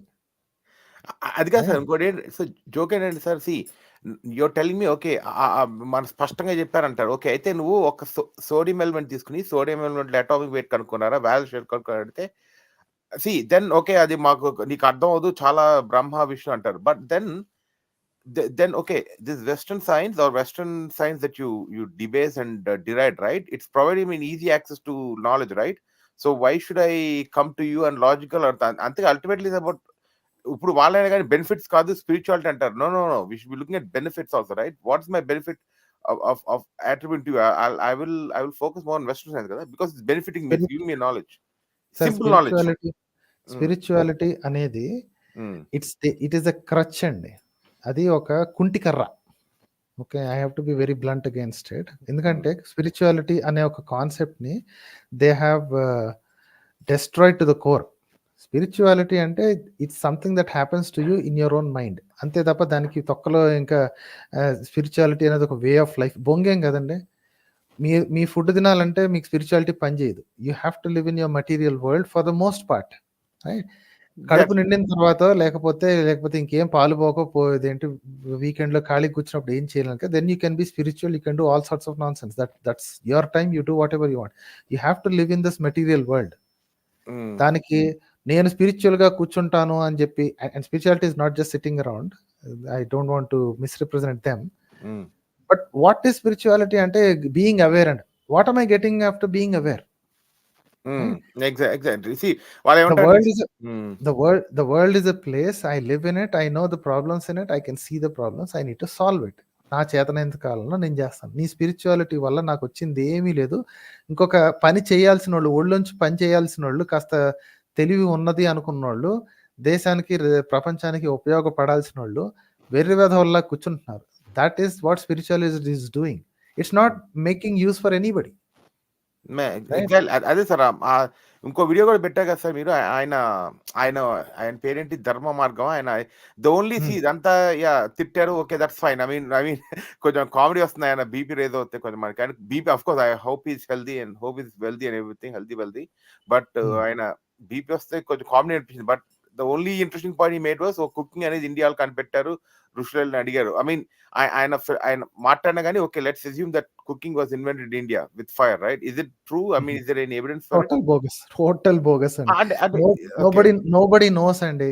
Nobody knows where it is. Okay, చెప్పడానికి ఏమని చెప్పాను కదా సార్, ఇదేంటి వీపు గొక్కోవటం నుంచి పిర్ర గొక్కోవటం నుంచి మొత్తం అంతా మా వేదాల్లోనే ఉంది అని చెప్పుకోమనండి. అందులో నష్టం ఎవరికి అంటే ఇది నిజమని నమ్మేసేసి వెస్టర్న్ సైన్స్ వేస్ట్ అని, సైన్స్కి వెస్ట్ ఈస్ట్ అని ఉండదండి, బట్ వాళ్ళు అంటారు కాబట్టి నేను అదే మాట్లాడుతున్నాను. వెస్టర్న్ సైన్స్ వేస్ట్ అని అనుకుని కూర్చున్న సన్నాసులు ఎందుకు పనికి రాకుండా కూర్చుంటారు. తర్వాత వాళ్ళకి వాళ్ళ స్థాయికి వాళ్ళ టాలెంట్కి కావాల్సిన సరిపడా ఉద్యోగాలు కాక అంతకంటే తక్కువ స్థాయి ఉన్న ఉద్యోగాలు చేస్తారు. వాళ్ళ బతుకలా రాయబడి ఉంది అంతే. వీళ్ళు చేసిన పనుల వల్ల ఈ దిక్కుమాలిన సన్నాసులు చెప్పే మాటలు విని నమ్మేయటం వల్ల వాళ్ళ కర్మ ఏంటంటే వాళ్ళ స్థాయికి వాళ్ళ టాలెంట్ కంటే కూడా చాలా తక్కువ స్థాయిలో ఉద్యోగం చేసుకుంటారు అంతే. సో అదే సార్ వాళ్ళు ఏంటంటే సార్ ఇప్పుడు సేమ్ వైశ్య స్కూల్ లాగా I think you made video about Rambanam గారు. వాళ్ళు నిజంగా ప్రూవ్ చేయాలనుకుంటే నేను అదే అన్నాను. I had discuss with some religious nut job just sorry I have to call him nut job. అది I told him if you want to prove I asked him okay when I told the person hey look at this the Vaishya school అనేది వాళ్ళు bullshit అని చెప్తే then he started saying భూమి గుండ్రంగా ఎవరు కనిపెట్టాడు అని చెప్పి మొదలు పెట్టాడు. ఇప్పుడు అవసరం అది నేను 3 సార్లు క్వశ్చన్ అడిగాను. I mean see how will you defend the theory that Vaishya school Kannada అంటే గుండా నో నేను చెప్పాను. If you want to prove, right, you have to tell me వాళ్ళు ప్రూవ్ చేయాలనుకుంటే you have to tell me the trade routes, the linkage, how that knowledge passed on from అంటే ఏంటంటే నీకు వైశ్య స్కూల్లో జరిగిన స్క్రిప్చర్స్ నీకు బాగ్దాద్ జరిగినాయి because that's the route right. I think Baghdad to I think maybe eastern Europe to England అదే కదా route general గా రూట్. అంత దూరం కూడా వెళ్ళక్కర్లేదండి అంత డిస్కషన్ ని. ఇప్పుడు సరే వాడు ఎవడికో దొరికిన 100 ఏళ్ల లోపు వాడు థియరీస్ తయారు చేసి ఆ థియరీస్కి సంబంధించిన యాన్సిలరీ థియరీస్ తయారు చేసి దానికి సంబంధించిన ప్రాక్టికల్ నాలెడ్జ్ రెడీ చేసుకున్నాడు. వాడు 100 ఏళ్ళలో జరిగిపోయింది. వాడు దొంగిలించుకున్న 100 ఏళ్ళలో జరిగిపోయింది ఇవన్నీ. ఒక దొంగకున్న టెక్నాలజీ కూడా మీకు లేకపోవడం శోచనీయం కదా. పోనీ you have to assume 2 things. Either you are incompetent అంటే నాలెడ్జబుల్ బట్ ఇన్కాంపిటెంట్ అంటే కాసేపు వాళ్ళకి యాక్సెప్ట్ చేసేద్దాం, అరే ఉందిరా భయ్ నిజంగానే మీ కనాదుడు బాగానే చేశాడు. Either you are knowledgeable and incompetent or you are a fraud from the beginning. Tell me which one are you? అదే సార్ దాని మీద అంత డిస్కస్ ఎందుకంటే ఆల్రెడీ డిస్కస్ నాదే చాలా ఎందుకంటే మనకి you have to lock them in this. And ఎప్పుడు ఇట్లాంటిది మీకే కదా అందరికీ చెప్పేది ఏంటంటే మా కణాదుడు చెప్పాడు, మా ఏంటి మీ న్యూటన్ ఎత్తుకుపోయాడు, మీ డాల్టన్ ఎత్తుకుపోయాడు, మీ ఐన్స్టీన్ ఎత్తుకుపోయాడు అని చెప్తుంటారు కదా. ఎత్తుకుపోయినోడికి ఉన్నంత ఇంగితం కూడా మీ వాళ్ళకి లేదు. వాడు ఎత్తుకుపోయిన 100 ఏళ్ల లోపు నిన్ను తయారు చేసి పెట్టి మమ్మల్ని రాకెట్లతోటి మీ ఇస్రో వరల్డ్ కూడా మన ఇస్రో వరల్డ్ కూడా మార్స్ దాకా వెళ్ళడానికి వచ్చిన రాకెట్ ఈక్వేషన్స్ మొత్తం వాళ్ళు ఇచ్చినాయే మరి. అదే సార్ దాని మీద ఉన్నోడే knowledge you are knowledgeable and incompetent fools or a fraudulent fools from the beginning. Which one are you? You cannot choose anything else. వేరే దారి లేదండి ఇక్కడ నుంచి. అదే సార్ అదే సార్ దాని మీద డిస్క్ ఆల్రెడీ అయిపోయింది. ఇంకో ఏంటంటే సార్ బేసికల్ గా నేను పాపులేషన్ ప్రాజెక్ట్ చూసాను. వీళ్ళ భయం ప్రకారం చూసుకుని పాపులేషన్ మనం చూసాను ప్రాజెక్ట్ చూసాను. ప్రాజెక్ట్ చూసుకుంటే ది నెంబర్ ఆఫ్ తెలుసుగా ఎన్ని పర్సెంట్ ముస్లిం పాపులేషన్ అంతా వీళ్ళు భయపడుతున్నారు అంతా షరియాలో వచ్చేస్తుందని. The percent Muslims in India right now right ఎంత ఉంది కరెక్ట్ గా 14%. It could be between 14 to 18 అండి, ఎందుకంటే సెన్సస్ జరిగి 10 ఏళ్ళు దాటేసింది కదా. ఓకే ప్యూర్ రీసెర్చ్ ప్రకారం కూడా చూసాను ఏంటంటే even 2050 see again sir I hate all religious conservatives, all religious orthodoxies, but వాళ్ళు అనుకున్న భయపరంగా చూసినా కానీ అంత సీన్ చేసి జిహాదులని ఇవన్నీ చూసినా కానీ 2050 వరకు కూడా even then they will just have 311 million and Hindus will be 1.3 billion. So వాళ్ళకి ఏంటంటే సార్ ఫ్యాక్ట్స్ తో ఇంకోటి sir I think we have to మనం ఏమో ఇంత రీసెర్చ్ చేస్తాము వాళ్ళు ఫ్యాక్ట్స్ తో కొడితే మేబీ దే విల్ లేదు ఆగరేమో కదా స్టిల్ దే ఏదో ఇస్తారు వంకలు ఇస్తారు. అది వాట్ యు థింక్ సార్? ఏం లేదండి, మీరు ఎన్ని ఫ్యాక్ట్స్ చెప్పినా దే హ్యావ్ డిఫెన్స్ మెకానిజమ్స్. అలా అని చెప్పి మీరు ఆపడానికి లేదు, ఏదో ఒక్క చోట బ్రేక్ అవుతారండి. So every one has some kind of breaking point. కొన్నిసార్లు ఫ్యాక్ట్స్ తోటి, కొన్నిసార్లు ఏదో ఒక్క ఫ్యాక్ట్ తోటి 10 ఫ్యాక్ట్లో ఒకటి ఫ్యాక్ట్ ప్రూవ్ అయితే ఒక్కసారి ఒరే ఇది తప్పు చెప్పాడు మనోడు అని అనుకున్నప్పుడన్నా రావాలి. అందుకే ఇట్లాంటి బైనరీ ప్రాబ్లమ్స్ తీసుకొచ్చి పెడుతుంటాను. Are you incompetent fellow are you fraudulent? You have to choose one of them, you can't choose both. ఎందుకంటే ఎదురు కనిపించేది అలాగే. వీళ్ళు చెప్పే ప్రతి క్లెయిమ్కి ఇలాంటి బైనరీ ప్రాబ్లం ఒకటి ఉందండి, రైట్? అలాంటి ప్రాబ్లమ్ని అలాంటి సిచ్యువేషన్లో వాళ్ళు ఇరిగిచ్చి నువ్వే ఆన్సర్ చెప్పు, నేను రెండింటిని ఒప్పుకుంటా. మన దగ్గరే ఉంది. కణాదుడు మనోడు ఇంత అద్భుతమైన థియరీ కనిపెట్టాడు ఒప్పుకుంటా. మరి వాడి స్కూల్ అంటే కణాదుడు చేసిన తర్వాత వాడికి బోలెడంత మంది శిష్యులు, ప్రశిష్యులు, తర్వాత వచ్చిన వాళ్ళందరూ ఉంటారు కదా! వాళ్ళందరూ ఏం చేశారు? కానీ ఇక్కడ ఎందుకు ఏం చేశారని అడుగుతున్నావు అంటే, ఈ పక్కన దొంగిలించిపోయాడు కదా! న్యూటన్ గాడు వాళ్ళ తాతలు ఎవరో దొంగిలించిపోయారు. దొంగిలించిపోయి 100, 200 ఏళ్లలో దానికి సంబంధించిన ఇంకో 25 థియరీలు తయారు చేసి, ప్రాక్టికల్ అప్లికేషన్స్ తీసుకొచ్చి మొత్తం మనల్ని తీసుకెళ్ళి 600 ఇయర్స్ అవ్వలేదు ఇంకా న్యూటన్ చచ్చిపోయి. అప్పుడే మనోళ్ళని తీసుకెళ్ళి మార్స్ దాకెళ్ళి కూర్చోబెట్టేశారు. మన రోవర్స్‌ని తీసుకుపోయి. Right? So, there is a clear progression. మరి మీ వోళ్ళు ఏం చేశారు? కనీసం ఎంతవరకు వచ్చారు చెప్పు? ఎక్కడో అక్కర్లేదు. సరే కణాదుడి దగ్గర తర్వాత వాళ్ళ శిష్యులు, వాళ్ళ తర్వాత వాళ్ళొచ్చిన స్కూల్ ఆఫ్ థాట్ ఎక్కడి వరకు ఎళ్లారో నాకు ఒక చిన్న ఇండికేషన్ ఇవ్వు. ఒక్కటన్నా ఫర్దర్ స్టడీస్ చేశారా? దాని నుంచి డెరివేటివ్స్ ఏమైనా చేశారా? వేదాల నుంచి డెరివేటివ్ అని, ఉపనిషత్తులని, వాటి నుంచి డెరివేటివ్ అని, మహాభారతం అని ఎన్ని సొల్లు కబుర్లు చెప్తారు కదా! అలాగే ఈ కణాదుడు ఇచ్చిన స్టోరీకి నెక్స్ట్ దాని ఏంటి సక్సెషన్ ఏంటి చెప్పు? నెక్స్ట్ స్టెప్స్ ఏం చేశారు? అన్ని వందల సంవత్సరాలు, అన్ని వేల సంవత్సరాల నుంచి ఏం చేశారు చెప్పు? If you cannot show anything, then you are clearly admitting that you are incompetent fools. Incompetent fools దగ్గర జ్ఞానం ఉంటే ఎంత, లేకపోతే ఎంత? దొంగిలించాడు, మంచి పని చేశాడు. అట్లీస్ట్ వాడు చేయడం వల్ల మిగతా అన్నీ వచ్చాయి. You will be incompetent. You will always be incompetent because you cannot handle knowledge. అసలు మీ దగ్గర ఉండటమే దండగా.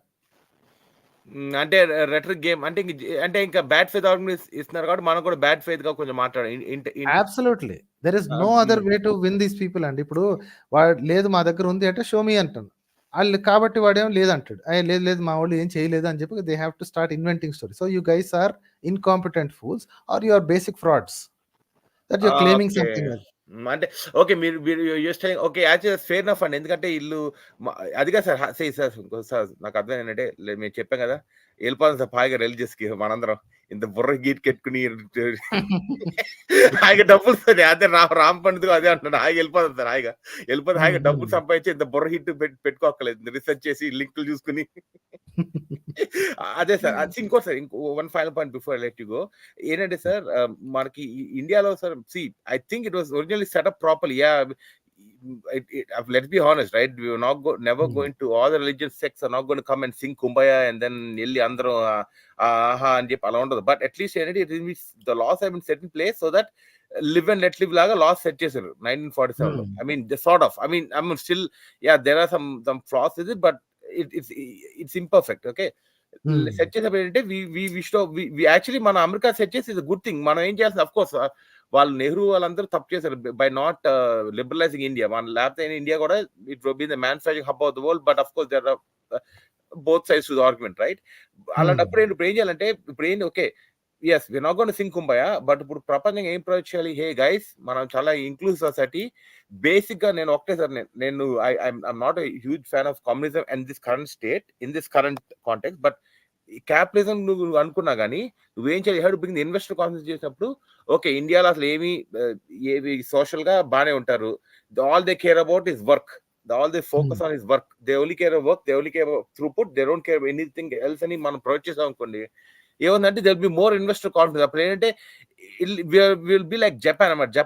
జపాన్ ఏంటి, they don't have any religion anything. వాళ్ళ నేషనలిస్ట్ పాలసీస్ వాళ్ళకు ఉంటాయి, బట్ రిలీజియస్ పాలసీస్ నాకు తెలిసి ఐ డోంట్ థింక్ ఇన్ని ఇడియాటిక్ గొడవలు ఉండవు అనుకుంటా వాళ్ళకి. సోషలిస్ట్ ఇలాంటి రోడ్ అనుకుంటా. They only focus on work. ఆ వర్క్ ఫోర్స్ చేస్తే actually India May benefit right now. Lot of countries will be eager to invest in India right now. అదే అనుకుంటున్నాను, సేఫ్టీగా. అదే sir. Thank you very much sir. Thank you for your time. Thanks a lot అండి. Thank you.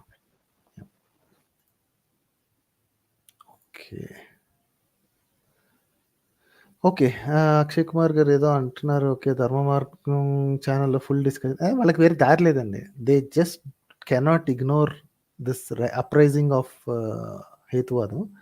So ప్రస్తుతానికి వాళ్ళకి కనిపించేది నేనే కాస్త షార్ప్ టంగ్ ఉన్నది కాబట్టి they have to discuss. There is no other way. పర్లేదు చేసుకునేవ్వండి, వాడికి ఆ మాత్రం అన్న ఏంటి అర్హత ఉంది. They can do that. But తలుచుకోకుండా ఉండలేకపోతున్నారు. That's happy, that's okay. There is nothing called bad అని ఏమంటారు ప్రమోషన్. It's always good. వాళ్ళే నన్ను ప్రమోట్ చేస్తారు చూడండి. వాళ్ళ దాంట్లోంచి ఇంకో కొంతమంది వచ్చి, ఒరే వీడు కనీసం ఎంతో కొంత ఇది మాట్లాడుతున్నాడు, కొంచెం షార్ప్ టంగ్ ఉంటే ఉంది కానీ అట్లీస్ట్ ఈజ్ మేకింగ్ సెన్స్ అని చెప్పి There are so many people who converted all like that. So I'm not at all worried అండి. I actually welcome it. ఇంకొక 10 మంది, ఇంకొక 20 మంది, ఇంకొక 1000 మంది కలిసి చేయండి. It's all good. There is nothing called bad publicity. Okay, ఇంకొకటి క్విక్గా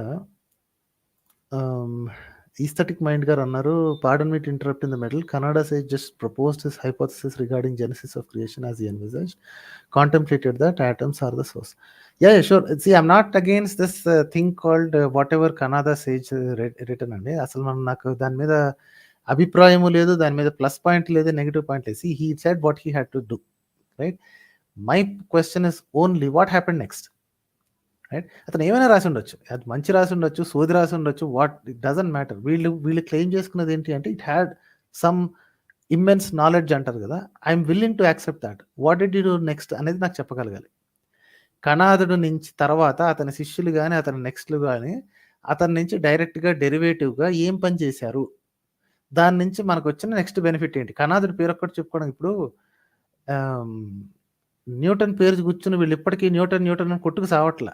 న్యూటన్ ఎప్పుడో ఇర్రెలివెంట్ అయిపోయాడు. అంటే ఇప్పుడు చిన్నపిల్లలకు నేర్పించేటప్పుడు you have to discuss those laws, but in the real world already Newton పక్కన పెట్టి అంతకంటే బెటర్ ఇంప్లిమెంటేషన్ అయిన విషయాలు ముందుకు వచ్చేసాయి ఆల్రెడీ. నేను అడిగేది అది, where is that body of knowledge, who has it and why are they not disclosing it? Okay, ఒక దొంగ చేతికి వెళ్ళి వీళ్ళు చెప్పింది ఒప్పుకున్నా సరే, ఒక దొంగ చేతికి వెళ్ళిన జ్ఞానం ఒక్కసారిగా వికసించిపోయింది. చిన్నది ఇది ఏదో 4 ఏదో ఈ సాంస్క్రిట్లో ఏదో రాసేటంటే కనాథ్ మహర్షి, అక్కడికి వెళ్ళిపోగానే వాళ్ళు దొంగిలించుకుపోయారంట. దొంగిలించుకుపోయిన 400-500 ఏళ్లలో తీసుకెళ్లి మార్స్ మీద కూర్చోబెట్టారు రోవర్స్ని. Everything about the rocket equation is the direct resultant of the Newton's laws, right? So వాళ్ళు అంత ఫాస్ట్గా చేయగలిగినప్పుడు, ఒక దొంగిలించుకున్నోడు చేయగలిగినప్పుడు ఓనర్ ఇంకెంత ఉండాలి? So that is my problem అండి. I have nothing against or for this Kanada Maharshi or whatever he is. ఆ సాంస్క్రిట్లో రాశారనో నాకు దాని మీద ఏ ప్రాబ్లం లేదు. It's all welcome and all good. వీళ్ళు చెప్పుకునేటప్పుడు, ఈ సోది చెప్పుకునేటప్పుడు దొంగతనం చేశాడని చెప్పుకునేవాళ్ళు they have to explain to us. వీళ్ళేం చేశారు, వాడు దొంగిలించుకున్నంత వరకు వీళ్ళేం పీకారు. పోనీ వాడు దొంగిలించుకున్నాడు, వాడు దొంగిలించుకుని వెళ్ళిపోయినా సరే దీస్ గైస్ కెన్ కంటిన్యూ కదా. అప్పటికి ఇంకా బ్రిటిష్ వాడు వచ్చి చంపేయలేదు కదండి. కనాదుడు వచ్చేసరికి కనాదుడు వచ్చిపోయి ఇప్పుడు మన న్యూటన్ వచ్చి దొంగిలించుకెళ్ళేంత వరకు కూడా ఫారినర్స్ ఎవరు లేరు కదా, బయట వాళ్ళు ఇన్వేడర్స్ ఎవరు లేరు కదా, మనోళ్లే కదా. వీళ్ళ ఇన్వెస్టిగేషన్ వీళ్ళు కంటిన్యూ చేసుకోవచ్చు కదా. ఎవడో దోచుకెళ్ళిపోయినంత ఇప్పుడు పక్క యూనివర్సిటీ వాడు ఈ యూనివర్సిటీలోకి వచ్చి ఒక ఐపీ, ఒక ఇంటలెక్చువల్ ప్రాపర్టీని ఎత్తుకుపోయాడు అనుకోండి, పక్క యూనివర్సిటీ వాడు ఎవడో వచ్చి ఆడు ఎత్తుకుపోయాడు. వాడు ఇప్పుడు అదే పీస్ ఆఫ్ నాలెడ్జ్ 2 చోట్ల ఉంది, 2 చేయొచ్చు కదా. వాడు చేయగలిగాడు, వీడు చేయలేకపోయాడు, right? That was the problem అండి.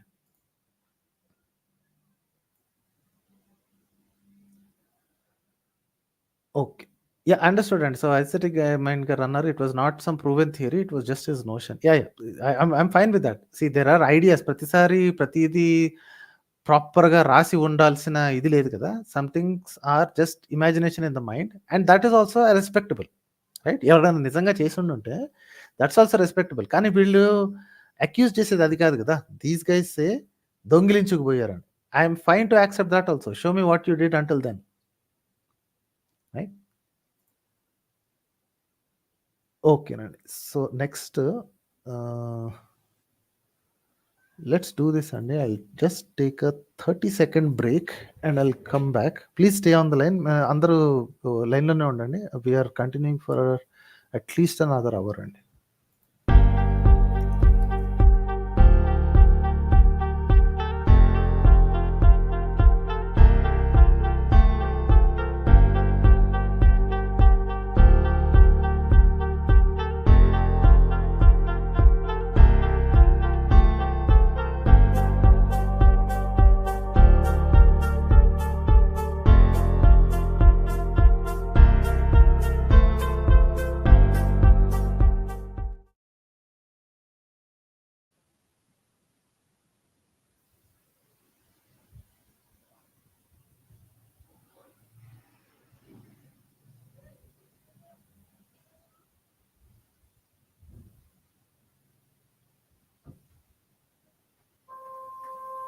Okay,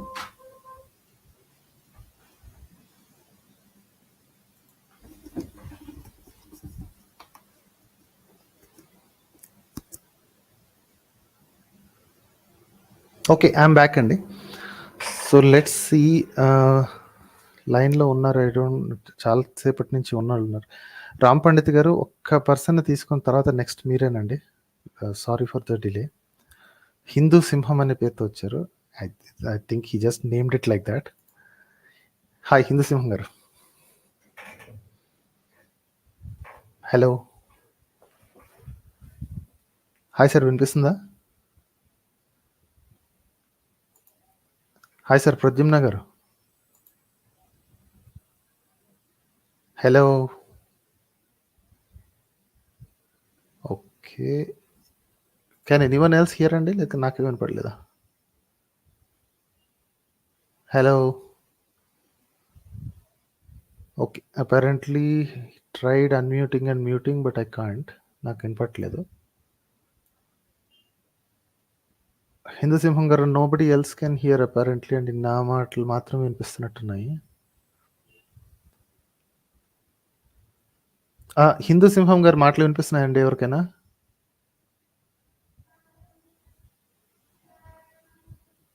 okay, we cannot hear him అని ఉంది. ఓకే, సారీ అండి, I tried but I can't take you. మీరు apparently no voice is coming out.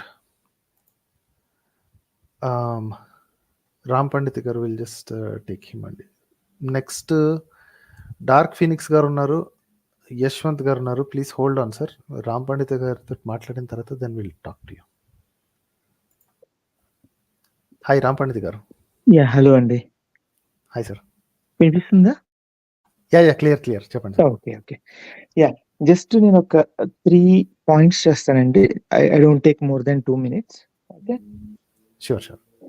So ఇప్పుడు ఇందాక మీరు శివపురాణం స్టార్ట్ చేయగానే అందరూ అంటే కొంతమంది అంటే ఆల్రెడీ ఒకసారి కొంచెం తెలిసిన వాళ్ళు అమ్మో అసలు ఈ పురాణమా ఎలా చదువుతున్నారండి, అసలు తలనొప్పి వచ్చేస్తుందండి అంటున్నారు. కానీ ఈ శివపురాణం అనేది ఒక మనిషిలో ఒక మహత్తరమైన చేంజ్ తెచ్చింది అనమాట. అంటే ఎగ్జాక్ట్లీ ఈ పురాణం ఒకటే అని కాదు, ఇలాంటి కొన్ని పురాణాలు. ఓకే, ఏంటి అంటే ఈ చదివిన ఒక్క దెబ్బకి ఆయన ఆస్తికత్వం వదిలేసి కంప్లీట్, అంటే అప్పటిదాకా కన్ఫ్యూజన్ లో ఉండే మనిషి ఆయన కంప్లీట్ నాస్తికుడైపోయాడు. ఓకే, అండ్ ఇంకా ఏం చెప్తాడంటే కరెక్ట్ గా ఎవరైనా వాళ్ళ రిలీజియస్ పుస్తకాలు వాళ్ళు వర్డ్ బై వర్డ్ చదివితే ఎవడైనా నాస్తికుడైపోవాల్సిందే అని చెప్తాడనమాట ఆయన. ఆయన ఎవరో కాదు, ఇప్పుడు కొత్తగా ఈ ఆస్తికులు దేశభక్తులు అందరూ ఓన్ చేసుకుంటున్నారు కదా, భగత్ సింగ్ ఆయన చెప్పాడన్నమాట.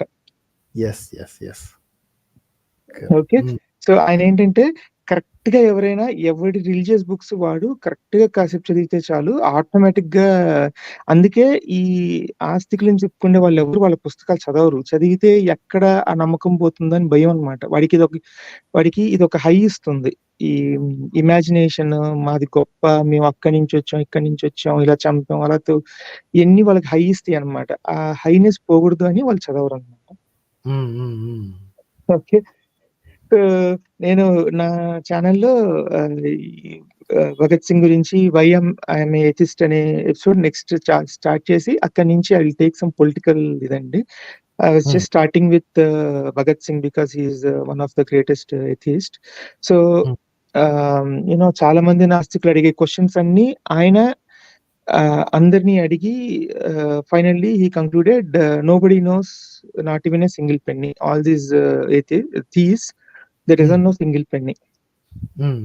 అంటే మనం అడిగే క్వశ్చన్స్ అన్నమాట. అసలు దేవుడు మనుషుల్ని ఎందుకు క్రియేట్ చేశాడు, లేకపోతే ఈ కర్మ సిద్ధాంతం. ఓకే, ఆర్ నిజంగా ఈ ముస్లింలు వచ్చి చంపుతున్నప్పుడు, ఇప్పుడు బ్రిటిష్ వాళ్ళు నానా తోలు ఒలుస్తున్నప్పుడు మనకి ఈ దేవుడు ఏం చేస్తున్నాడు. ఓకే, అండ్ ఇంకా ముఖ్యంగా ఆయన కూడా చెప్పేది ఏంటంటే ఈ బ్రాహ్మణికల్ సిస్టమ్ చేసినంత దారుణం, దరిద్రం ఈ ఇండియాలో ప్రజలకి వేరే ఏది చేయలేదు. ఎవడూ చేయలేదు. ముస్లిమ్స్ చేయలేదు, బ్రిటిష్ వాడు చేయలేదు. ఓకే. అదే అండి. సో ఇంకా నెక్స్ట్ ఏంటంటే జస్ట్ 2 పాయింట్స్. అంటే you can correct me if I'm factually wrong. But నేను ఎనీవే నా ఛానల్‌లో నేను డీటెయిల్‌గా కవర్ చేస్తాను అది. నెక్స్ట్ అండి ఒక 2 పాయింట్స్. ఇందాక ఎవరో వచ్చి మీ దగ్గర అడిగారు, ఈ రాక్షసులు, దానవాసు నిజంగా ఉన్నారా అని చెప్పేసి. సో ఋగ్వేదాలో చూసుకుంటే వాళ్ళు క్లియర్‌గా రాస్తారనమాట. ఏంటి అంటే దేవతలు ఇక్కడికి వచ్చేటప్పటికి దానవులు కోటలు కట్టేస్తున్నారు. అంటే ఈడి ఉద్దేశం ఏంటంటే, ఇప్పుడు మన బాహుబలిలో మహిష్మతి, కాళికేయులు ఉంటే కాళికేయులు సంస్కారవంతులన్నమాట. అదే వీళ్ళ ఓకే. ఉద్దేశంలో అలా ప్రొజెక్ట్ చేసుకున్నారు. మహిష్మతిలో ఉండేవాళ్ళు రాక్షసులు, రక్తం తాగేవాళ్ళు. వాళ్ళు కోటలు కట్టుకొని డ్రైనేజీలు వేసుకొని ఉన్నారు. అదే సరే, కరెక్ట్. సారీ. ఓకే. సో వాడు వచ్చి ఈ రాక్షసులు వాళ్ళు వేదాలు ఫాలో అవ్వరు, సురాపానం చేయరు, యజ్ఞాలు చేయరు, కోటలు కట్టేసుకొని ఉన్నారు, ధర్మ విరోధులు, వేద విరోధులు, మేము వాళ్ళని సంహరించాం అని చెప్పుకుంటున్నారు. డిఫరెన్స్ ఏంటంటే ఇక్కడ కాళికేయులు గెలిచారు అంతే. నెక్స్ట్ ఏమో మీరు చెప్పిన ఈ వేదంలో కోటలు కట్టుకున్న వాళ్ళు వేదాలు పాటించరు అని రాసింది. మనం చూసిన శివపురాణంలో అందులో కోటల లోపల ఉన్న వాళ్ళే ధర్మాత్ములు, బ్రాహ్మణులని పోషించే వాళ్ళు, వేదానికి సమ్మతమైన పనులు చేసేవాళ్ళు శివభక్తులు. అంటే వాళ్ళని ఈ చూసి వీళ్ళకి పురాణాలు కట్టుబడిపోతారు. పురాణాలు కొంచెం లేట్ వచ్చాయండి. సో వాడేంటంటే దాన్ని ఇంకా అటు ఇటు ట్వీక్ చేసి అదే ఇప్పుడు మీరు విష్ణు పురాణం తీసుకున్నారు అనుకోండి, అక్కడ క్లియర్ గా వాడు మొహమాటం లేకుండా చెప్తాడనమాట. ఏంటి అంటే ఈ బౌద్ధులు ఈజ్ ఈక్వల్ టు అసురాస్ అని వాడు క్లియర్ గా రాస్తాడు అక్కడ. ఓకే. ఓకే. ఇంకా క్లియర్‌గా ఉందన్నమాట. అక్కడ క్లియర్ గా రాస్తాడు. ఇదేంటంటే కొంచెం ట్వీక్ చేసాడు. అంటే డైరెక్ట్ గా ఈ వీళ్ళని నరికేయండి అనకుండా, ఒకప్పుడు వాళ్ళు ఇలా చేసేవాళ్ళు అంటే అదే మనం అనుకున్నట్టే అంతా మా ప్రమేయమే, ఇదంతా పార్ట్ ఆఫ్ మా బిగ్గర్ ప్లాన్ అన్నట్టు చేస్తారనమాట. ఇంకా వేదాస్లో ఏం చెప్తారంటే కల్కి వస్తాడు కదా, కల్కి వచ్చి నేను ఒక 1 minute లో క్లోజ్ చేస్తానండి. కల్కి వచ్చి ఈ భూమి మీద మిగిలిన నాన్ వేదిక్ పీపుల్ అందరినీ చంపేస్తాడంట. అంటే ఈ బౌద్ధులు, ఈ ప్రాఫెట్ ముహమ్మదులు, లేకపోతే జైనులు, వీళ్ళందరూ భూమి మీద పెరిగిపోయినప్పుడు యాక్చువల్ గా కలికి వచ్చేది అధర్మం పెరిగినప్పుడు కాదనమాట. ఈ నాన్ వేదిక్ వాళ్ళు పెరిగిపోయినప్పుడు వీళ్ళని చంపడానికి కలికి వస్తాడు. వీళ్ళని నుంచి అంటే వరల్డ్ మొత్తాన్ని క్లీనప్ చేసేస్తాడు. ఒక టైంకి ఏమవుతుందంటే వరల్డ్ మొత్తంలో ఈ వేదాస్ పాటించే వాళ్ళందరూ జీరో అయిపోతారు. వీళ్ళ ఉద్దేశం ఏంటంటే అధర్ములు అంటేనే వేదాన్ని పాటించిన వాళ్ళని. వాళ్ళు ఎన్ని మంచి పనులైనా చేసినా, ఎంత చక్కగా ఉన్నా, మిగతా వాళ్ళ ఉన్నా సరే, వాళ్ళ ఉద్దేశంలో ధర్మం ఈక్వల్స్ టు పాటించడం, వేదాలను పాటించడం. అది పాటించడం ఎంత మంచివాడైనా సరే, ఎంత ఈ గుడ్ గా ఉన్నా సరే శత్రువే. Same like Islam and Christianity, old Christianity. Same అంతే అండి. యాక్చువల్ గా నిజంగా వేదాలు కనుక చదివి చూస్తే ఇప్పుడున్న ఇండియాలో 99% ఎవ్వడు వేదిక్ ఫాలో అవ్వట్లేదు. ఎవ్వడు ఇంద్రుడికి పూజ చేయడు, యజ్ఞాలు చేయడు, యాగాలు చేయడు. ఇంకొకటి మీరు చదివిన దాంట్లో ఇంకా ఇది కూడా ఉంది కదా, అంటే అహింసో పరమో ధర్మ అని చెప్పి అవన్నీ ఈ అర్హంత్ చెప్తాడు అంటే బేసిక్ గా దానికి ఆపోజిట్ కదా వాళ్ళు. ఎగ్జాక్ట్లీ. అలాగే విద్యాదానం చేయాలి, ఆకలి ఉన్న వాడికి అన్నదానం చేయాలి అని 4 దానాలు చెప్తారు. అది కూడా అర్హంత్ చెప్తాడు, ఇలా చెయ్యండి మీరు అని. అంటే ఇది వరకు మీకు ఆకలిగా ఉన్న వాడికి కూడా మీరు దానం చేయకూడదు. విద్యాదానం కానీ వైద్య దానం కూడా మీరు చేయకూడదు అనమాట. అవన్నీ పాపాల కిందకు వస్తాయి అంటే వాళ్ళే చెప్పారు, మనం ఏం చెప్పట్లేదు, వాళ్ళే అది చెప్పారు. క్లియర్ కదండి. ఇప్పుడు రోగం ఉన్నోడికి మీరు వైద్యం చేస్తే వాడి కర్మని మీరు చెడగొడుతున్నట్టు, వాడి కర్మ ప్రారంధాన్ని మనం చెడగొడుతున్నట్టు. సో కాబట్టి హిందూస్ ఎవరు కూడా, లేదా వైదికులం అనుకునే వాళ్ళు ఎవరు కూడా అసలు వైద్యానికి కంప్లీట్లీ అగేన్స్ట్ ఉండాలి. ఎందుకంటే అంటే రోగం హిందూసే సార్. ఇప్పుడు హిందూసే. ఇప్పుడు ఎందుకంటే వీళ్ళు ఆర్ అంటే ఇప్పుడు హిందూ డెఫినిషన్ మారిపోయింది కాబట్టి లేటెస్ట్ డెఫినిషన్ ప్రకారం అయితే హిందూస్ అందరూ హాస్పిటల్స్‌కి వెళ్ళకూడదు. ఇంజెక్షన్‌లు ఏసుకోకూడదు, చదువుకోకూడదు, కార్లు వాడకూడదు. వాడి ప్రారబ్ధం వాడు అనుభవించాలి. అందుకే ఆ పాపం ఎక్కువైపోయి అందరూ పాతాళానికి వెళ్ళిపోతున్నారనమాట. అంటే ఆస్ట్రేలియా, అమెరికా అదే. పాతాళానికి వెళ్ళిపోతున్నారు. సార్ అంతే మరి ఇంకొక ఇప్పుడు లాస్ట్ పాయింట్ అండి. యాహ్! ఇంకొకరు అడిగారు. ఇప్పుడు ఈ స్క్రిప్చర్స్ అన్నీ ఎవరు రాశారు? ఎలా స్ప్రెడ్ అయినాయి? అంటే మీరొక గ్రూప్ థియరీ చెప్పారు. బట్ యాక్చువల్‌గా ఏం జరిగిందంటే అండి, ఈ పూజలు, రిచువల్స్, స్టాండర్డైజేషను, పూజారులు ఇయన్నీ అంటే ఈ పురాణాలు ఇవన్నీ ఎవడి ఏ ఒక వీధికొకటి ఉండేదండి ఇదివరకు. హ్మ్. హ్మ్. ఓకే. హ్మ్. ఉండి వాళ్ళలో వాళ్ళు కొట్టుకొని చచ్చేవాళ్ళు. అందుకే ఆదిశంకరుడొచ్చి మీకు అష్టాదశ శక్తి పీఠాలు, 12 జ్యోతిర్లింగాలు, చార్ధామ్‌లు ఇలాగా అన్నీ సెటప్ చేసాడనమాట. ఏవో అన్నీ చెప్తారు సెటప్ కదండీ! చేసి అక్కడ ఆయన మనుషుల్నే, ఆయన శిష్యుల్నే అంటే చార్ధామ్‌లో అయితే డైరెక్ట్‌గా కేరళ వాళ్ళే పూజారులు. ఇప్పటికి గూడా వాళ్ళే అనుకుంటాను. మనం ఒకసారి చెక్ చేయొచ్చు. సో, ఆయనేంటంటే ఆయన శిష్యులు ఆయన సిద్ధాంతాన్ని, అద్వైత సిద్ధాంతాన్ని బాగా ఎవరైతే అర్థం చేసుకున్నారో వాళ్ళనే తీసుకెళ్ళి పెట్టి మన పురాణాలు కూడా కొన్ని వందలుండాయన్నమాట. ఆయన స్టాండర్డైజ్ చేసాడు. ఇదిగోండి మీరు ఈ 18 పురాణాలు ఫాలో అవ్వండి చాలు. అవేదో ఒక చెప్తారండి. 64 ఎన్నో ఏదో ఒక నంబర్ చెప్పి అన్ని అవైదిక మతాలన్నిటిని కూడా కలిపేసి 72. 72.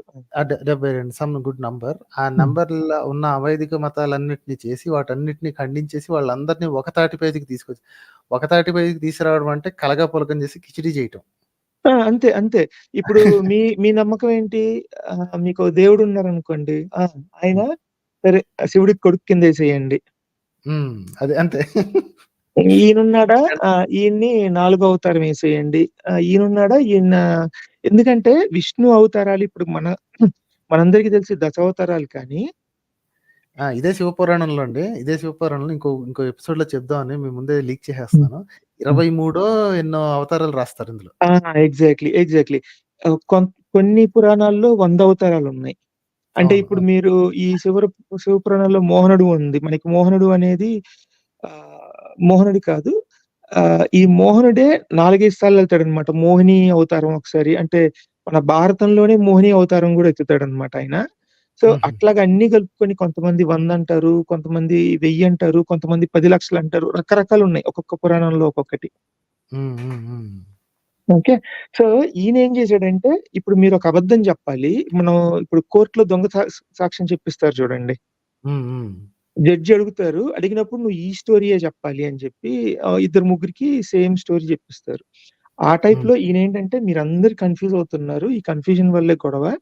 అసలు స్టోరీ నేను చెప్తాను. డాట్స్ అని నేను కనెక్ట్ చేస్తాను అని ఆయన కనెక్ట్ చేసి మొత్తం ప్రచారం చేశారండి ఆయన. అది. Okay. Yeah! Okay sir. I got to drop off. I just want to add these things. Yeah! Sure. మళ్ళీ కలుస్తానండి. Bye. Thank you. Okay. Next dark night, dark phoenix అని 2 పేర్లున్నాయండి. ఏది ఫస్ట్ తీసుకోవాలో అర్థం కావట్లేదు. ఒక పని చేస్తాను. ఫస్ట్ హిందూ సింహాన్ని తీసుకుంటానండి. I think he tried some time before. Okay. Hi అండి. Can you hear me now? Hindu Simham గారు. Hello. Hello. Sorry sir. I can't hear you at all. అస్సలంటే అసలు సౌండ్ రావట్లేదు. I don't know what's wrong అండి. I don't think problem is here. మీ బ్రౌజర్‌లోనే ఏమైనా problem ఉందేమో ఒకసారి చూసుకోండి. కమ్ బ్యాక్ అగైన్ అండి.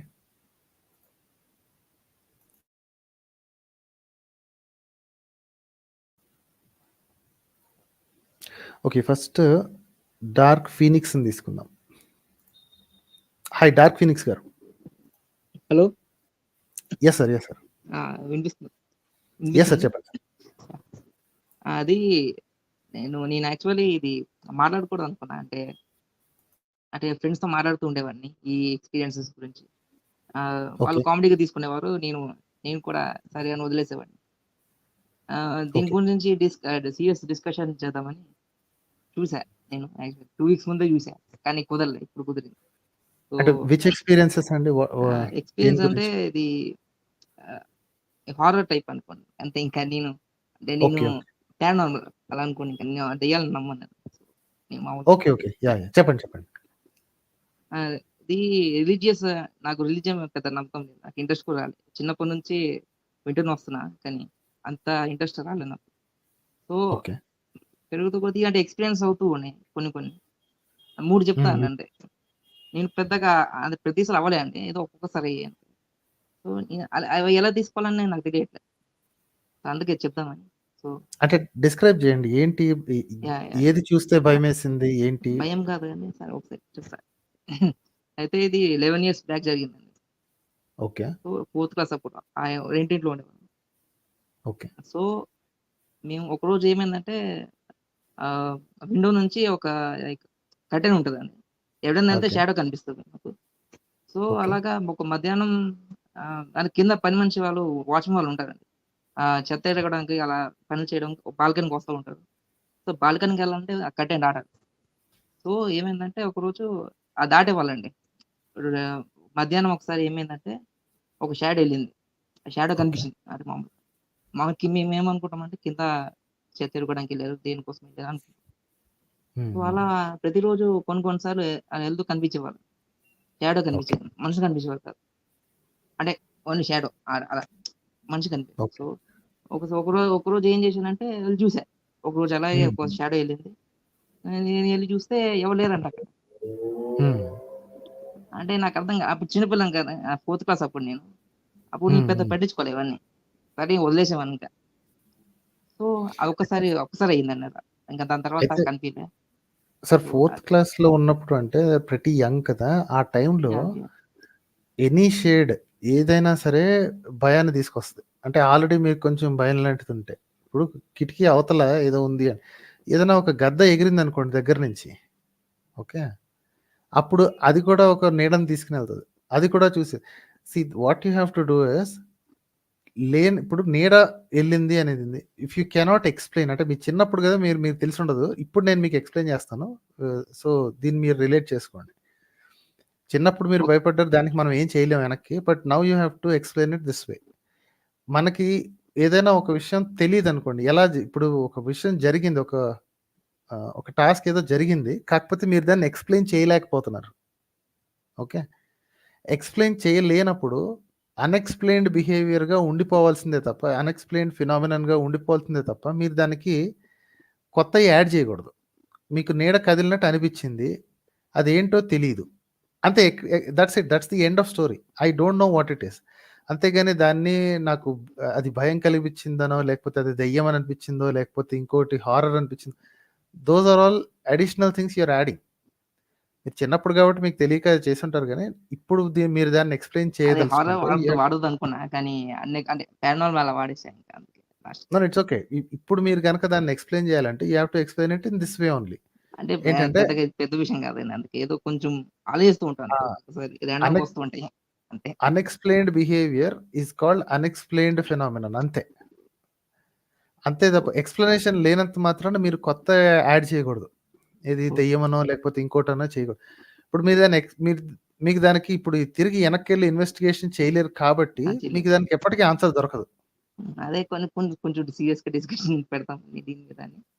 యాహ్! హ్మ్. దాన్ని అంతే. ఎక్స్‌ప్లెయిన్ చేయలేని వాటికి ఇప్పుడు చాలా మంది కూర్చొని ఇట్లాంటి దెయ్యపు కథలో ఏవో చెప్తా ఉంటారనమాట. అది హాస్టల్‌లో కూర్చున్నప్పుడు ఇట్లాంటి ఊరకు కూర్చొని ఫుడ్ దగ్గర ఎక్కడ కూర్చొని కబుర్లు ఆడుకుంటూ ఇట్లాంటివి చెప్తా ఉంటారు. "నీకు తెలుసా ఇదేంటి మా ఫ్రెండోడికి మా సొంత ఫ్రెండ్‌రా ఇది జరిగిందంట. వాడైతే అబద్ధం చెప్పడురా బోయ్! నిజంగా ఇది జరిగిందంట." All that are stories yeah! అండి. అండ్ ఇంకో వెనక్కి 2 వెళ్ళి ఉన్నాయండి. ఇంకో 2 ఉన్నాయండి. ఇది మూడోది వదిలేయండి ఇంకా. 3 ఇలాగే ఉంటుంది మూడోది కూడా. సో రెండోది హ్మ్. చెప్తాను. యాహ్! హ్మ్. ఇది చెప్పండి. ఏమైందంటే ఇది అప్పుడు నిద్రపోతున్నా. అదే టైం. అదే ఇల్లు. అదే ఫోర్త్ హ్మ్. క్లాస్. సో హ్మ్. హ్మ్. 11, 12 ఆ టైం. పడుకునే టైం అది. అయితే హ్మ్. హ్మ్. మా మమ్మీ, డ్యాడీ కూడా ఉన్నారండి పక్కన. హ్మ్. అది సడెన్‌గా 11-12 ఆ టైంలో ఆహ్, ఆ టైంలో ఒక క్రికెట్ ఆడతారు కదండి, క్రికెట్ సౌండ్ వినిపిస్తుంటే క్యాచ్ అనేది ఇది అని, అలా సడన్ గా వినిపించాను మాకు బయట నుంచి. నేను కూడా చిన్నపిల్లని కదా, వెళ్ళి నేను ఆడతా అని లేచి వెళ్తుంటే నువ్వు కొడతారు నువ్వు అని చెప్పేసాడు. సో దాని తర్వాత కొన్నిసేపు తర్వాత సౌండ్ ఆగిపోయాయి. సో అదే నాకు అర్థం కావట్లేదు, అది ఆ టైంలో కళ అయి ఉండొచ్చండి. పక్కన ఉన్నానండి, పక్కన ఉన్నానండి, మా పేరెంట్స్ కూడా విన్నారండి, అందుకే ఈ ఇన్సిడెంట్ కొంచెం అందుకే అంటున్నారు. అదే చెప్తున్నా, if you cannot explain it, don't add additional things to it. Okay, ఇప్పుడు దానివల్ల మీకు మళ్ళీ అది జరిగిందా ఇంకెప్పుడైనా? అది ఇది ఈ లాస్ట్ థర్డ్ ఇన్సిడెంట్ అన్నాను కదా, అది 10th క్లాస్ అప్పుడు జరిగింది. దాని తర్వాత ఇంకేం లేదు, మామూలుగా ఆలోచిస్తూ ఉంటా అంతే. నో, ఇట్లాంటివి చాలా అన్ఎక్స్ప్లెయిన్డ్ ఫినామినన్ ప్రతి ఒక్కళ్ళ జీవితంలో ఉంటాయండి. ఇంకా కొంతమందికి ఇంకా కాంప్లికేటెడ్గా ఉంటాయి, అసలు అది వాళ్ళు భరించలేరు అనమాట, ఎలా జరిగిందో తెలుసు. సో మళ్ళీ అది రిపీట్ అవ్వకుండా ఇంకోసారి కనపడకుండా ఉంటే దానివల్ల యూజ్ ఏంటో తెలియదండి జనాలకి. Right, it's simple, right? You don't know what to do. ఇప్పుడు దాన్ని ఎక్స్ప్లెయిన్ చేయనంత మాత్రాన మనకు నష్టమేం లేదు. So you could just simply leave it. అదే మామూలుగా చెప్తాను. యాక్చువల్గా నాగబాబు గారి స్ట్రీము దాని తర్వాత అప్పుడు అనిపించింది చెప్పుకుందాం. ఓకే ఓకే ఓకే, అంతే. నేను లిజనర్ గానే వచ్చా, ఎప్పటి నుంచో వింటున్నా. ఓకే ఓకే, ష్యూర్ ష్యూర్ అండి. థ్యాంక్స్ అలాట్ అండి. Thank you.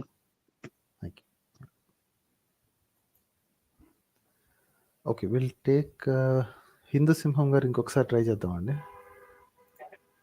Hello sir. Hello అండి, నమస్తే. యా వినిపిస్తుందండి. యా, నౌ యూ కెన్ సంతోషం. నేను ప్రద్యుమ్నానే, కరెక్ట్ గానే కనుక్కున్నారు. Thank you. మీ స్ట్రీమ్ కి వచ్చే ముందు ఒక టాపిక్ అనుకొని వస్తామండి. వచ్చిన తర్వాత అందరి కాలర్స్ మాటలు విన్న తర్వాత మైండ్ పరిపరి విధాలుగా పరిభ్రమిస్తూ ఉంటుంది. మనం చెప్పాలనుకున్నది ఎక్కడో వెనకాల పడిపోతుంది. But still I want you to warn me. Okay, మీరు మాట్లాడేటప్పుడు నేను కొడుతుంటాను. నేను I heard my stream again, కొడుతుంటాను లైక్ స్పానిష్ బుల్ అని. అది remind me, or I will put in mute. ఆ పని చేయండి. యాక్చువల్లీ ఒక లాంగ్ సెంటెన్స్ చెప్పిన తర్వాత, క్వశ్చన్ లాగా అడిగిన తర్వాత you could just mute probably. yes. Okay అండి.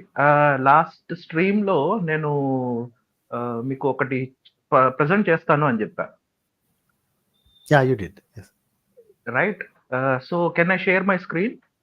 Yeah, let's do this. yes. Okay, share screen.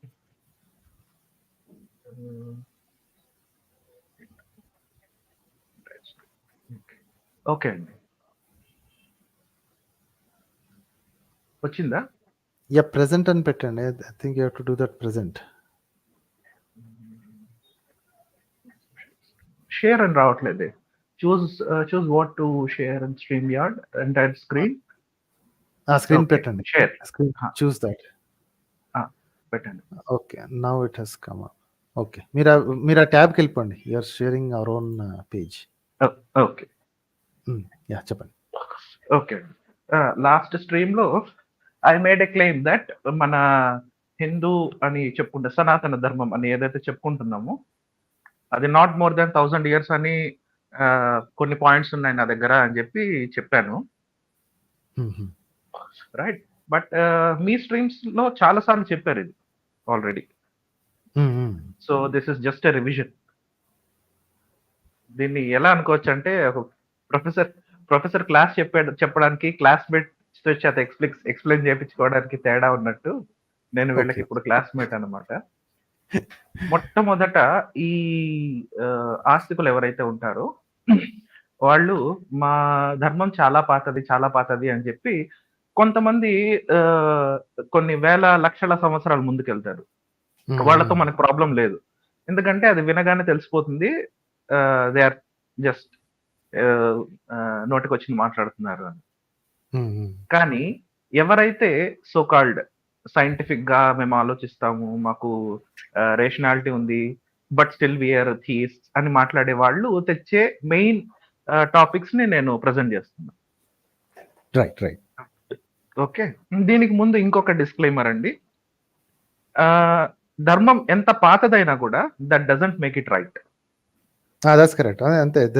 Shit is always shit. It doesn't matter whether it is dried up or fresh or it is covered with icing. అంతే కదా, అశుద్ధం ఎప్పటికీ అశుద్ధం. మీరు దాని మీద ఎంత ఎండబెట్టి ఏంటి మైక్రోవేవ్ లో పెట్టినా what it is what it is. What it is. So అది ఫస్ట్ డిస్క్లైమర్ అండి. ఒకవేళ నేను తప్పైనా కూడా వాటిల్లో చెప్పిన తప్పు విషయాలు కరెక్ట్ అయిపోవు. Just because it is old doesn't make it right. Correct. Okay. First ఈ ఆస్తికులు ఫస్ట్ చెప్పేది హీలియోడోరస్ పిల్లర్. కనిపిస్తుందండి? Yeah clear. హీలియోడోరస్ పిల్లర్ అనేది సెంట్రల్ ఇండియాలో ఒక చోట ఉంది. Some 100 BC around base Nagar Madhya Pradesh లో ఉంది. దాంట్లో ఏమంటారంటే దాంట్లో గరుత్మంతుడి గురించి ఉంది. తర్వాత గరుత్మంతుడి గురించి ఉంది, వాసుదేవ కృష్ణ గురించి ఉంది అని చెప్పి చెప్తారు. వాసుదేవ. సో మనం గుర్తుపెట్టుకోవాల్సింది ఇది రాసింది బ్రహ్మీ స్క్రిప్ట్ లో. రైట్. బ్రహ్మీ స్క్రిప్ట్ అనేది మన ఏన్షియంట్ ఇండియాలో ఉన్న లిపి. పాళి, ప్రాకృతి.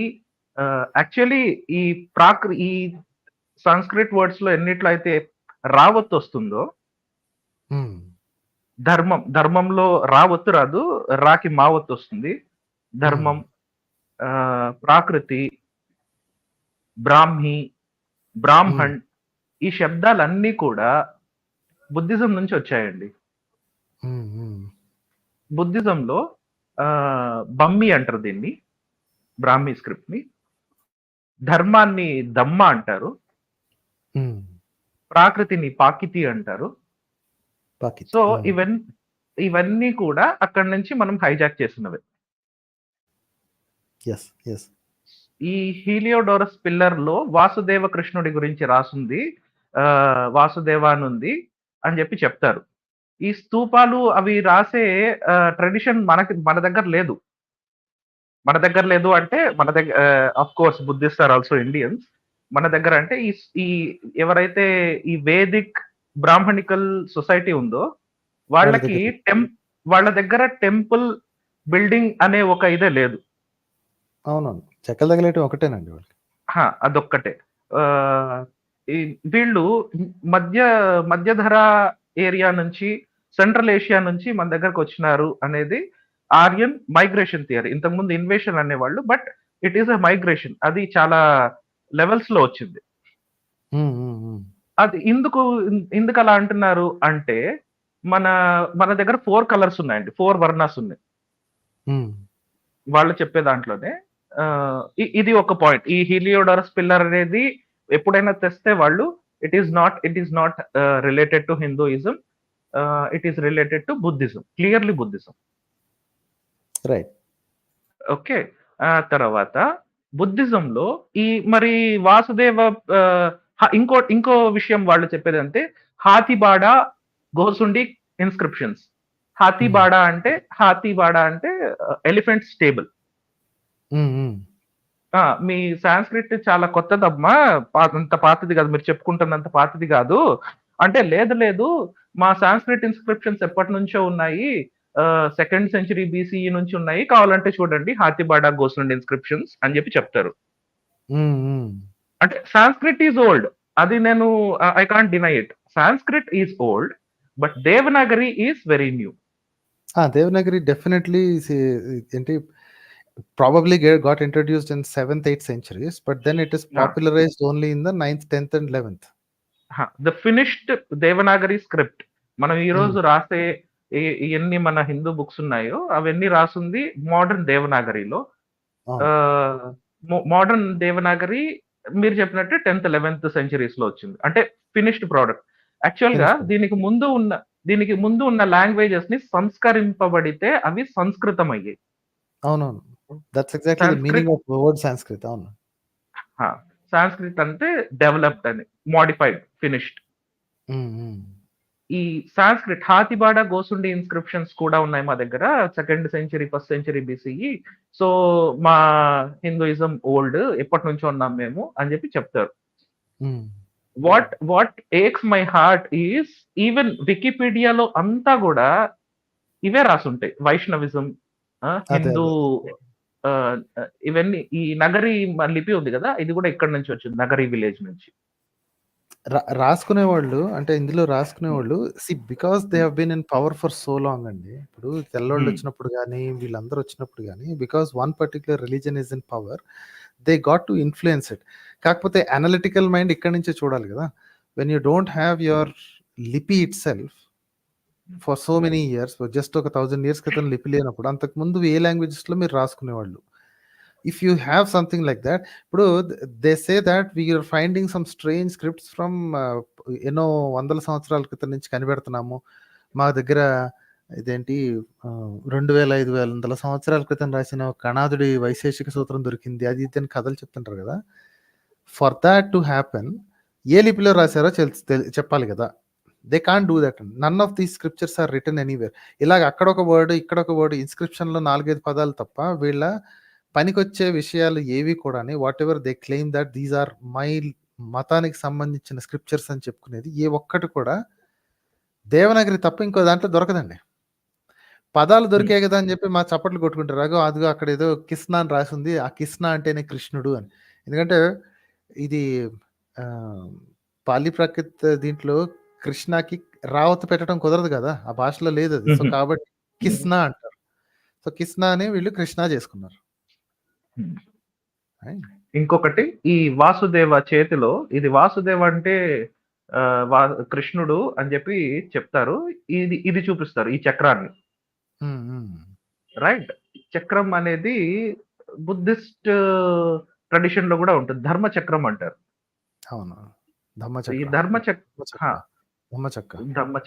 ధమ్మ చక్రాలో 8 fold ఇది ఉంటది అనమాట. ఈ right view, right mindfulness, right concentration, effort, livelihood, action, speech, intention, ఈ 8 వాటిని కలిపి 8 fold path in Buddhism, noble path, the noble 8 fold path. So beyond doubt this belongs to Buddhist. Right. మొదటి 2 వికెట్లు పడిపోయాయి వీళ్ళవి. తర్వాత ఏం చెప్తారంటే, వాసుదేవ అనేది బుద్ధిజంలో ఎందుకు ఉంటుంది, వాసుదేవ అన్న ఒక్క పదం అన్న, ఆ పదం అన్న హిందూయిజం నుంచే కదా వచ్చింది. So how can you deny it అని. ఇది చూడండి, బుద్ధ స్టాచ్యూ ఆఫ్ వాసుదేవ, ఇది మధురాలో దొరికింది.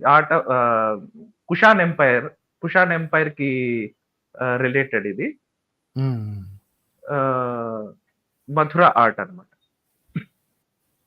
మధుర మ్యూజియం లో ఉంది ఇప్పుడు. దీంట్లో కూడా యూ కెన్ సీ వాసుదేవ అనే పదము ఉంది.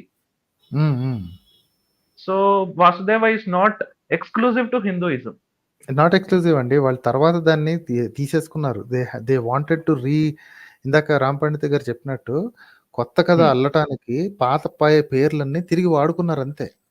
సేమ్ ఇప్పుడు బాహుబలి సినిమా ఉంది చూసారా, బాహుబలి సినిమాలో మాహిష్మతి అనేది ఉంది చూసారా. Mahishmati is an actual kingdom in not Ramayana, ancient Madhya Pradesh లో. It's a real kingdom. It existed actual. Mahishmati is a physical place existed, it was a kingdom. So కాబట్టి బాహుబలి నిజం అని అంటే ఎంత అసహ్యంగా ఉంటుందో అలాగే. సో కొత్తగా కథలు రాసుకునే వాళ్ళు నిజాయితీ ఉంటే ఇది కథ అని ముందే చెప్తారు. ఇది మన సినిమా వాళ్ళలాగా this is a fictional story అని నీట్ గా రాస్తారు. అప్పట్లో ఇలా రాసుకునే ఇంటెన్షన్ లేదు కాబట్టి వాళ్ళు ఆల్రెడీ ప్రజా బాహుళ్యంలో ఉన్న పదాలు కానీ, ప్లేసెస్ కానీ, స్టోరీస్ కానీ నీట్ గా అల్లేసి కుట్టేశారు అంతే. రైట్. దాని తర్వాత నిజం అనుకుని చెప్పి వీళ్ళు వెళ్ళిపోతున్నారు. కానీ Vasudeva is not a Hindu name or not originated in the Brahmanical religion. It was from previous that. Vasudeva is a regular name before that. Right. The next point is మనం మాట్లాడుకునే క్యాలెండర్ అండి. వీళ్ళు ఎవరైతే సనాతన ధర్మ సంరక్షకులు, వాళ్ళు ప్రూవ్ చేసేది ఏంటంటే, మా వాళ్ళు లెక్క పెట్టినారు ఎన్ని దీంట్లో ఆయన పేరేంటి? ఆయన పేరు గుర్తు రావట్లా. మీరు కూడా చెప్తుంటారండి రెగ్యులర్‌గా. ఈ రామాయణం ఏన్షియంట్ అని చెప్పేవాళ్ళు. స్ప్రింగ్ సీజన్ ఈ నక్షత్రంలో వస్తుంది, ఈ రాశిలో వస్తుంది. నెమళ్ళు అరుస్తున్నాయి అని చెప్పి that candidate names I will tell it in next video or someone can help me. అతను చెప్పే దాని ప్రకారం ఈ చైత్ర, వైశాఖ, ఈ మన క్యాలెండర్ ఉంది కదా, లూని సోలార్ క్యాలెండర్. విక్రమ్ ఈ సంవత్. విక్రమ్ సంవత్. ఈ లూని సోలార్ క్యాలెండర్ స్టార్ట్ చేసింది కూడా it's not a Hindu, it's actually Hindu calendar అని రాసుకున్నారు. ఆబ్వియస్లీ వీళ్ళకి Vikram Samvat, Shaka Samvat is definitely Buddhist, right? వీళ్ళకి నిజంగా కాలాన్ని మెజర్ చేసే మెకానిజం లేదండి. వాళ్ళ only measurement yuga cycle. Okay, so ఇన్ని లక్షల సంవత్సరాల క్రితం అది యుగా సైకిల్ అని. కరెంట్ క్యాలెండర్ నిజంగా టైంని మెజర్ చేసే క్యాలెండర్ని వాళ్ళు ఆ ఎగ్జిస్టింగ్ బుద్ధిస్ట్ క్యాలెండర్ నుంచి తీసుకున్నారు. ఓకే, మాదేమి లేదా అని కొట్టుకు వస్తున్నారు. ఒకనొక స్ట్రీమ్లో చూసానంటే, అంటే అసలు మా దగ్గరికి ఏమీ లేదా అని. ఏమీ లేకపోవడం కాదు. The only thing you did was appropriate many things. అది కనుక ముందే ఒప్పేసుకుని ఉంటే you would have done a lot better. ఈ హిందువులు చేసిన మిస్టేక్, వీళ్ళు చేసిన తప్పు పని ఏంటి అంటే, అప్రోప్రియేషన్ చేసినప్పుడు వాళ్ళకి క్రెడిట్ ఇచ్చేసి వాడేసి ఉండుంటే ఆ తర్వాత జరిగేవన్నీ మన దాని అకౌంట్లో వేసుకోవచ్చు. కానీ ఎప్పుడైతే ఒక అబద్ధం చెప్తారో, లేదు ఇది మాది అని అబద్ధం చెప్తారో, then it becomes downhill. ఆ తర్వాత నాన్న పులి కథ అనమాట. ఆ తర్వాత ఎన్ని నిజంగా వాళ్ళు సొంతంగా తయారు చేసినా ఇది కూడా ఎక్కడి నుంచో దోచుకొచ్చారు అన్న అపవాదు ఉండిపోద్ది. So the entire problem is with them. వాళ్ళు ఏదైతే దోచుకున్నామో, పక్కనోడు దోచుకున్నాడు అని చెప్తారో, వీళ్ళు కూడా అప్రోప్రియేట్ చేసుకున్న వెంటనే ఒప్పేసుకుంటే సరిపోయేది. But they not ready to do that. చెప్పండి. సో ఈయన ఈ విక్రమాదిత్య, విక్రమ్ సంవత్ ఎక్కడి నుంచి అయితే స్టార్ట్ అయిందో, ఆయన ఏ రాజు అని చూస్తే he belongs to Shravasti. And Shravasti is the place where this Buddha lived most of his life after enlightenment. Shravasti అనేది అక్కడ ఆయన ఈ Vikram Samvat start. Vikramaditya belongs to entirely Buddhism. తర్వాత ఈ శ్రవస్తి నుంచి వచ్చిన విక్రమ్ సంవత్ ని మనం ఇప్పటికీ ఫాలో అవుతున్నాం. ఈ చైత్ర, వైశాఖ, ఈ క్యాలెండర్ అనేది ఇక్కడ నుంచే స్టార్ట్ అవుతుంది. And one more thing is our script అండి. మన script Devanagari script 10th century 11th century కంటే ముందు ఒక్క బుక్ లేదు దాంట్లో. Yes, and that's what I keep saying. వీళ్ళందరికీ చెప్పేది అదేనండి. Your entire written history, written concept is only after Devanagari, and that too after 10th century. అప్పట్లో కూడా మీరు ఒకసారి చూసారో లేదో, ఆదిశంకరుడి పేరు మీద భాష్యాలు ఉంటాయి చూసారా? ఆదిశంకరుడు చేసిన భాష్యాలన్నీ కూడా దేవనాగరి వచ్చిన తర్వాతే కదా. He couldn't have done anything before that, right? వేదాలకి ఫుల్ భాష్యాలు రాయలేదండి. వీటికి అన్నిటికీ, భగవద్గీతకి వాటికి రాసుకున్నాడు. I don't think he's done an individual, నాకు తెలిసి ఒక కలెక్షన్ లాగా రాసుకున్నాడు. And it happen obviously after 10th century, right? ఈ వేదిక్ సాంస్క్రిట్ అని ఉంది ఇదైతే, ఇది పక్కా మేడప్ టర్మ్ అండి. వేదిక్ సాంస్క్రిట్ అని ఏం లేదు.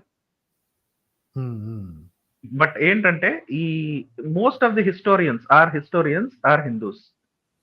And that's exactly the issue. అంతే, మనోడు కథలు రాసుకుంటే అలాగే ఉంటుందండి.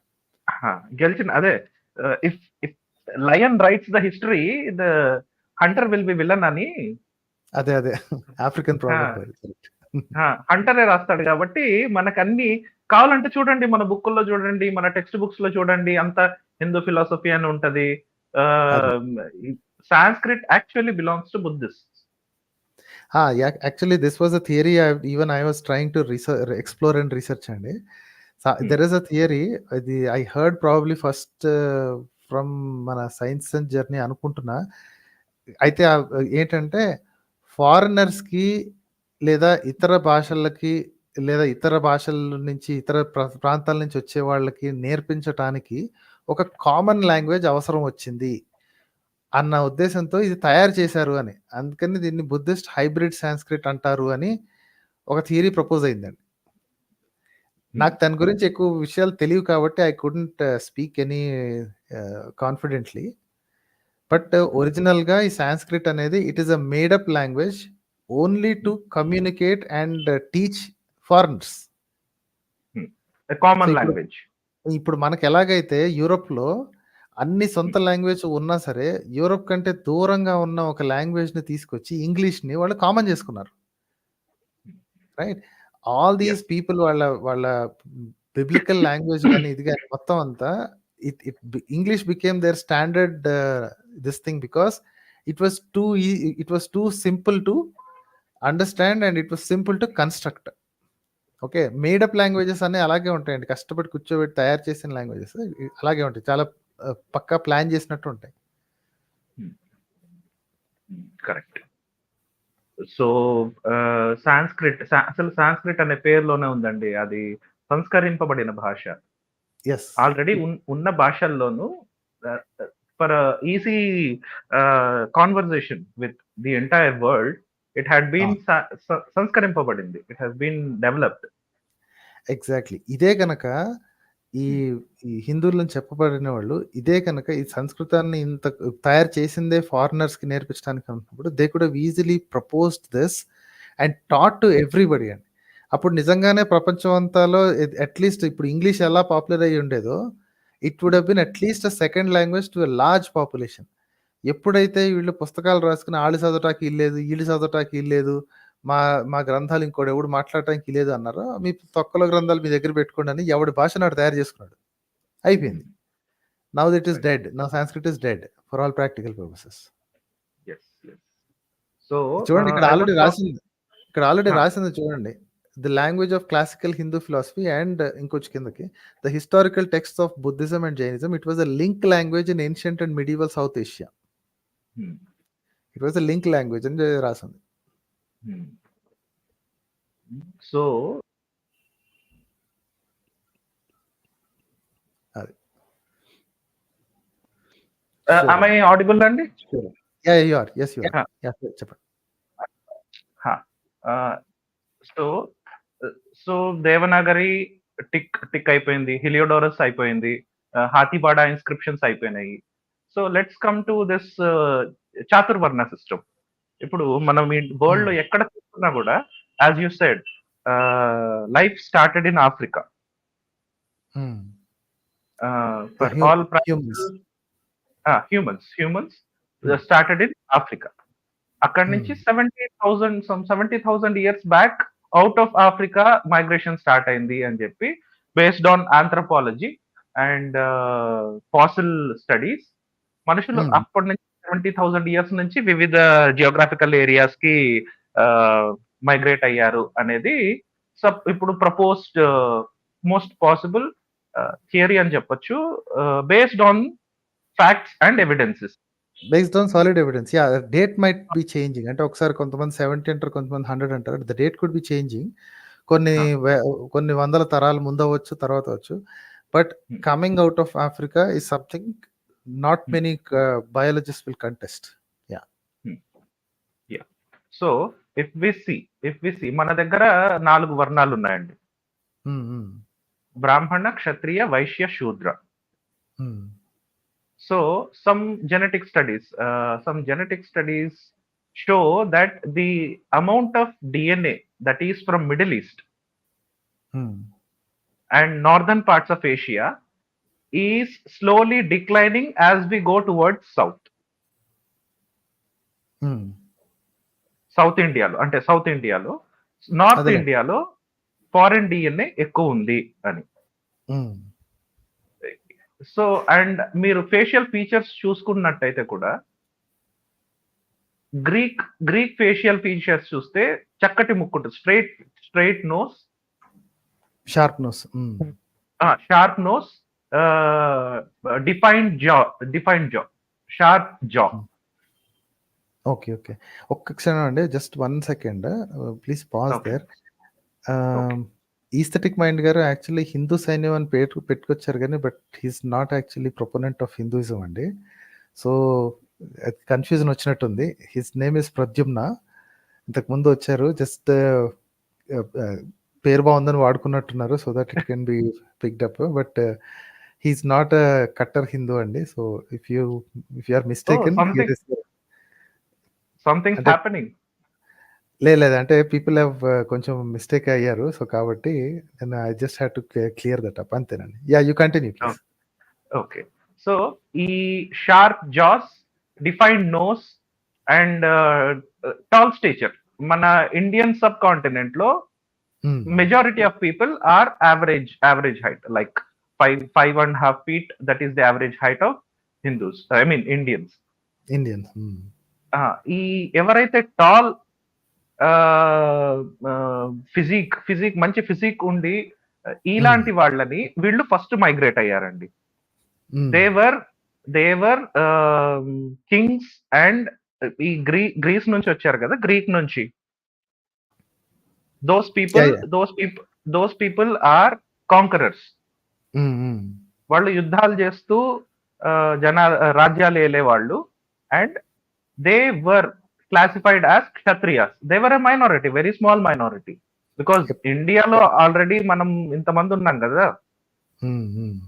The brown skin people, actual brown skin people total world లో ఏ జియోగ్రఫికల్ ఏరియా తీసుకున్నా కూడా, even though everyone started their journey from Africa, based on their geographical area, they developed their own facial features, their own bodies, their own physical traits. Correct.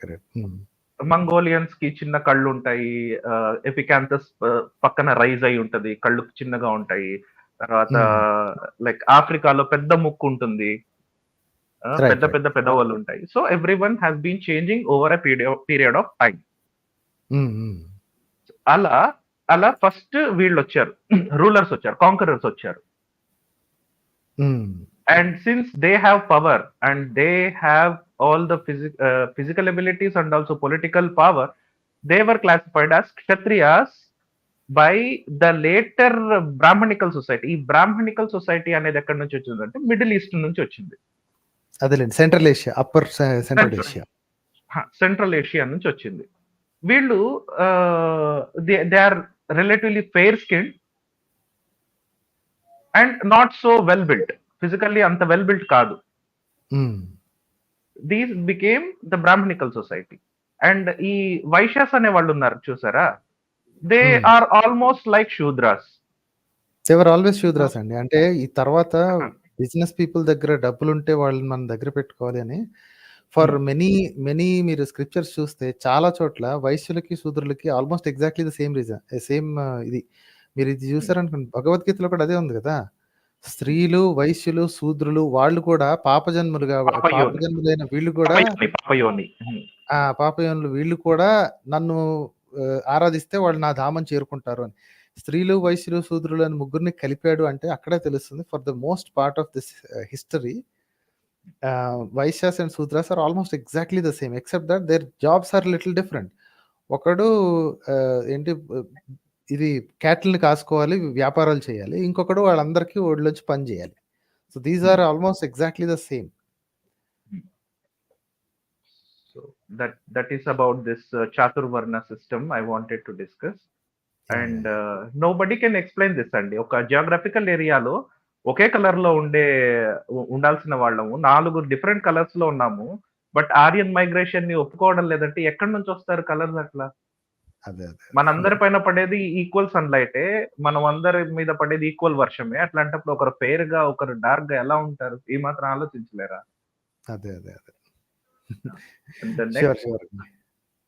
The next thing అండి, the last time I was talking about the story of Medusa, right? Medusa గురించి మాట్లాడుతూ there are so many parallels between Greek mythology and Hindu mythology అని చెప్తున్నాను. ఈ flood mythology అయితే అన్ని చోట్ల ఉంది. కరెక్ట్, అన్ని చోట్ల African, Chinese, Taiwanese, Indian, Siberia అన్ని చోట్ల ఈ ఫ్లడ్ మిథాలజీ అనేది ఉందండి. It is a common story. Filipino, Korean. Right. All flood mythology అనేది ప్రతి చోట ఉంటది. ఈ మత్స్య పురాణం అని ఉంది కదా మనకు. దిస్ మత్స్య పురాణం is nothing but నోవాస్ arc story. Yeah it's modified and అంటే ఇటు నుంచి అటు వెళ్ళిందని వాళ్ళు అంటారు, వీళ్ళు అంటారు, అటు నుంచి ఇటు వచ్చిందని వీళ్ళు అంటారు. బట్ స్టిల్ కామన్ పాయింట్ ఉంది అన్నది మాత్రం it's well established fact. But they can't prove Devanagari is older than Hebrew. అది సో అంటారు, అనడానికైతే చాలా అంటారు. కానీ ఈ మత్స్య పురాణం రాసింది పక్కా దేవనాగరిలో and they can't deny it. వేరే ఆ పురాణం దగ్గరకు వచ్చేసరికి there are so many other things to expose అండి. I'm just waiting for my time to come there. I will not leak the paper. Yeah ఇంకేమైనా తొందరగా క్లోజ్ చేసేద్దాం అండి. ఓకే అండి. వన్ మోర్ థింగ్, ఈ మన దగ్గర ఎంతమంది అయితే దేవుళ్ళు ఉన్నారండి, ఈ బ్రహ్మ అని ఉంది కదండి. Brahma is also not exclusive to Hinduism. Yeah దీన్ని పట్టుకుని వాళ్ళు చాలానే గింజుకున్నారులేండి. They were crying on a different live stream that అసలు మాది ఏమీ లేదా, ప్రతిదీ వాళ్ళకి ఇస్తావు, ప్రతిదీ వాళ్ళకి దోచుకొచ్చినప్పుడు ఏం చేస్తామమ్మా, దోచుకొచ్చినప్పుడు అక్కడి నుంచి దోచుకున్నప్పుడు ఆటోమేటిక్ గా మరి దొంగమనే చెప్తారు. If they would have immediately agreed in the beginning itself, nobody will have a problem. తీసుకుంటే తీసుకున్నారు, appropriation is a common thing across cultures అని. మాది అంత పురాతనం, ప్రపంచం అంతా మా దగ్గర నుంచి కాపీ కొట్టింది అంటే once the fall starts, the fall will be violent. Definitely. Right. And one more thing, I'll wrap up a few things. I was talking about ఈ మన దగ్గర ఏవైతే ఓల్డ్ టెంపుల్స్ ఉన్నాయి కదండి 1000 years బ్యాక్, ఒక్క టెంపుల్ కూడా మంది కాదంటే ఈ సో కాల్డ్ సనాతన ధర్మాన్ని అయితే కాదు. Definitely. I have been saying that for a long time. 10th century తర్వాత definitely there are Hindu temples. Kings who have been Hindu, they have constructed, బాగా చేయించుకున్నారు. నేను కర్ణాటకలో బోల్డ్ అని ఉన్నాయి. And almost every temple in Tamil Nadu which is constructed after 12th century is exclusively Hindu. కాకపోతే before that, anything that is dated before that is not Hindu. కానీ వీళ్ళు ఏంటంటే వీళ్ళు ఆల్రెడీ ఆ మిథాలజీని నమ్మేసి కూర్చున్నారు కాబట్టి విష్ణువుకి అని. సో విష్ణువుకి ఏంటి అమ్మవారికి గుళ్ళు కట్టుకున్నారు అంటారు. మరి 10th century తర్వాత విష్ణువుకి కంటే కూడా ఈ మిగతా వాళ్ళకి ఇది కట్టుకున్నారు.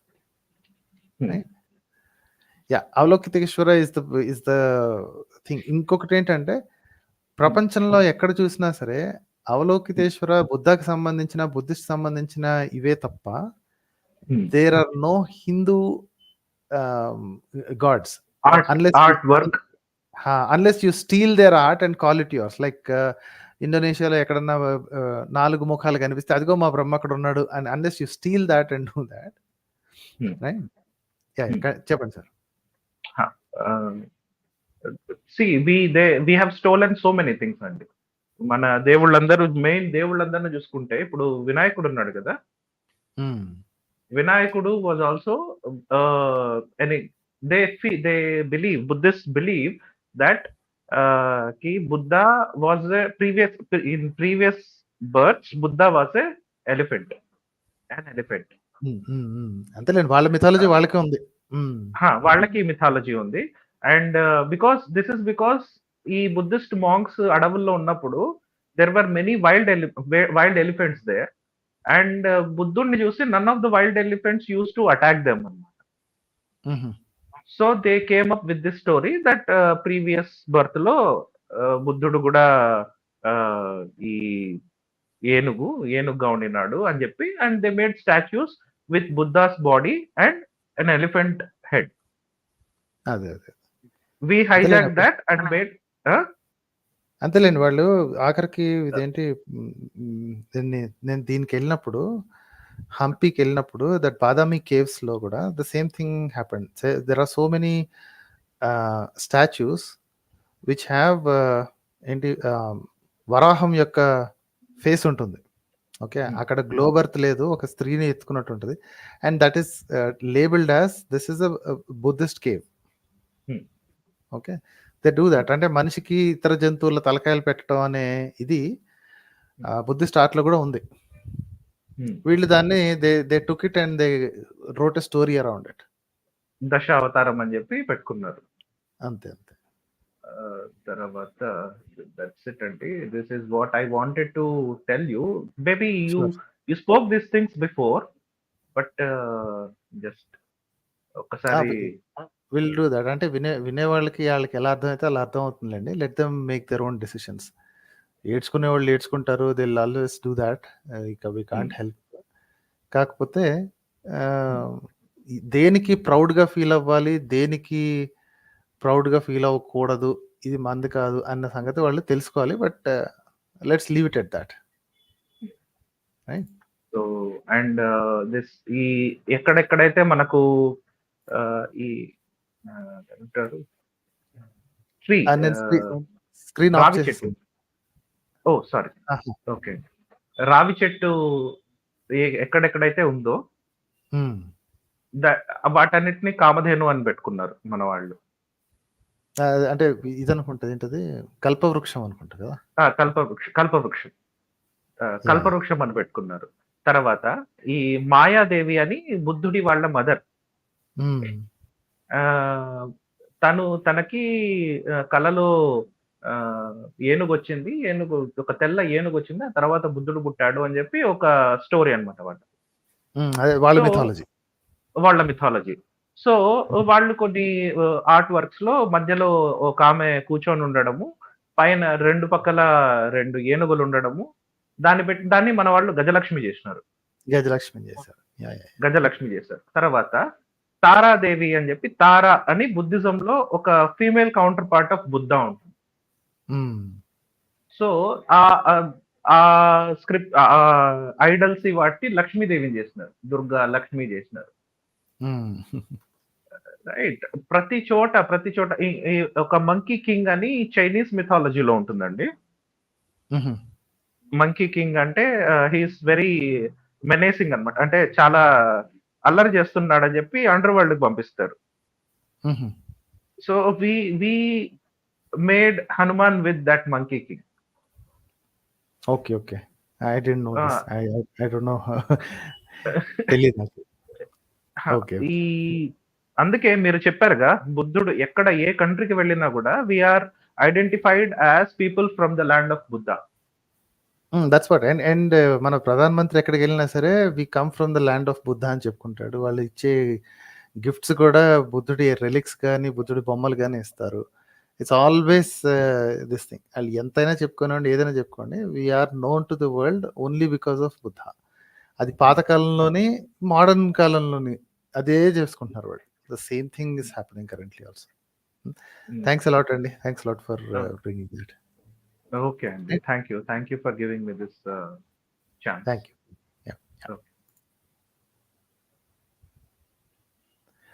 Okay. So next Brahma Rakshasa అనే పేరుతో ఉన్నారు. I think I can closing కాదండి. We have some more time. ఇంకా కూడా తీసుకుందాము. కేకే గారు ఉన్నారు.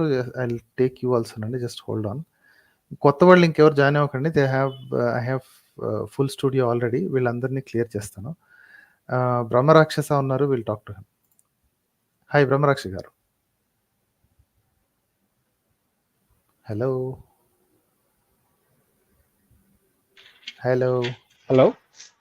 ఎస్ సార్ చెప్పండి సార్. హాయ్ మనోహర్ గారు. సారీ, నేను ఎప్పుడు వస్తుందో నా టర్న్ అని తెలియకనే కొంచెం అలా పక్కన పెట్టున్నాను. Anyway, long term follower of you. Again thank you so much for all the things you do. Main reason నేను మిమ్మల్ని ఆబ్వియస్లీ ఒక మేబీ మోర్ దాన్ 2 years నుంచి నేను ఫాలో అవుతున్నాను. All these rationalist and atheist channels కానీ community కానీ.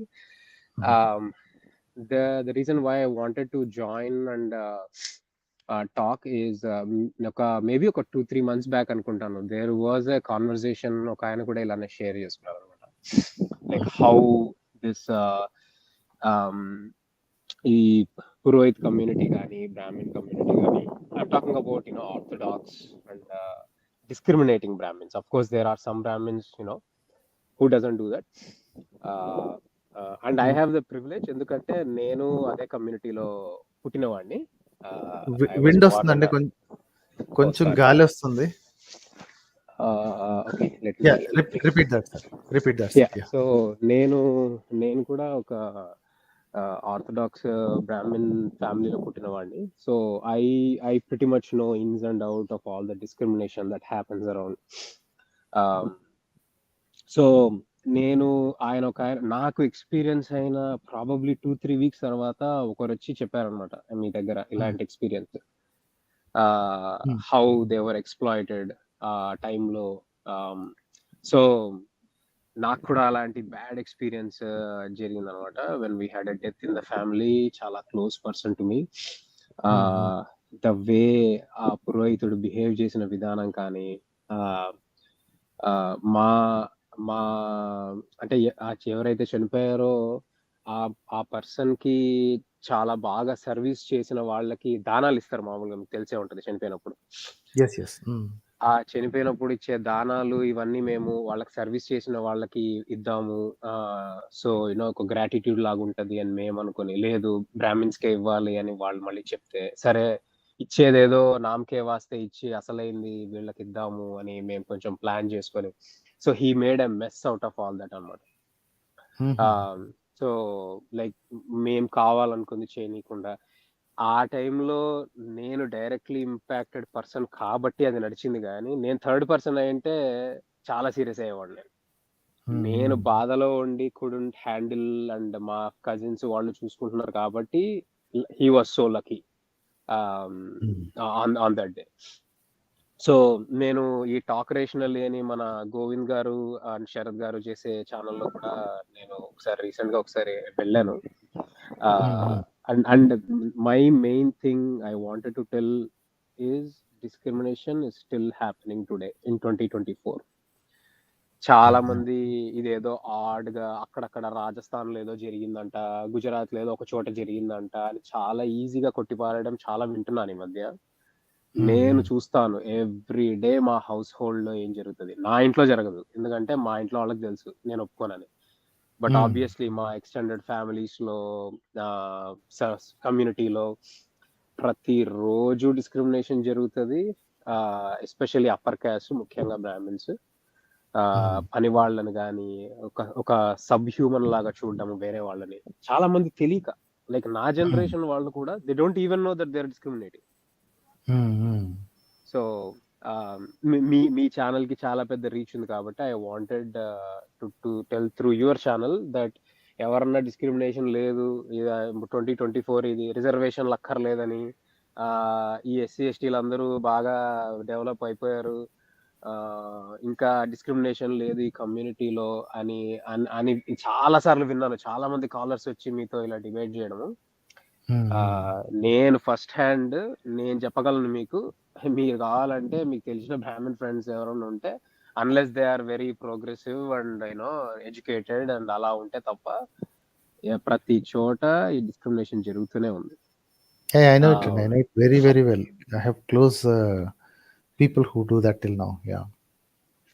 So and I mean, I was not expecting to be in the call today because I know I joined late. Ikkada koncham maku early ga start avutadi. I live in North America. Okay. So I just wanted to share that, and thank you for all the work you do.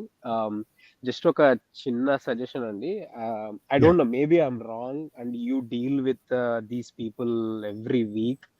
So మీరు కొద్దిగా కొన్ని సార్లు impatient అవుతున్నారేమో అని అనిపించింది నాకు.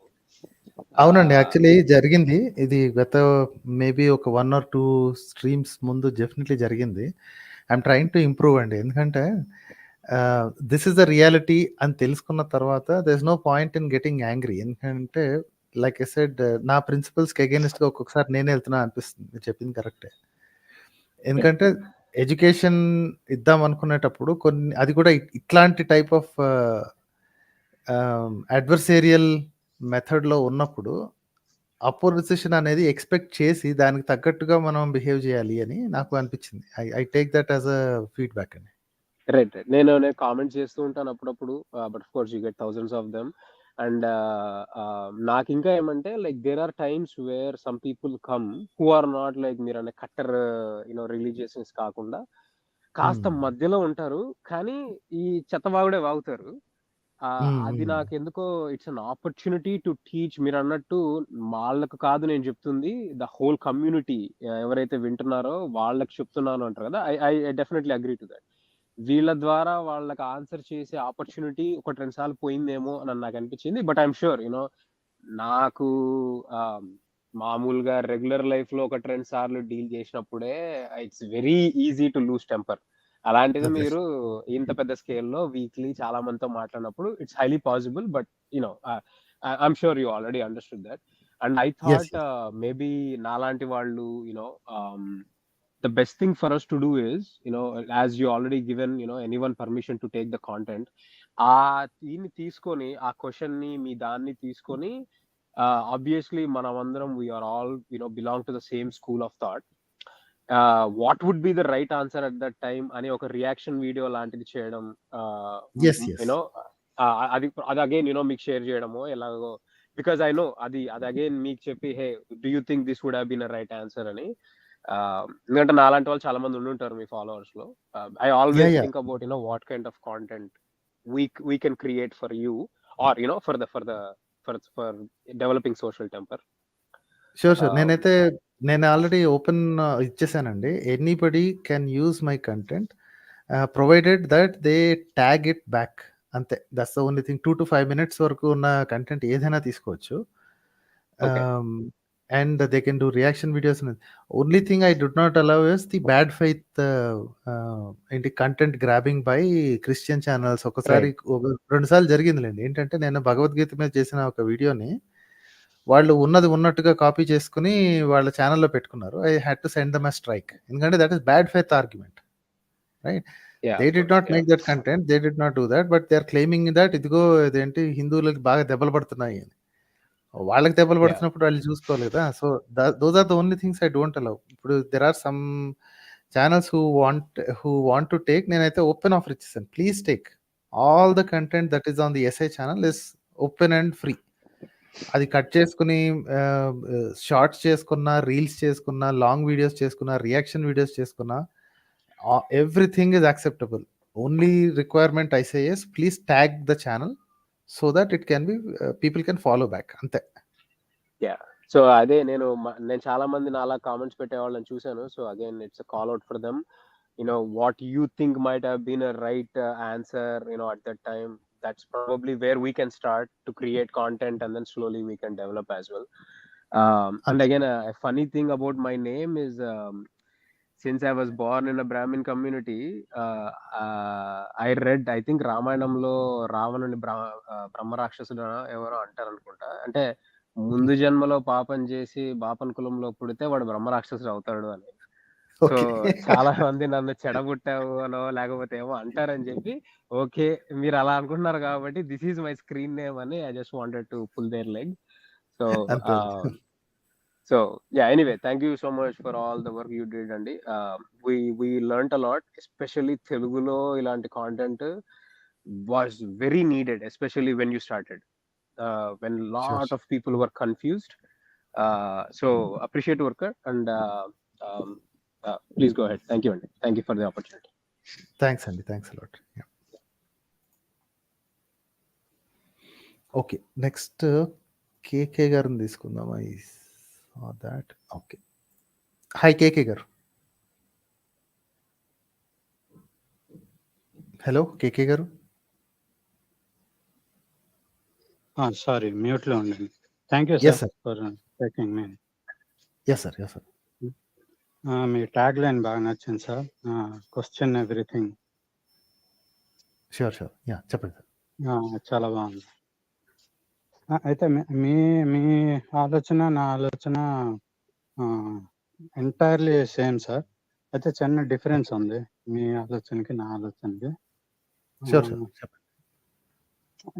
నేను religion ఏమి నమ్మను, కానీ అలాగని నేను ఏథిస్ట్ కాను. నేను ఖచ్చితంగా నమ్ముతాను ఒక సుప్రీం పవర్ అయితే ఉంది, అంతే. That's all. I okay. Don't believe in any other religion అదనమాట. ఓకే. ఓకే. సో సో అయితే మీరు నమ్మరా? అంటే మీరు క్వశ్చన్ ఎవ్రీథింగ్ అన్నారు కదా, మీకు ఏమైనా డిఫికల్ట్ క్వశ్చన్ ఏమైనా ఎప్పుడైనా ఉండిదా, దానికి ఆన్సర్ దొరికిందా మీకు? అంటే ఆన్సర్ ఎతుకుతా ఉంటాను. నా పేరైతే సత్యాన్వేషి కదండి. తెలియని ఆన్సర్స్ ఉంటే తెలుసుకోవడానికి ట్రై చేస్తూ ఉంటాను, లేదా కొన్ని సస్పెండెడ్ జడ్జిమెంట్లో వదిలేస్తుంటాను అనమాట. When you don't have enough data, మీరు సస్పెండెడ్ జడ్జిమెంట్లో ఉంచాలి. యూ కాంట్ సే ఆన్సర్ లేదు కాబట్టి నేను ఇది ఫిక్స్ అయిపోతాను అని అనటం కరెక్ట్ కాదు, రైట్? ఎవిడెన్స్ లేదు, దీనికి పాజిటివ్ ఎవిడెన్స్ లేదు కాబట్టి నెగిటివ్ ఎవిడెన్స్ సైడ్కి వెళ్ళిపోతాను అని కానీ, నెగిటివ్ ఎవిడెన్స్ లేదు కాబట్టి నేను పాజిటివ్ నమ్మేస్తానని కానీ అనటం that is not that is దాన్ని ఏమంటారంటే ఇంటలెక్చువల్లీ డిజానెస్ట్ అని నాకు అనిపించింది. People can form their own opinion, వాళ్ళకి నచ్చింది నమ్ముకోవచ్చు, కానీ ఇటు కానీ అటు కానీ సాలిడ్గా లేనప్పుడు మధ్యలో ఉండిపోవడం కరెక్ట్, లేదా సస్పెండెడ్ జడ్జిమెంట్లో ఉండిపోవడం కరెక్ట్. నాకు తెలియదు అనేది బెస్ట్ ఆర్గ్యుమెంట్ అనమాట. నాకు తెలియదు, so I have suspended my judgement right there. Okay. Okay, మీకు అలాంటి క్వశ్చన్ ఏమైనా ఉందా? అంటే ఇది మీకు ఆన్సర్ దొరికిన క్వశ్చన్ ఏమైనా ఉందా తెలుసుకోవచ్చు? ఫర్ ఎగ్జాంపుల్ ఏముందండి, నాకు సేమ్. ఆన్సర్ దొరికిన క్వశ్చన్ అంటే వై ఓకే. ఎనీథింగ్ ఎగ్జిస్ట్, దానికి ఇప్పటి వరకు నాకు ఆన్సర్ దొరకలేదు. Probably you'll never get that answer. ఎందుకంటే ఒకసారి థింక్ ఓకే. చేయండి, ఇఫ్ ఎనీథింగ్ ఎగ్జిస్ట్ కాకపోతే you will not be there to ask that question. అసలు మీరనేవాళ్ళు లేకపోతే ఆ ప్రశ్న అడిగేది ఎవరు, రైట్? సో ఎగ్జిస్టెన్స్ ఉంది కాబట్టి, అంటే ఒక మ్యాటర్ యొక్క ఎగ్జిస్టెన్స్ ఉంది కాబట్టి, ఆ మ్యాటర్ గ్యాలక్సీలుగా, సన్గా, ఎర్త్గా, మీలాగా ఫామ్ అయింది కాబట్టి ఆ matter, you are able to ask that question. So in case అలాంటిది లేని, if there is nothing existing, nobody is there to ask that question కదా. వై అని ఓకే. అడిగారు కదా, వై డస్ ఇట్ ఎగ్జిస్ట్ అని అడిగారు కదా. ఆ క్వశ్చన్ లోనే ఒక చిన్న ప్రాబ్లం ఉందండి. Why should something exist? Okay, purpose, మీరు పర్పస్ అడుగుతున్నారు. పర్పస్ ఎందుకు ఉండాలి? Okay, at times without purpose also something can happen, no, due to outcome of Why? something emergent. So మన దాన్ని ఎక్స్ప్లెయిన్ చేయగలం కదా. ఇగో ఇది జరిగింది కాబట్టి, దీని తర్వాత ఇది జరిగాయి కాబట్టి ఇది జరిగింది. Then it's no longer surprise కదా. దానికి ఆన్సర్ తెలియకపోవడం లేదు. You can easily explain that. మనకి కనిపించే ఆల్మోస్ట్ ప్రతి ఒక్క ఇప్పుడు నేను పాయింట్ చేసిన క్వశ్చన్ కి, మీరు చెప్పిన క్వశ్చన్ కి, ఆ రెండిటికి ఆన్సర్ లేదు కదా. లేదు, ఉంది చూడండి. హౌ ఇట్ హ్యాపెండ్ అనే దానికి ఆన్సర్ సైన్స్ చెప్తుందండి. వై ఇట్ హ్యాపెండ్ అనేది కూడా సగం పైన సైన్స్ చెప్తుందండి. మిగతాది ఏంటంటే మీరు పర్పస్ కానీ ఇంటెన్షన్ కానీ అడుగుతున్నారు. That does not come from science. Science మీరు బిగ్ బ్యాంగ్ చెప్తున్నారు scientist, but most of the scientist don't agree. ఇప్పుడు ఫర్ ఎగ్జాంపుల్ సైన్స్ చెప్పినా నేను నమ్మను. ఇప్పుడు బిగ్ బ్యాంగ్ తో అన్ని స్టార్ట్ అయిందంటే, బిగ్ బ్యాంగ్ ముందు కూడా టైం ఉండొచ్చు కదా. I just can't imagine time, absence of time before big bang. Because time does not exist before big bang అండి. టైం అనే కాన్సెప్ట్ బిగ్ బ్యాంగ్ నుంచి స్టార్ట్ అయింది కదా. దానికి బిఫోర్ అంటే టైం బిఫోర్ ఏమీ లేదంటే everything started at one point అంటున్నారు మీరు. ఓకే, దెన్ మీరు అక్కడ దాకా వెళ్ళటానికి పరిస్థితికి వచ్చారు అంటేనే you are thinking something very deeply. అక్కడ దాకా వెళ్ళి అక్కడ ఎవరో ఉంది కాబట్టి నాకు అది క్వశ్చన్ దొరకట్లేదు అని ఆగిపోయారు కదా. వదిలేసేయండి దాన్ని. If you don't know you will not know కదా. That is the main thing. Because that's how is that main thing అండి కేకే గారు? How is that a main thing? ఇప్పుడు బిగ్ బ్యాంగ్ అంటే ఏంటో తెలిసిందే జస్ట్ 70 ఏళ్ళలో. అంతకు ముందు లేదు. ఆ వెనక ఏముంది, అదే మెయిన్ థింగ్ ఎలాగైంది? How does it effect you? Okay, contact చెప్తున్నాను ఎట్లనండి. సపోజ్ ఒకడు జైల్లో పుట్టారు, ఓకేనా. ఆడికి కాన్షియస్, ఆడి ఊహ తెలిసేంత వరకు సమ్ కైండ్ ఆఫ్ ఫీడ్ ఇచ్చారు. ఆ తర్వాత ఆడికి ఏదో తినడం నేర్పించారు, బాత్రూమ్కి వెళ్ళడం నేర్పించారు. అక్కడ నుంచి ఆడికి ఫుడ్ సప్లై వస్తుంది, తింటున్నాడు, ఎరుగుతున్నాడు, పడుకుంటున్నాడు. అలాగా ఆడికి ఏముంది, అన్ని దొరుకుతున్నాయి కదా, నేను ఎక్కడే సచ్చాను. మేబీ ఆడొక ప్రిన్స్ అయి ఉండొచ్చు. And unless he comes out of that cell, he will never realize the truth. So that's why it is very important to know why he is there and what is know it. No no no no no no no మీ దాంట్లో ఒక problem ఉంది. మీరు jail బయట ఉండి జైల్లో ఉన్నవాడిని ఒకరిని చూసి వాడికి ప్రపంచం తెలియలేదు అని మీరు జాలి చూపిస్తున్నారు. మీ అనాలజీ ఎంత పెద్ద మిస్టేక్ చూడండి. మీకు ఆల్రెడీ ప్రపంచం ఉందని తెలుసు. కేకే గారు ఒక నిమిషం, కేకే గారు ఒక నిమిషం ఉండండి. ఓకే, మీకు మీరు చెప్పిన అనాలజీ వరకు చూద్దాం. మీకు ఇప్పుడు ప్రపంచం అనేది ఇంతవరకు ఉంది అని తెలుసు కాబట్టి జైల్లో పుట్టినవాడు అందులోనే పెరిగిన వాడికి అదో ఒక చిన్న కూపస్థ మండుకంలో ఉండిపోతాడు, బావిలో కప్పలాగా, వాడికి ఏం తెలియదు. సో కాబట్టి వాడికి ఇంకా తెలియజేయాలి. మీరు ఇప్పుడున్న దాంట్లో మీరు ఆ జైల్లో ఉన్నట్టు, అవునా? సో మిమ్మల్ని మీ మీద జాలి పడాలి అంటే someone who is out side this jail should think about you. అయ్యో వీళ్ళకి ఇంతవరకే తెలిసే పాపం అని అనుకోవాలి. మీకెందుకు ఆ బాధ? ఇప్పుడు జైల్లో ఉన్నాడు అనుకోండి, వాడికి తెలిసిన ప్రపంచమే చిన్నది. జైలు గురించి థింక్ చేయక్కర్లేదు. There are so many people, అంటే maybe couple of years back వరకు కూడా వాళ్ళు పుట్టడం ఒక ఊర్లో పుట్టి, ఒక కొండ దగ్గర ఏదో ప్రాంతంలో పుట్టి, వాళ్ళు పెరిగింది అందులోనే, పనిచేసింది అందులోనే, పెళ్లి చేసుకుంది అందులోనే, చచ్చిపోయింది అందులోనే. For them the world is that small area, maybe 10 kilometres 20 kilometres అంతే. ఇప్పటికీ కూడా సెంటినల్ ఐలాండ్స్ లో ఉన్నారు. వాళ్ళకి ప్రపంచం ఏం జరుగుతుందో ఏమీ తెలియదు. They are still living there. మీరు బయట నుంచుని అయ్యో పాపం అని అనుకుంటున్నారు. బయట ఉన్నోడికి అయ్యో పాపం అనే అర్హత ఉంది అట్లీస్ట్, ఎందుకంటే అది కనిపిస్తుంది కాబట్టి. You are a prisoner of this universe కదా. దీని వెనక ఏముంది, దీని బిగ్ బ్యాంగ్ వెనక ఏముంది, అంతకుముందు ఏముంది, you are not suppose to think that. And even if you are suppose to think that, all you can say is ఏమో నాకు తెలియదు. ఆ బయట ఉన్నోళ్ళు ఎవరైతే ఉన్నారో అక్కడ ఏమన్నా జంతువులు కానీ లేకపోతే ఏదైనా శక్తులు కానీ, దే కెన్ సే అయ్యో వీళ్ళకి ఇంతవరకే తెలుసు అని. In your own analogy you are the one who standing outside the universe. మీరు కాదు కదా. Why are you worried about it? అది మెయిన్ క్వశ్చన్ ఎలా అయింది? How is that main question? మీరు ఇందాక నుంచి అంటున్నారు కదా, అదే మెయిన్ క్వశ్చన్ అని. బిగ్ బ్యాంగ్ అసలు భూమికి ఎంత ఉందో తెలిసింది, ఊర్లు దాటలేని మనం, దేశం కూడా దాటలేని మనం, భూమిని దాటి 15 కిలోమీటర్లు అవతలకి వెళ్ళాలంటే ఊపిరాడి చచ్చిపోయే మనం, విశ్వం ఎక్కడుందో దాని ఎడ్జ్ ఏందో అంతకు ముందు ఎక్కడుందో 14 బిలియన్ ఇయర్స్ వెనక, అది మెయిన్ క్వశ్చన్ ఎలా అయింది మీకు? Why is that affecting you at all? That means we shouldn't question everything అన్నమాట. మీ ట్యాగ్ లైన్ మరి అదే పెట్టారు మాస్టర్ కేకే గారు. క్వశ్చన్ ఎవ్రీథింగ్ అంటే క్వశ్చన్ చేసి ఆన్సర్ కోసం వెతకమని, అంతేగాని ఆన్సర్ దొరకలేదు కానీ ఏదో కథ చెప్పుకుని అందులో ప్రశాంతంగా ఉండమని కాదు. లేదు, నేను చేస్తుంది అదే, మీరు అడ్వైజ్ చేస్తుంది ప్రశాంతంగా ఉండమని. అదే కదా. మీరే చెప్పారు కొన్ని క్వశ్చన్కి ఆన్సర్ దొరకవు అని. దొరకనప్పుడు ఏం చేయాలండి? దొరకనప్పుడు ఏం చేయాలి? న్యూటన్ కనిపెట్టాడు, ఆడ వదిలేయాల్సింది, అవి పడతాయి కదా నాకెందుకు అని. అలా వదిలేదు కదా. అతను గ్రావిటీ కనిపెట్టిన వల్లే ఎంత డెవలప్మెంట్ జరిగింది. ఓకే, మీరు ఏం చేస్తున్నారో నాకు కొంచెం చెప్పండి. పోనీ క్వశ్చన్ చేశారు, బానే ఉంది. ఆ క్వశ్చన్ కి ఆన్సర్ సంపాదించడానికి మీరు ఏం చేస్తున్నారు చెప్పండి. నేను చాలా కాంటెంప్లేషన్ చేస్తానండి. నేను చాలా 24/7 ఆ ఆన్సర్ కోసమే చిన్నప్పటి నుంచే ఆలోచిస్తున్నాను నేను. Okay, that's very good. అలాగే చేసుకోండి. So so so so what you want to tell us?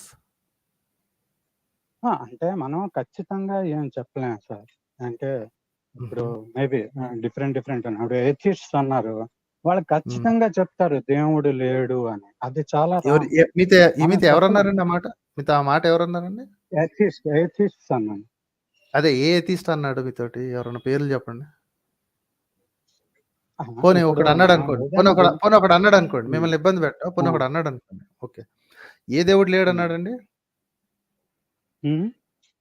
ఏ దేవుడు లేడు? Allah, Ishwar, Jesus, no one is there అన్నాడు. అంతా ఆటోమేటిక్. మూడు పేర్లు చెప్పాడు కదా, అల్లా, ఈశ్వర్, జీసస్. వీళ్ళల్లో ఎవరన్నా ఉన్నారని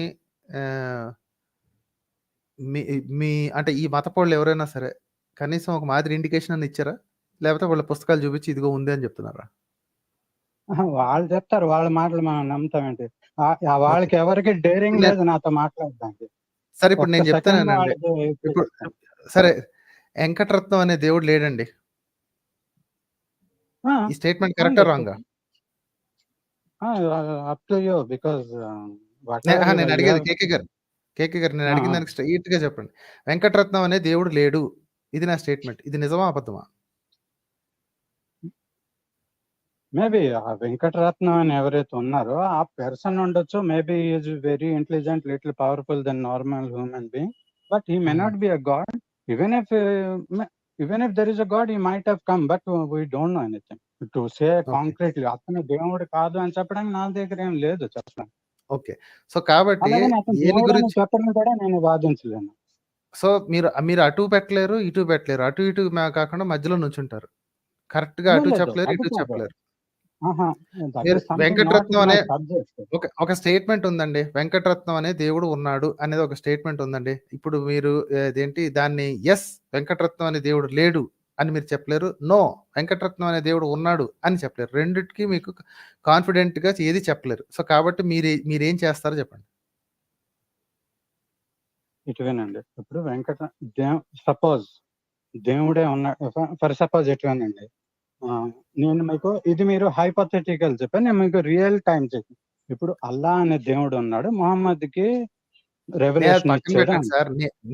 నేను ఒక కొత్త ఓకే, దేవుడిని ఓకే, తయారు నాట్ చేశాను. మొహమ్మద్. నేను మీకు ఒక స్టేట్మెంట్ లేదు, పెట్టాను నేను సార్. రియల్ కాంటెక్స్ట్ లో ఇస్తున్నాను. ఓకే, చెప్పండి. అల్లా చెప్పండి. కాదు, సమ్ ఎక్స్ దేవుడు ఒక నేను అదే వెంకటరత్నం ప్రాఫిట్. అని చెప్తున్నాను కదా!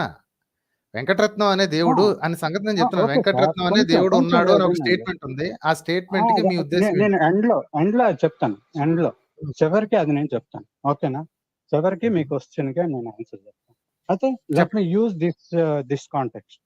చెప్పండి. Some ex-god gave revelation to wife, and that revelation is documented in a book.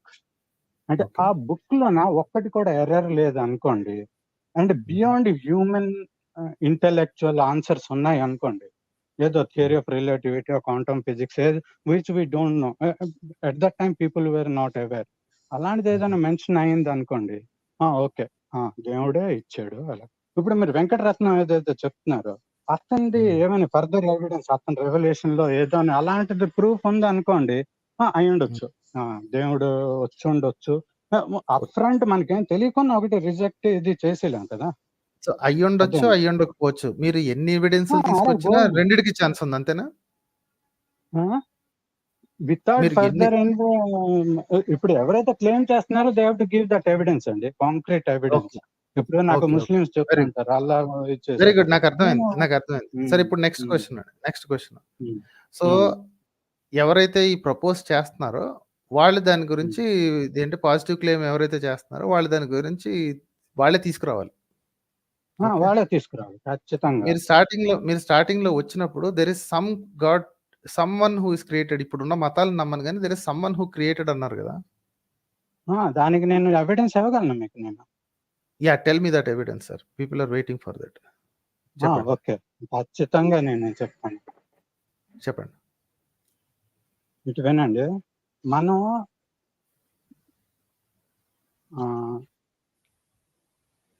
అవునండి, ఫర్ ఎగ్జాంపుల్ నేను కొంచెం మర్చిపోతున్నాను. How I'm saying definitely something is there. Okay, what made you that?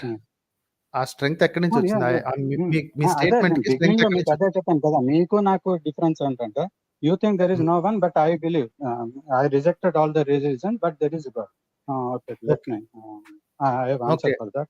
Finally, some deist has come in who says the organized religion is wrong, but there is a God. ఈ position ని డీయిస్ట్ position అంటారు. So let's talk about it అండి. So మీ proposal కి మీరు ఎలా strength తీసుకొస్తారో చెప్పండి.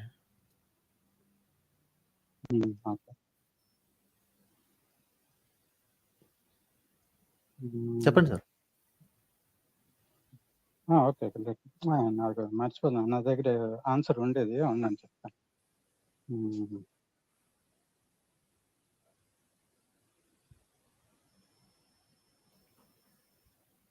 చెప్పండి sir. The most important thing ఇది. పాటికి ఎన్నిసార్లు ఆలోచించుకుని ఉంటారు?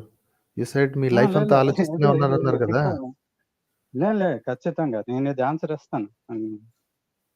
చెప్పండి. ఇటు వినండి, నేను చెప్తాను. ఇప్పుడు సైంటిస్టులు ఏం అంటున్నారంటే out of nothing big bang happened and everything started. ఓకేనా? మనం అలా చూడలేం. నో వన్, ఒకసారి ఎప్పుడో బిగ్ బ్యాంగ్ జరిగింది. ఇప్పుడు మనం ఎప్పుడైనా నథింగ్ నుంచి have we ever seen anything emerging from nothing? We have not seen. Okay, let Okay, me that stop is you my right first. there. Don't interrupt me, please. Let me. Wait, With wait, wait, much wait, wait, wait, difficulty, wait, I wait. remembered my answer. I will forget again. I have Sir, to give you a few మీరు minutes. మీరు ఒక mistake చేస్తే నేను వెంటనే ఆపాల్సి వస్తుంది. No scientist Okay, said okay. That చెప్పండి. Everything began at big bang. Big bang అంటే it's an expansion event. Nobody is claiming that big bang కి exact point of origin singularity point లో ఏం జరిగింది అని ఏ సైంటిస్ట్ కి తెలీదు. Because you can not investigate at all. ఎందుకంటే ఏ ఒక్క తెలిసిన ఫిజిక్స్ లాస్ ఆ టైంలో పనిచేయవు. Big bang is an expansion event, rapid expansion event, అంతే. సో బిగ్ బ్యాంగ్తో మొదలైంది ఇవన్నీ వాట్సాప్ కథలండి. ఎవరికైతే సైన్స్ చదవటం చేత కాదో వాళ్ళు ఇట్లాంటివన్నీ చేసి అక్కడి నుంచి మొదలైందంట అని చెప్తారు. Nobody, no scientist have absolutely zero idea. ఇప్పటికీ they are embarrassed to say that. Sir మీరు ఇప్పుడే చెప్పారు కదా బిగ్ బ్యాంగ్ నుంచి టైం స్టార్ట్ అయింది, దాని ముందు టైం లేదని. ఎక్స్పాన్షన్ ఈవెంట్ మీరే నుంచి చెప్పారు టైం ఇప్పుడు. స్టార్ట్ అయిందండి. ఎక్స్పాన్షన్ ఈవెంట్ నుంచి అంతకు ముందు ఏం జరుగుతుందో, ఆ స్టార్ట్ పాయింట్ లో ఏం జరిగిందో ఎవరికి తెలియదు. ఏం జరిగింది కాదు, ఇప్పుడు ఆ పాయింట్ కి ముందు నథింగే కదా. You mean something was there? ఆ మొక్క చెప్పడానికి సైంటిస్టులకి ఆధారాలు లేవండి. They don't know whether there was something or there was nothing. ఆ మొక్క చెప్పలేని అంటున్నారు కదా, because they cannot test it. How are you saying nothing ఉంది అని? The word itself doesn't make sense. The word itself doesn't make sense. There was nothing అంటే ఎంత అసహ్యంగా ఉందో తెలుసా? You cannot explain that. There was nothing అంటే meaning ఏంటి చెప్పండి పని. Okay, you mean there was something. If there was something, time was there. If something is there means time is there. You can't say time started from Big Bang. Okay చెప్పండి. How can you say something was there? How can you say something was there? సైంటిస్ట్లే ఒప్పుకోనప్పుడు మీరెందుకు ఒప్పుకుంటున్నారు? మీరెందుకు చెప్తున్నారు అన్నమాట? There are two possibilities అండి. ఎందుకండి ఇప్పుడు చూడండి మీకు ఇది ఈవెన్ నాట్ గంబాల్ మెషిన్ ప్రాబ్లం ఒకటి చెప్తాను చూడండి. ఒక బాక్స్ లో గమ్ బాల్స్ తెలుసు కదా, మన ఇదేంటి రౌండ్ బాల్స్ ఉంటాయి కదా, ఇది చాక్లెట్స్ అనుకోండి. ఒకటి ఏంటి ఆ బాక్స్ లో ఒకడు ఈవెన్ నంబర్ లో సరి సంఖ్యలో గమ్ బాల్స్ ఉన్నాయి అని ఒకటి ప్రపోజల్ పెడతాడు. నేను వచ్చి లేదురా నువ్వు చెప్పేది రాంగ్ అని నేను అన్నా అనుకోండి, నువ్వు చెప్పేది నాకు నమ్మకం కుదరట్లేదు అంటే అపోజిషన్ వాడు వచ్చి అంటే ఈవెన్ నెంబర్ లేకపోతే ఆడ్ నెంబర్ ఉన్నట్ట, are you saying that there is an odd number అని అడుగుతున్నాను అనుకోండి. నేను సింపుల్ గా చెప్పేది ఏంటంటే you do not have data to say if there are even number of gum balls. లేదు ఉన్నాయి రెండే ఆప్షన్స్, ఉంటే ఈవెన్ నెంబర్ ఉండాలి లేకపోతే ఆడ్ నెంబర్ ఉండాలి. ఇది కాకలేదు అంటే నువ్వు అది ఒప్పుకుంటున్నట్టే. No, I'm not saying that. I'm saying do you have evidence that there are even gum balls? No when I said even gum balls మీరు రెండిటి కాదండి, మీరు చెప్పేది ఏంటంటే రెండిటికి ఆన్సర్ ఇస్తాను. Satisfying explanation I can give. సరే okay, if there is nothing, ఒకటి ఫస్ట్ అనుకున్నా. If you think there was nothing from big bang, time, matter, space, everything started, then such events we are not seeing now. That never, why it happened only once and after that why it is never happening again? మీరెవరండి అడగటానికి? అంటే రెండోసారి జరగాలన్న requirement ఎవరు చెప్పారు చెప్పండి? ఒకసారి ఒకటి జరిగిందంటే రెండోసారి జరగడం ఏంటి అవుతుంది? What is that to stop? ఎందుకు? who made that requirement? Why do you need that to happen second time, third time, fifth time? And how do you know it did not happen? In that case, why it happened first time? First time also not required, right? Why it happened? If something మీరు ఎవరండి happened one time, అడగడానికి? next time sir ఇంకోటి చెప్పనా, multiverse మీరు you have the right to ask and you have the right to blabber anything అనుకోండి. ఇది ఇంకొకసారి జరగలేదని మీకు ఎలా తెలుసు అండి? Maybe in different universe, in different part of the cosmos జరిగి ఉండొచ్చు కదా. హౌ డు యూ నో ఎందుకు జరగలేదని మీరు ఎవరు డిమాండ్ చేయడానికి? ఇంకో చోట జరిగిందేమో సార్, మీకు కనపడకపోతే, just because you don't know. కనపడకపోతే జరగలేదని కదా, ఎప్పుడో జరగకపోతే మనకి తెలియకపోతే మనం ఊహించలేం కదా. అదే తీసుకోవచ్చు కదా. కేకే గారు మొత్తం అందరూ అన్ని ప్రపంచంలో అంతా మీకు చెప్పి చేయాలండి. న్యూజిలాండ్ లో ఎవరో ఏదో చేశారు అంటే నాకు తెలియకుండా ఎక్కడ జరిగింది? మీరు చెప్పేది అట్లానే ఉంది. నాకు తెలియకుండా ఎక్కడ జరిగింది, నాకు తెలియకుండా ఎందుకు జరిగింది అంటే ఇంకెక్కడో జరిగి ఉంటే మీరు ఎవరండి అడగడానికి? ఇంకెక్కడో జరిగి ఉండొచ్చు కదా. ఇంకో చోట జరిగిందేమో సార్ బిగ్ బ్యాంగ్, ఇంకో చోట అదే చూడట్లేదు కదా. మీరు ఎందుకు చూడాలి?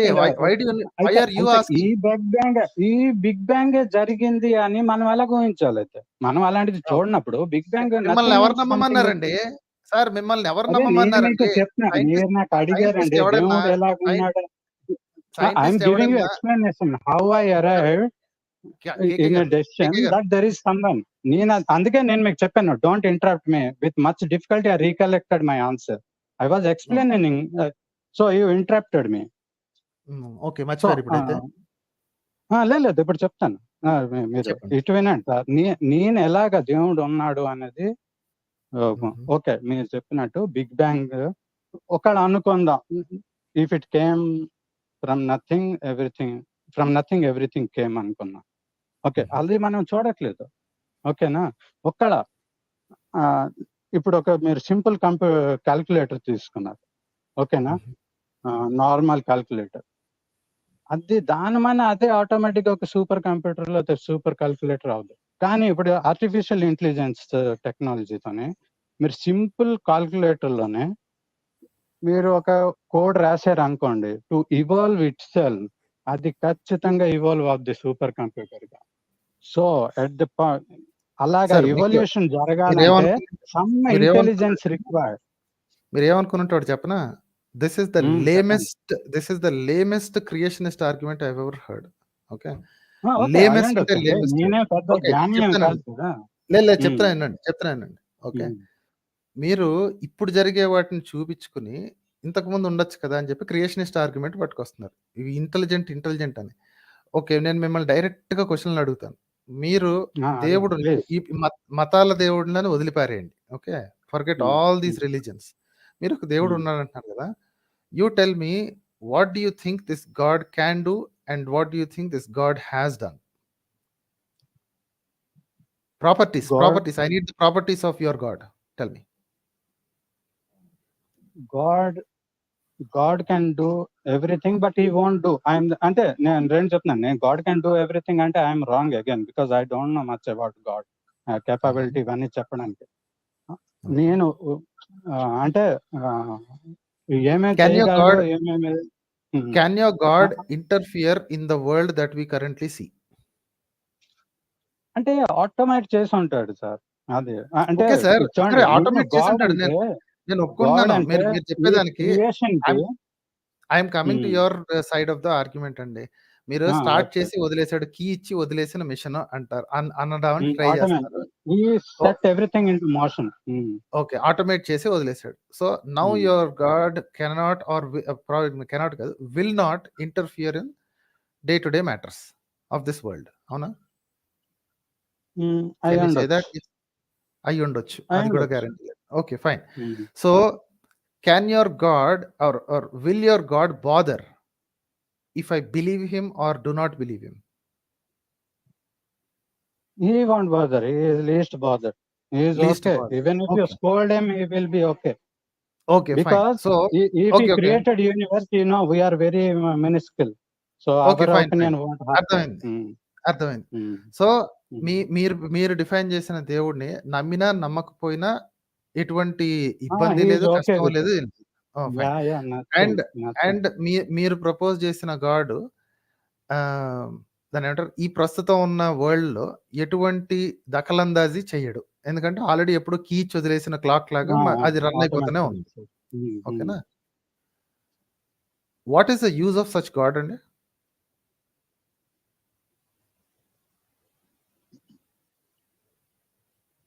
What is the use of such a god? What is the why if believing in such a God is bringing me what? ఆ నమ్మకం వల్ల మీకు గాని పక్కన వాళ్ళకి గాని ఇంకొకళ్ళకి గాని ఎటువంటి కాజ్ అండ్ ఎఫెక్ట్ రిలేషన్షిప్ ఇక లేనప్పుడు, ప్రస్తుతానికి లేనప్పుడు ఏమిటి ఉపయోగం? అది నమ్మితే ఏం ఉపయోగం? ఆ ఫిలాసఫీ మీరు పెట్టుకోవడం వల్ల మీకు వచ్చిన బెనిఫిట్ గాని నష్టం గాని దాని ముందే ఆన్సర్ ఇచ్చాను కదా. Whether we believe or not, it doesn't give damn to it. So okay, very fine. So keep your god to yourself and be thankful that rest of the world is not behaving like that. ఎందుకంటే దీనివల్ల ఎటువంటి ఉపయోగం లేనప్పుడు అంటే మీ జీవితంలో ఎటువంటి కొత్త ఇవి చేసుకోలేరు. So you can also believe that there is a frog out side this world who is created this. Your God can be anything కదా. కీ ఇచ్చి వదిలేసిన దేవుడు అని మీరు ఆల్రెడీ అన్నారు కాబట్టి you can define this thing, this what ever. వాంతి చేసుకుంటే ఈ ప్రపంచం పుట్టింది అన్న అనుకోవచ్చు. Maybe my God his purpose may not be human beings. Something else may be through ఓకేనండి. artificial intelligence is also part of his automation. Maybe ఓకేనండి. నేను human కాదనట్లేదు. kind ఇప్పుడు will నేను అడిగే క్వెషన్ vanish and ఏంటంటే నేను అడిగే క్వెషన్ ఏంటంటే ఆ బిలీఫ్ మిగతా ప్రపంచంలో ఎవరికి లేనప్పుడు ఏం నష్టం వచ్చింది? మీరు ఆ బిలీఫ్ ఆ దేవుడు ఉన్నాడు అని నమ్మటం వల్ల మీకేం బెనిఫిట్ వచ్చింది? అసలు బెనిఫిట్ ఉందా? బెనిఫిట్ గురించి ఆలోచన కూడా రాంగేనంటారా? ఉంది చెప్తాను. ప్రతిదీ కూడా మనకి ఎప్పుడూ అవసరం ఉండదు. After certain time that notion or that knowledge has to go away. For example ఇప్పుడు సాటిలైట్ వెళ్తుంది, ఓకే, ఫస్ట్ ఫ్యూల్ అయిపోయిన తర్వాత ట్యాంక్ మోసుకొని వెళ్దు, అది వదిలేస్తుంది. ఓకేనా? ఇప్పుడు మనుషులు ఎప్పుడైతే అడవిల్లో ఉన్నారో అప్పుడు ఎవరో పాయింట్ చేశాడు. Again that is also part of the automation దేవుడి గురించి. సో దట్ ఇప్పుడు మీకు ఏదో పోలీస్ ఫోర్స్ వెపన్స్ వీటితోనే మీరు చేసి క్రౌడ్ కంట్రోల్ చేయగలరు. అప్పుడు వెపన్స్ లేనప్పుడు how else you will manage the crowd? By ఇవన్నీ నాకు క్రియేటింగ్ సమ్. అర్థమవుతున్నాయండి సార్. ఇవన్నీ ఈ ప్రాపంచిక విషయాలు మొత్తం నాకు అర్థమవుతున్నాయి. మీరు ఆ దేవుడు అనేవాడు ఒకడు ఉన్నాడు అని నమ్మటం వల్ల వచ్చే ఫ్యూచర్ బెనిఫిట్స్ ఏంటో నాకు చెప్పండి. అరే ఇప్పుడు దేవుడికి నమ్మిన వల్ల దానివల్ల ప్లస్ అవుతుంది, మైనస్ అవుతుంది. కానీ దానివల్ల ఆయన ప్లస్ అంతా జరిగింది డ్యూ టు దేవుడు ఉన్న వల్ల. అప్పుడు చాలా క్రైమ్స్ ఆగాయి. ఇప్పుడు కూడా చాలా మంది క్రైమ్ ఎందుకు చేయట్లేదు అంటే దేవుడికి భయంతోనే చేయట్లేదు. ఇప్పుడు ఒక atheist ఉన్నాడు, ఆడేదో చేస్తాడు. ఇప్పుడు ఒక atheist ఉన్నాడు, అక్కడికి చంపడానికి. అది అర్థమైందా చూసేవాళ్ళకి? The reason why I'm getting hyper is because I know this exactly will land here. ఎందుకంటే కేకే గారికి కావాల్సింది కేకే గారు హోల్డ్ ఆన్, కేకే గారు ఆగండి. Okay, you made an accusation that atheist కి ఎటువంటి హద్దులు ఉండవు కాబట్టి నేరాలు చేస్తారని. ఇది ఎంత సిగ్గుమాలిన మాట తెలుసా మీకు అసలు? ఓకే, దేవుడు అనేవాడు ఉన్నాడు. ఉండండి కేకే గారు ఆగండి, కేకే గారు ఆగండి. ఓకే, మీరు అనవసరంగా ఎక్స్ట్రా పరువు తీయించుకోకండి. I know where you're going this because I have dealt with people like you already. దేవుడు అంటే ఏ మతాన్ని నమ్మక్కర్లేదు కానీ దేవుడు అనేవాడు ఉన్నాడు అని నమ్మితే నేరాలు తగ్గుతాయని. ఉండండి సార్. No problem sir. మీరు లెర్న్ అన్నప్పుడు నాకు అక్కర్లేదండి. I don't want, that not my purpose at all. ఒక విషయం ఏంటంటే మీరు ఒక స్టేట్మెంట్ ఇచ్చారు. అక్కర్లేదు సార్ ప్లీజ్ సార్. మీరు ఎందుకు వెళ్ళిపోయారు? హలో కేకే గారు, కేకే గారు, బాస్ కేకే గారు ప్లీజ్ జాయిన్ బ్యాక్. కేకే గారు please join back. I have some things to tell you. KK గారు ప్లీజ్ జాయిన్ బ్యాక్ అండి. హలో. ఓకే, నాకు అర్థమైంది ఏంటి అంటే ఈ ర్యాంట్ అంతా వచ్చింది ఎందుకు అంటే నాస్తికులు నేరాలు చేస్తారు అన్న ఒక దిక్కుమాలిన మెంటాలిటీ అన్నమాట. So this is the cheapest. ఇందాక ఎవరో చెప్పినట్టు ఈజ్ ముసుగు థీయిస్ట్ అనమాట. సో ఈ కబుర్లు నాకు అర్థమైనాయిలేండి, కానీ I was just trying to wait till he made that statement. వస్తుంది నాకు అర్థమైపోయింది, చివరికి వచ్చేసింది. మరి ఎందుకు ఆయన మరి డేటా అయిపోయింది అనుకుందామండి. పారిపోయాడు అనే మాట అన్నాం. డేటా అయిపోయిందో లేకపోతే కనెక్షన్ పోయిందో అని అనుకుందాం.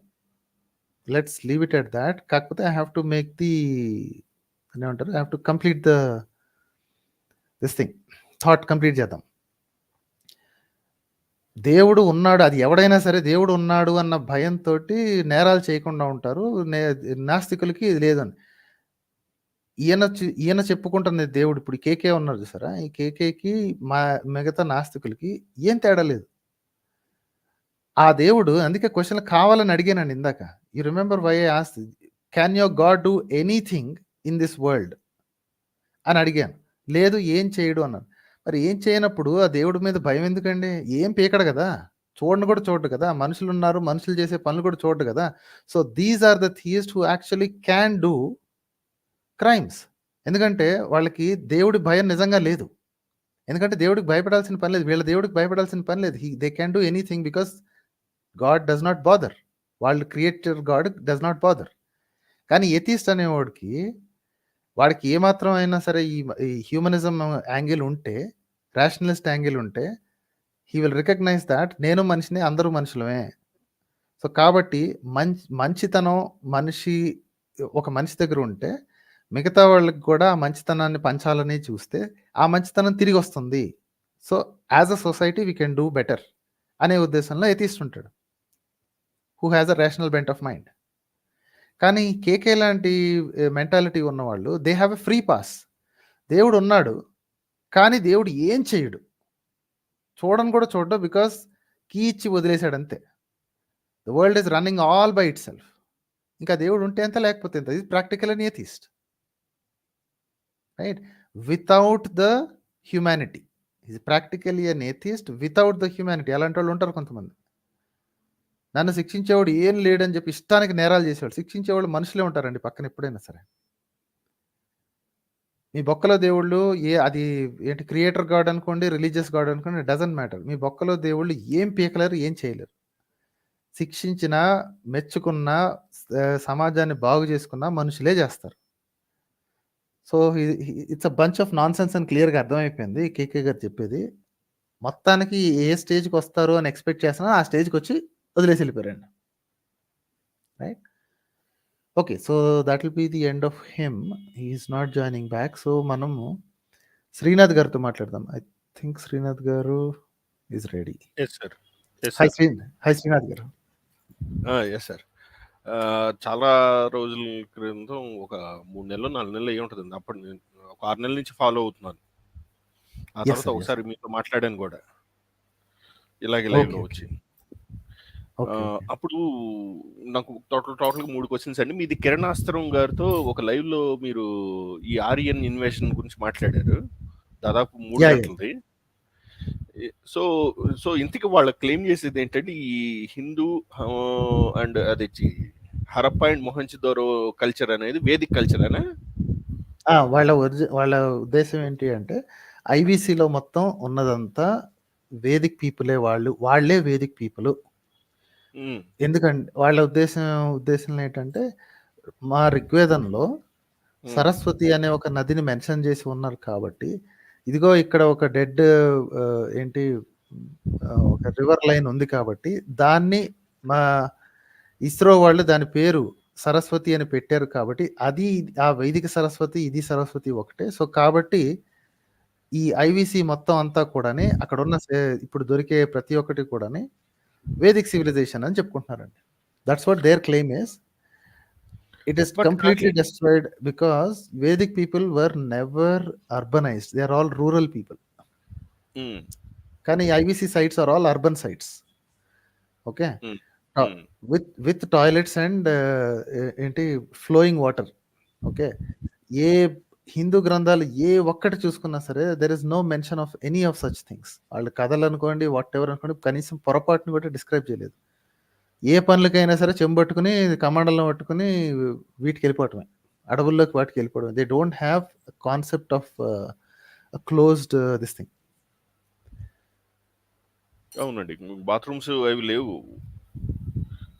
వాళ్ళ పుస్తకంలో ఎక్కడ రాసి ఉండదండి. There is know where in their entire book that ఇది టాయిలెట్, శౌచాలయం అంటే స్నానం చేసే గది అంటే అది కూడా లేదు యాక్చువల్లీ. ప్రతిదానికి దీనికో దానికో వెళ్ళిపోవటమే. చెరువు దగ్గరకో లేకపోతే నదుల దగ్గరకు వెళ్ళి స్నానాలు చేయటమే తప్ప they don't have a room for this. And అందుకే మళ్ళీ ఇంకో పాయింట్, ఆ త్రివేణి సంగమం అంటారు, గంగా యమున సరస్వతి. నేను చిన్నప్పటి నుంచి విన్నాను, అది కాశీ దగ్గర అదే కుంభమేళ జరుగుతుంది, పుష్కరాలు జరుగుతుంటాయి. వెళ్ళాం కూడా ఒకసారి. మరి అది అప్పుడు మా మదర్ని అడిగాను, ఏంటమ్మా మరి ఇది 2 నదులే కనపడుతున్నాయి, మూడోది కనపడదు ఏంటి, మరి 2 పాయలు వచ్చి కనపడుతున్నాయి, మూడోది ఏదంటే అది సరస్వతి నది అంతర్వాహిని అన్నారు. కింద నుంచి చూసి మరి ఎట్లా కలుస్తుంది ఇది, దాన్ని ఎలా అంటే మరి ఆ సరస్వతి వేరు, ఈ ఇస్రోలు కనిపెట్టిన సరస్వతి వేరండి. బట్ నేను చదువుకున్నాను, గ్రూప్స్ ప్రిపేర్ అయినప్పుడు అక్కడ ఒక నది ఉండేది, ఎండిపోయిందని విన్నాను, చదువుకున్నాను.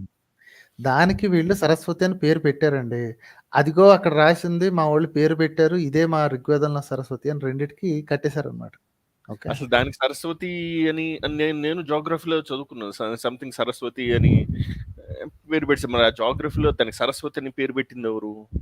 అసలు దాని పేరు సరస్వతి కాదనుకుంటండి, దాని పేరు గగ్గర ఏదో ఉండాలనుకుంటా. I don't remember. ఎందుకంటే ఈ నదులకొచ్చిన ప్రాబ్లమ్ ఏంటంటే, అది వేరు వేరు పాయల నుంచి కలవటం, కొన్ని చోట్లకెళ్ళిన తర్వాత వేరు వేరు పాయలుగా విడిపోవటం జరుగుద్ది కదా! So, only a small stretch of the river is going to be called with a name.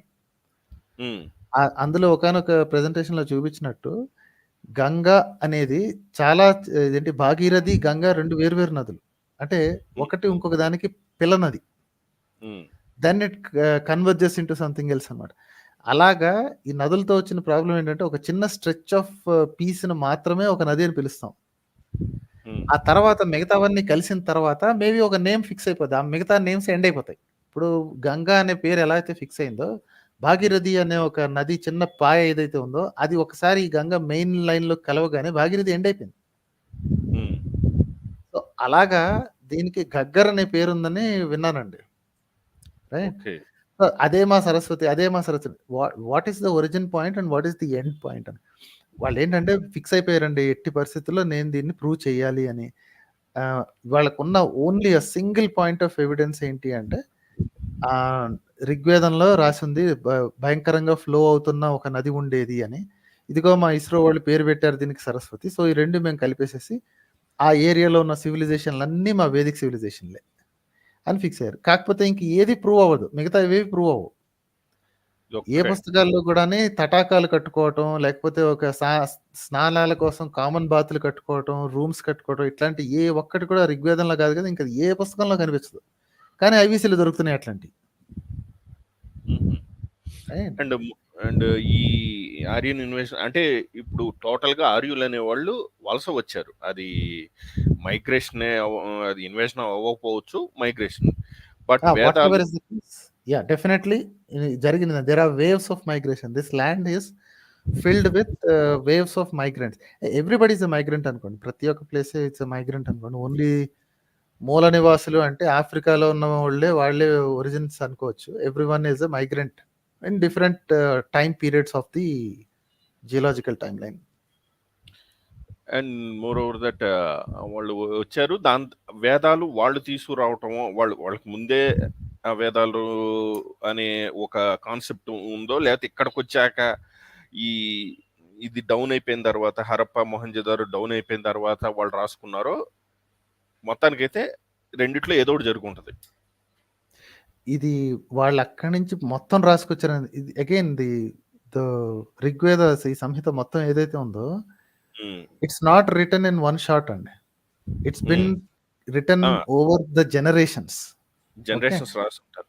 So, కాబట్టి మేబీ ఎప్పుడో ఉండుంటది. కొన్ని అందుకే జెండావెస్టా తోటి కొంచెం పోలికలు కనిపిస్తాయండి. వీళ్ళ మంత్రోచ్చారణ గాని, ఆ ఫ్లో గాని అవి గాని కొన్ని పోలికలు కనిపిస్తాయి. So, there could be a previous culture. అక్కడి నుంచి సెపరేట్ అయిపోయింది. ఇప్పుడు మనకి తెలంగాణ తెలుగు, ఆంధ్ర తెలుగు, రాయలసీమ తెలుగు 3 రకాల మాండలికాలు ఉన్నాయి. ఓకే. అవునండి. అందులో కూడా తెలంగాణలో కూడా 5, 6 రకాలు ఉన్నాయి. ఒక్కో జిల్లాకి ఒక్కొక్క ఫ్లో ఉంటుంది. ఆంధ్రాలో కూడా ఒక్కో జిల్లాకి ఒక్కో ఫ్లో ఉంటుంది. But we all understand each other and we can easily identify ఇది ఆ జిల్లా మాండలికం, ఈ జిల్లా మాండలికం. ఈ తెలుగు పుట్టే జస్ట్ 1000 ఏళ్ళు కూడా కాలేదండి. దీనికే ఇన్ని రకాల బ్రేక్స్ ఉన్నప్పుడు, గత 100 ఇయర్స్, 200 ఇయర్స్‌లో ఇన్ని రకాల బ్రేక్స్ కనిపించినప్పుడు, అన్నన్ని జనరేషన్స్ పాటు ఒక చోట నుంచి ఇంకో చోటకి మైగ్రేషన్ అవుతున్నప్పుడు, people can write additional stories. పాత కథలు కొన్ని ఉంచుకొని ఇక్కడికి వచ్చిన తర్వాత కొత్త కథలు రాసుకోవచ్చు. సో, మనకున్న ప్రాబ్లం ఏంటంటే we think that all these are monoliths అండి. అంతా ఒకే చోట కూర్చొని ఒకడు రాశాడు అనుకుంటాం. None of this is true. Plus ఇంకోటి ఏంటంటే వీళ్ళకి లిపి లేదు కాబట్టి, వీళ్ళందరూ నిశానిగాళ్ళు కాబట్టి, it has to be sung. అంటే పాటలు పాడుకునో, లేకపోతే మెమరైజ్ చేసుకునో, రిసైట్ చేసుకునో, ఇట్ హ్యాస్ టు బి ఒక తరాన్ని నుంచి ఇంకో తరానికి నేర్పించుకోవాలి. నేర్పించుకున్నప్పుడు కొత్త తరం వాళ్ళు కొత్త మంత్రాలు కొన్ని యాడ్ చేయొచ్చు. రైట్? ఎప్పుడైతే పుస్తకంలో రాయటం ఒక లిపి అనేది వచ్చిన తర్వాత ఫిక్స్ అవుతుందో, then you cannot make changes. అప్పుడు కూడా చేంజెస్ చేసుకోవచ్చు అండి, జరిగాయి అది కూడా. కాకపోతే then the chance of adding new things becomes harder and harder. ఒకసారి రాతకోతలు మొదలైపోయిన తర్వాత ఫిక్స్ అయిపోతాయి. ఎందుకంటే ఒకసారి తీసుకుని ఇంకొక చోటకి వెళ్ళిపోయాడు అనుకోండి, మీరు ఆ కాపీని మార్చలేరు. కొత్త కథల్ని రాసుకోవచ్చు కానీ పాత కాపీని మార్చలేరు. Yes. అందుకని చెప్పి నౌ వి సీ దట్ ఫిక్సేటెడ్‌గా కనిపిస్తున్నాయి గానీ, ఇప్పటికి కూడా అదే నిషానీ పద్ధతిలో ఇది లేకుండా ఉండుంటే, ఈ పాటికి ఇంకా కొత్త మంత్రాలు యాడ్ చేసేవాళ్ళు. యెస్. రైట్. అండ్ ఇంకోటి వీళ్ళు అంటే నాకు ఎందుకో ఈ పార్సీ మతం ఉంటది కదండీ! వాళ్ళకి హిందూ మతానికి కొంచెం పోలికలు ఉన్నట్టు కనపడతాయండి. చాలా ఎక్కువ పోలికలున్నాయి. ఇది ఏంటంటే ఎలా చెప్పాలంటే మచ్చల జింకకి, కృష్ణ జింకకి పోలికలు కనిపిస్తాయి చూసారా? ఆ! But they are for different species. ఆ! అలాగనమాట. అలాగా. They separated, they branched out of a very similar culture long before. అంటే వీళ్ళ నుంచి ఈ సో కాల్డ్ ఆర్యుల నుంచి వీళ్ళు వేరుపడ్డారా పార్సీలు? లేకపోతే పార్సీల నుంచి వీళ్ళు వేరుపడి ఉంటారా? అహా! లేకపోతే బోత్ వీళ్ళిద్దరు ఆర్ ఆరిజిన్ ఒకటే అయ్యి ఉంటదా? అది దట్ ఈస్ మై ప్రపోజల్. అంటే they must have evolved from a similar group. ఎందుకంటే ఒక ఒక బ్రాంచ్ బయటకొచ్చేసింది అంటే, ఆ పాత బ్రాంచ్ అలాగే ఫిక్సేటెడ్ ఉండదు కదండీ. That also will grow through generational changes. హ్మ్. రైట్. సో, ప్రస్తుతానికి మనకు కనిపించే ఈ 2 జెండా వెస్ట్ అని నమ్మే వాళ్ళ ఆ గ్రూప్ ఒకటిని, ఇప్పుడు వీళ్ళు వైదికులని చెప్పుకునే వాళ్ళకి, they could have had same origin. And both have evolved separately, independently. Yes.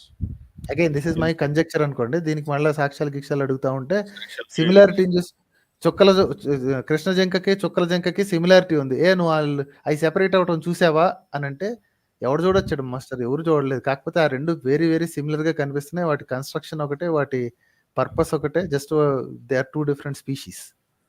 Okay. Sir అదనమాట.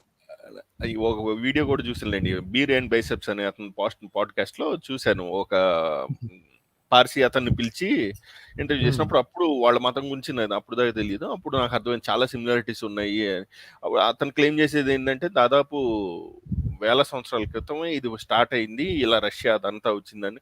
అప్పుడు నాకు డౌట్ వచ్చింది. ఓకే, వీళ్ళు ఏదో ఆర్యుల్లో ఉన్నారు, ఇక్కడి నుంచి వచ్చారు, వీళ్ళ నుంచి ఒక సిమిలారిటీ ఉంటుంది, వీళ్ళు ఆరిజిన్ అయ్యి ఉంటుందని అప్పుడు డౌట్ వచ్చింది.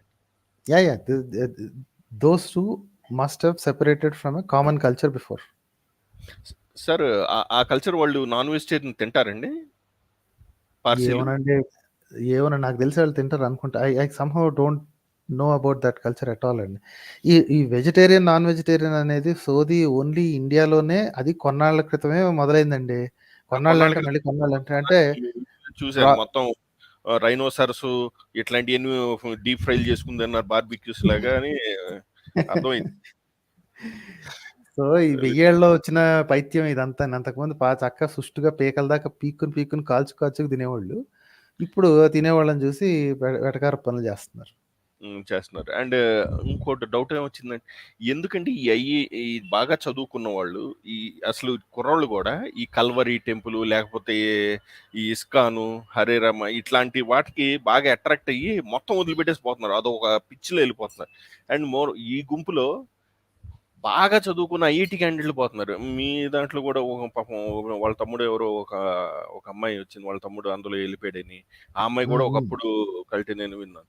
నాకు తెలిసిన మా అన్నయ్య వాళ్ళ అతను కూడా ఐఐటీనే, చిన్నప్పటి so much genius, maths I think genius. అతను కూడా అసలు పెళ్లి లేదు, ఏమీ లేదు, అందులోకి వెళ్ళిపోయాడు. కడుపు నిండిన వ్యవహారం అండి. Okay, because their family could support that non sense, they could do it. Can you imagine? అసలు ఏమాత్రం ఏంటి పూట గడవనోళ్ళు, లేదా కష్టపడి చదువుకుని ఉద్యోగాలు చేస్తే తప్ప, very very rarely you'll see such people going. Okay, మన స్ట్రింగ్ వినోద్ లాంటి బేవకూఫ్‌గాళ్ళు అయితే తప్ప you'll not see such people going. మా అన్నయ్య వాళ్ళ ఫ్రెండ్ కేసులో అతను ఐఐటి సీట్ వచ్చినా ఏదో అప్పట్లో ఎప్పుడు 2002-3 ఆ టైంలో ఫీజు కట్టడానికి డబ్బులు, ఏది ఈ కౌన్సిలింగ్ కి డబ్బులు కడతారు కదండి, దానికి డబ్బులు లేకపోతే మా నాన్నగారే సాయం చేశారు. అంత పూర్ అనమాట. బట్ కానీ తర్వాత చదువుకున్నాడు, ఉద్యోగం చేశాడు, మళ్ళీ ఎంటెక్ లో కూడా మళ్ళీ ఐఐటి కొట్టాడు. కొన్నాళ్ళు ఉద్యోగం చేసి డిస్ట్రాక్ట్ అయిపోయాడు కంప్లీట్లీ. అందుకే నేను స్టార్టింగ్ లో ఒకటి అన్నాను చూసారా, అంటే maybe couple of streams back, వీళ్ళు నాకెందుకో దేశద్రోహుల్లాగా అనిపిస్తారండి. Maybe I'm wrong. ఒక అతనొచ్చి కోప్పడ్డాడు ఎందుకట్లా అంటావు అని. Maybe I'm harsh little bit. But the point is నా బాధేంటంటే, ఆ పని అంత చదువుకున్న తర్వాత చేతులెత్తేసారు అంటే, ఆ చదువు నాశనం అయిపోయింది. ఆల్ హిస్ అవర్స్ అది అతని నష్టం ఒకటే కాదు గదా! ఆ చదువు నాశనం అయిపోయింది. ఆ సీట్ వేస్ట్ అయిపోయింది. ఆ సీట్ ఇంకొకళ్ళకి ఇచ్చుంటే ఇంకొకడేమన్నా చేసేవాడు. ఇంకో 100 మందికి ఉద్యోగం వచ్చే కంపెనీ ఏమన్నా పెట్టేవాడేమో. ఏదైనా కనిపెట్టేవాడేమో సైన్స్ అండ్ టెక్నాలజీలో exactly. So that is wasted గదా! అందుకని చెప్పి నాకు ఒళ్ళు మండి ఐ సెడ్ దట్ ఇట్లాంటోళ్ళు దేశద్రోహులు అన్నాను. I might be little harsh but my sentiment still allows the same అండి. I still think that they are like that. And అనకుండా ఉండాల్సింది. బట్ ఎవడి పని వాడు చేసుకోవచ్చు. ఎవడి చేసుకునే అధికారం వాళ్ళకుంది. But he cannot compensate what is lost by his misadventure. వాడు పోయి ఇదేంటి గుండు గీయించుకుని కూర్చుని దిక్కుమాలిన కల్ట్లో కూర్చుని వాళ్ళ కింద వీళ్ళ కాళ్ళ కింద కూర్చుంటాడు, బాగానే ఉంది. Then why did you waste the damn seat? ఆ ఐటీ ఇంకొకరికి ఎవరికో వచ్చి ఉన్నట్టు సరిపోయేది కదా, ఇంకెవడన్నా దేశానికి సేవ చేసేవాడు కదా. And that was my contention. వీడు వెళ్ళకూడదని నేను అనట్లేదు, పోవచ్చు, మహాదర్జాగా పోవచ్చు. ఎందుకు డబ్బులు దండగ చేసావు? ఇంట్లో వాళ్ళ డబ్బులు దండగా వాళ్ళందరి ఆశలు అడియాసలు మొత్తం అన్ని చేసేసి తీసుకుపోయి సన్నాసి దగ్గర కూర్చున్నావు. You could have done that before doing this కదా. ఆ సీట్ ఇంకెవరికైనా ఇచ్చుంటే దేశానికి ఉపయోగపడేవాడు. That was my contention.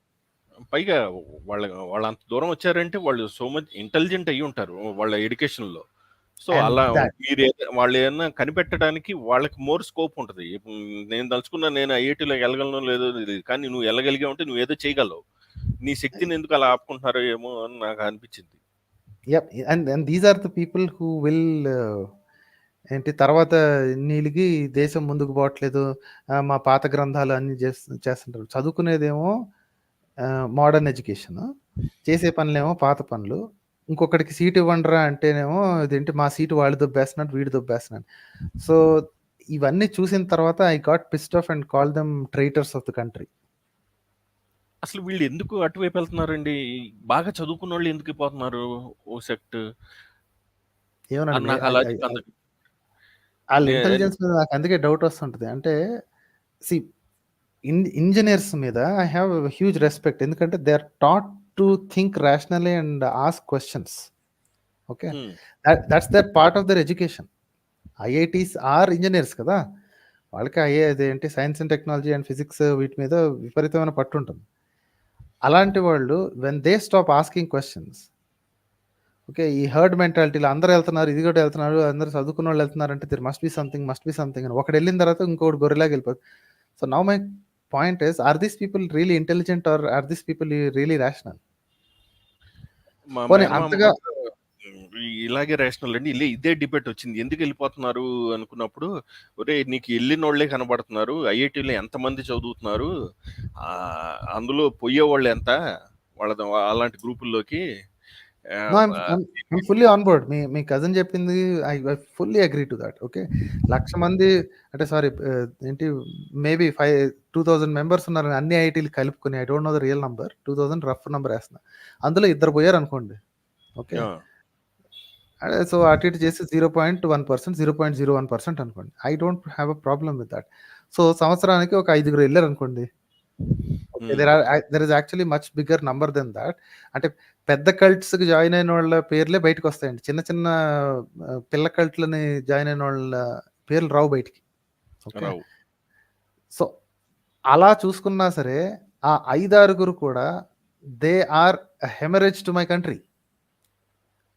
Okay, కష్టపడి మంచిగా చదువుకున్న వాళ్ళేమో సగం మంది దేశం వదిలిపోతున్నారు. రైట్, ఇంకో దేశానికి పోయి కొంతమంది ఇలా పోతున్నారు, కొంతమంది ఇలా పోతున్నారు, ఇంకొంతమంది ఉద్యోగాలు దొరక్క నానా కష్టాలు పడుతున్నారు ఇంకా చిన్న చిన్న పనులు చేయడానికి.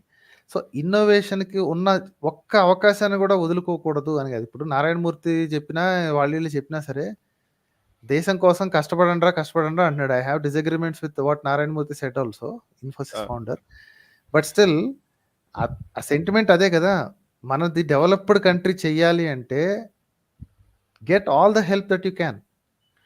ప్లస్ ఇంపార్టెంట్లీ చదువుకున్నోళ్ళు and whoever can crack this kind of exams have some intelligence in them. అలాంటి వాళ్ళు వదిలేసిపోతుంటే ఇంకా ఎవరు భారం మొయ్యాలి? ఈ దేశపు భారం ఎవరు మొయ్యాలి? దీన్ని దాన్ని ఏమంటారు నెక్స్ట్ లెవెల్కి డెవలప్డ్ ఎకానమీకి తీసుకెళ్లాలంటే ఎవరు భారం ఎవరు మోయాలి? మొయ్యాల్సిన వాళ్ళు కష్టపడి ఇక్కడ చదువుకున్న వాళ్ళు ఏమో సగం బయటికి పోతున్నారు. ఓకే, పెద్ద పెద్ద ఇంజనీరింగ్ ఎంబీఏలు చదువుకున్న వాళ్ళందరూ కూడా విదేశాలు పోతున్నారు. యూరోప్, అమెరికా, ఆస్ట్రేలియా పారిపోతున్నారు.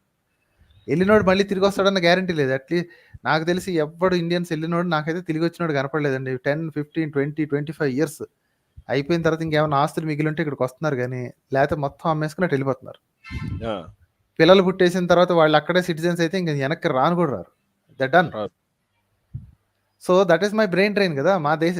నా దేశాన్ని ఎవడు బాగు చేస్తాడు? అదే కదా. ఉన్న కొంతమంది ఇక్కడ ఉంటారు అనుకున్న వాళ్ళు తీసుకెళ్లి సన్నాసుల కాళ్ళ దగ్గర కూర్చుంటే ఎవరు చేస్తారు? సో ఇది ఆవేదనతో కూడిన మాటే తప్ప వాళ్ళ చేయటానికి వీలు లేదని వాళ్ళ హక్కుల్ని కాలు రాసే ఉద్దేశం నాకు ఏమాత్రం లేదండి. వాళ్ళు అక్కడ కాకపోతే ఏంటి బురద పిసుక్కుంటూ ఇదేంటి పేడ తినుకుంటూ బతకమనండి. I have nothing against that. Just that నా నష్టాన్ని, నా దేశానికి వచ్చిన నష్టాన్ని ఎవడు పూడుస్తాడు? ఇంటలెక్చువల్ క్యాపిటల్ నష్టాన్ని ఎవడు పూడుస్తాడు? That was the only concern I have. And వీళ్ళు అలా అట్రాక్ట్ అవ్వడానికి నాకు ఒక లాజిక్ ఏం కనపడిందంటే, వీళ్ళు చదివే క్రమంలో వీళ్ళ పరిస్థితుల మూలానో లేకపోతే మనం క్రాక్ చేయాలి అన్న దీంట్లోనో వాళ్ళు విపరీతంగా కష్టపడతారు, ఏది చేస్తారు. కానీ కాన్ఫిడెన్స్ లేనప్పుడు, అసలు దేవుడు అనే కాన్సెప్ట్ కూడా ఈ కాన్ఫిడెన్స్ లేనప్పుడు ఏదో ఒక యాక్షనల్ ఫోర్స్ ఉంది మన తీసుకెళ్తారు.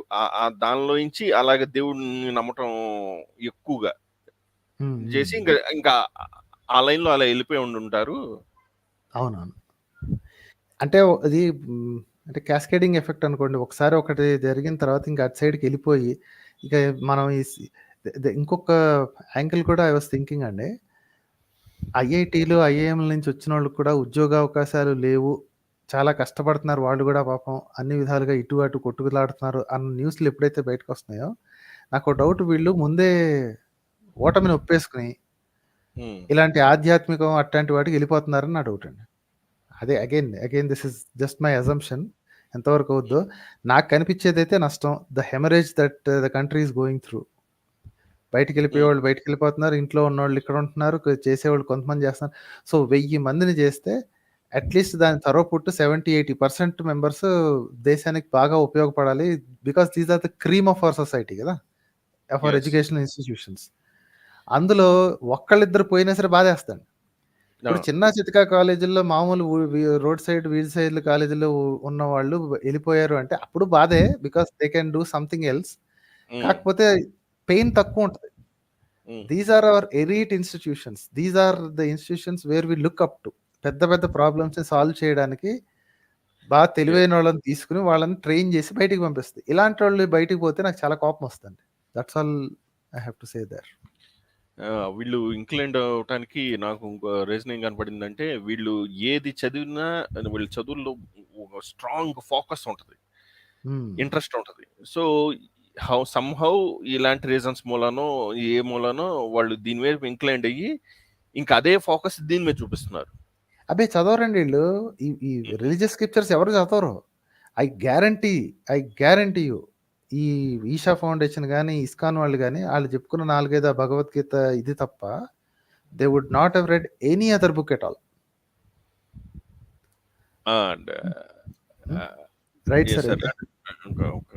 సార్ ఇంకోటి, హలో చెప్పండి సార్. ఇప్పుడు అరవింద్ కేజ్రీవాల్ గారిని అరెస్ట్ చేశారు 100 కోట్ల స్కామ్కి. స్కామ్ అది ఇది అని చెప్పారు. ఇంకా అంటిల్ ప్రూవ్ అవ్వలేదు. నేనైతే జరుగుతుండొచ్చేమో అనుకుంటున్నాను. ఓకే, దానికి అరెస్ట్ చేశారు. ఓకే, మరి లక్షల కోట్లు తినేసిన ఒక నాయకుడు సీఎం అయితే అతన్ని కనీసం అరెస్ట్ చేయలేదు. అతని రిలేటివ్ని ఒక హత్య కేసు కనీసం, అతను ఒక నార్మల్ ఎంపీ కనీసం అరెస్ట్ కూడా చేయలేదు. నాకు నిజంగా నాకు ఇతన్ని సీఎం అరెస్ట్ చేసి అంత డేర్ దేశం తీసుకున్నప్పుడు మరి ఇది ఎందుకు చేయలేదు? ఏం లాలూచి? మరి దేశం కోసం ధర్మం కోసం అంటున్నారు, మరి నీకు రివర్స్ అయిన ధర్మం కదా ఇక్కడ ఉన్న సీఎం. వాళ్ళంతా ఇది చేస్తున్నాడు. మరి ఈ సోకాల్డ్ ఆర్ఎస్ఎస్ వాళ్ళు ఎందుకు దీని మీద మాట్లాడరు? అంటే నిజానికి వీళ్ళకి దేశం ధర్మం కూడా కాదండి పాయింట్. వీళ్ళు కేవలం అధికారమే. అంతే, అధికారం అండి. అసలు అంతా టీమ్ బి అదేంటి ప్లాన్ బి దీనిలో నడుస్తుందండి. I don't want to talk any more politics ఈ టైంలో కరెక్ట్ కాదనుకోండి కానీ కంప్లీట్లీ ఇట్స్ ఏంటి క్విడ్ ప్రో క్వో, నాకెంత నీకెంత, that's it. There is nothing else, nothing special about it. చాలా క్లియర్గా తెలుస్తుంది. నీకు కావాల్సింది నీకు ఇస్తా, నన్ను కెలక్కు, అదే జరుగుతుంది. సార్ ఈ కాంగ్రెస్ వాళ్ళు కూడా కొంచెం ఈ సిఏ మీద రాంగ్ వెళ్తున్నారు, అంటే మిగతా ప్రతిపక్షాల వాళ్ళు కూడా. ఎందుకంటే ఆ చట్టం బేసికల్గా ఇతర దేశాల్లో ఉన్న జనాలు ఎవరన్నా అప్రెస్డ్ పర్సన్స్ ఉంటే అది ఇండియన్స్ ఇక్కడికి రావచ్చు శరణార్థుల్లాగా, మేము మా దేశ పౌరసత్వం ఇస్తామని. అసలు ఎగ్జాక్ట్లీ ఇలాగ జనాలు కన్ఫ్యూజ్ అవడం కాదు, ఇలాగ డిస్ట్రాక్ట్ అయ్యి పిచ్చివాగుడు వాక్కుంటారనే దాన్ని ఈ టైంలో రిలీజ్ చేశారండి. ఇదంతా ఇప్పుడు ప్లాన్ కాదు, 2-3 years ముందు జరిగిన ప్లాన్ ఇది. ఎప్పుడైతే ఈ సిఏఏ అనేది ఫార్ములేట్ చేశారో అప్పుడే దీనికి షడ్యంత్ర స్కెచ్, దీని ముహూర్తం అంతా స్కెచ్ చేసి ఉంచారు. Will use this near the politics so that people get confused, distracted and they'll keep talking about. ఈ ప్రతి ఒక్క స్కామ్ కానీ ఇది కానీ ఎవ్రీథింగ్ ఇస్ ప్రీ ప్లాన్. ఇవన్నీ ఉన్నాయని ఎప్పటి నుంచో తెలుసు. లిక్కర్ స్కామ్ కానీ ఈ స్కామ్ కానీ అవన్నీ ఉన్నాయని తెలుసు. కావాలని ఈ టైంలో చేస్తే న్యూస్ సైకిల్ మొత్తం దీని చుట్టూ తిరుగుతుంది. People will be concentrating here rather than elsewhere. So last మినిట్లో చెప్తే అందరూ డిస్ట్రాక్టెడ్గా ఉంటారు, మనం పబ్బం గడుపుకోవచ్చు. ఓకే, ఇలాగా జనాలు అందరూ వేరే వేరే గురించి మాట్లాడుతుంటే మన ఐపీసీని మార్చేయచ్చు, ఇంకేదన్నా చట్టాలు చిన్న చిన్నవి ఉంటే 5 ఎంచచ్చు. There are so many things to do. Distraction politics అండి సింప్లీ. ఇది నాకు తెలిసి కనిపెడతారని నా ఉద్దేశం. మరి మా జనాలు చూడాలి, ఇండియన్స్ ఎంతవరకు మిడిల్ క్లాస్ కానీ లేకపోతే ఈ మధ్యస్థం ఓటర్లు ఎవరైతే ఉన్నారో వీళ్ళు ఎంతవరకు వస్తారు. రైట్ సార్, అయితే థ్యాంక్స్ అలాట్ అండి. థ్యాంక్స్. ఓకే, ఫైనల్ కాల్ ఒకటి తీసుకుందాము. డార్క్ నైట్ అనే పేరుతో వచ్చారు. లక్ష్మణ్ గారు మీరు ఉంటానంటే మేబీ 1 minute చేసేద్దాం. డార్క్ నైట్ గారు లెట్స్ ఫినిష్ ఇట్ సూనర్ అండి. హాయ్ డార్క్ నైట్ గారు. హాయ్ అండి. హాయ్ మనోహర్ గారు, వినిపిస్తుందా? వాయిస్ వినిపిస్తుందా? ఎస్ క్లియర్, చెప్పండి సార్.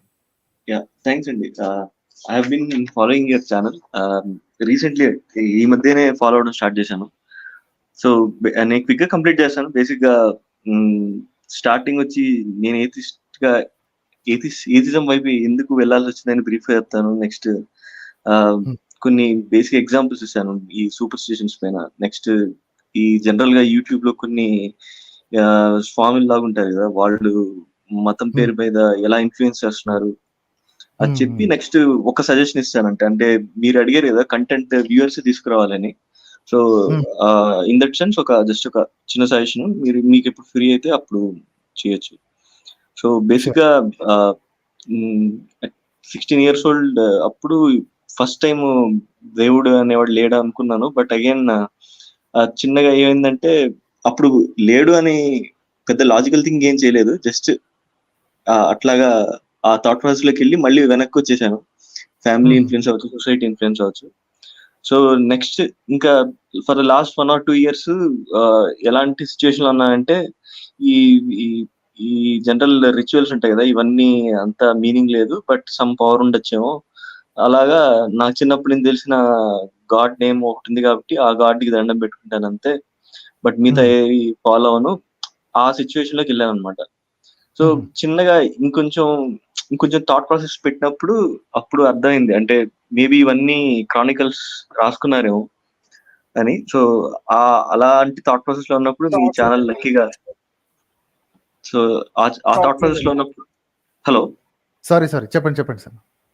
సో ఆ థాట్ ప్రాసెస్ లో ఉన్నప్పుడు మీ ఛానల్ ఫర్దర్ ఎక్స్ప్లోర్ చేశాను. అప్పుడు నాకు అర్థమైంది, so most of the Hindus, అంటే నేను హిందూ కమ్యూనిటీ కాబట్టి, so most of the Hindus 99% I can say, I don't have the exact studied number, but I am guessing the 99% of so-called Hindus, they haven't read any scriptures. They don't have the time basically to read. They listen from some of the other person who they seem to think that knowledgeable. So అలాగా Hinduism support చేస్తున్నారు అనిపించింది. So ఎవరన్నా actual గా Hinduism ని మీరు చూపించినట్టు 3-4 sources references తీసుకొని వాటిని డిఫరెంట్ మీనింగ్స్ ని ఎక్స్ప్లోర్ చేసి స్టడీ చేస్తే రేషనల్ గా థింక్ చేసి హ్యూమనిజం తో థింక్ చేసే వాళ్ళు ఎవరు ఫాలో అవరు అని నా feeling. So in that sense what you're doing I really appreciate. And so just 3 points అండి. జస్ట్ ఫస్ట్ చెప్తాను. సో ఈ ఆస్ట్రాలజీ గురించి నేను ఒకనొక టైంలో ఆస్ట్రాలజీ నిజమా కదా అని ఆలోచించినప్పుడు, so I have come across one YouTube TEDx talk అండి from some professor from Pune I think. ఆయన ఒక డేటాబేస్ చూస్తున్నాడు, 50% ఆస్ట్రాలజీ తీసుకొని వాటిని ఒక 100 ఆస్ట్రాలజర్స్ కి ఇచ్చాడంట. సో ఇచ్చి ఆ 100 ఆస్ట్రాలజర్స్ ని ఛాలెంజ్ చేశాడు.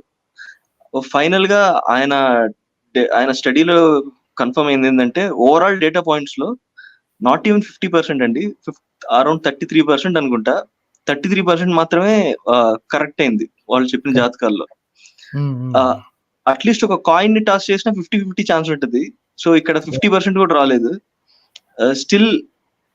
సో నేను అనుకునేది అంటే కన్ఫర్మేషన్ బయాస్ ఉంటుంది కదా, దేవుడి నమ్మకం కూడా అంతే అనుకుంటున్నా. అంటే సో లైఫ్ లో ఏది సరిగ్గా జరగనప్పుడు ఓకే, దండం పెట్టుకున్నప్పుడు ఓకే ఇది జరిగింది, సడన్ గా ఒక ఇష్యూ జరిగింది వాళ్ళకి సపోర్టివ్ గా, సో మేబీ సమ్ పవర్ ఉందేమో, మేబీ ఆస్ట్రాలజీ కూడా కరెక్ట్ ఏమో అనుకుంటారు. వీళ్ళు జాతకాలు రాయడం కూడా ఎలా రాస్తారంటే, మీరు చాలా తెలివైన మనిషి, కాకపోతే మీరు చాలా హెల్పింగ్ నేచర్ ఉంది, కానీ ఎవరన్నా మీకు ద్రోహం చేస్తే తట్టుకోలేరు అనగానే వెంటనే అవును చేసుకుంటారు కదా, ఓకే గుడ్ క్వాలిటీ నాకు ఉంది అని.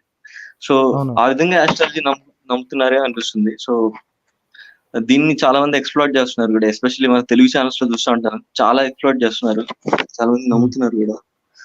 నెక్స్ట్ ఇంకో సూపర్ స్టిషన్ ఎగ్జాంపుల్ నా లైఫ్ లో జరిగింది ఏంటంటే, ఒకసారి మా ఇంట్లో దేవుడి రూమ్ లో, ఒక 5 years బ్యాక్ అండి, మా ఇంట్లో దేవుడి రూమ్ లో చిన్న మమ్మ ఒక పాలు చిన్న గిన్నెలో పెడుతుంది అనమాట. సో ఒక 3 days నుంచి అది మాయమైపోతా ఉంది మార్నింగ్ కల్లా. సో మా అమ్మ ఇంకొంచెం నమ్మడం స్టార్ట్ చేసింది అనమాట. సో నేను ఒక రోజు కెమెరా పెట్టాను, కెమెరా సమ్ ఫోన్ ఇష్యూ వల్ల మార్నింగ్ లేచి చూస్తే ఆగిపోయింది. ఇంక మా అమ్మ ఫిక్స్ అయిపోయింది సో ఇదేదో జరుగుతుందని. సో తర్వాత ఇంకొంచెం ఆలోచించి చూస్తే ఒక రోజు ఒక పిల్లి చిన్నగా కిటికీలోంచి దూరి వచ్చి తాగేసి వెళ్ళింది అనమాట. సో సో ఇది అంటే ఇది ఎందుకు చెప్తానండి, నాకు కాల్లో కూడా ఒక ఆయన దెయ్యం భయపడ్డా అన్నారు కదా. సో ఈ తెలియనంత వరకు ఏ ఫినామినా అయినా what we don't know will cause fear for us or some irrational thought. So ఇలాంటి ఎగ్జాంపుల్స్ తీసుకొని అందరూ కొంచెం రేషనల్ గా థింక్ చేయాలని ఆశిస్తున్నాను. నెక్స్ట్ ఈ యూట్యూబ్ లో ఈ రాధా మోహన్ దాస్ అని సమ్ పర్సన్, ఆయన అంటే యూట్యూబ్ ఓపెన్ చేస్తే విచ్చలవిడిగా ఆయన ఇస్కాన్ సంథింగ్ అఫిలియేషన్ అనుకుంటా, బీభత్సంగా ఆయన టాక్స్ ఉంటున్నాయి అనమాట. అంటే దేవుణ్ణి నమ్మని వాళ్ళంతా గురిలు అన్నట్టు అబ్జర్వ్ చేస్తున్నానండి ఆ క్యారెక్టర్, నేను క్లోజ్ గా అబ్జర్వ్ చేస్తున్నాను. ఓకే, అతను ఏమనుకుంటున్నాడు ఏంటి అని. I think he's getting ready for a టక్కర్. అది త్వరలో నేనే ఆహ్వానిస్తాను అతనికి. మరి నేను సూపర్ అండి, అది జరిగితే I'm looking forward to that actual. ఎందుకంటే అతను అంటే నాకు కొంచెం చాలా ఎక్కువ బాధ వేసేది, భయం వేసేది. ఎందుకంటే ఎస్పెషల్లీ యంగ్స్టర్స్ ని టార్గెట్ చేస్తున్నాడు అనమాట. యంగ్స్టర్స్ దగ్గరికి వెళ్ళి ఒక మాల్ ఇవ్వడం, కొంచెం వాళ్ళ అంటే యంగ్స్టర్స్ అంటే కొంచెం ఎనర్జెటిక్ గా జోవియల్ గా ఉంటారు కదా, సెన్స్ ఆఫ్ హ్యూమర్. అదే యాంగిల్లో వెళ్ళి వాళ్ళకి ఎక్స్ప్లెయిన్ చేస్తా వాళ్ళని కొంచెం కన్విన్స్ చేస్తున్నాడేమో అనిపిస్తుంది. ఆ ట్రెండ్ ఇంక్రీజ్ అవుతా వెళ్తే కొంచెం డేంజరస్ కదా అని. సో అదొకటి. అతని ఆర్గ్యుమెంట్స్ ఎలా ఉంటాయి ఏంటి అనేది అబ్జర్వ్ చేస్తున్నాను. ఎందుకంటే కొన్ని బ్యాడ్ ఫెయిత్ ఆర్గ్యుమెంట్స్ ఉంటాయి, కొన్నేమో ఏంటి అవుట్ రైట్ లైస్ ఉంటాయి, ఇంకొన్నేమో ఇట్స్ పర్స్పెక్టివ్ లాగా అనిపిస్తుంది. సో అవి కలెక్ట్ చేస్తున్నాను అనమాట. ఏంటంటే you have to do some preliminary research కదా, శత్రువుతో సిద్ధాంత ప్రత్యర్థితో దిగే ముందు you have to do little bit of research అనమాట. సో అతను ఎంతవరకు చదివాడు, ఇప్పుడు చాలా చోట్ల నేను చదివాను, నేను చదువుకున్నాను కాబట్టి భాగవతంలో ఇలా ఉంది ఎలా ఉంది. సో ఎప్పుడైతే నేను భగవద్గీత మీద ఆల్రెడీ చేశానో, అతను ఆల్రెడీ దానికి కాల్ చేశాడు కూడా. కాల్ కాదు, సారీ, కామెంట్ చేశాడు. So he knows my channel, he already has seen my channel and he's watching couple of videos. ఎన్ని వీడియోస్ చూస్తున్నాడో ఏమిటనేది తెలీదు, బట్ విల్ డూ. ఇది ఒకసారి కొంచెం భాగవతం మీద కనుక ఒకసారి అట్లీస్ట్ ఒక ట్రెండ్ సిరీస్ చేసిన తర్వాత then I will call him directly and tag him and say that let's talk about it. మీరు ఏదో అన్నారు, చూద్దాం దీని గురించి మాట్లాడదాం అని. I'm just waiting for this to become a little bigger channel అండి. ప్రస్తుతానికి ఓన్లీ 15K మెంబర్సే ఉన్నారు. Will see a Okay. Little more Yeah, right and definitely looking forward అండి. జస్ట్ లాస్ట్ పాయింట్ కంక్లూడ్ చేస్తాను. మెయిన్ సజెషన్ నాది ఏంటంటే, so ఈ recent గా రిచర్డ్ డాకిన్స్ అనే, అంటే ఆయన ఎప్పటి నుంచో అన్నాడు, బట్ నేను ఈ యాంగిల్ రీసెంట్ గా ఎక్స్ప్లోర్ చేస్తాను కాబట్టి I have come across one of his interview with Al Jazeera reporter. It was old video actually. So అదొక్క వీడియోనే కాదు, a religious a theist person ని టచ్ చేసినా కానీ వాళ్ళు ఫస్ట్ అటు తిరిగి ఇటు తిరిగి లాస్ట్ వచ్చేది ఏంటంటే రిలీజియన్ మొరాలిటీ ఇస్తుంది, ఏథిజం మొరాలిటీ ఇవ్వదు అంటున్నారు. But I just want to, in that sense I want to say, so our constitution has many fundamental rights and fundamental duties. It also says about scientific temper and rational thought and humanism. At the same time, I also believe there is a moral code of conduct. I am not sure constitution lo undo ledo, but anywhere where we work, in every organization, they do have some moral code of conduct. So చిన్నగా constitution follow అయ్యి ఈ ఎక్కడైతే ఉంటున్నామో ఆ moral code of conduct follow అవుతే అదే ఎక్కువ కదా, రిలీజియన్ వైపు వెళ్ళాల్సిన అవసరం ఏంటి? So in that sense one suggestion, maybe when you are free after all making all these videos, you can also start doing some basic fundamental duties and fundamental rights in the constitution so that they will understand, because you have a broader reach, or you are getting a broader reach. So future లో ఎవరన్నా theist person వచ్చినా గానీ మీరు constitution follow అయితే చాలు, ఇవి ఉన్నాయి constitution లో, ఈ ఫాలో అవ్వండి సక్రమంగా, country can be better, world as a whole can be better అని చెప్పొచ్చు. అదొక సజెషన్ అంతే. షూర్ అండి. I keep that ready. Some time ఎప్పటికైనా పనికి వస్తుంది. I keep that ready. Sure అండి. Thank you very much. Thanks. Right అండి.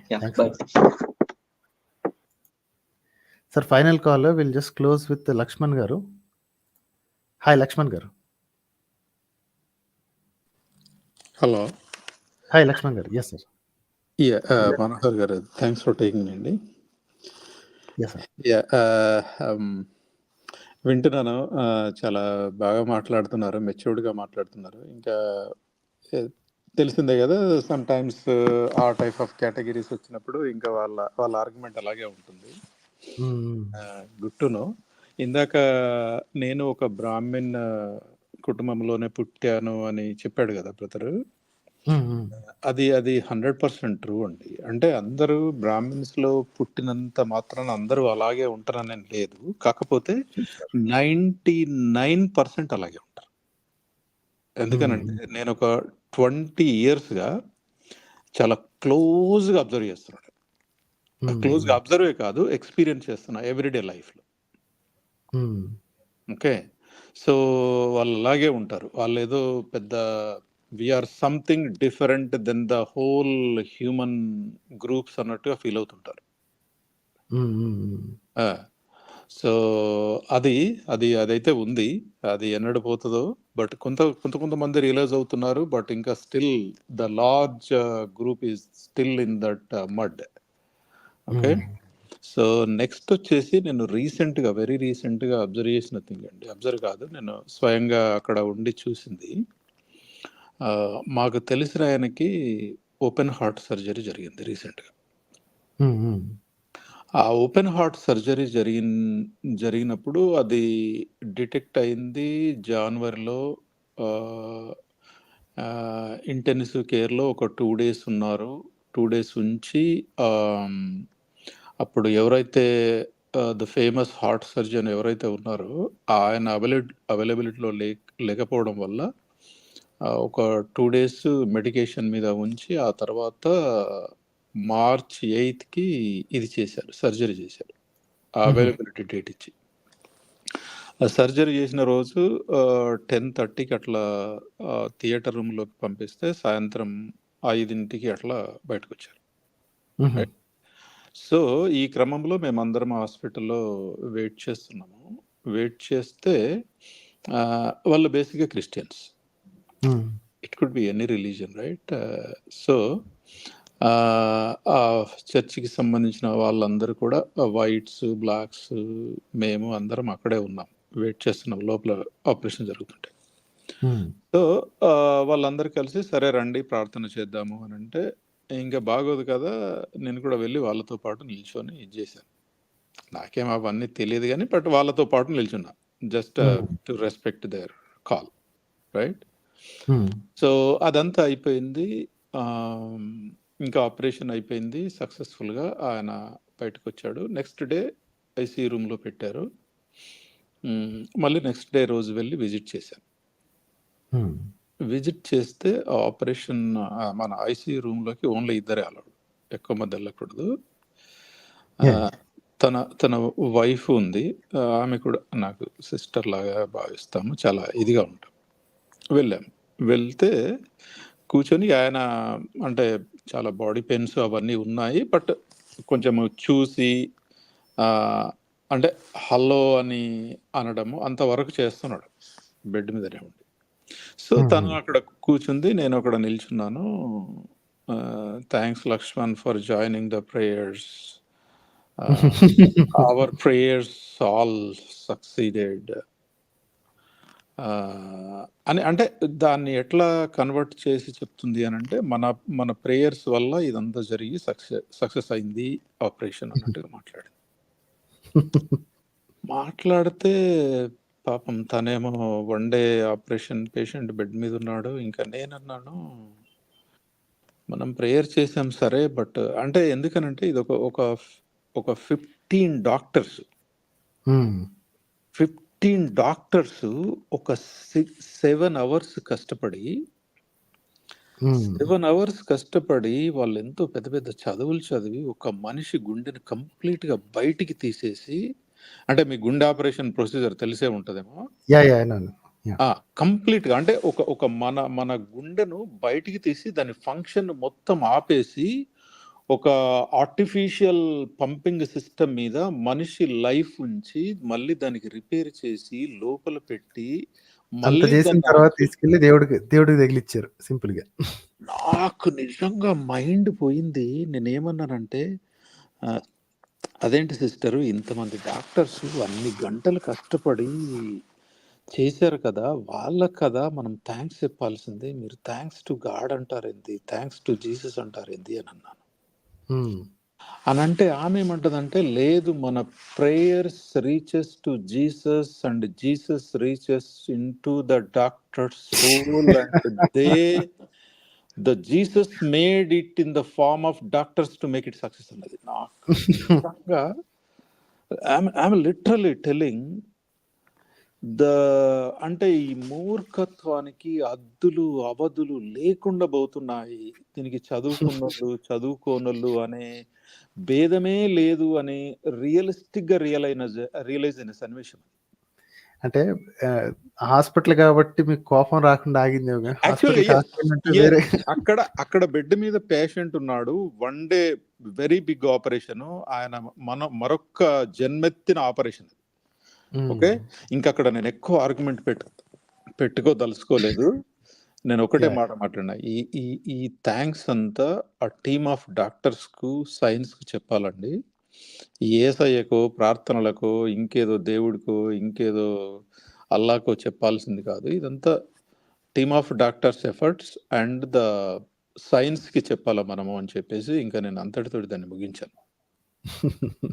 అంటే నాకు అసలు మతిపోతుందండి. మళ్ళీ వీళ్ళందరూ కూడా they are all well educated.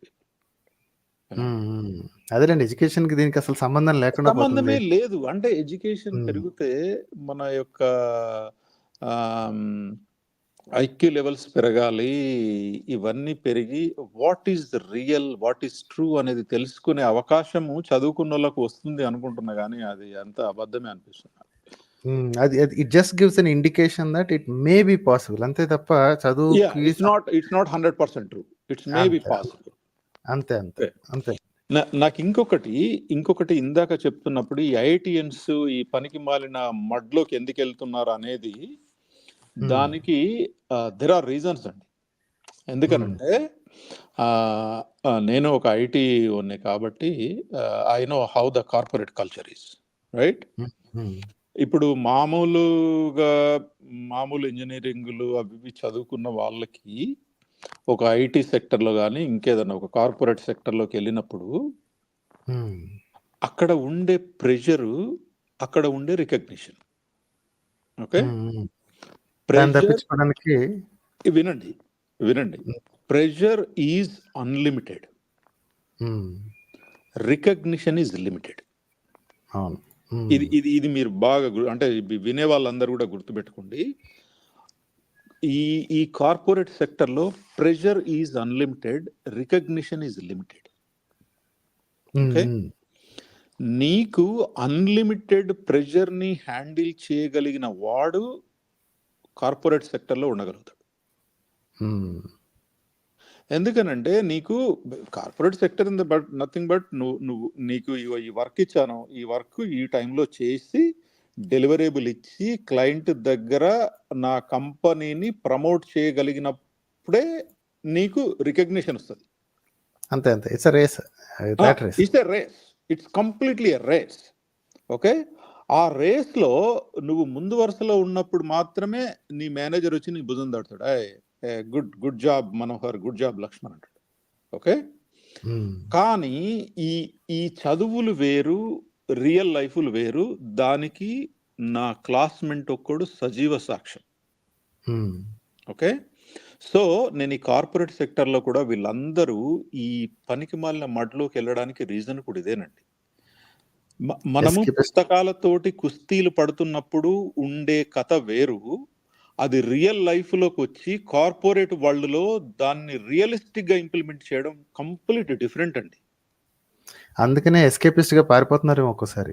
Exactly, this is the exact reason అండి. అంతకు మించి ఏమీ లేదు ఇక్కడ. ఓకే, ఎందుకనంటే ఇక్కడ మీకు ప్రెజర్ అన్లిమిటెడ్, రికగ్నిషన్ లిమిటెడ్ అన్న కదా. దీన్ని తప్పించుకొని ఆ మడలోకి వెళ్ళిన తర్వాత అసలు pressure is limited, recognition unlimited. అది రివర్స్ అయిపోయింది కదా. అది బాగుందని చెప్పి అటు వెళ్ళిపోతున్నారు. ఓకే, అంటే మేబీ నా థాట్ ప్రాసెస్ ఏమైనా రాంగ్ ఏమో, బట్ పాసిబిలిటీ ఇది. ఎందుకంటే క్లియర్ గానే అయితే ఉంది, సీక్వెన్స్ అయితే క్లియర్ గానే ఉంది. అక్కడికి పోతే మిమ్మల్ని ఎవ్వరు అడగరు, మీకు ప్రెషర్ లేదు.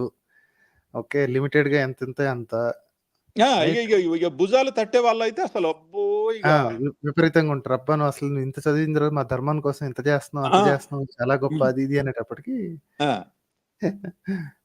అది. అంటే ఈ ఐటీ ఇండస్ట్రీలో ఇనిషియల్ డేస్లో అయ్యే స్ట్రగుల్స్ అంటే ఇట్లా ప్రతి ఐటీ ఇండస్ట్రీ అంటే ఐటీ ఇంజనీర్ ఫేస్ చేస్తాడు.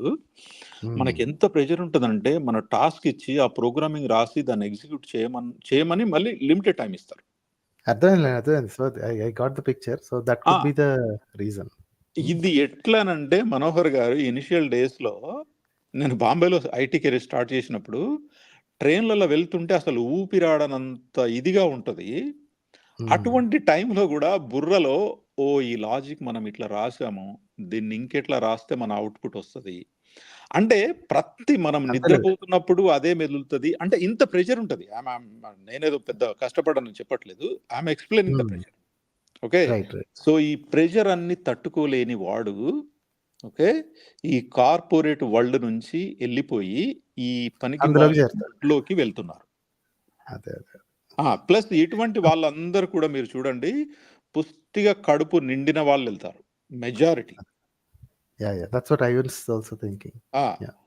సో కష్టాలు పడి జీరో నుంచి వచ్చి గ్రౌండ్ లెవెల్ నుంచి వచ్చిన వాడు ఎవ్వడు అటువంటి మడలోకి వెళ్ళాడు.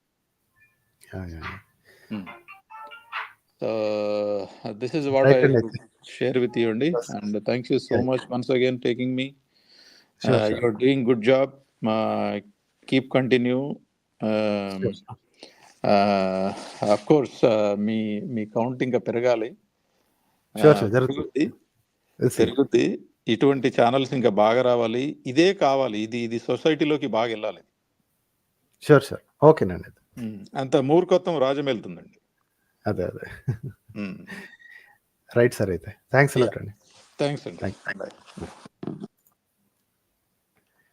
ఓకే, సో ఇట్స్ మ్యారథాన్ అండి. ఇవాళ 6 గంటల 20 నిమిషాల పైన అయింది. So I think we should wind this up today and have a nice day. Thanks for joining everyone.